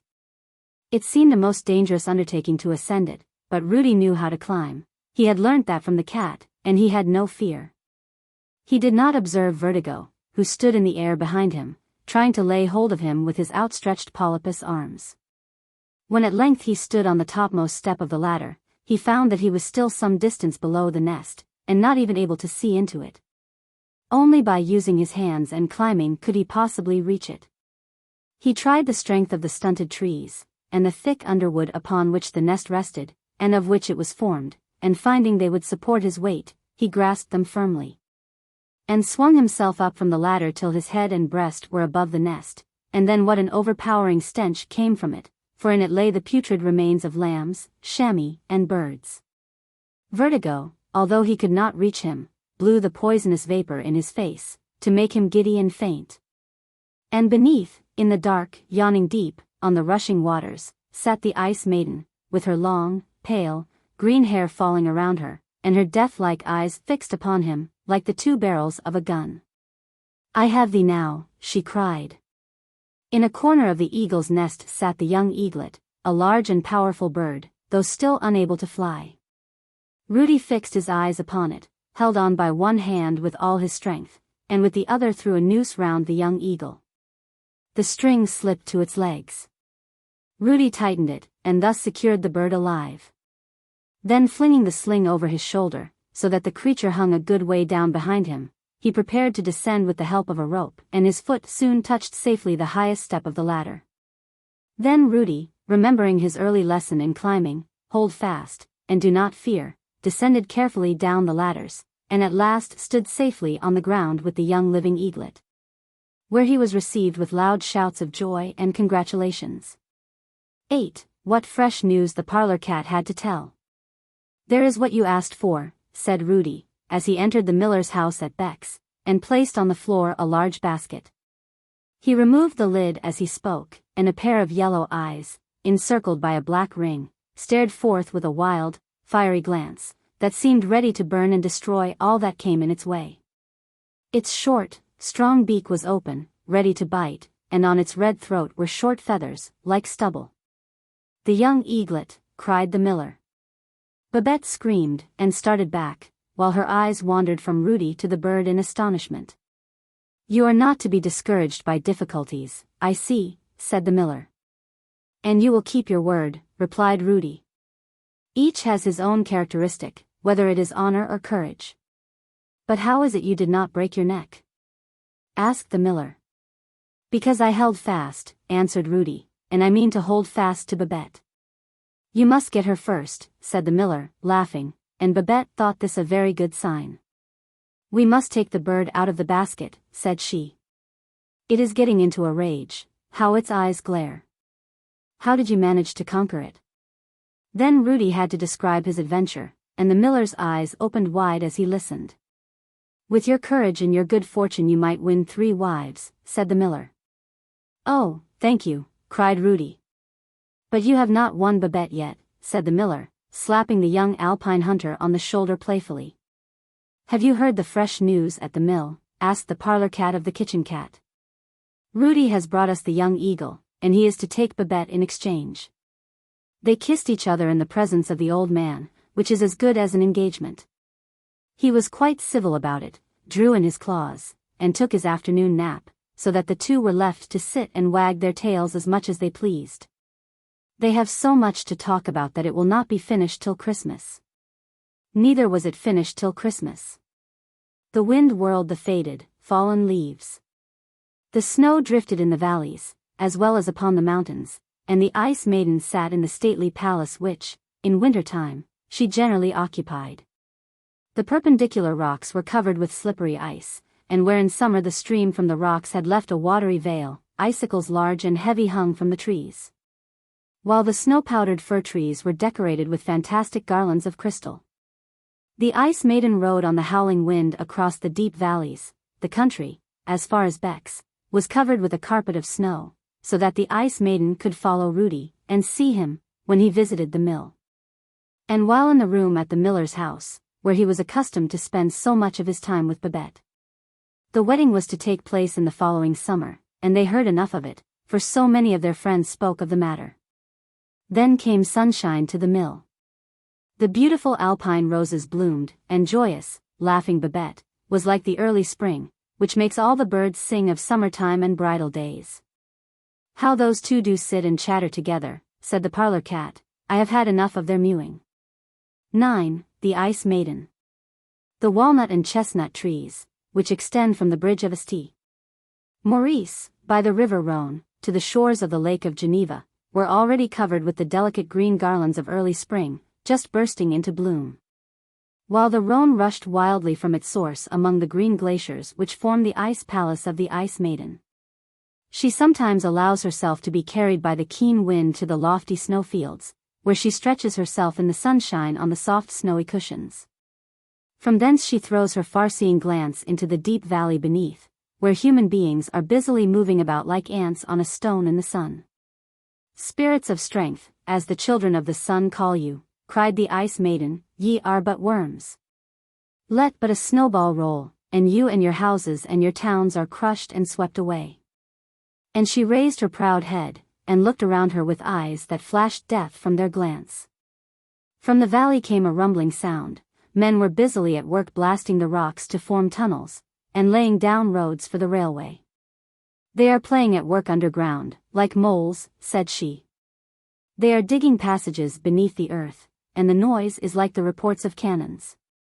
I shall throw down my palaces, for the clamor is louder than the roar of thunder." Then there ascended from the valley a thick vapor, which waved itself in the air like a fluttering veil. It rose, as a plume of feathers, from a steam engine, to which, on the lately opened railway, a string of carriages was linked, carriage to carriage, looking like a winding serpent. The train shot past with the speed of an arrow. "They play at being masters down there, those spirits of strength," exclaimed the Ice Maiden, "but the powers of nature are still the rulers." And she laughed and sang till her voice sounded through the valley, and people said it was the rolling of an avalanche. But the children of the sun sang in louder strains in praise of the mind of man, which can span the sea as with a yoke, can level mountains, and fill up valleys. It is the power of thought which gives man the mastery over nature. Just at this moment there came across the snowfield, where the Ice Maiden sat, a party of travelers. They had bound themselves fast to each other, so that they looked like one large body on the slippery plains of ice encircling the deep abyss. "Worms," exclaimed the Ice Maiden. "You, the lords of the powers of nature." And she turned away and looked maliciously at the deep valley where the railway train was rushing by. "There they sit, these thoughts," she exclaimed. "There they sit in their power over nature's strength. I see them all. One sits proudly apart, like a king, others sit together in a group, yonder, half of them are asleep, and when the steam dragon stops, they will get out and go their way. The thoughts go forth into the world," and she laughed. "There goes another avalanche," said those in the valley beneath. "It will not reach us," said two who sat together behind the steam dragon. "Two hearts and one beat," as people say. They were Rudy and Babette, and the miller was with them. "I am like the luggage," said he, "I am here as a necessary appendage." "There sit those two," said the Ice Maiden. "Many a chamois have I crushed. Millions of alpine roses have I snapped and broken off, not a root have I spared. I know them all, and their thoughts, those spirits of strength," and again she laughed. "There rolls another avalanche," said those in the valley. X. The Godmother. At Montreux, one of the towns which encircle the northeast part of the Lake of Geneva, lived Babette's godmother, the noble English lady, with her daughters and a young relative. They had only lately arrived, yet the miller had paid them a visit, and informed them of Babette's engagement to Rudy. The whole story of their meeting at Interlaken, and his brave adventure with the eaglet, were related to them, and they were all very much interested, and as pleased about Rudy and Babette as the miller himself. The three were invited to come to Montreux. It was but right for Babette to become acquainted with her godmother, who wished to see her very much. A steamboat started from the town of Villeneuve, at one end of the Lake of Geneva, and arrived at Bernex, a little town beyond Montreux, in about half an hour. And in this boat, the miller, with his daughter and Rudy, set out to visit her godmother. They passed the coast which has been so celebrated in song. Here, under the walnut trees, by the deep blue lake, sat Byron, and wrote his melodious verses about the prisoner confined in the gloomy castle of Chillon. Here, where Clarens, with its weeping willows, is reflected in the clear water, wandered Rousseau, dreaming of Heloise. The river Rhône glides gently by beneath the lofty snow-capped hills of Savoy, and not far from its mouth lies a little island in the lake, so small that, seen from the shore, it looks like a ship. The surface of the island is rocky. And about 100 years ago, a lady caused the ground to be covered with earth, in which 3 acacia trees were planted, and the whole enclosed with stone walls. The acacia trees now overshadow every part of the island. Babette was enchanted with the spot. It seemed to her the most beautiful object in the whole voyage, and she thought how much she should like to land there. But the steamship passed it by, and did not stop till it reached Bernex. The little party walked slowly from this place to Montreux, passing the sunlit walls with which the vineyards of the little mountain town of Montreux are surrounded, and peasants' houses, overshadowed by fig trees, with gardens in which grow the laurel and the cypress. Halfway up the hill stood the boarding house in which Babette's godmother resided. She was received most cordially. Her godmother was a very friendly woman, with a round, smiling countenance. When a child, her head must have resembled one of Raphael's cherubs. It was still an angelic face, with its white locks of silvery hair. The daughters were tall, elegant, slender maidens. The young cousin, whom they had brought with them, was dressed in white from head to foot. He had golden hair and golden whiskers, large enough to be divided amongst 3 gentlemen. And he began immediately to pay the greatest attention to Babette. Richly bound books, notepaper, and drawings lay on the large table.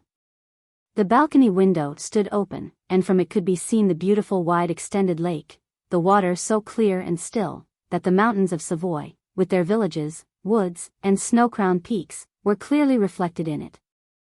Rudy, who was usually so lively and brave, did not in the least feel himself at home. He acted as if he were walking on peas, over a slippery floor. How long and wearisome the time appeared. It was like being in a treadmill. And then they went out for a walk, which was very slow and tedious. 2 steps forward and 1 backwards had Rudy to take to keep pace with the others. They walked down to Chillon, and went over the old castle on the rocky island. They saw the implements of torture, the deadly dungeons, the rusty fetters in the rocky walls, the stone benches for those condemned to death, the trapdoors through which the unhappy creatures were hurled upon iron spikes and impaled alive. They called looking at all these a pleasure. It certainly was the right place to visit. Byron's poetry had made it celebrated in the world. Rudy could only feel that it was a place of execution. He leaned against the stone framework of the window, and gazed down into the deep, blue water, and over to the little island with the 3 acacias, and wished himself there, away and free from the whole chattering party. But Babette was most unusually lively and good-tempered. "I have been so amused," she said. The cousin had found her quite perfect. "He is a perfect fop," said Rudy, and this was the first time Rudy had said anything that did not please Babette. The Englishman had made her a present of a little book, in remembrance of their visit to Chillon. It was Byron's poem, The Prisoner of Chillon, translated into French, so that Babette could read it. "The book may be very good," said Rudy. "But that finely combed fellow who gave it to you is not worth much. He looks something like a flour sack without any flour," said the miller, laughing at his own wit. Rudy laughed, too, for so had he appeared to him. 11. The cousin. When Rudy went a few days after to pay a visit to the mill, he found the young Englishman there. Babette was just thinking of preparing some trout to set before him. She understood well how to garnish the dish with parsley, and make it look quite tempting. Rudy thought all this quite unnecessary. What did the Englishman want there? What was he about? Why should he be entertained, and waited upon by Babette? Rudy was jealous, and that made Babette happy. It amused her to discover all the feelings of his heart, the strong points and weak ones. Love was to her as yet only a pastime, and she played with Rudy's whole heart. At the same time it must be acknowledged that her fortune, her whole life, her inmost thoughts, her best and most noble feelings in this world were all for him. Still the more gloomy he looked, the more her eyes laughed. She could almost have kissed the fair Englishman, with the golden whiskers, if by so doing she could have put Rudy in a rage, and made him run out of the house. That would have proved how much he loved her. All this was not right in Babette, but she was only 19 years of age, and she did not reflect on what she did, neither did she think that her conduct would appear to the young Englishman as light. And not even becoming the modest and much-loved daughter of the miller. The mill at Beck's stood in the highway, which passed under the snow-clad mountains, and not far from a rapid mountain stream, whose waters seemed to have been lashed into a foam like soapsuds. This stream, however, did not pass near enough to the mill, and therefore the mill wheel was turned by a smaller stream which tumbled down the rocks on the opposite side, where it was opposed by a stone mill dam, and obtained greater strength and speed, till it fell into a large basin, and from thence through a channel to the mill wheel. This channel sometimes overflowed, and made the path so slippery that any one passing that way might easily fall in, and be carried towards the mill wheel with frightful rapidity. Such a catastrophe nearly happened to the young Englishman. He had dressed himself in white clothes, like a miller's man, and was climbing the path to the miller's house, but he had never been taught to climb, and therefore slipped, and nearly went in head foremost. He managed, however, to scramble out with wet sleeves and bespattered trousers. Still, wet and splashed with mud, he contrived to reach Babette's window, to which he had been guided by the light that shone from it. Here he climbed the old linden tree that stood near it, and began to imitate the voice of an owl, the only bird he could venture to mimic. Babette heard the noise, and glanced through the thin window curtain. But when she saw the man in white and guessed who he was, her little heart beat with terror as well as anger. She quickly put out the light, felt if the fastening of the window was secure, and then left him to howl as long as he liked. How dreadful it would be, thought Babette, if Rudy were here in the house. But Rudy was not in the house. No, it was much worse, he was outside, standing just under the linden tree. He was speaking loud, angry words. He could fight, and there might be murder. Babette opened the window in alarm, and called Rudy's name. She told him to go away, she did not wish him to remain there. "You do not wish me to stay," cried he. "Then this is an appointment you expected, this good friend whom you prefer to me. Shame on you, Babette." "You are detestable," exclaimed Babette, bursting into tears. "Go away. I hate you." "I have not deserved this," said Rudy, as he turned away, his cheeks burning, and his heart like fire. Babette threw herself on the bed, and wept bitterly. "So much as I loved thee, Rudy, and yet thou canst think ill of me." Thus her anger broke forth. It relieved her, however, otherwise she would have been more deeply grieved, but now she could sleep soundly, as youth only can sleep. 12. Evil Powers. Rudy left Beck's, and took his way home along the mountain path. The air was fresh, but cold, for here amidst the deep snow, the ice maiden reigned. He was so high up that the large trees beneath him, with their thick foliage, appeared like garden plants, and the pines and bushes even less. The alpine roses grew near the snow, which lay in detached stripes, and looked like linen laid out to bleach. A blue gentian grew in his path, and he crushed it with the butt end of his gun. A little higher up, he espied 2 chamois. Rudy's eyes glistened, and his thoughts flew at once in a different direction, but he was not near enough to take a sure aim.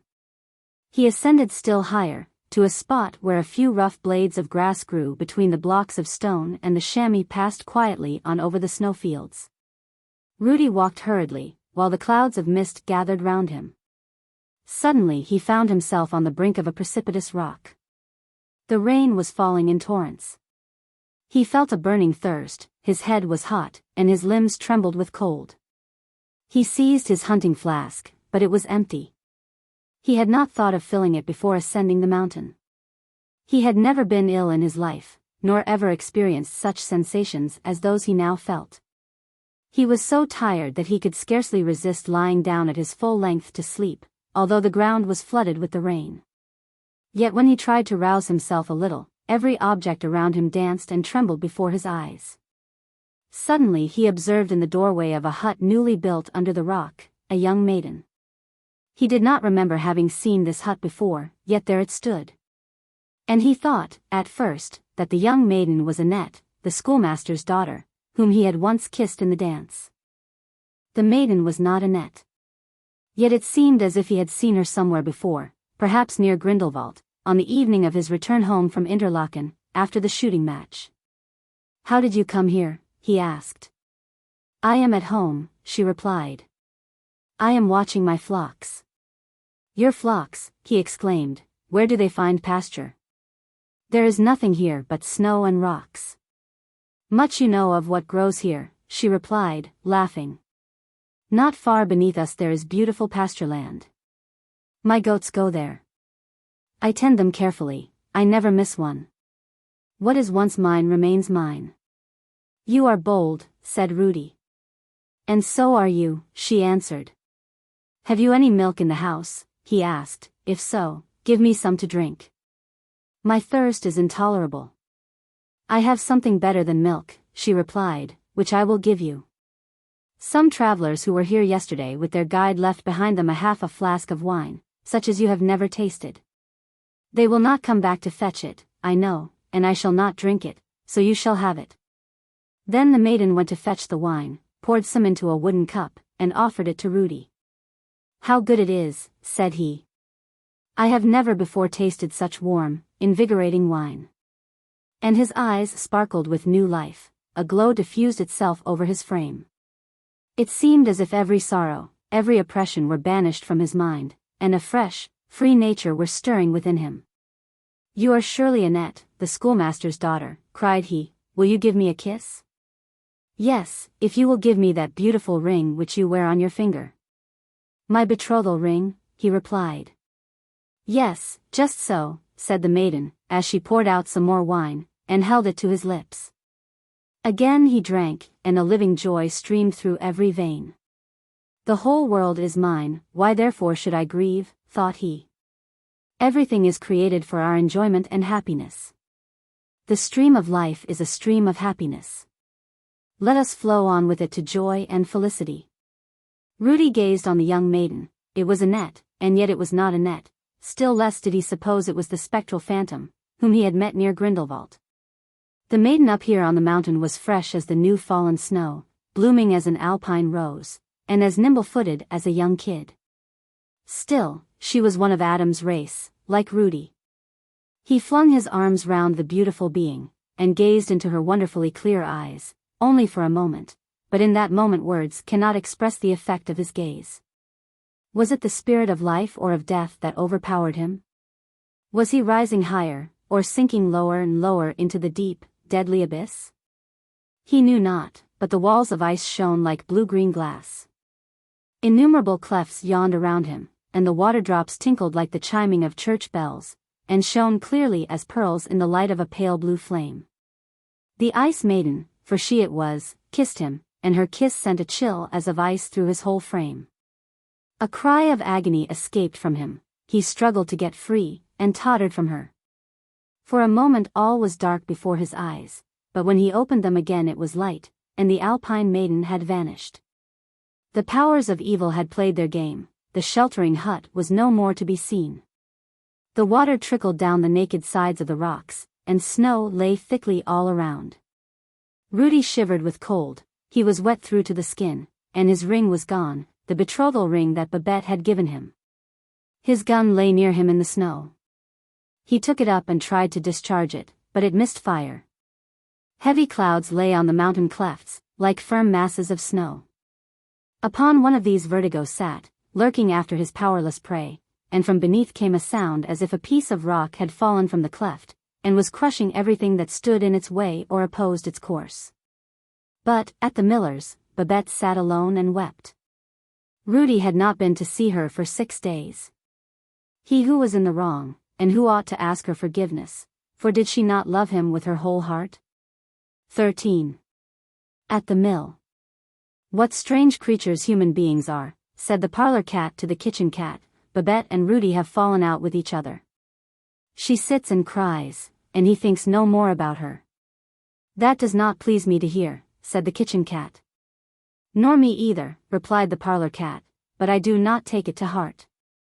Babette may fall in love with the red whiskers, if she likes, but he has not been here since he tried to get on the roof. The powers of evil carry on their game both around us and within us. Rudy knew this, and thought a great deal about it. What was it that had happened to him on the mountain? Was it really a ghostly apparition, or a fever dream? Rudy knew nothing of fever, or any other ailment. But, while he judged Babette, he began to examine his own conduct. He had allowed wild thoughts to chase each other in his heart, and a fierce tornado to break loose.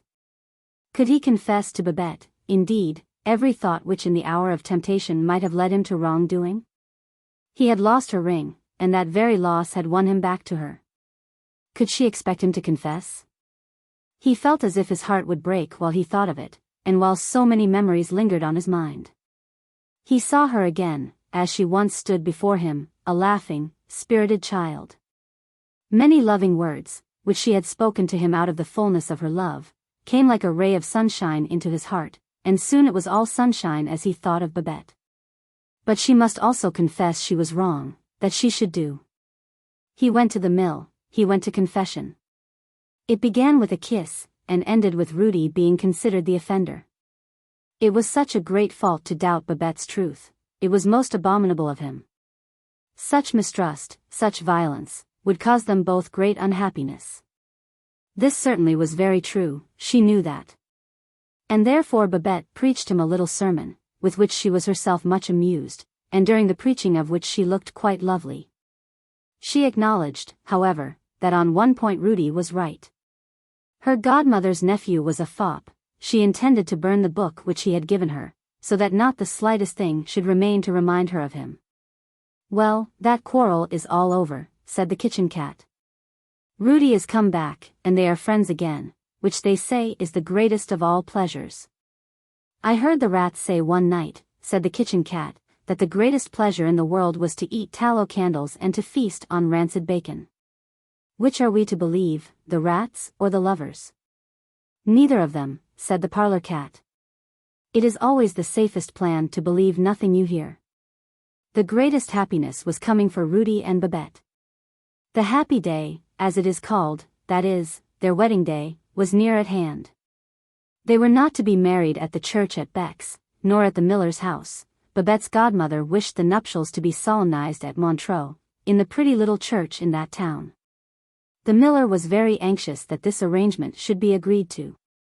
He alone knew what the newly married couple would receive from Babette's godmother, and he knew also that it was a wedding present well worth a concession. The day was fixed, and they were to travel as far as Villeneuve the evening before, to be in time for the steamer which sailed in the morning from Montreux, and the godmother's daughters were to dress and adorn the bride. Here in this house there ought to be a wedding day kept, said the parlor-cat, or else I would not give a mew for the whole affair. There is going to be great feasting, replied the kitchen cat. Ducks and pigeons have been killed, and a whole roebuck hangs on the wall. It makes me lick my lips when I think of it. Tomorrow morning they will begin the journey. Yes, tomorrow. And this evening, for the last time, Rudy and Babette sat in the miller's house as an engaged couple. Outside, the Alps glowed in the evening sunset, the evening bells chimed, and the children of the sunbeams sang, "Whatever happens is best." 14. Night Visions. The sun had gone down, and the clouds lay low on the valley of the Rhône. The wind blew from the south across the mountains. It was an African wind, a wind which scattered the clouds for a moment, and then suddenly fell. The broken clouds hung in fantastic forms upon the wood-covered hills by the rapid Rhône. They assumed the shapes of antediluvian animals, of eagles hovering in the air, of frogs leaping over a marsh, and then sunk down upon the rushing stream and appeared to sail upon it, although floating in the air. An uprooted fir tree was being carried away by the current, and marking out its path by eddying circles on the water. Vertigo and his sisters were dancing upon it, and raising these circles on the foaming river. The moon lighted up the snow on the mountain tops, shone on the dark woods, and on the drifting clouds those fantastic forms which at night might be taken for spirits of the powers of nature. The mountain dweller saw them through the panes of his little window. They sailed in hosts before the Ice Maiden as she came out of her palace of ice. Then she seated herself on the trunk of the fir tree as on a broken skiff, and the water from the glaciers carried her down the river to the open lake. "The wedding guests are coming," sounded from air and sea. These were the sights and sounds without. Within there were visions, for Babette had a wonderful dream.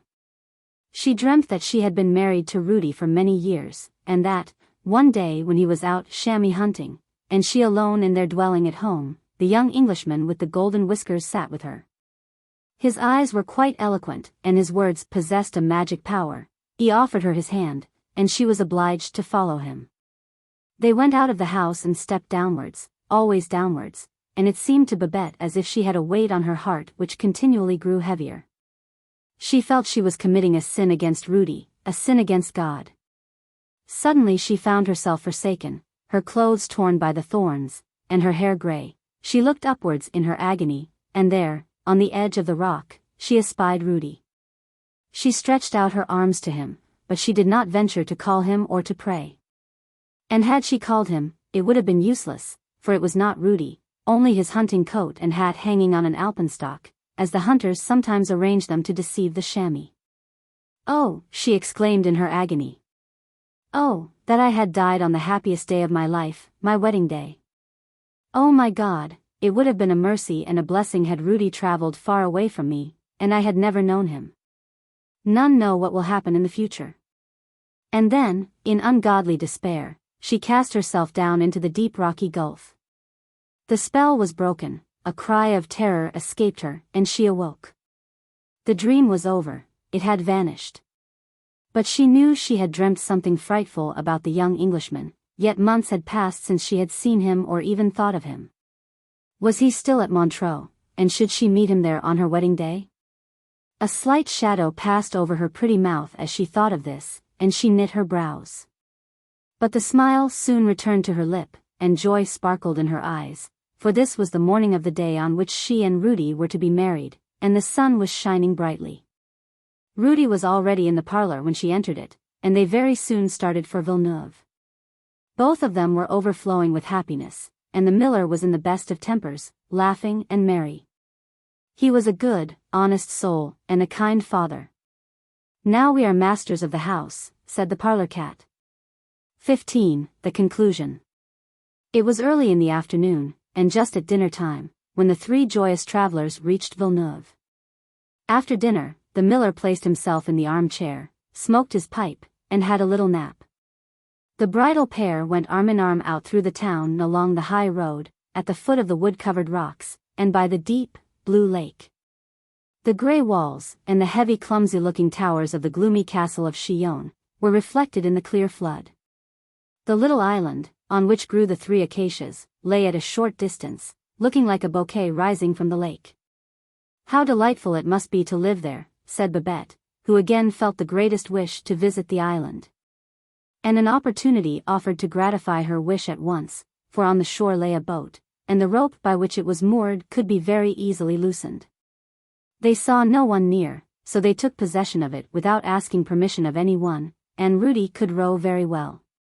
The oars divided the pliant water like the fins of a fish, that water which, with all its yielding softness, is so strong to bear and to carry, so mild and smiling when at rest, and yet so terrible in its destroying power.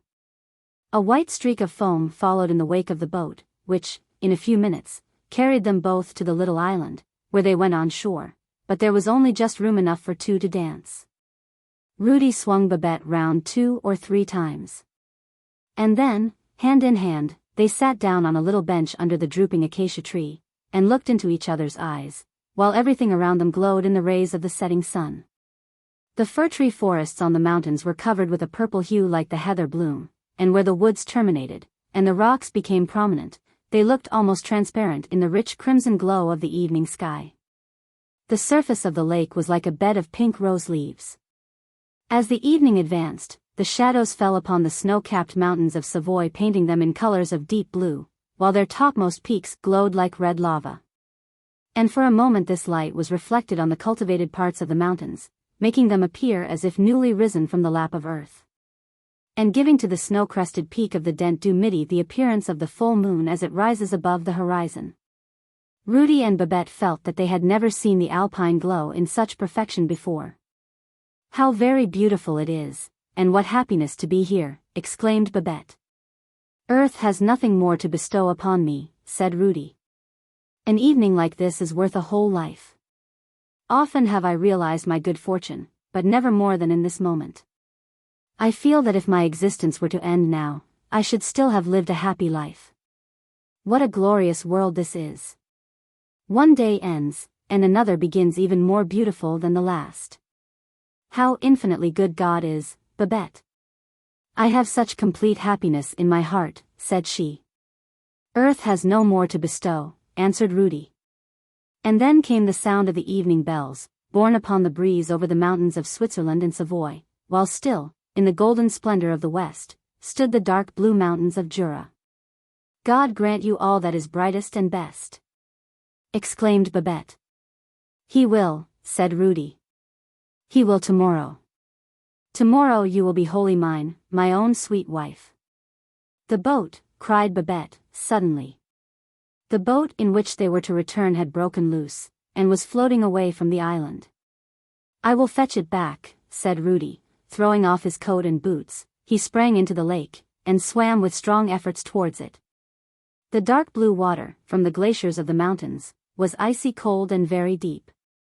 Rudy gave but one glance into the water beneath, but in that one glance he saw a gold ring rolling, glittering, and sparkling before him. His engaged ring came into his mind. But this was larger, and spread into a glittering circle, in which appeared a clear glacier. Deep chasms yawned around it, the water drops glittered as if lighted with blue flame, and tinkled like the chiming of church bells. In one moment he saw what would require many words to describe. Young hunters, and young maidens, men and women who had sunk in the deep chasms of the glaciers, stood before him here in lifelike forms, with eyes open and smiles on their lips. And far beneath them could be heard the chiming of the church bells of buried villages, where the villagers knelt beneath the vaulted arches of churches in which ice blocks formed the organ pipes, and the mountain streamed the music.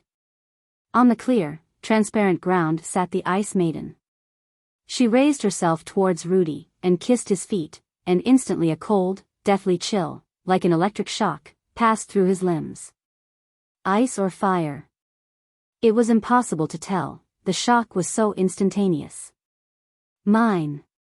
Mine," sounded around him, and within him. "I kissed thee when thou wert a little child. I once kissed thee on the mouth, and now I have kissed thee from heel to toe. Thou art wholly mine." And then he disappeared in the clear, blue water. All was still. The church bells were silent, the last tone floated away with the last red glimmer on the evening clouds. "Thou art mine," sounded from the depths below, but from the heights above, from the eternal world, also sounded the words, "Thou art mine." Happy was he thus to pass from life to life, from earth to heaven. A cord was loosened, and tones of sorrow burst forth. The icy kiss of death had overcome the perishable body. It was but the prelude before life's real drama could begin, the discord which was quickly lost in harmony. Do you think this a sad story? Poor Babette. For her it was unspeakable anguish. The boat drifted farther and farther away. No one on the opposite shore knew that the betrothed pair had gone over to the little island. The clouds sunk as the evening drew on, and it became dark. Alone, in despair, she waited and trembled. The weather became fearful, flash after flash lighted up the mountains of Jura, Savoy, and Switzerland, while peals of thunder, that lasted for many minutes, rolled over her head. The lightning was so vivid that every single vine stem could be seen for a moment as distinctly as in the sunlight at noonday, and then all was veiled in darkness. It flashed across the lake in winding, zigzag lines, lighting it up on all sides, while the echoes of the thunder grew louder and stronger. On land, the boats were all carefully drawn up on the beach, every living thing sought shelter, and at length the rain poured down in torrents. "Where can Rudy and Babette be in this awful weather?" said the miller. Poor Babette sat with her hands clasped, and her head bowed down, dumb with grief. She had ceased to weep and cry for help. "In the deep water," she said to herself. "Far down he lies, as if beneath a glacier." Deep in her heart rested the memory of what Rudy had told her of the death of his mother, and of his own recovery, even after he had been taken up as dead from the cleft in the glacier. Ah, she thought, the Ice Maiden has him at last. Suddenly there came a flash of lightning, as dazzling as the rays of the sun on the white snow. The lake rose for a moment like a shining glacier.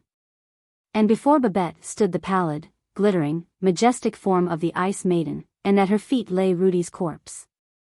"Mine," she cried, and again all was darkness around the heaving water. "How cruel," murmured Babette. "Why should he die just as the day of happiness drew near? Merciful God, enlighten my understanding, shed light upon my heart. For I cannot comprehend the arrangements of thy providence, even while I bow to the decree of thy almighty wisdom and power." And God did enlighten her heart. A sudden flash of thought, like a ray of mercy, recalled her dream of the preceding night. All was vividly represented before her. She remembered the words and wishes she had then expressed, that what was best for her and for Rudy she might piously submit to. "Woe is me," she said, "was the germ of sin really in my heart? Was my dream a glimpse into the course of my future life, whose thread must be violently broken to rescue me from sin? Oh, miserable creature that I am!" Thus she sat lamenting in the dark night, while through the deep stillness the last words of Rudy seemed to ring in her ears. "This earth has nothing more to bestow." Words, uttered in the fullness of joy, were again heard amid the depths of sorrow. Years have passed since this sad event happened. The shores of the peaceful lake still smile in beauty. The vines are full of luscious grapes. Steamboats, with waving flags, pass swiftly by. Pleasure boats, with their swelling sails, skim lightly over the watery mirror, like white butterflies. The railway is opened beyond Chillon, and goes far into the deep valley of the Rhône. At every station strangers alight with red-bound guide-books in their hands, in which they read of every place worth seeing. They visit Chillon, and observe on the lake the little island with the 3 acacias, and then read in their guidebook the story of the bridal pair who, in the year 1856, rowed over to it. They read that the 2 were missing till the next morning, when some people on the shore heard the despairing cries of the bride, and went to her assistance, and by her were told of the bridegroom's fate. But the guidebook does not speak of Babette's quiet life afterwards with her father, not at the mill, strangers dwell there now, but in a pretty house in a row near the station. On many an evening she sits at her window, and looks out over the chestnut trees to the snow-capped mountains on which Rudy once roamed. She looks at the alpine glow in the evening sky, which is caused by the children of the sun retiring to rest on the mountain tops, and again they breathe their song of the traveler whom the whirlwind could deprive of his cloak but not of his life. There is a rosy tint on the mountain snow, and there are rosy gleams in each heart in which dwells the thought, God permits nothing to happen, which is not the best for us. But this is not often revealed to all, as it was revealed to Babette in her wonderful dream. The Jewish Maiden. In a charity school, among the children, sat a little Jewish girl. She was a good, intelligent child, and very quick at her lessons, but the scripture lesson class she was not allowed to join, for this was a Christian school. During the hour of this lesson, the Jewish girl was allowed to learn her geography, or to work her sum for the next day. And when her geography lesson was perfect, the book remained open before her, but she read not another word, for she sat silently listening to the words of the Christian teacher. He soon became aware that the little one was paying more attention to what he said than most of the other children. "Read your book, Sarah," he said to her gently. But again and again he saw her dark, beaming eyes fixed upon him. And once, when he asked her a question, she could answer him even better than the other children. She had not only heard, but understood his words, and pondered them in her heart. Her father, a poor but honest man, had placed his daughter at the school on the conditions that she should not be instructed in the Christian faith. But it might have caused confusion, or raised discontent in the minds of the other children if she had been sent out of the room, so she remained, and now it was evident this could not go on. The teacher went to her father, and advised him to remove his daughter from the school, or to allow her to become a Christian. "I cannot any longer be an idle spectator of those beaming eyes, which express such a deep and earnest longing for the words of the gospel," said he. Then the father burst into tears. "I know very little of the law of my fathers," said he. But Sarah's mother was firm in her belief as a daughter of Israel, and I vowed to her on her deathbed that our child should never be baptized. I must keep my vow, it is to me even as a covenant with God Himself. And so the little Jewish girl left the Christian school. Years rolled by. In one of the smallest provincial towns, in a humble household, lived a poor maiden of the Jewish faith, as a servant. Her hair was black as ebony, her eye dark as night, yet full of light and brilliancy so peculiar to the daughters of the East. It was Sarah. The expression in the face of the grown-up maiden was still the same as when, a child, she sat on the schoolroom form listening with thoughtful eyes to the words of the Christian teacher. Every Sunday there sounded forth from a church close by the tones of an organ and the singing of the congregation. The Jewish girl heard them in the house where, industrious and faithful in all things, she performed her household duties. "Thou shalt keep the Sabbath holy," said the voice of the law in her heart, but her Sabbath was a working day among the Christians, which was a great trouble to her. And then as the thought arose in her mind, does God reckon by days and hours? Her conscience felt satisfied on this question, and she found it a comfort to her, that on the Christian Sabbath she could have an hour for her own prayers undisturbed. The music and singing of the congregation sounded in her ears while at work in her kitchen, till the place itself became sacred to her. Then she would read in the Old Testament, that treasure and comfort to her people, and it was indeed the only scriptures she could read. Faithfully in her inmost thoughts had she kept the words of her father to her teacher when she left the school, and the vow he had made to her dying mother that she should never receive Christian baptism. The New Testament must remain to her a sealed book, and yet she knew a great deal of its teaching, and the sound of the gospel truths still lingered among the recollections of her childhood. One evening she was sitting in a corner of the dining room, while her master read aloud. It was not the gospel he read, but an old storybook, therefore she might stay and listen to him. The story related that a Hungarian knight, who had been taken prisoner by a Turkish pasha, was most cruelly treated by him. He caused him to be yoked with his oxen to the plow, and driven with blows from the whip till the blood flowed, and he almost sunk with exhaustion and pain. The faithful wife of the knight at home gave up all her jewels, mortgaged her castle and land, and his friends raised large sums to make up the ransom demanded for his release, which was most enormously high. It was collected at last, and the knight released from slavery and misery. Sick and exhausted, he reached home. Ere long came another summons to a struggle with the foes of Christianity. The still living knight heard the sound. He could endure no more, he had neither peace nor rest. He caused himself to be lifted on his war-horse, the color came into his cheeks, and his strength returned to him again as he went forth to battle and to victory. The very same pasha who had yoked him to the plow, became his prisoner, and was dragged to a dungeon in the castle. But an hour had scarcely passed, when the knight stood before the captive pasha, and inquired, "What do you suppose awaiteth thee?" "I know," replied the pasha, "retribution." "Yes, the retribution of a Christian," replied the knight. The teaching of Christ, the teacher, commands us to forgive our enemies, to love our neighbors, for God is love. Depart in peace, return to thy home. I give thee back to thy loved ones. But in future be mild and humane to all who are in trouble. Then the prisoner burst into tears, and exclaimed, "Oh, how could I imagine such mercy and forgiveness? I expected pain and torment. It seemed to me so sure that I took poison, which I secretly carried about me, and in a few hours its effects will destroy me. I must die. Nothing can save me. But before I die, explain to me the teaching which is so full of love and mercy, so great and godlike. Oh, that I may hear his teaching, and die a Christian." And his prayer was granted. This was the legend which the master read out of the old storybook. Every one in the house who was present listened, and shared the pleasure, but Sarah, the Jewish girl, sitting so still in a corner, felt her heart burn with excitement.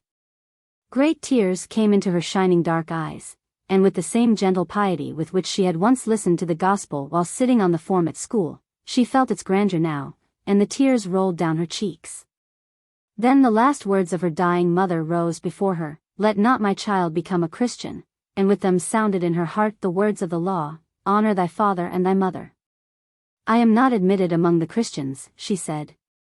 "They mock me as a Jewish girl, the neighbors' boys did so last Sunday when I stood looking in through the open church door at the candles burning on the altar, and listening to the singing. Ever since I sat on the school bench I have felt the power of Christianity, a power which, like a sunbeam, streams into my heart, however closely I may close my eyes against it. But I will not grieve thee, my mother, in thy grave. I will not be unfaithful to my father's vow. I will not read the Bible of the Christian. I have the God of my fathers, and in him I will trust. And again years passed by.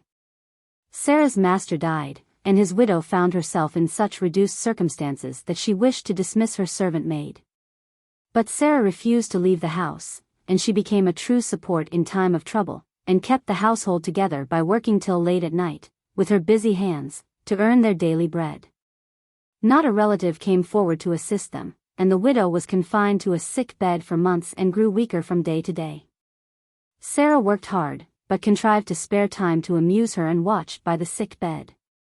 She was gentle and pious, an angel of blessing in that house of poverty. "My Bible lies on the table yonder," said the sick woman one day to Sarah. "Read me something from it. The night appears so long, and my spirit thirsts to hear the word of God." And Sarah bowed her head. She took the book, and folded her hand over the Bible of the Christians, and at last opened it, and read to the sick woman. Tears stood in her eyes as she read, and they shone with brightness, for in her heart it was light. "Mother," she murmured, "thy child may not receive Christian baptism, nor be admitted into the congregation of Christian people. Thou hast so willed it, and I will respect thy command. We are therefore still united here on earth, but in the next world there will be a higher union, even with God himself, who leads and guides his people till death. He came down from heaven to earth to suffer for us, that we should bring forth the fruits of repentance. I understand it now. I know not how I learnt this truth, unless it is through the name of Christ." Yet she trembled as she pronounced the holy name. She struggled against these convictions of the truth of Christianity for some days, till one evening while watching her mistress she was suddenly taken very ill. Her limbs tottered under her, and she sank fainting by the bedside of the sick woman. "Poor Sarah," said the neighbors, "she is overcome with hard work and night watching." And then they carried her to the hospital for the sick poor. There she died, and they bore her to her resting place in the earth, but not to the churchyard of the Christians. There was no place for the Jewish girl, but they dug a grave for her outside the wall. And God's sun, which shines upon the graves of the churchyard of the Christians, also throws its beams on the grave of the Jewish maiden beyond the wall. And when the psalms of the Christians sound across the churchyard, their echo reaches her lonely resting place. And she who sleeps there will be counted worthy at the resurrection, through the name of Christ the Lord, who said to his disciples, "John baptized you with water, but I will baptize you with the Holy Ghost." The jumper, the flea, the grasshopper, and the skipjack once wanted to see which of them could jump highest, and they invited the whole world, and whoever else would come, to see the grand sight. And there the three famous jumpers were met together in the room. "Yes, I'll give my daughter to him who jumps highest," said the king, "for it would be mean to let these people jump for nothing." The flea stepped out first. He had very pretty manners, and bowed in all directions, for he had young ladies' blood in his veins, and was accustomed to consort only with human beings, and that was of great consequence. Then came the grasshopper. He was certainly much heavier, but he had a good figure, and wore the green uniform that was born with him. This person, moreover, maintained that he belonged to a very old family in the land of Egypt, and that he was highly esteemed there. He had just come from the field, he said, and had been put into a card house 3 stories high, and all made of picture cards with the figures turned inwards. There were doors and windows in the house, cut in the body of the Queen of Hearts. "I sing so," he said, "that 16 native crickets who have chirped from their youth up, and have never yet had a card house of their own, would become thinner than they are with envy if they were to hear me." Both of them, the flea and the grasshopper, took care to announce who they were, and that they considered themselves entitled to marry a princess. The skipjack said nothing, but it was said of him that he thought all the more. And directly the yard dog had smelt at him he was ready to assert that the skipjack was of good family, and formed from the breastbone of an undoubted goose. The old counselor, who had received 3 medals for holding his tongue, declared that the skipjack possessed the gift of prophecy. One could tell by his bones whether there would be a severe winter or a mild one. And that's more than one can always tell from the breastbone of the man who writes the almanac. I shall not say anything more, said the old king. I only go on quietly, and always think the best. Now they were to take their jump. The flea sprang so high that no one could see him, and then they asserted that he had not jumped at all. That was very mean. The grasshopper only sprang half as high, but he sprang straight into the king's face, and the king declared that was horribly rude. The skipjack stood a long time considering. At last people thought that he could not jump at all. I only hope he's not become unwell, said the yard dog, and then he smelt at him again. Tap, he sprang with a little crooked jump just into the lap of the princess, who sat on a low golden stool. Then the king said, the highest leap was taken by him who jumped up to my daughter, for therein lies the point, but it requires head to achieve that, and the skipjack has shown that he has a head. And so he had the princess. I jumped highest, after all, said the flea. But it's all the same. Let her have the goosebone with its lump of wax and bit of stick. I jumped to the highest, but in this world a body is required if one wishes to be seen. And the flea went into foreign military service, where it is said he was killed. The grasshopper seated himself out in the ditch, and thought and considered how things happened in the world. And he too said, body is required. Body is required. And then he sang his own melancholy song, and from that we have gathered this story, which they say is not true, though it's in print. The last dream of the old oak. In the forest, high up on the steep shore, and not far from the open seacoast, stood a very old oak tree. It was just 365 years old, but that long time was to the tree as the same number of days might be to us. We wake by day and sleep by night, and then we have our dreams. It is different with the tree. It is obliged to keep awake through 3 seasons of the year, and does not get any sleep till winter comes. Winter is its time for rest, its night after the long day of spring, summer, and autumn. On many a warm summer, the ephemera, the flies that exist for only a day, had fluttered about the old oak, enjoyed life and felt happy, and if, for a moment, one of the tiny creatures rested on one of his large fresh leaves, the tree would always say, poor little creature. Your whole life consists only of a single day. How very short. It must be quite melancholy. Melancholy. What do you mean? The little creature would always reply. Everything around me is so wonderfully bright and warm, and beautiful, that it makes me joyous. But only for one day, and then it is all over. Over, repeated the fly, what is the meaning of all over? Are you all over too? No. I shall very likely live for thousands of your days, and my day is whole seasons long, indeed it is so long that you could never reckon it out. No? Then I don't understand you. You may have thousands of my days, but I have thousands of moments in which I can be merry and happy. Does all the beauty of the world cease when you die? No, replied the tree. It will certainly last much longer, infinitely longer than I can even think of. Well, then, said the little fly, we have the same time to live, only we reckon differently. And the little creature danced and floated in the air, rejoicing in her delicate wings of gauze and velvet, rejoicing in the balmy breezes, laden with the fragrance of clover fields and wild roses, elder blossoms and honeysuckle. From the garden hedges, wild thyme, primroses, and mint, and the scent of all these was so strong that the perfume almost intoxicated the little fly. The long and beautiful day had been so full of joy and sweet delights, that when the sun sank low it felt tired of all its happiness and enjoyment.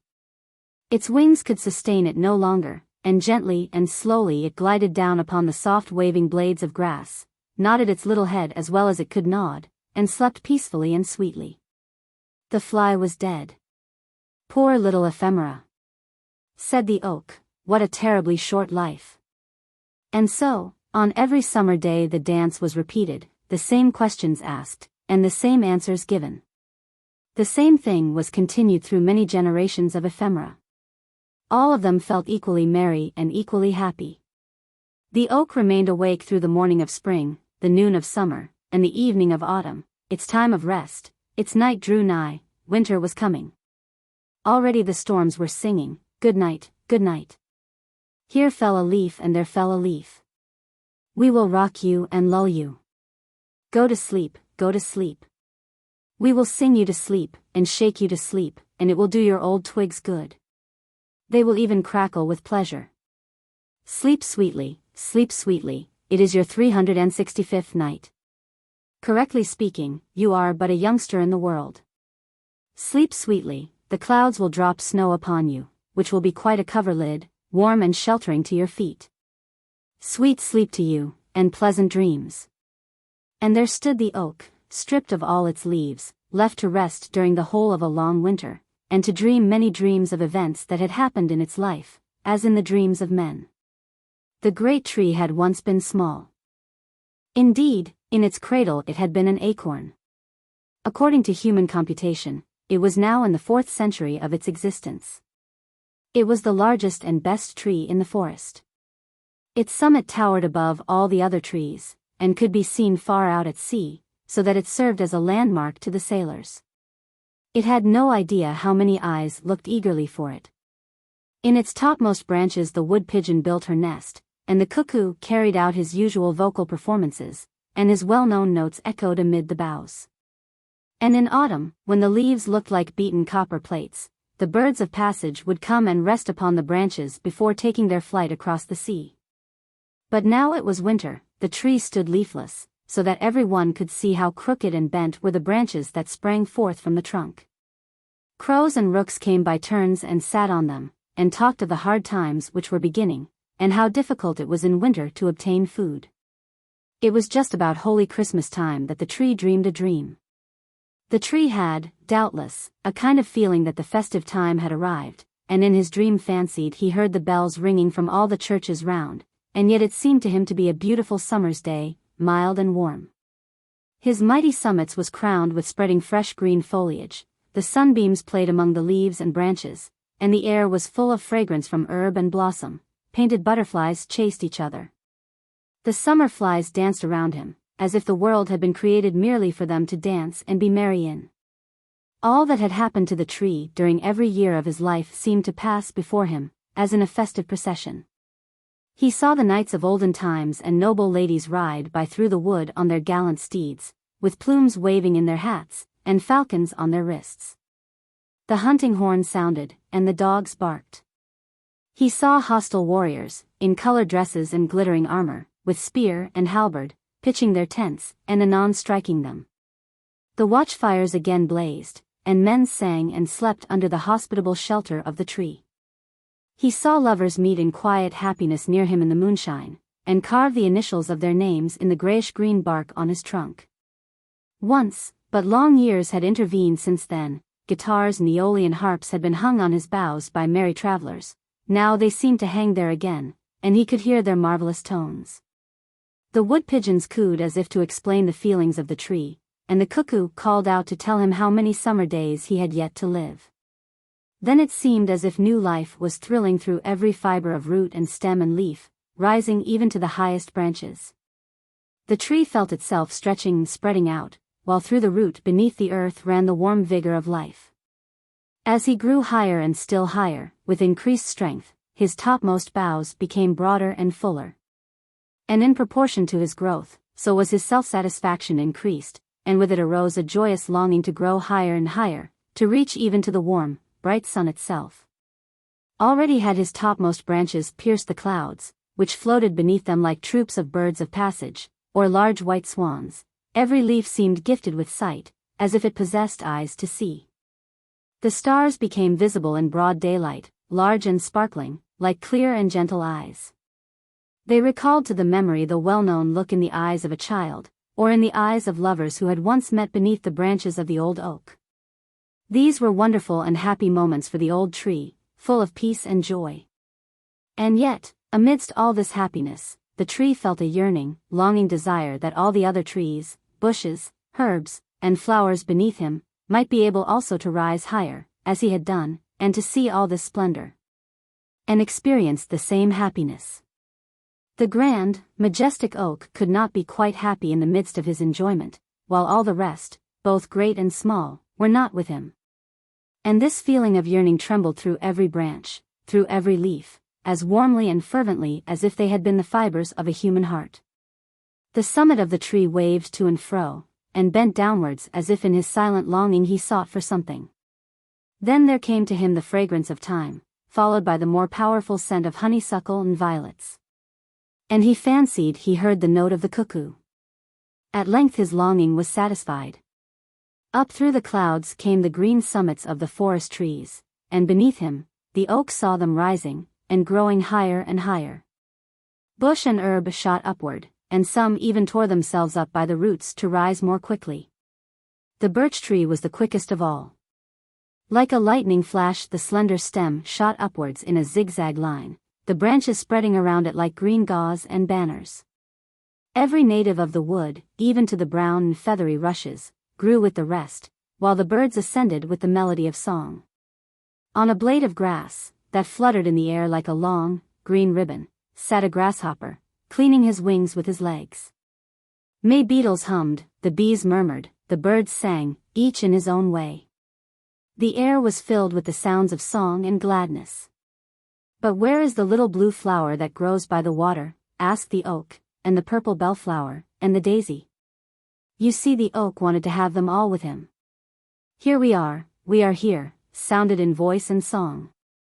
"But the beautiful time of last summer, where is that? And the lilies of the valley, which last year covered the earth with their bloom? And the wild apple tree with its lovely blossoms, and all the glory of the wood, which has flourished year after year? Even what may have but now sprouted forth could be with us here." We are here," sounded voices higher in the air, as if they had flown there beforehand. "Why, this is beautiful, too beautiful to be believed," said the oak in a joyful tone. "I have them all here, both great and small. Not one has been forgotten. Can such happiness be imagined? It seemed almost impossible. In heaven with the eternal God, it can be imagined, and it is possible," sounded the reply through the air. And the old tree, as it still grew upwards and onwards, felt that his roots were loosening themselves from the earth. "It is right so, it is best," said the tree, "no fetters hold me now. I can fly up to the very highest point in light and glory. And all I love are with me, both small and great. All are here."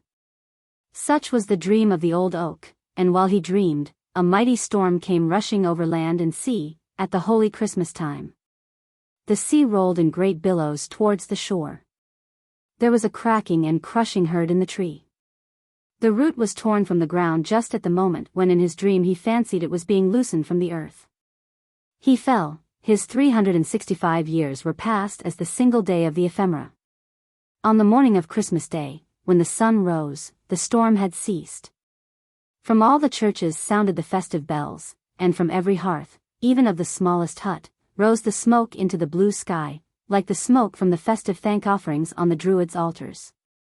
The sea gradually became calm, and on board a great ship that had withstood the tempest during the night, all the flags were displayed, as a token of joy and festivity. "The tree is down. The old oak, our landmark on the coast," exclaimed the sailors. "It must have fallen in the storm of last night. Who can replace it? Alas! No one."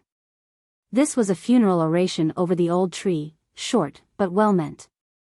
There it lay stretched on the snow-covered shore, and over it sounded the notes of a song from the ship, a song of Christmas joy, and of the redemption of the soul of man, and of eternal life through Christ's atoning blood. "Sing aloud on the happy morn. All is fulfilled, for Christ is born. With songs of joy let us loudly sing. Hallelujahs to Christ our King."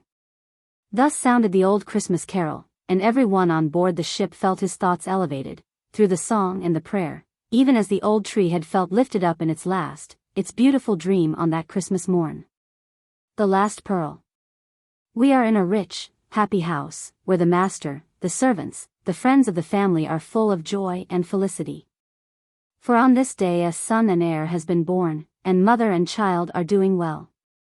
The lamp in the bedchamber had been partly shaded, and the windows were covered with heavy curtains of some costly silken material. The carpet was thick and soft, like a covering of moss. Everything invited to slumber, everything had a charming look of repose, and so the nurse had discovered, for she slept, and well she might sleep, while everything around her told of happiness and blessing. The guardian angel of the house leaned against the head of the bed, while over the child was spread, as it were, a net of shining stars, and each star was a pearl of happiness.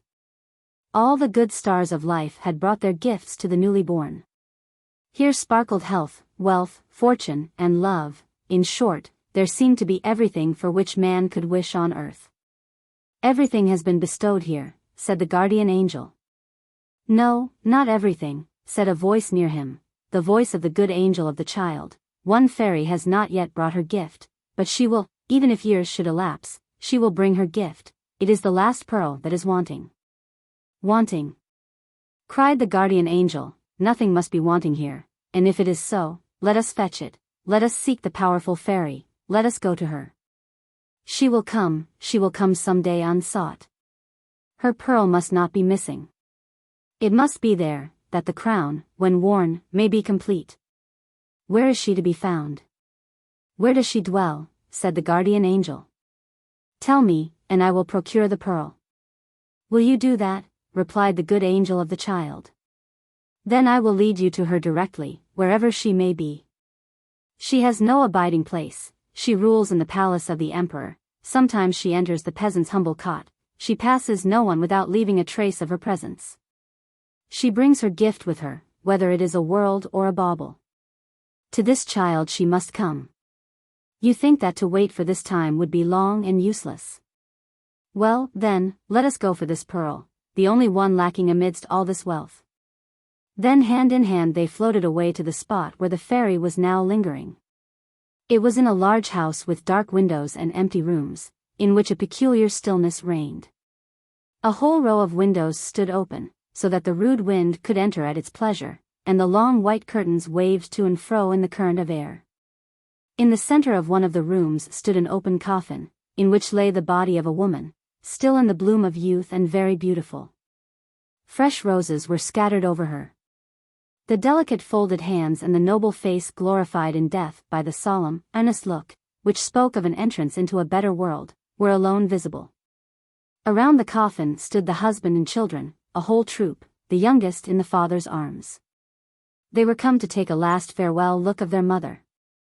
The husband kissed her hand, which now lay like a withered leaf, but which a short time before had been diligently employed in deeds of love for them all.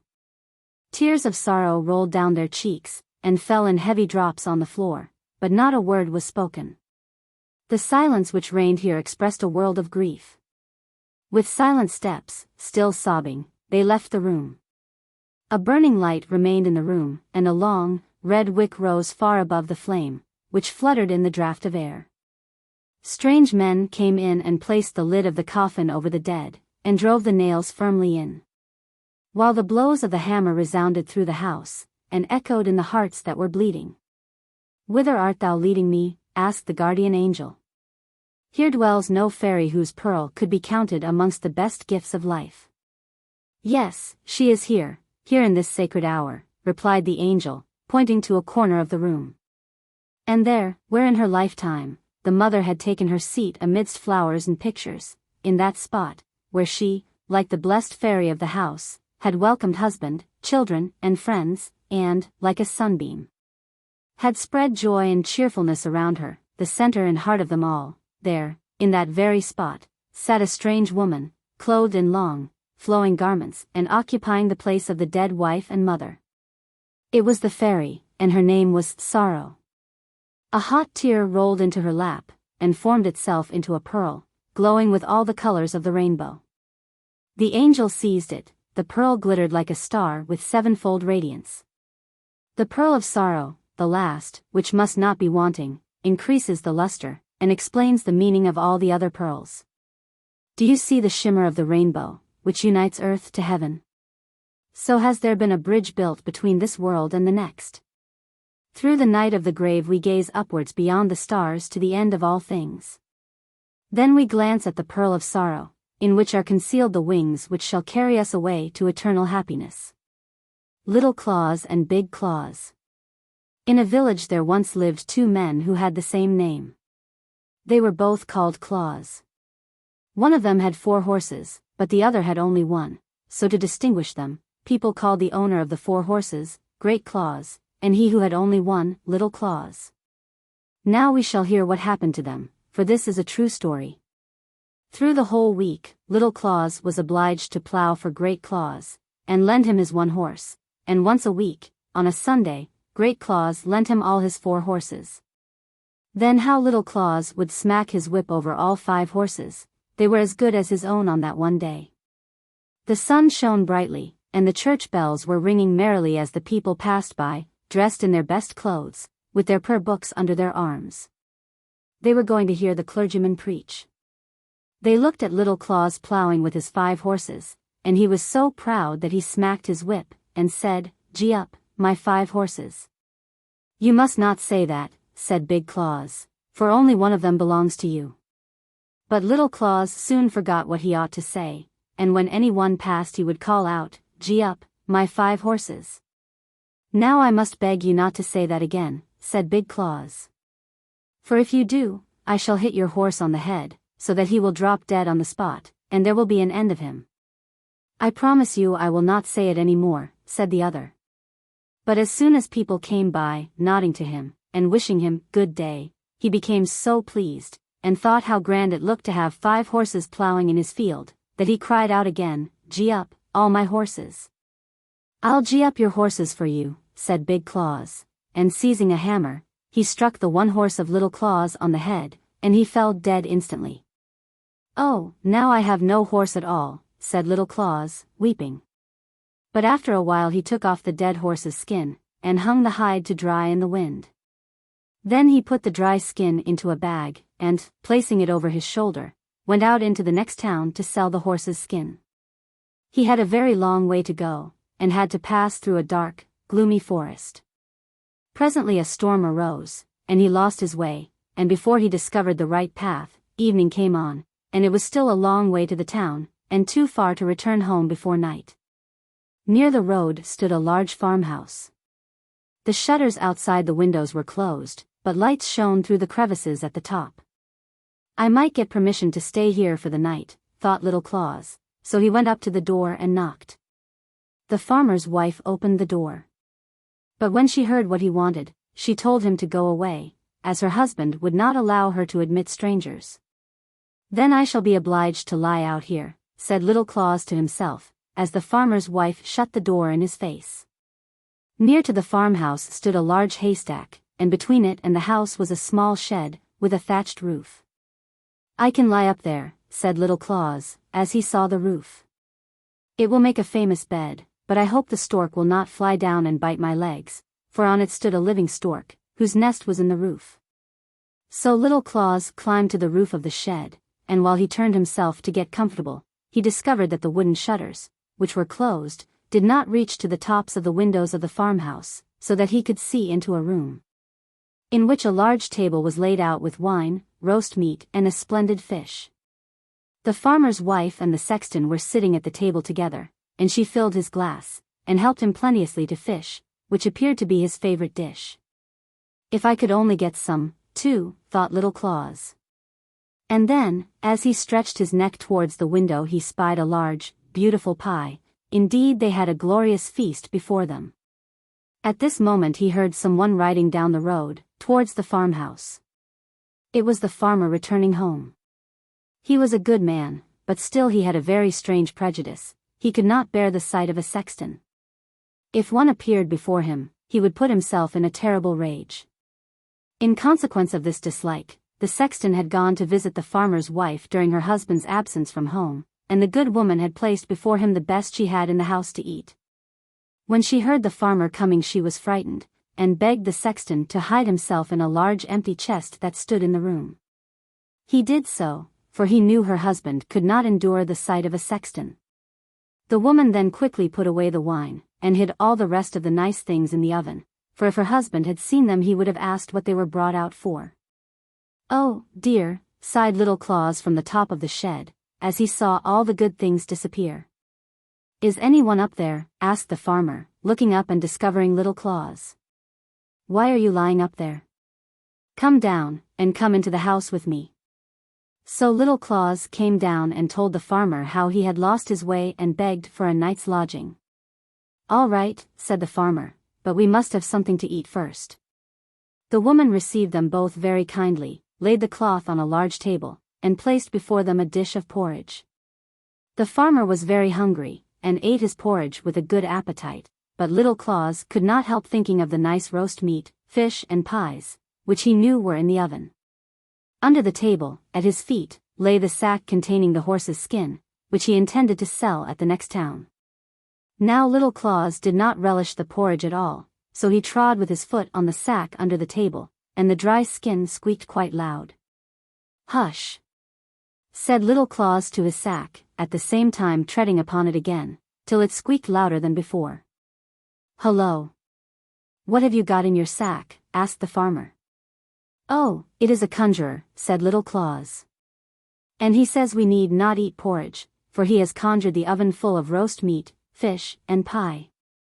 "Wonderful!" cried the farmer, starting up and opening the oven door. And there lay all the nice things hidden by the farmer's wife, but which he supposed had been conjured there by the wizard under the table. The woman dared not say anything. So she placed the things before them, and they both ate of the fish, the meat, and the pastry. Then Little Claus trod again upon his sack, and it squeaked as before. "What does he say now?" asked the farmer. "He says," replied Little Claus, "that there are 3 bottles of wine for us, standing in the corner, by the oven." So the woman was obliged to bring out the wine also, which she had hidden, and the farmer drank it till he became quite merry. He would have liked such a conjurer as Little Claus carried in his sack. "Could he conjure up the evil one?" asked the farmer. "I should like to see him now, while I am so merry." "Oh, yes," replied Little Claus, "my conjurer can do anything I ask him, can you not?" he asked, treading at the same time on the sack till it squeaked. "Do you hear? He answers, yes, but he fears that we shall not like to look at him." "Oh, I am not afraid." "What will he be like?"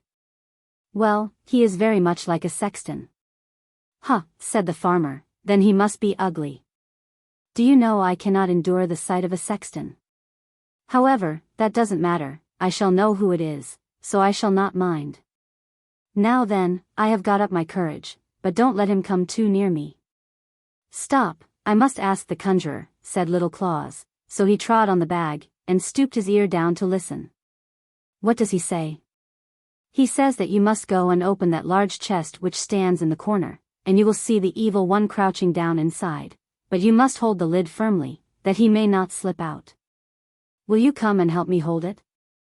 said the farmer, going towards the chest in which his wife had hidden the sexton, who now lay inside, very much frightened. The farmer opened the lid a very little way, and peeped in. "Oh," cried he, springing backwards, "I saw him, and he is exactly like our sexton. How dreadful it is!" So after that he was obliged to drink again, and they sat and drank till far into the night. "You must sell your conjurer to me," said the farmer. "Ask as much as you like, I will pay it. Indeed, I would give you directly a whole bushel of gold." "No, indeed, I cannot," said Little Claus. "Only think how much profit I could make out of this conjurer." "But I should like to have him," said the fanner, still continuing his entreaties. "Well," said Little Claus at length, "you have been so good as to give me a night's lodging, I will not refuse you. You shall have the conjurer for a bushel of money, but I will have quite full measure." "So you shall," said the farmer. "But you must take away the chest as well. I would not have it in the house another hour, there is no knowing if he may not be still there." So Little Claus gave the farmer the sack containing the dried horse's skin, and received in exchange a bushel of money, full measure. The farmer also gave him a wheelbarrow on which to carry away the chest and the gold. "Farewell," said Little Claus, as he went off with his money in the great chest, in which the sexton lay still concealed. On one side of the forest was a broad, deep river. The water flowed so rapidly that very few were able to swim against the stream. A new bridge had lately been built across it, and in the middle of this bridge Little Claus stopped, and said, loud enough to be heard by the sexton, "Now what shall I do with this stupid chest? It is as heavy as if it were full of stones. I shall be tired if I roll it any farther, so I may as well throw it in the river. If it swims after me to my house, well and good, and if not, it will not much matter." So he seized the chest in his hand and lifted it up a little, as if he were going to throw it into the water. "No, leave it alone," cried the sexton from within the chest, "let me out first." "Oh," exclaimed Little Claus, pretending to be frightened, "he is in there still, is he? I must throw him into the river, that he may be drowned." "Oh, no, cried the sexton. "I will give you a whole bushel full of money if you will let me go." "Why, that is another matter," said Little Claus, opening the chest. The sexton crept out, pushed the empty chest into the water, and went to his house. Then he measured out a whole bushel full of gold for Little Claus, who had already received one from the farmer, so that now he had a barrow full. "I have been well paid for my horse," said he to himself when he reached home, entered his own room, and emptied all his money into a heap on the floor. "How vexed Great Claus will be when he finds out how rich I have become all through my one horse, but I shall not tell him exactly how it all happened." Then he sent a boy to Great Claus to borrow a bushel measure. "What can he want it for?" thought Great Claus, so he smeared the bottom of the measure with tar, that some of whatever was put into it might stick there and remain. And so it happened, for when the measure returned, 3 new silver florins were sticking to it. "What does this mean?" said Great Claus, so he ran off directly to Little Claus, and asked, "Where did you get so much money?" "Oh, for my horse's skin, I sold it yesterday." "It was certainly well paid for then," said Great Claus. And he ran home to his house, seized a hatchet, and knocked all his 4 horses on the head, flayed off their skins, and took them to the town to sell. "Skins, skins, who'll buy skins?" he cried, as he went through the streets. All the shoemakers and tanners came running, and asked how much he wanted for them. "A bushel of money, for each," replied Great Claus. "Are you mad?" they all cried. "Do you think we have money to spend by the bushel?" "Skins, skins," he cried again, "who'll buy skins?" But to all who inquired the price, his answer was, "A bushel of money." "He is making fools of us," said they all. Then the shoemakers took their straps, and the tanners their leather aprons, and began to beat Great Claus. "Skins, skins," they cried, mocking him, "Yes, we'll mark your skin for you, till it is black and blue." "Out of the town with him," said they. And Great Claus was obliged to run as fast as he could. He had never before been so thoroughly beaten. "Ah," said he, as he came to his house, "Little Claus shall pay me for this. I will beat him to death." Meanwhile the old grandmother of Little Claus died. She had been cross, unkind, and really spiteful to him, but he was very sorry, and took the dead woman and laid her in his warm bed to see if he could bring her to life again. There he determined that she should lie the whole night, while he seated himself in a chair in a corner of the room as he had often done before. During the night, as he sat there, the door opened, and in came Great Claus with a hatchet. He knew well where Little Claus's bed stood, so he went right up to it, and struck the old grandmother on the head, thinking it must be Little Claus. "There," cried he, "now you cannot make a fool of me again," and then he went home. "That is a very wicked man," thought Little Claus, "he meant to kill me. It is a good thing for my old grandmother that she was already dead, or he would have taken her life." Then he dressed his old grandmother in her best clothes, borrowed a horse of his neighbor, and harnessed it to a cart. Then he placed the old woman on the back seat, so that she might not fall out as he drove, and rode away through the wood. By sunrise they reached a large inn, where Little Claus stopped and went to get something to eat.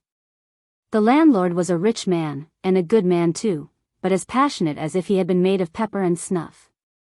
"Good morning," said he to Little Claus. "You are come betimes today."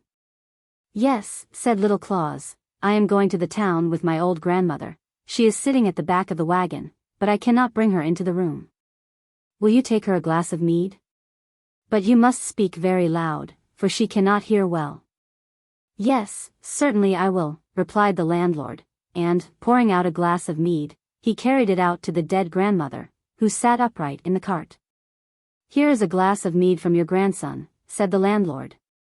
The dead woman did not answer a word, but sat quite still. "Do you not hear?" cried the landlord as loud as he could. "Here is a glass of mead from your grandson." Again and again he bawled it out, but as she did not stir he flew into a passion, and threw the glass of mead in her face. It struck her on the nose, and she fell backwards out of the cart, for she was only seated there, not tied in. "Hullo!" cried Little Claus, rushing out of the door, and seizing hold of the landlord by the throat. "You have killed my grandmother. See, here is a great hole in her forehead." "Oh, how unfortunate," said the landlord, wringing his hands. "This all comes of my fiery temper. Dear Little Claus, I will give you a bushel of money. I will bury your grandmother as if she were my own, only keep silent, or else they will cut off my head, and that would be disagreeable." So it happened that Little Claus received another bushel of money, and the landlord buried his old grandmother as if she had been his own. When Little Claus reached home again, he immediately sent a boy to Great Claus, requesting him to lend him a bushel measure. "How is this?" thought Great Claus. "Did I not kill him? I must go and see for myself." So he went to Little Claus, and took the bushel measure with him. "How did you get all this money?" asked Great Claus, staring with wide open eyes at his neighbor's treasures. "You killed my grandmother instead of me," said Little Claus. "So I have sold her for a bushel of money." "That is a good price at all events," said Great Claus. So he went home, took a hatchet, and killed his old grandmother with one blow. Then he placed her on a cart, and drove into the town to the apothecary, and asked him if he would buy a dead body. "Whose is it, and where did you get it?" asked the apothecary. "It is my grandmother," he replied. "I killed her with a blow, that I might get a bushel of money for her." "Heaven preserve us," cried the apothecary, "you are out of your mind. Don't say such things, or you will lose your head." And then he talked to him seriously about the wicked deed he had done, and told him that such a wicked man would surely be punished. Great Claus got so frightened that he rushed out of the surgery, jumped into the cart, whipped up his horses, and drove home quickly. The apothecary and all the people thought him mad, and let him drive where he liked. "You shall pay for this," said Great Claus, as soon as he got into the highroad, "that you shall, Little Claus." So as soon as he reached home he took the largest sack he could find and went over to Little Claus. "You have played me another trick," said he. "First, I killed all my horses, and then my old grandmother, and it is all your fault, but you shall not make a fool of me any more." So he laid hold of Little Claus round the body, and pushed him into the sack, which he took on his shoulders, saying, "Now I'm going to drown you in the river." He had a long way to go before he reached the river, and Little Claus was not a very light weight to carry. The road led by the church, and as they passed he could hear the organ playing and the people singing beautifully. Great Claus put down the sack close to the church door, and thought he might as well go in and hear a psalm before he went any farther. Little Claus could not possibly get out of the sack, and all the people were in church, so in he went. Oh dear," sighed Little Claus in the sack, as he turned and twisted about, but he found he could not loosen the string with which it was tied. Presently an old cattle driver, with snowy hair, passed by, carrying a large staff in his hand, with which he drove a large herd of cows and oxen before him. They stumbled against the sack in which lay Little Claus, and turned it over. "Oh dear," sighed Little Claus, "I am very young, yet I am soon going to heaven." "And I, poor fellow," said the drover, "I who am so old already, cannot get there." "Open the sack," cried Little Claus. "Creep into it instead of me, and you will soon be there." "With all my heart," replied the drover, opening the sack, from which sprung Little Claus as quickly as possible. "Will you take care of my cattle?" said the old man, as he crept into the bag. "Yes," said Little Claus, and he tied up the sack, and then walked off with all the cows and oxen. When Great Claus came out of church, he took up the sack, and placed it on his shoulders. It appeared to have become lighter, for the old drover was not half so heavy as Little Claus. "How light he seems now," said he. "Ah, it is because I have been to a church." So he walked on to the river, which was deep and broad, and threw the sack containing the old drover into the water, believing it to be Little Claus. "There you may lie," he exclaimed, "you will play me no more tricks now." Then he turned to go home, but when he came to a place where two roads crossed, there was Little Claus driving the cattle. "How is this?" said Great Claus. "Did I not drown you just now?" "Yes," said Little Claus. "You threw me into the river about half an hour ago." "But wherever did you get all these fine beasts?" asked Great Claus. "These beasts are sea cattle," replied Little Claus. "I'll tell you the whole story, and thank you for drowning me. I am above you now, I am really very rich. I was frightened, to be sure, while I lay tied up in the sack, and the wind whistled in my ears when you threw me into the river from the bridge, and I sank to the bottom immediately. But I did not hurt myself, for I fell upon beautifully soft grass which grows down there, and in a moment, the sack opened, and the sweetest little maiden came towards me. She had snow-white robes, and a wreath of green leaves on her wet hair.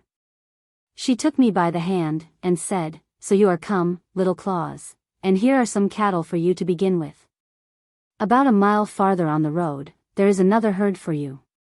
Then I saw that the river formed a great highway for the people who live in the sea.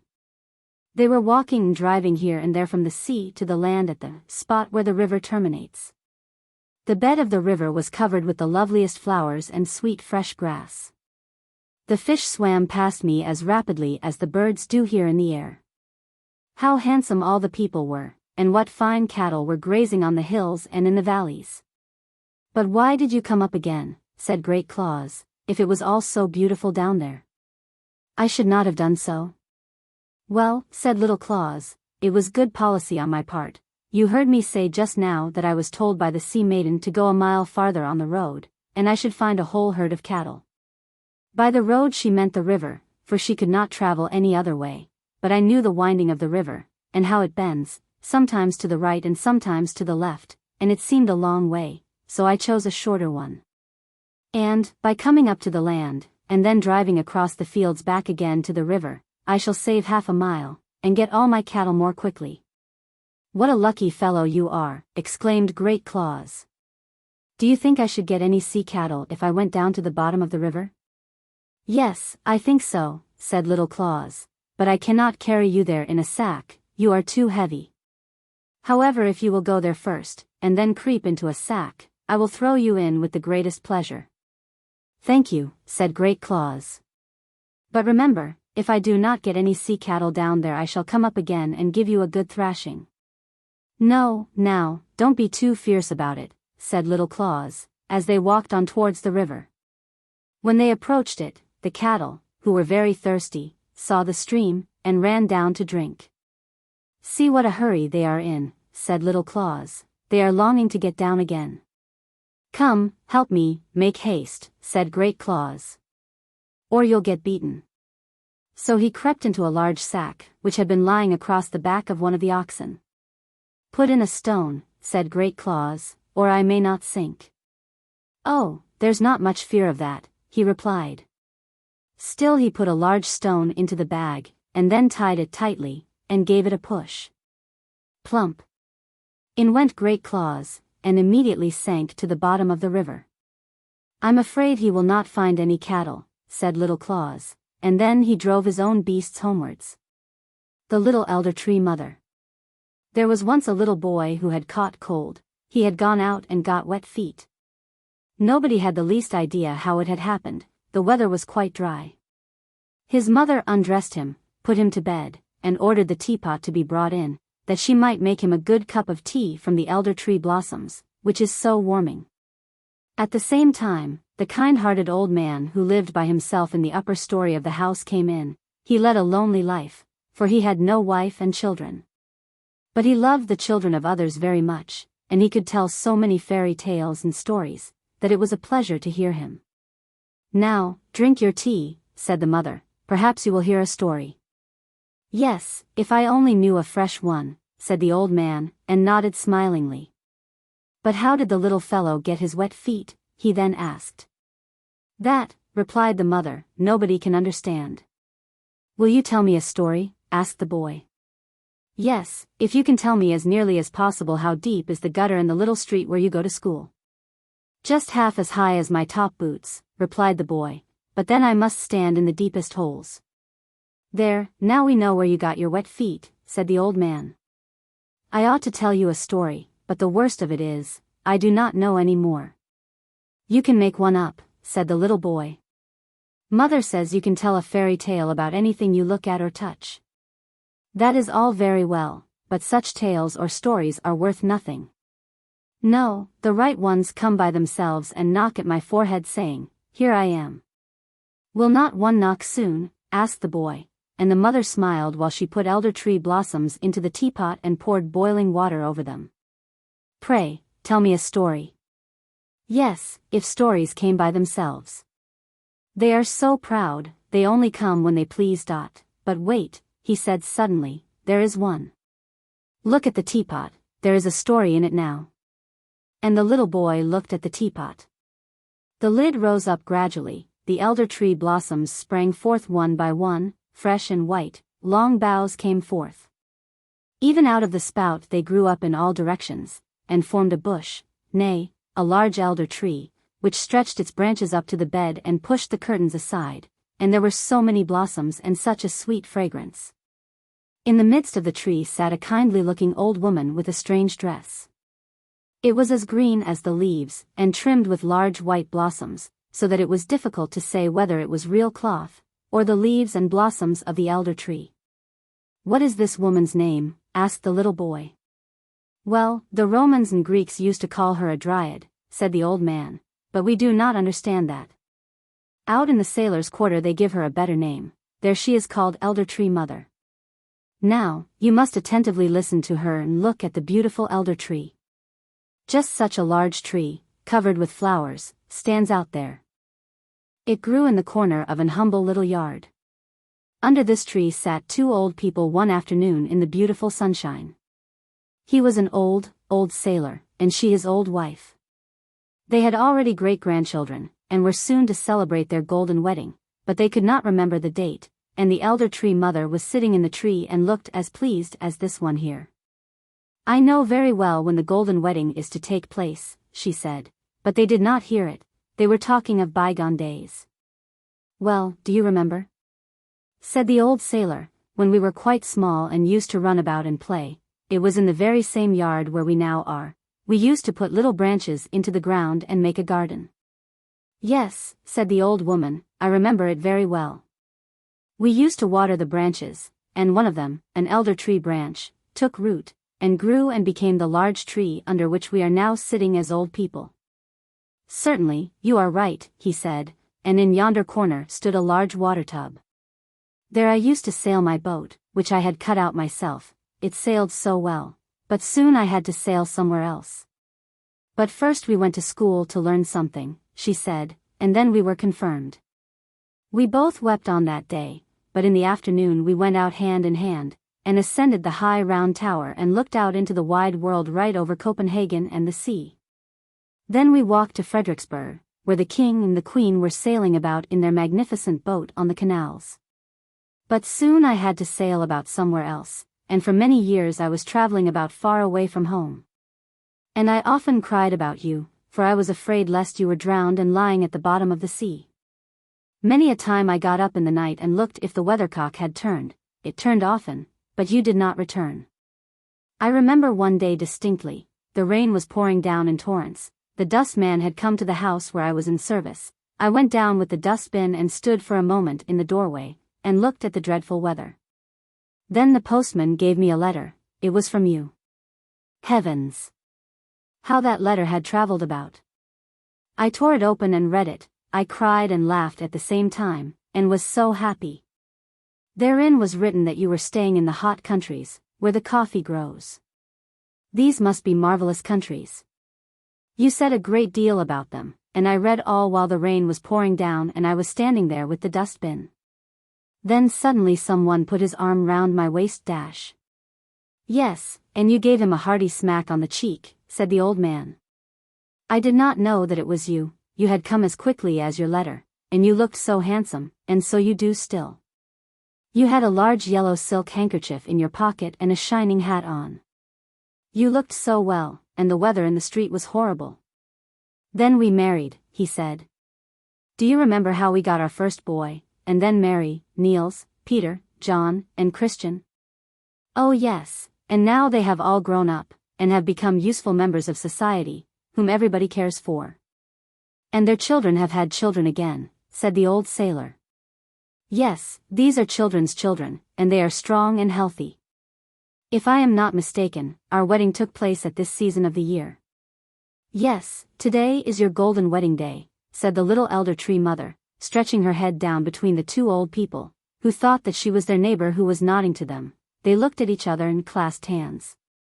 Soon afterwards the children and grandchildren came, for they knew very well that it was the golden wedding day. They had already wished them joy and happiness in the morning, but the old people had forgotten it, although they remembered things so well that had passed many, many years ago. The elder tree smelt strongly, and the setting sun illuminated the faces of the two old people, so that they looked quite rosy. The youngest of the grandchildren danced round them, and cried merrily that there would be a feast in the evening, for they were to have hot potatoes, and the elder mother nodded in the tree and cried, "Hooray," with the others. But that was no fairy tale, said the little boy who had listened to it. You will presently understand it, said the old man who told the story. Let us ask little elder tree mother about it. That was no fairy tale, said the little elder tree mother, but now it comes. Real life furnishes us with subjects for the most wonderful fairy tales, for otherwise my beautiful elder bush could not have grown forth out of the teapot. And then she took the little boy out of bed and placed him on her bosom. The elder branches, full of blossoms, closed over them. It was as if they sat in a thick leafy bower which flew with them through the air. It was beautiful beyond all description. The little elder tree mother had suddenly become a charming young girl, but her dress was still of the same green material, covered with white blossoms, as the elder tree mother had worn. She had a real elder blossom on her bosom, and a wreath of the same flowers was wound round her curly golden hair. Her eyes were so large and so blue that it was wonderful to look at them. She and the boy kissed each other, and then they were of the same age and felt the same joys. They walked hand in hand out of the bower, and now stood at home in a beautiful flower garden. Near the green lawn the father's walking stick was tied to a post. There was life in this stick for the little ones, for as soon as they seated themselves upon it the polished knob turned into a neighing horse's head, a long black mane was fluttering in the wind, and 4 strong slender legs grew out. The animal was fiery and spirited. They galloped round the lawn. Hooray! Now we shall ride far away, many miles, said the boy. We shall ride to the nobleman's estate where we were last year. And they rode round the lawn again, and the little girl, who, as we know, was no other than the little elder tree mother, continually cried, Now we are in the country. Do you see the farmhouse there, with the large baking stove, which projects like a gigantic egg out of the wall into the road? The elder tree spreads its branches over it, and the cock struts about and scratches for the hens. Look how proud he is. Now we are near the church. It stands on a high hill, under the spreading oak trees. One of them is half dead. Now we are at the smithy, where the fire roars and the half-naked men beat with their hammers so that the sparks fly far and wide. Let's be off to the beautiful farm. And they passed by everything the little girl, who was sitting behind on the stick, described, and the boy saw it, and yet they only went round the lawn. Then they played in a sidewalk, and marked out a little garden on the ground. She took elder blossoms out of her hair and planted them, and they grew exactly like those the old people planted when they were children, as we have heard before. They walked about hand in hand, just as the old couple had done when they were little, but they did not go to the Round Tower nor to the Frederiksberg garden. No. The little girl seized the boy round the waist, and then they flew far into the country. It was spring and it became summer, it was autumn and it became winter, and thousands of pictures reflected themselves in the boy's eyes and heart, and the little girl always sang again, You will never forget that. And during their whole flight the elder tree smelt so sweetly. He noticed the roses and the fresh beeches, but the elder tree smelt much stronger, for the flowers were fixed on the little girl's bosom, against which the boy often rested his head during the flight. It is beautiful here in spring, said the little girl, and they were again in the green beechwood, where the thyme breathed forth sweet fragrance at their feet, and the pink anemones looked lovely in the green moss. Oh! That it were always spring in the fragrant beechwood. Here it is splendid in summer, she said, and they passed by old castles of the age of chivalry. The high walls and indented battlements were reflected in the water of the ditches, on which swans were swimming and peering into the old shady avenues. The corn waved in the field like a yellow sea. Red and yellow flowers grew in the ditches, wild hops and convolvuli in full bloom in the hedges. In the evening the moon rose, large and round, and the herricks in the meadows smelt sweetly. One can never forget it. Here it is beautiful in autumn, said the little girl, and the atmosphere seemed twice as high and blue, while the wood shone with crimson, green, and gold. The hounds were running off, flocks of wild fowl flew screaming over the barrows, while the bramble bushes twined round the old stones. The dark blue sea was covered with white-sailed ships, and in the barns sat old women, girls, and children picking hops into a large tub. The young ones sang songs, and the old people told fairy tales about goblins and sorcerers. It could not be more pleasant anywhere. Here it's agreeable in winter, said the little girl, and all the trees were covered with hoarfrost, so that they looked like white coral. The snow creaked under one's feet, as if one had new boots on. One shooting star after another traversed the sky. In the room the Christmas tree was lit, and there were song and merriment. In the peasant's cottage the violin sounded, and games were played for apple quarters. Even the poorest child said, "It is beautiful in winter." And indeed it was beautiful. And the little girl showed everything to the boy, and the elder tree continued to breathe forth sweet perfume, while the red flag with the white cross was streaming in the wind. It was the flag under which the old sailor had served. The boy became a youth. He was to go out into the wide world, far away to the countries where the coffee grows. But at parting the little girl took an elder blossom from her breast and gave it to him as a keepsake. He placed it in his prayer book, and when he opened it in distant lands it was always at the place where the flower of remembrance was lying. And the more he looked at it the fresher it became, so that he could almost smell the fragrance of the woods at home. He distinctly saw the little girl, with her bright blue eyes, peeping out from behind the petals, and heard her whispering, "Here it is beautiful in spring, in summer, in autumn, and in winter," and hundreds of pictures passed through his mind. Thus many years rolled by. He had now become an old man, and was sitting, with his old wife, under an elder tree in full bloom. They held each other by the hand exactly as the great-grandfather and the great-grandmother had done outside, and, like them, they talked about bygone days and of their golden wedding. The little girl with the blue eyes and elder blossoms in her hair was sitting high up in the tree, and nodded to them, saying, "Today is the golden wedding." And then she took 2 flowers out of her wreath and kissed them.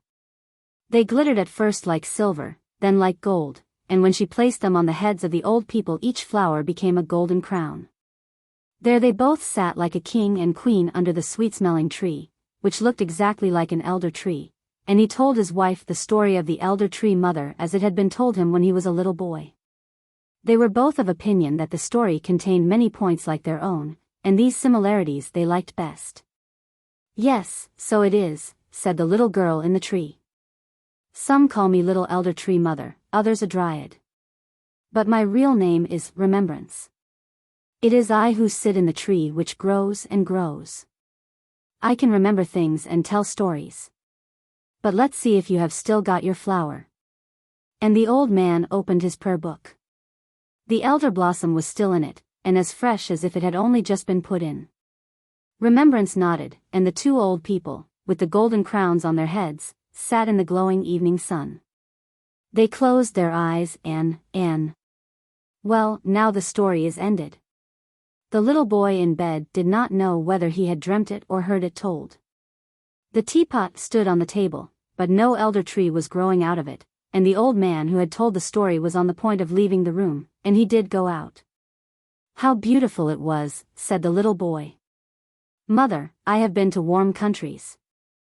"I believe you," said the mother. "If one takes 2 cups of hot elder tea it is quite natural that one gets into warm countries." And she covered him up well, so that he might not take cold. You have slept soundly while I was arguing with the old man whether it was a story or a fairy tale. And what has become of the little elder tree, mother? Asked the boy. She is in the teapot, said the mother, and there she may remain. Little Ida's flowers.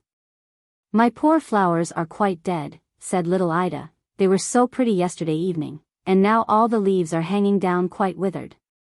What do they do that for? She asked, of the student who sat on the sofa.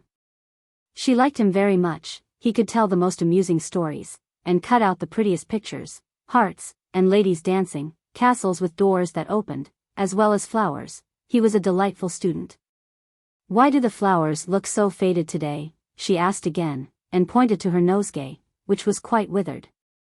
Don't you know what is the matter with them? Said the student. The flowers were at a ball last night, and therefore, it is no wonder they hang their heads. But flowers cannot dance, cried little Ida. Yes indeed, they can, replied the student. When it grows dark, and everybody is asleep, they jump about quite merrily. They have a ball almost every night. Can children go to these balls? Yes, said the student, little daisies and lilies of the valley. Where do the beautiful flowers dance? Asked little Ida. Have you not often seen the large castle outside the gates of the town, where the king lives in summer, and where the beautiful garden is full of flowers? And have you not fed the swans with bread when they swam towards you? Well, the flowers have capital balls there, believe me. I was in the garden out there yesterday with my mother, said Ida, but all the leaves were off the trees, and there was not a single flower left. Where are they? I used to see so many in the summer. They are in the castle, replied the student. You must know that as soon as the king and all the court are gone into the town, the flowers run out of the garden into the castle, and you should see how merry they are. The two most beautiful roses seat themselves on the throne, and are called the king and queen. Then all the red coxcombs range themselves on each side, and bow. These are the lords in waiting. After that the pretty flowers come in, and there is a grand ball. The blue violets represent little naval cadets, and dance with hyacinths and crocuses which they call young ladies. The tulips and tiger lilies are the old ladies who sit and watch the dancing, so that everything may be conducted with order and propriety. But, said little Ida, is there no one there to hurt the flowers for dancing in the king's castle? No one knows anything about it, said the student. The old steward of the castle, who has to watch there at night, sometimes comes in. But he carries a great bunch of keys, and as soon as the flowers hear the keys rattle, they run and hide themselves behind the long curtains, and stand quite still, just peeping their heads out. Then the old steward says, I smell flowers here, but he cannot see them. Oh, how capital, said little Ida, clapping her hands. Should I be able to see these flowers? Yes, said the student, mind you think of it the next time you go out, no doubt you will see them, if you peep through the window. I did so today, and I saw a long yellow lily lying stretched out on the sofa. She was a court lady. Can the flowers from the botanical gardens go to these balls? Asked Ida. It is such a distance. Oh yes, said the student, whenever they like, for they can fly. Have you not seen those beautiful red, white, and yellow butterflies, that look like flowers? They were flowers once. They have flown off their stalks into the air, and flapped their leaves as if they were little wings to make them fly.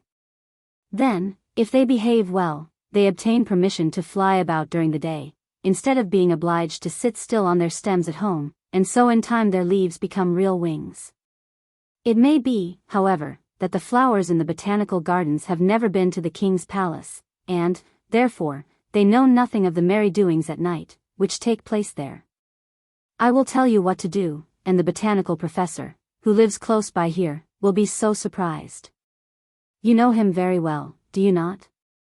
Well, next time you go into his garden, you must tell one of the flowers that there is going to be a grand ball at the castle, then that flower will tell all the others, and they will fly away to the castle as soon as possible.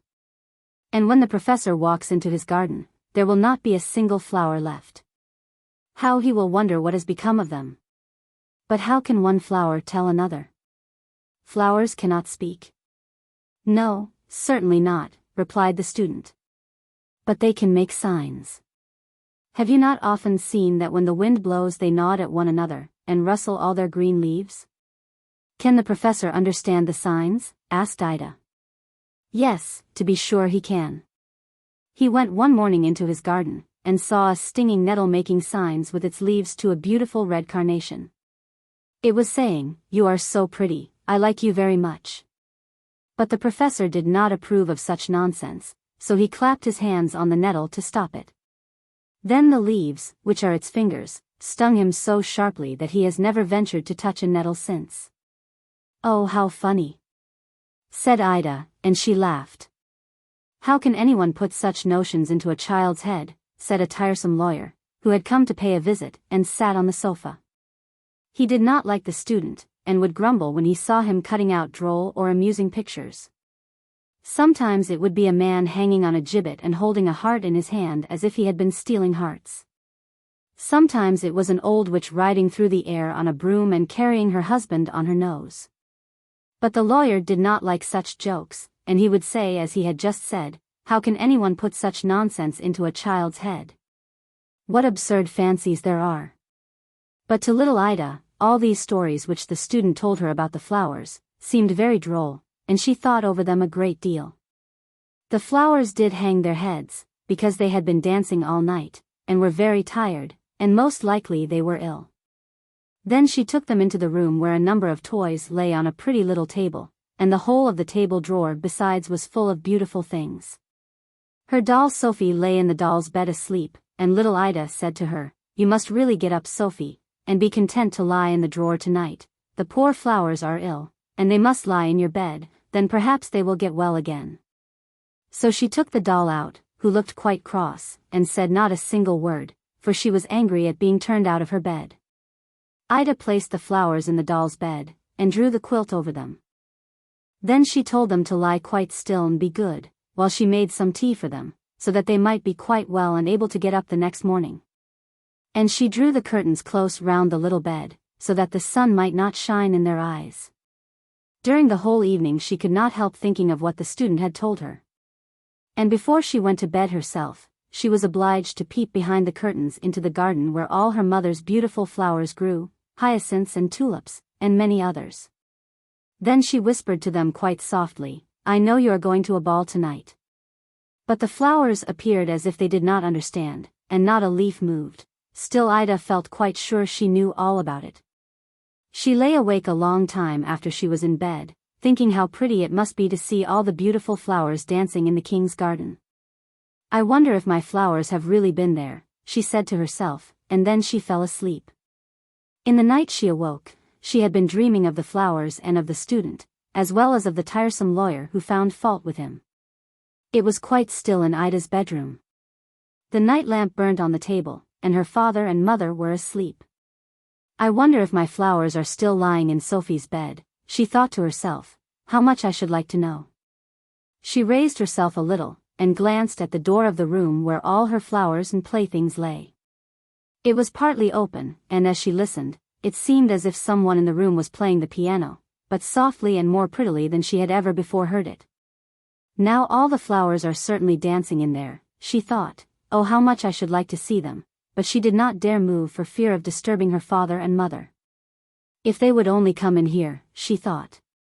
But they did not come, and the music continued to play so beautifully, and was so pretty, that she could resist no longer.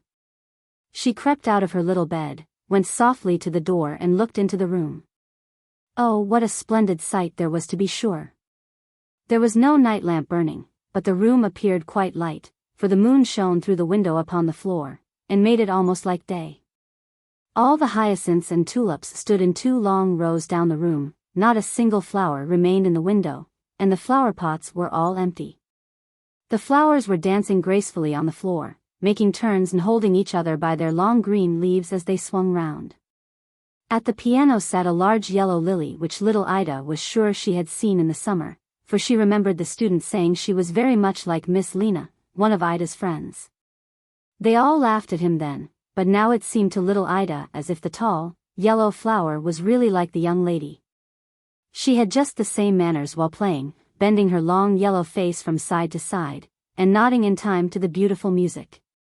Then she saw a large purple crocus jump into the middle of the table where the playthings stood, go up to the doll's bedstead and draw back the curtains. There lay the sick flowers, but they got up directly, and nodded to the others as a sign that they wished to dance with them. The old rough doll, with the broken mouth, stood up and bowed to the pretty flowers. They did not look ill at all now, but jumped about and were very merry, yet none of them noticed little Ida. Presently it seemed as if something fell from the table. Ida looked that way, and saw a slight carnival rod jumping down among the flowers as if it belonged to them. It was, however, very smooth and neat, and a little wax doll with a broad-brimmed hat on her head, like the one worn by the lawyer, sat upon it. The carnival rod hopped about among the flowers on its 3 red stilted feet, and stamped quite loud when it danced the mazurka. The flowers could not perform this dance, they were too light to stamp in that manner. All at once the wax doll which rode on the carnival rod seemed to grow larger and taller, and it turned round and said to the paper flowers, "How can you put such things in a child's head? They are all foolish fancies." And then the doll was exactly like the lawyer with the broad-brimmed hat, and looked as yellow and as cross as he did, but the paper doll struck him on his thin legs, and he shrunk up again and became quite a little wax doll. This was very amusing, and Ida could not help laughing. The carnival rod went on dancing, and the lawyer was obliged to dance also. It was no use, he might make himself great and tall, or remain a little wax doll with a large black hat. Still he must dance. Then at last the other flowers interceded for him, especially those who had lain in the doll's bed, and the carnival rod gave up his dancing. At the same moment a loud knocking was heard in the drawer, where Ida's doll Sophie lay with many other toys. Then the rough doll ran to the end of the table, laid himself flat down upon it, and began to pull the drawer out a little way. Then Sophie raised himself, and looked round quite astonished. "There must be a ball here tonight," said Sophie. "Why did not somebody tell me?" "Will you dance with me?" said the rough doll. "You are the right sort to dance with, certainly," said she, turning her back upon him. Then she seated herself on the edge of the drawer, and thought that perhaps one of the flowers would ask her to dance, but none of them came. Then she coughed, hem, ahem, but for all that not one came. The shabby doll now danced quite alone, and not very badly, after all. As none of the flowers seemed to notice Sophie, she let herself down from the drawer to the floor, so as to make a very great noise. All the flowers came round her directly, and asked if she had hurt herself, especially those who had lain in her bed. But she was not hurt at all, and Ida's flowers thanked her for the use of the nice bed, and were very kind to her. They led her into the middle of the room, where the moon shone, and danced with her, while all the other flowers formed a circle round them. Then Sophie was very happy, and said they might keep her bed. She did not mind lying in the drawer at all. But the flowers thanked her very much, and said, "We cannot live long. Tomorrow morning we shall be quite dead, and you must tell little Ida to bury us in the garden, near to the grave of the canary. Then, in the summer we shall wake up and be more beautiful than ever."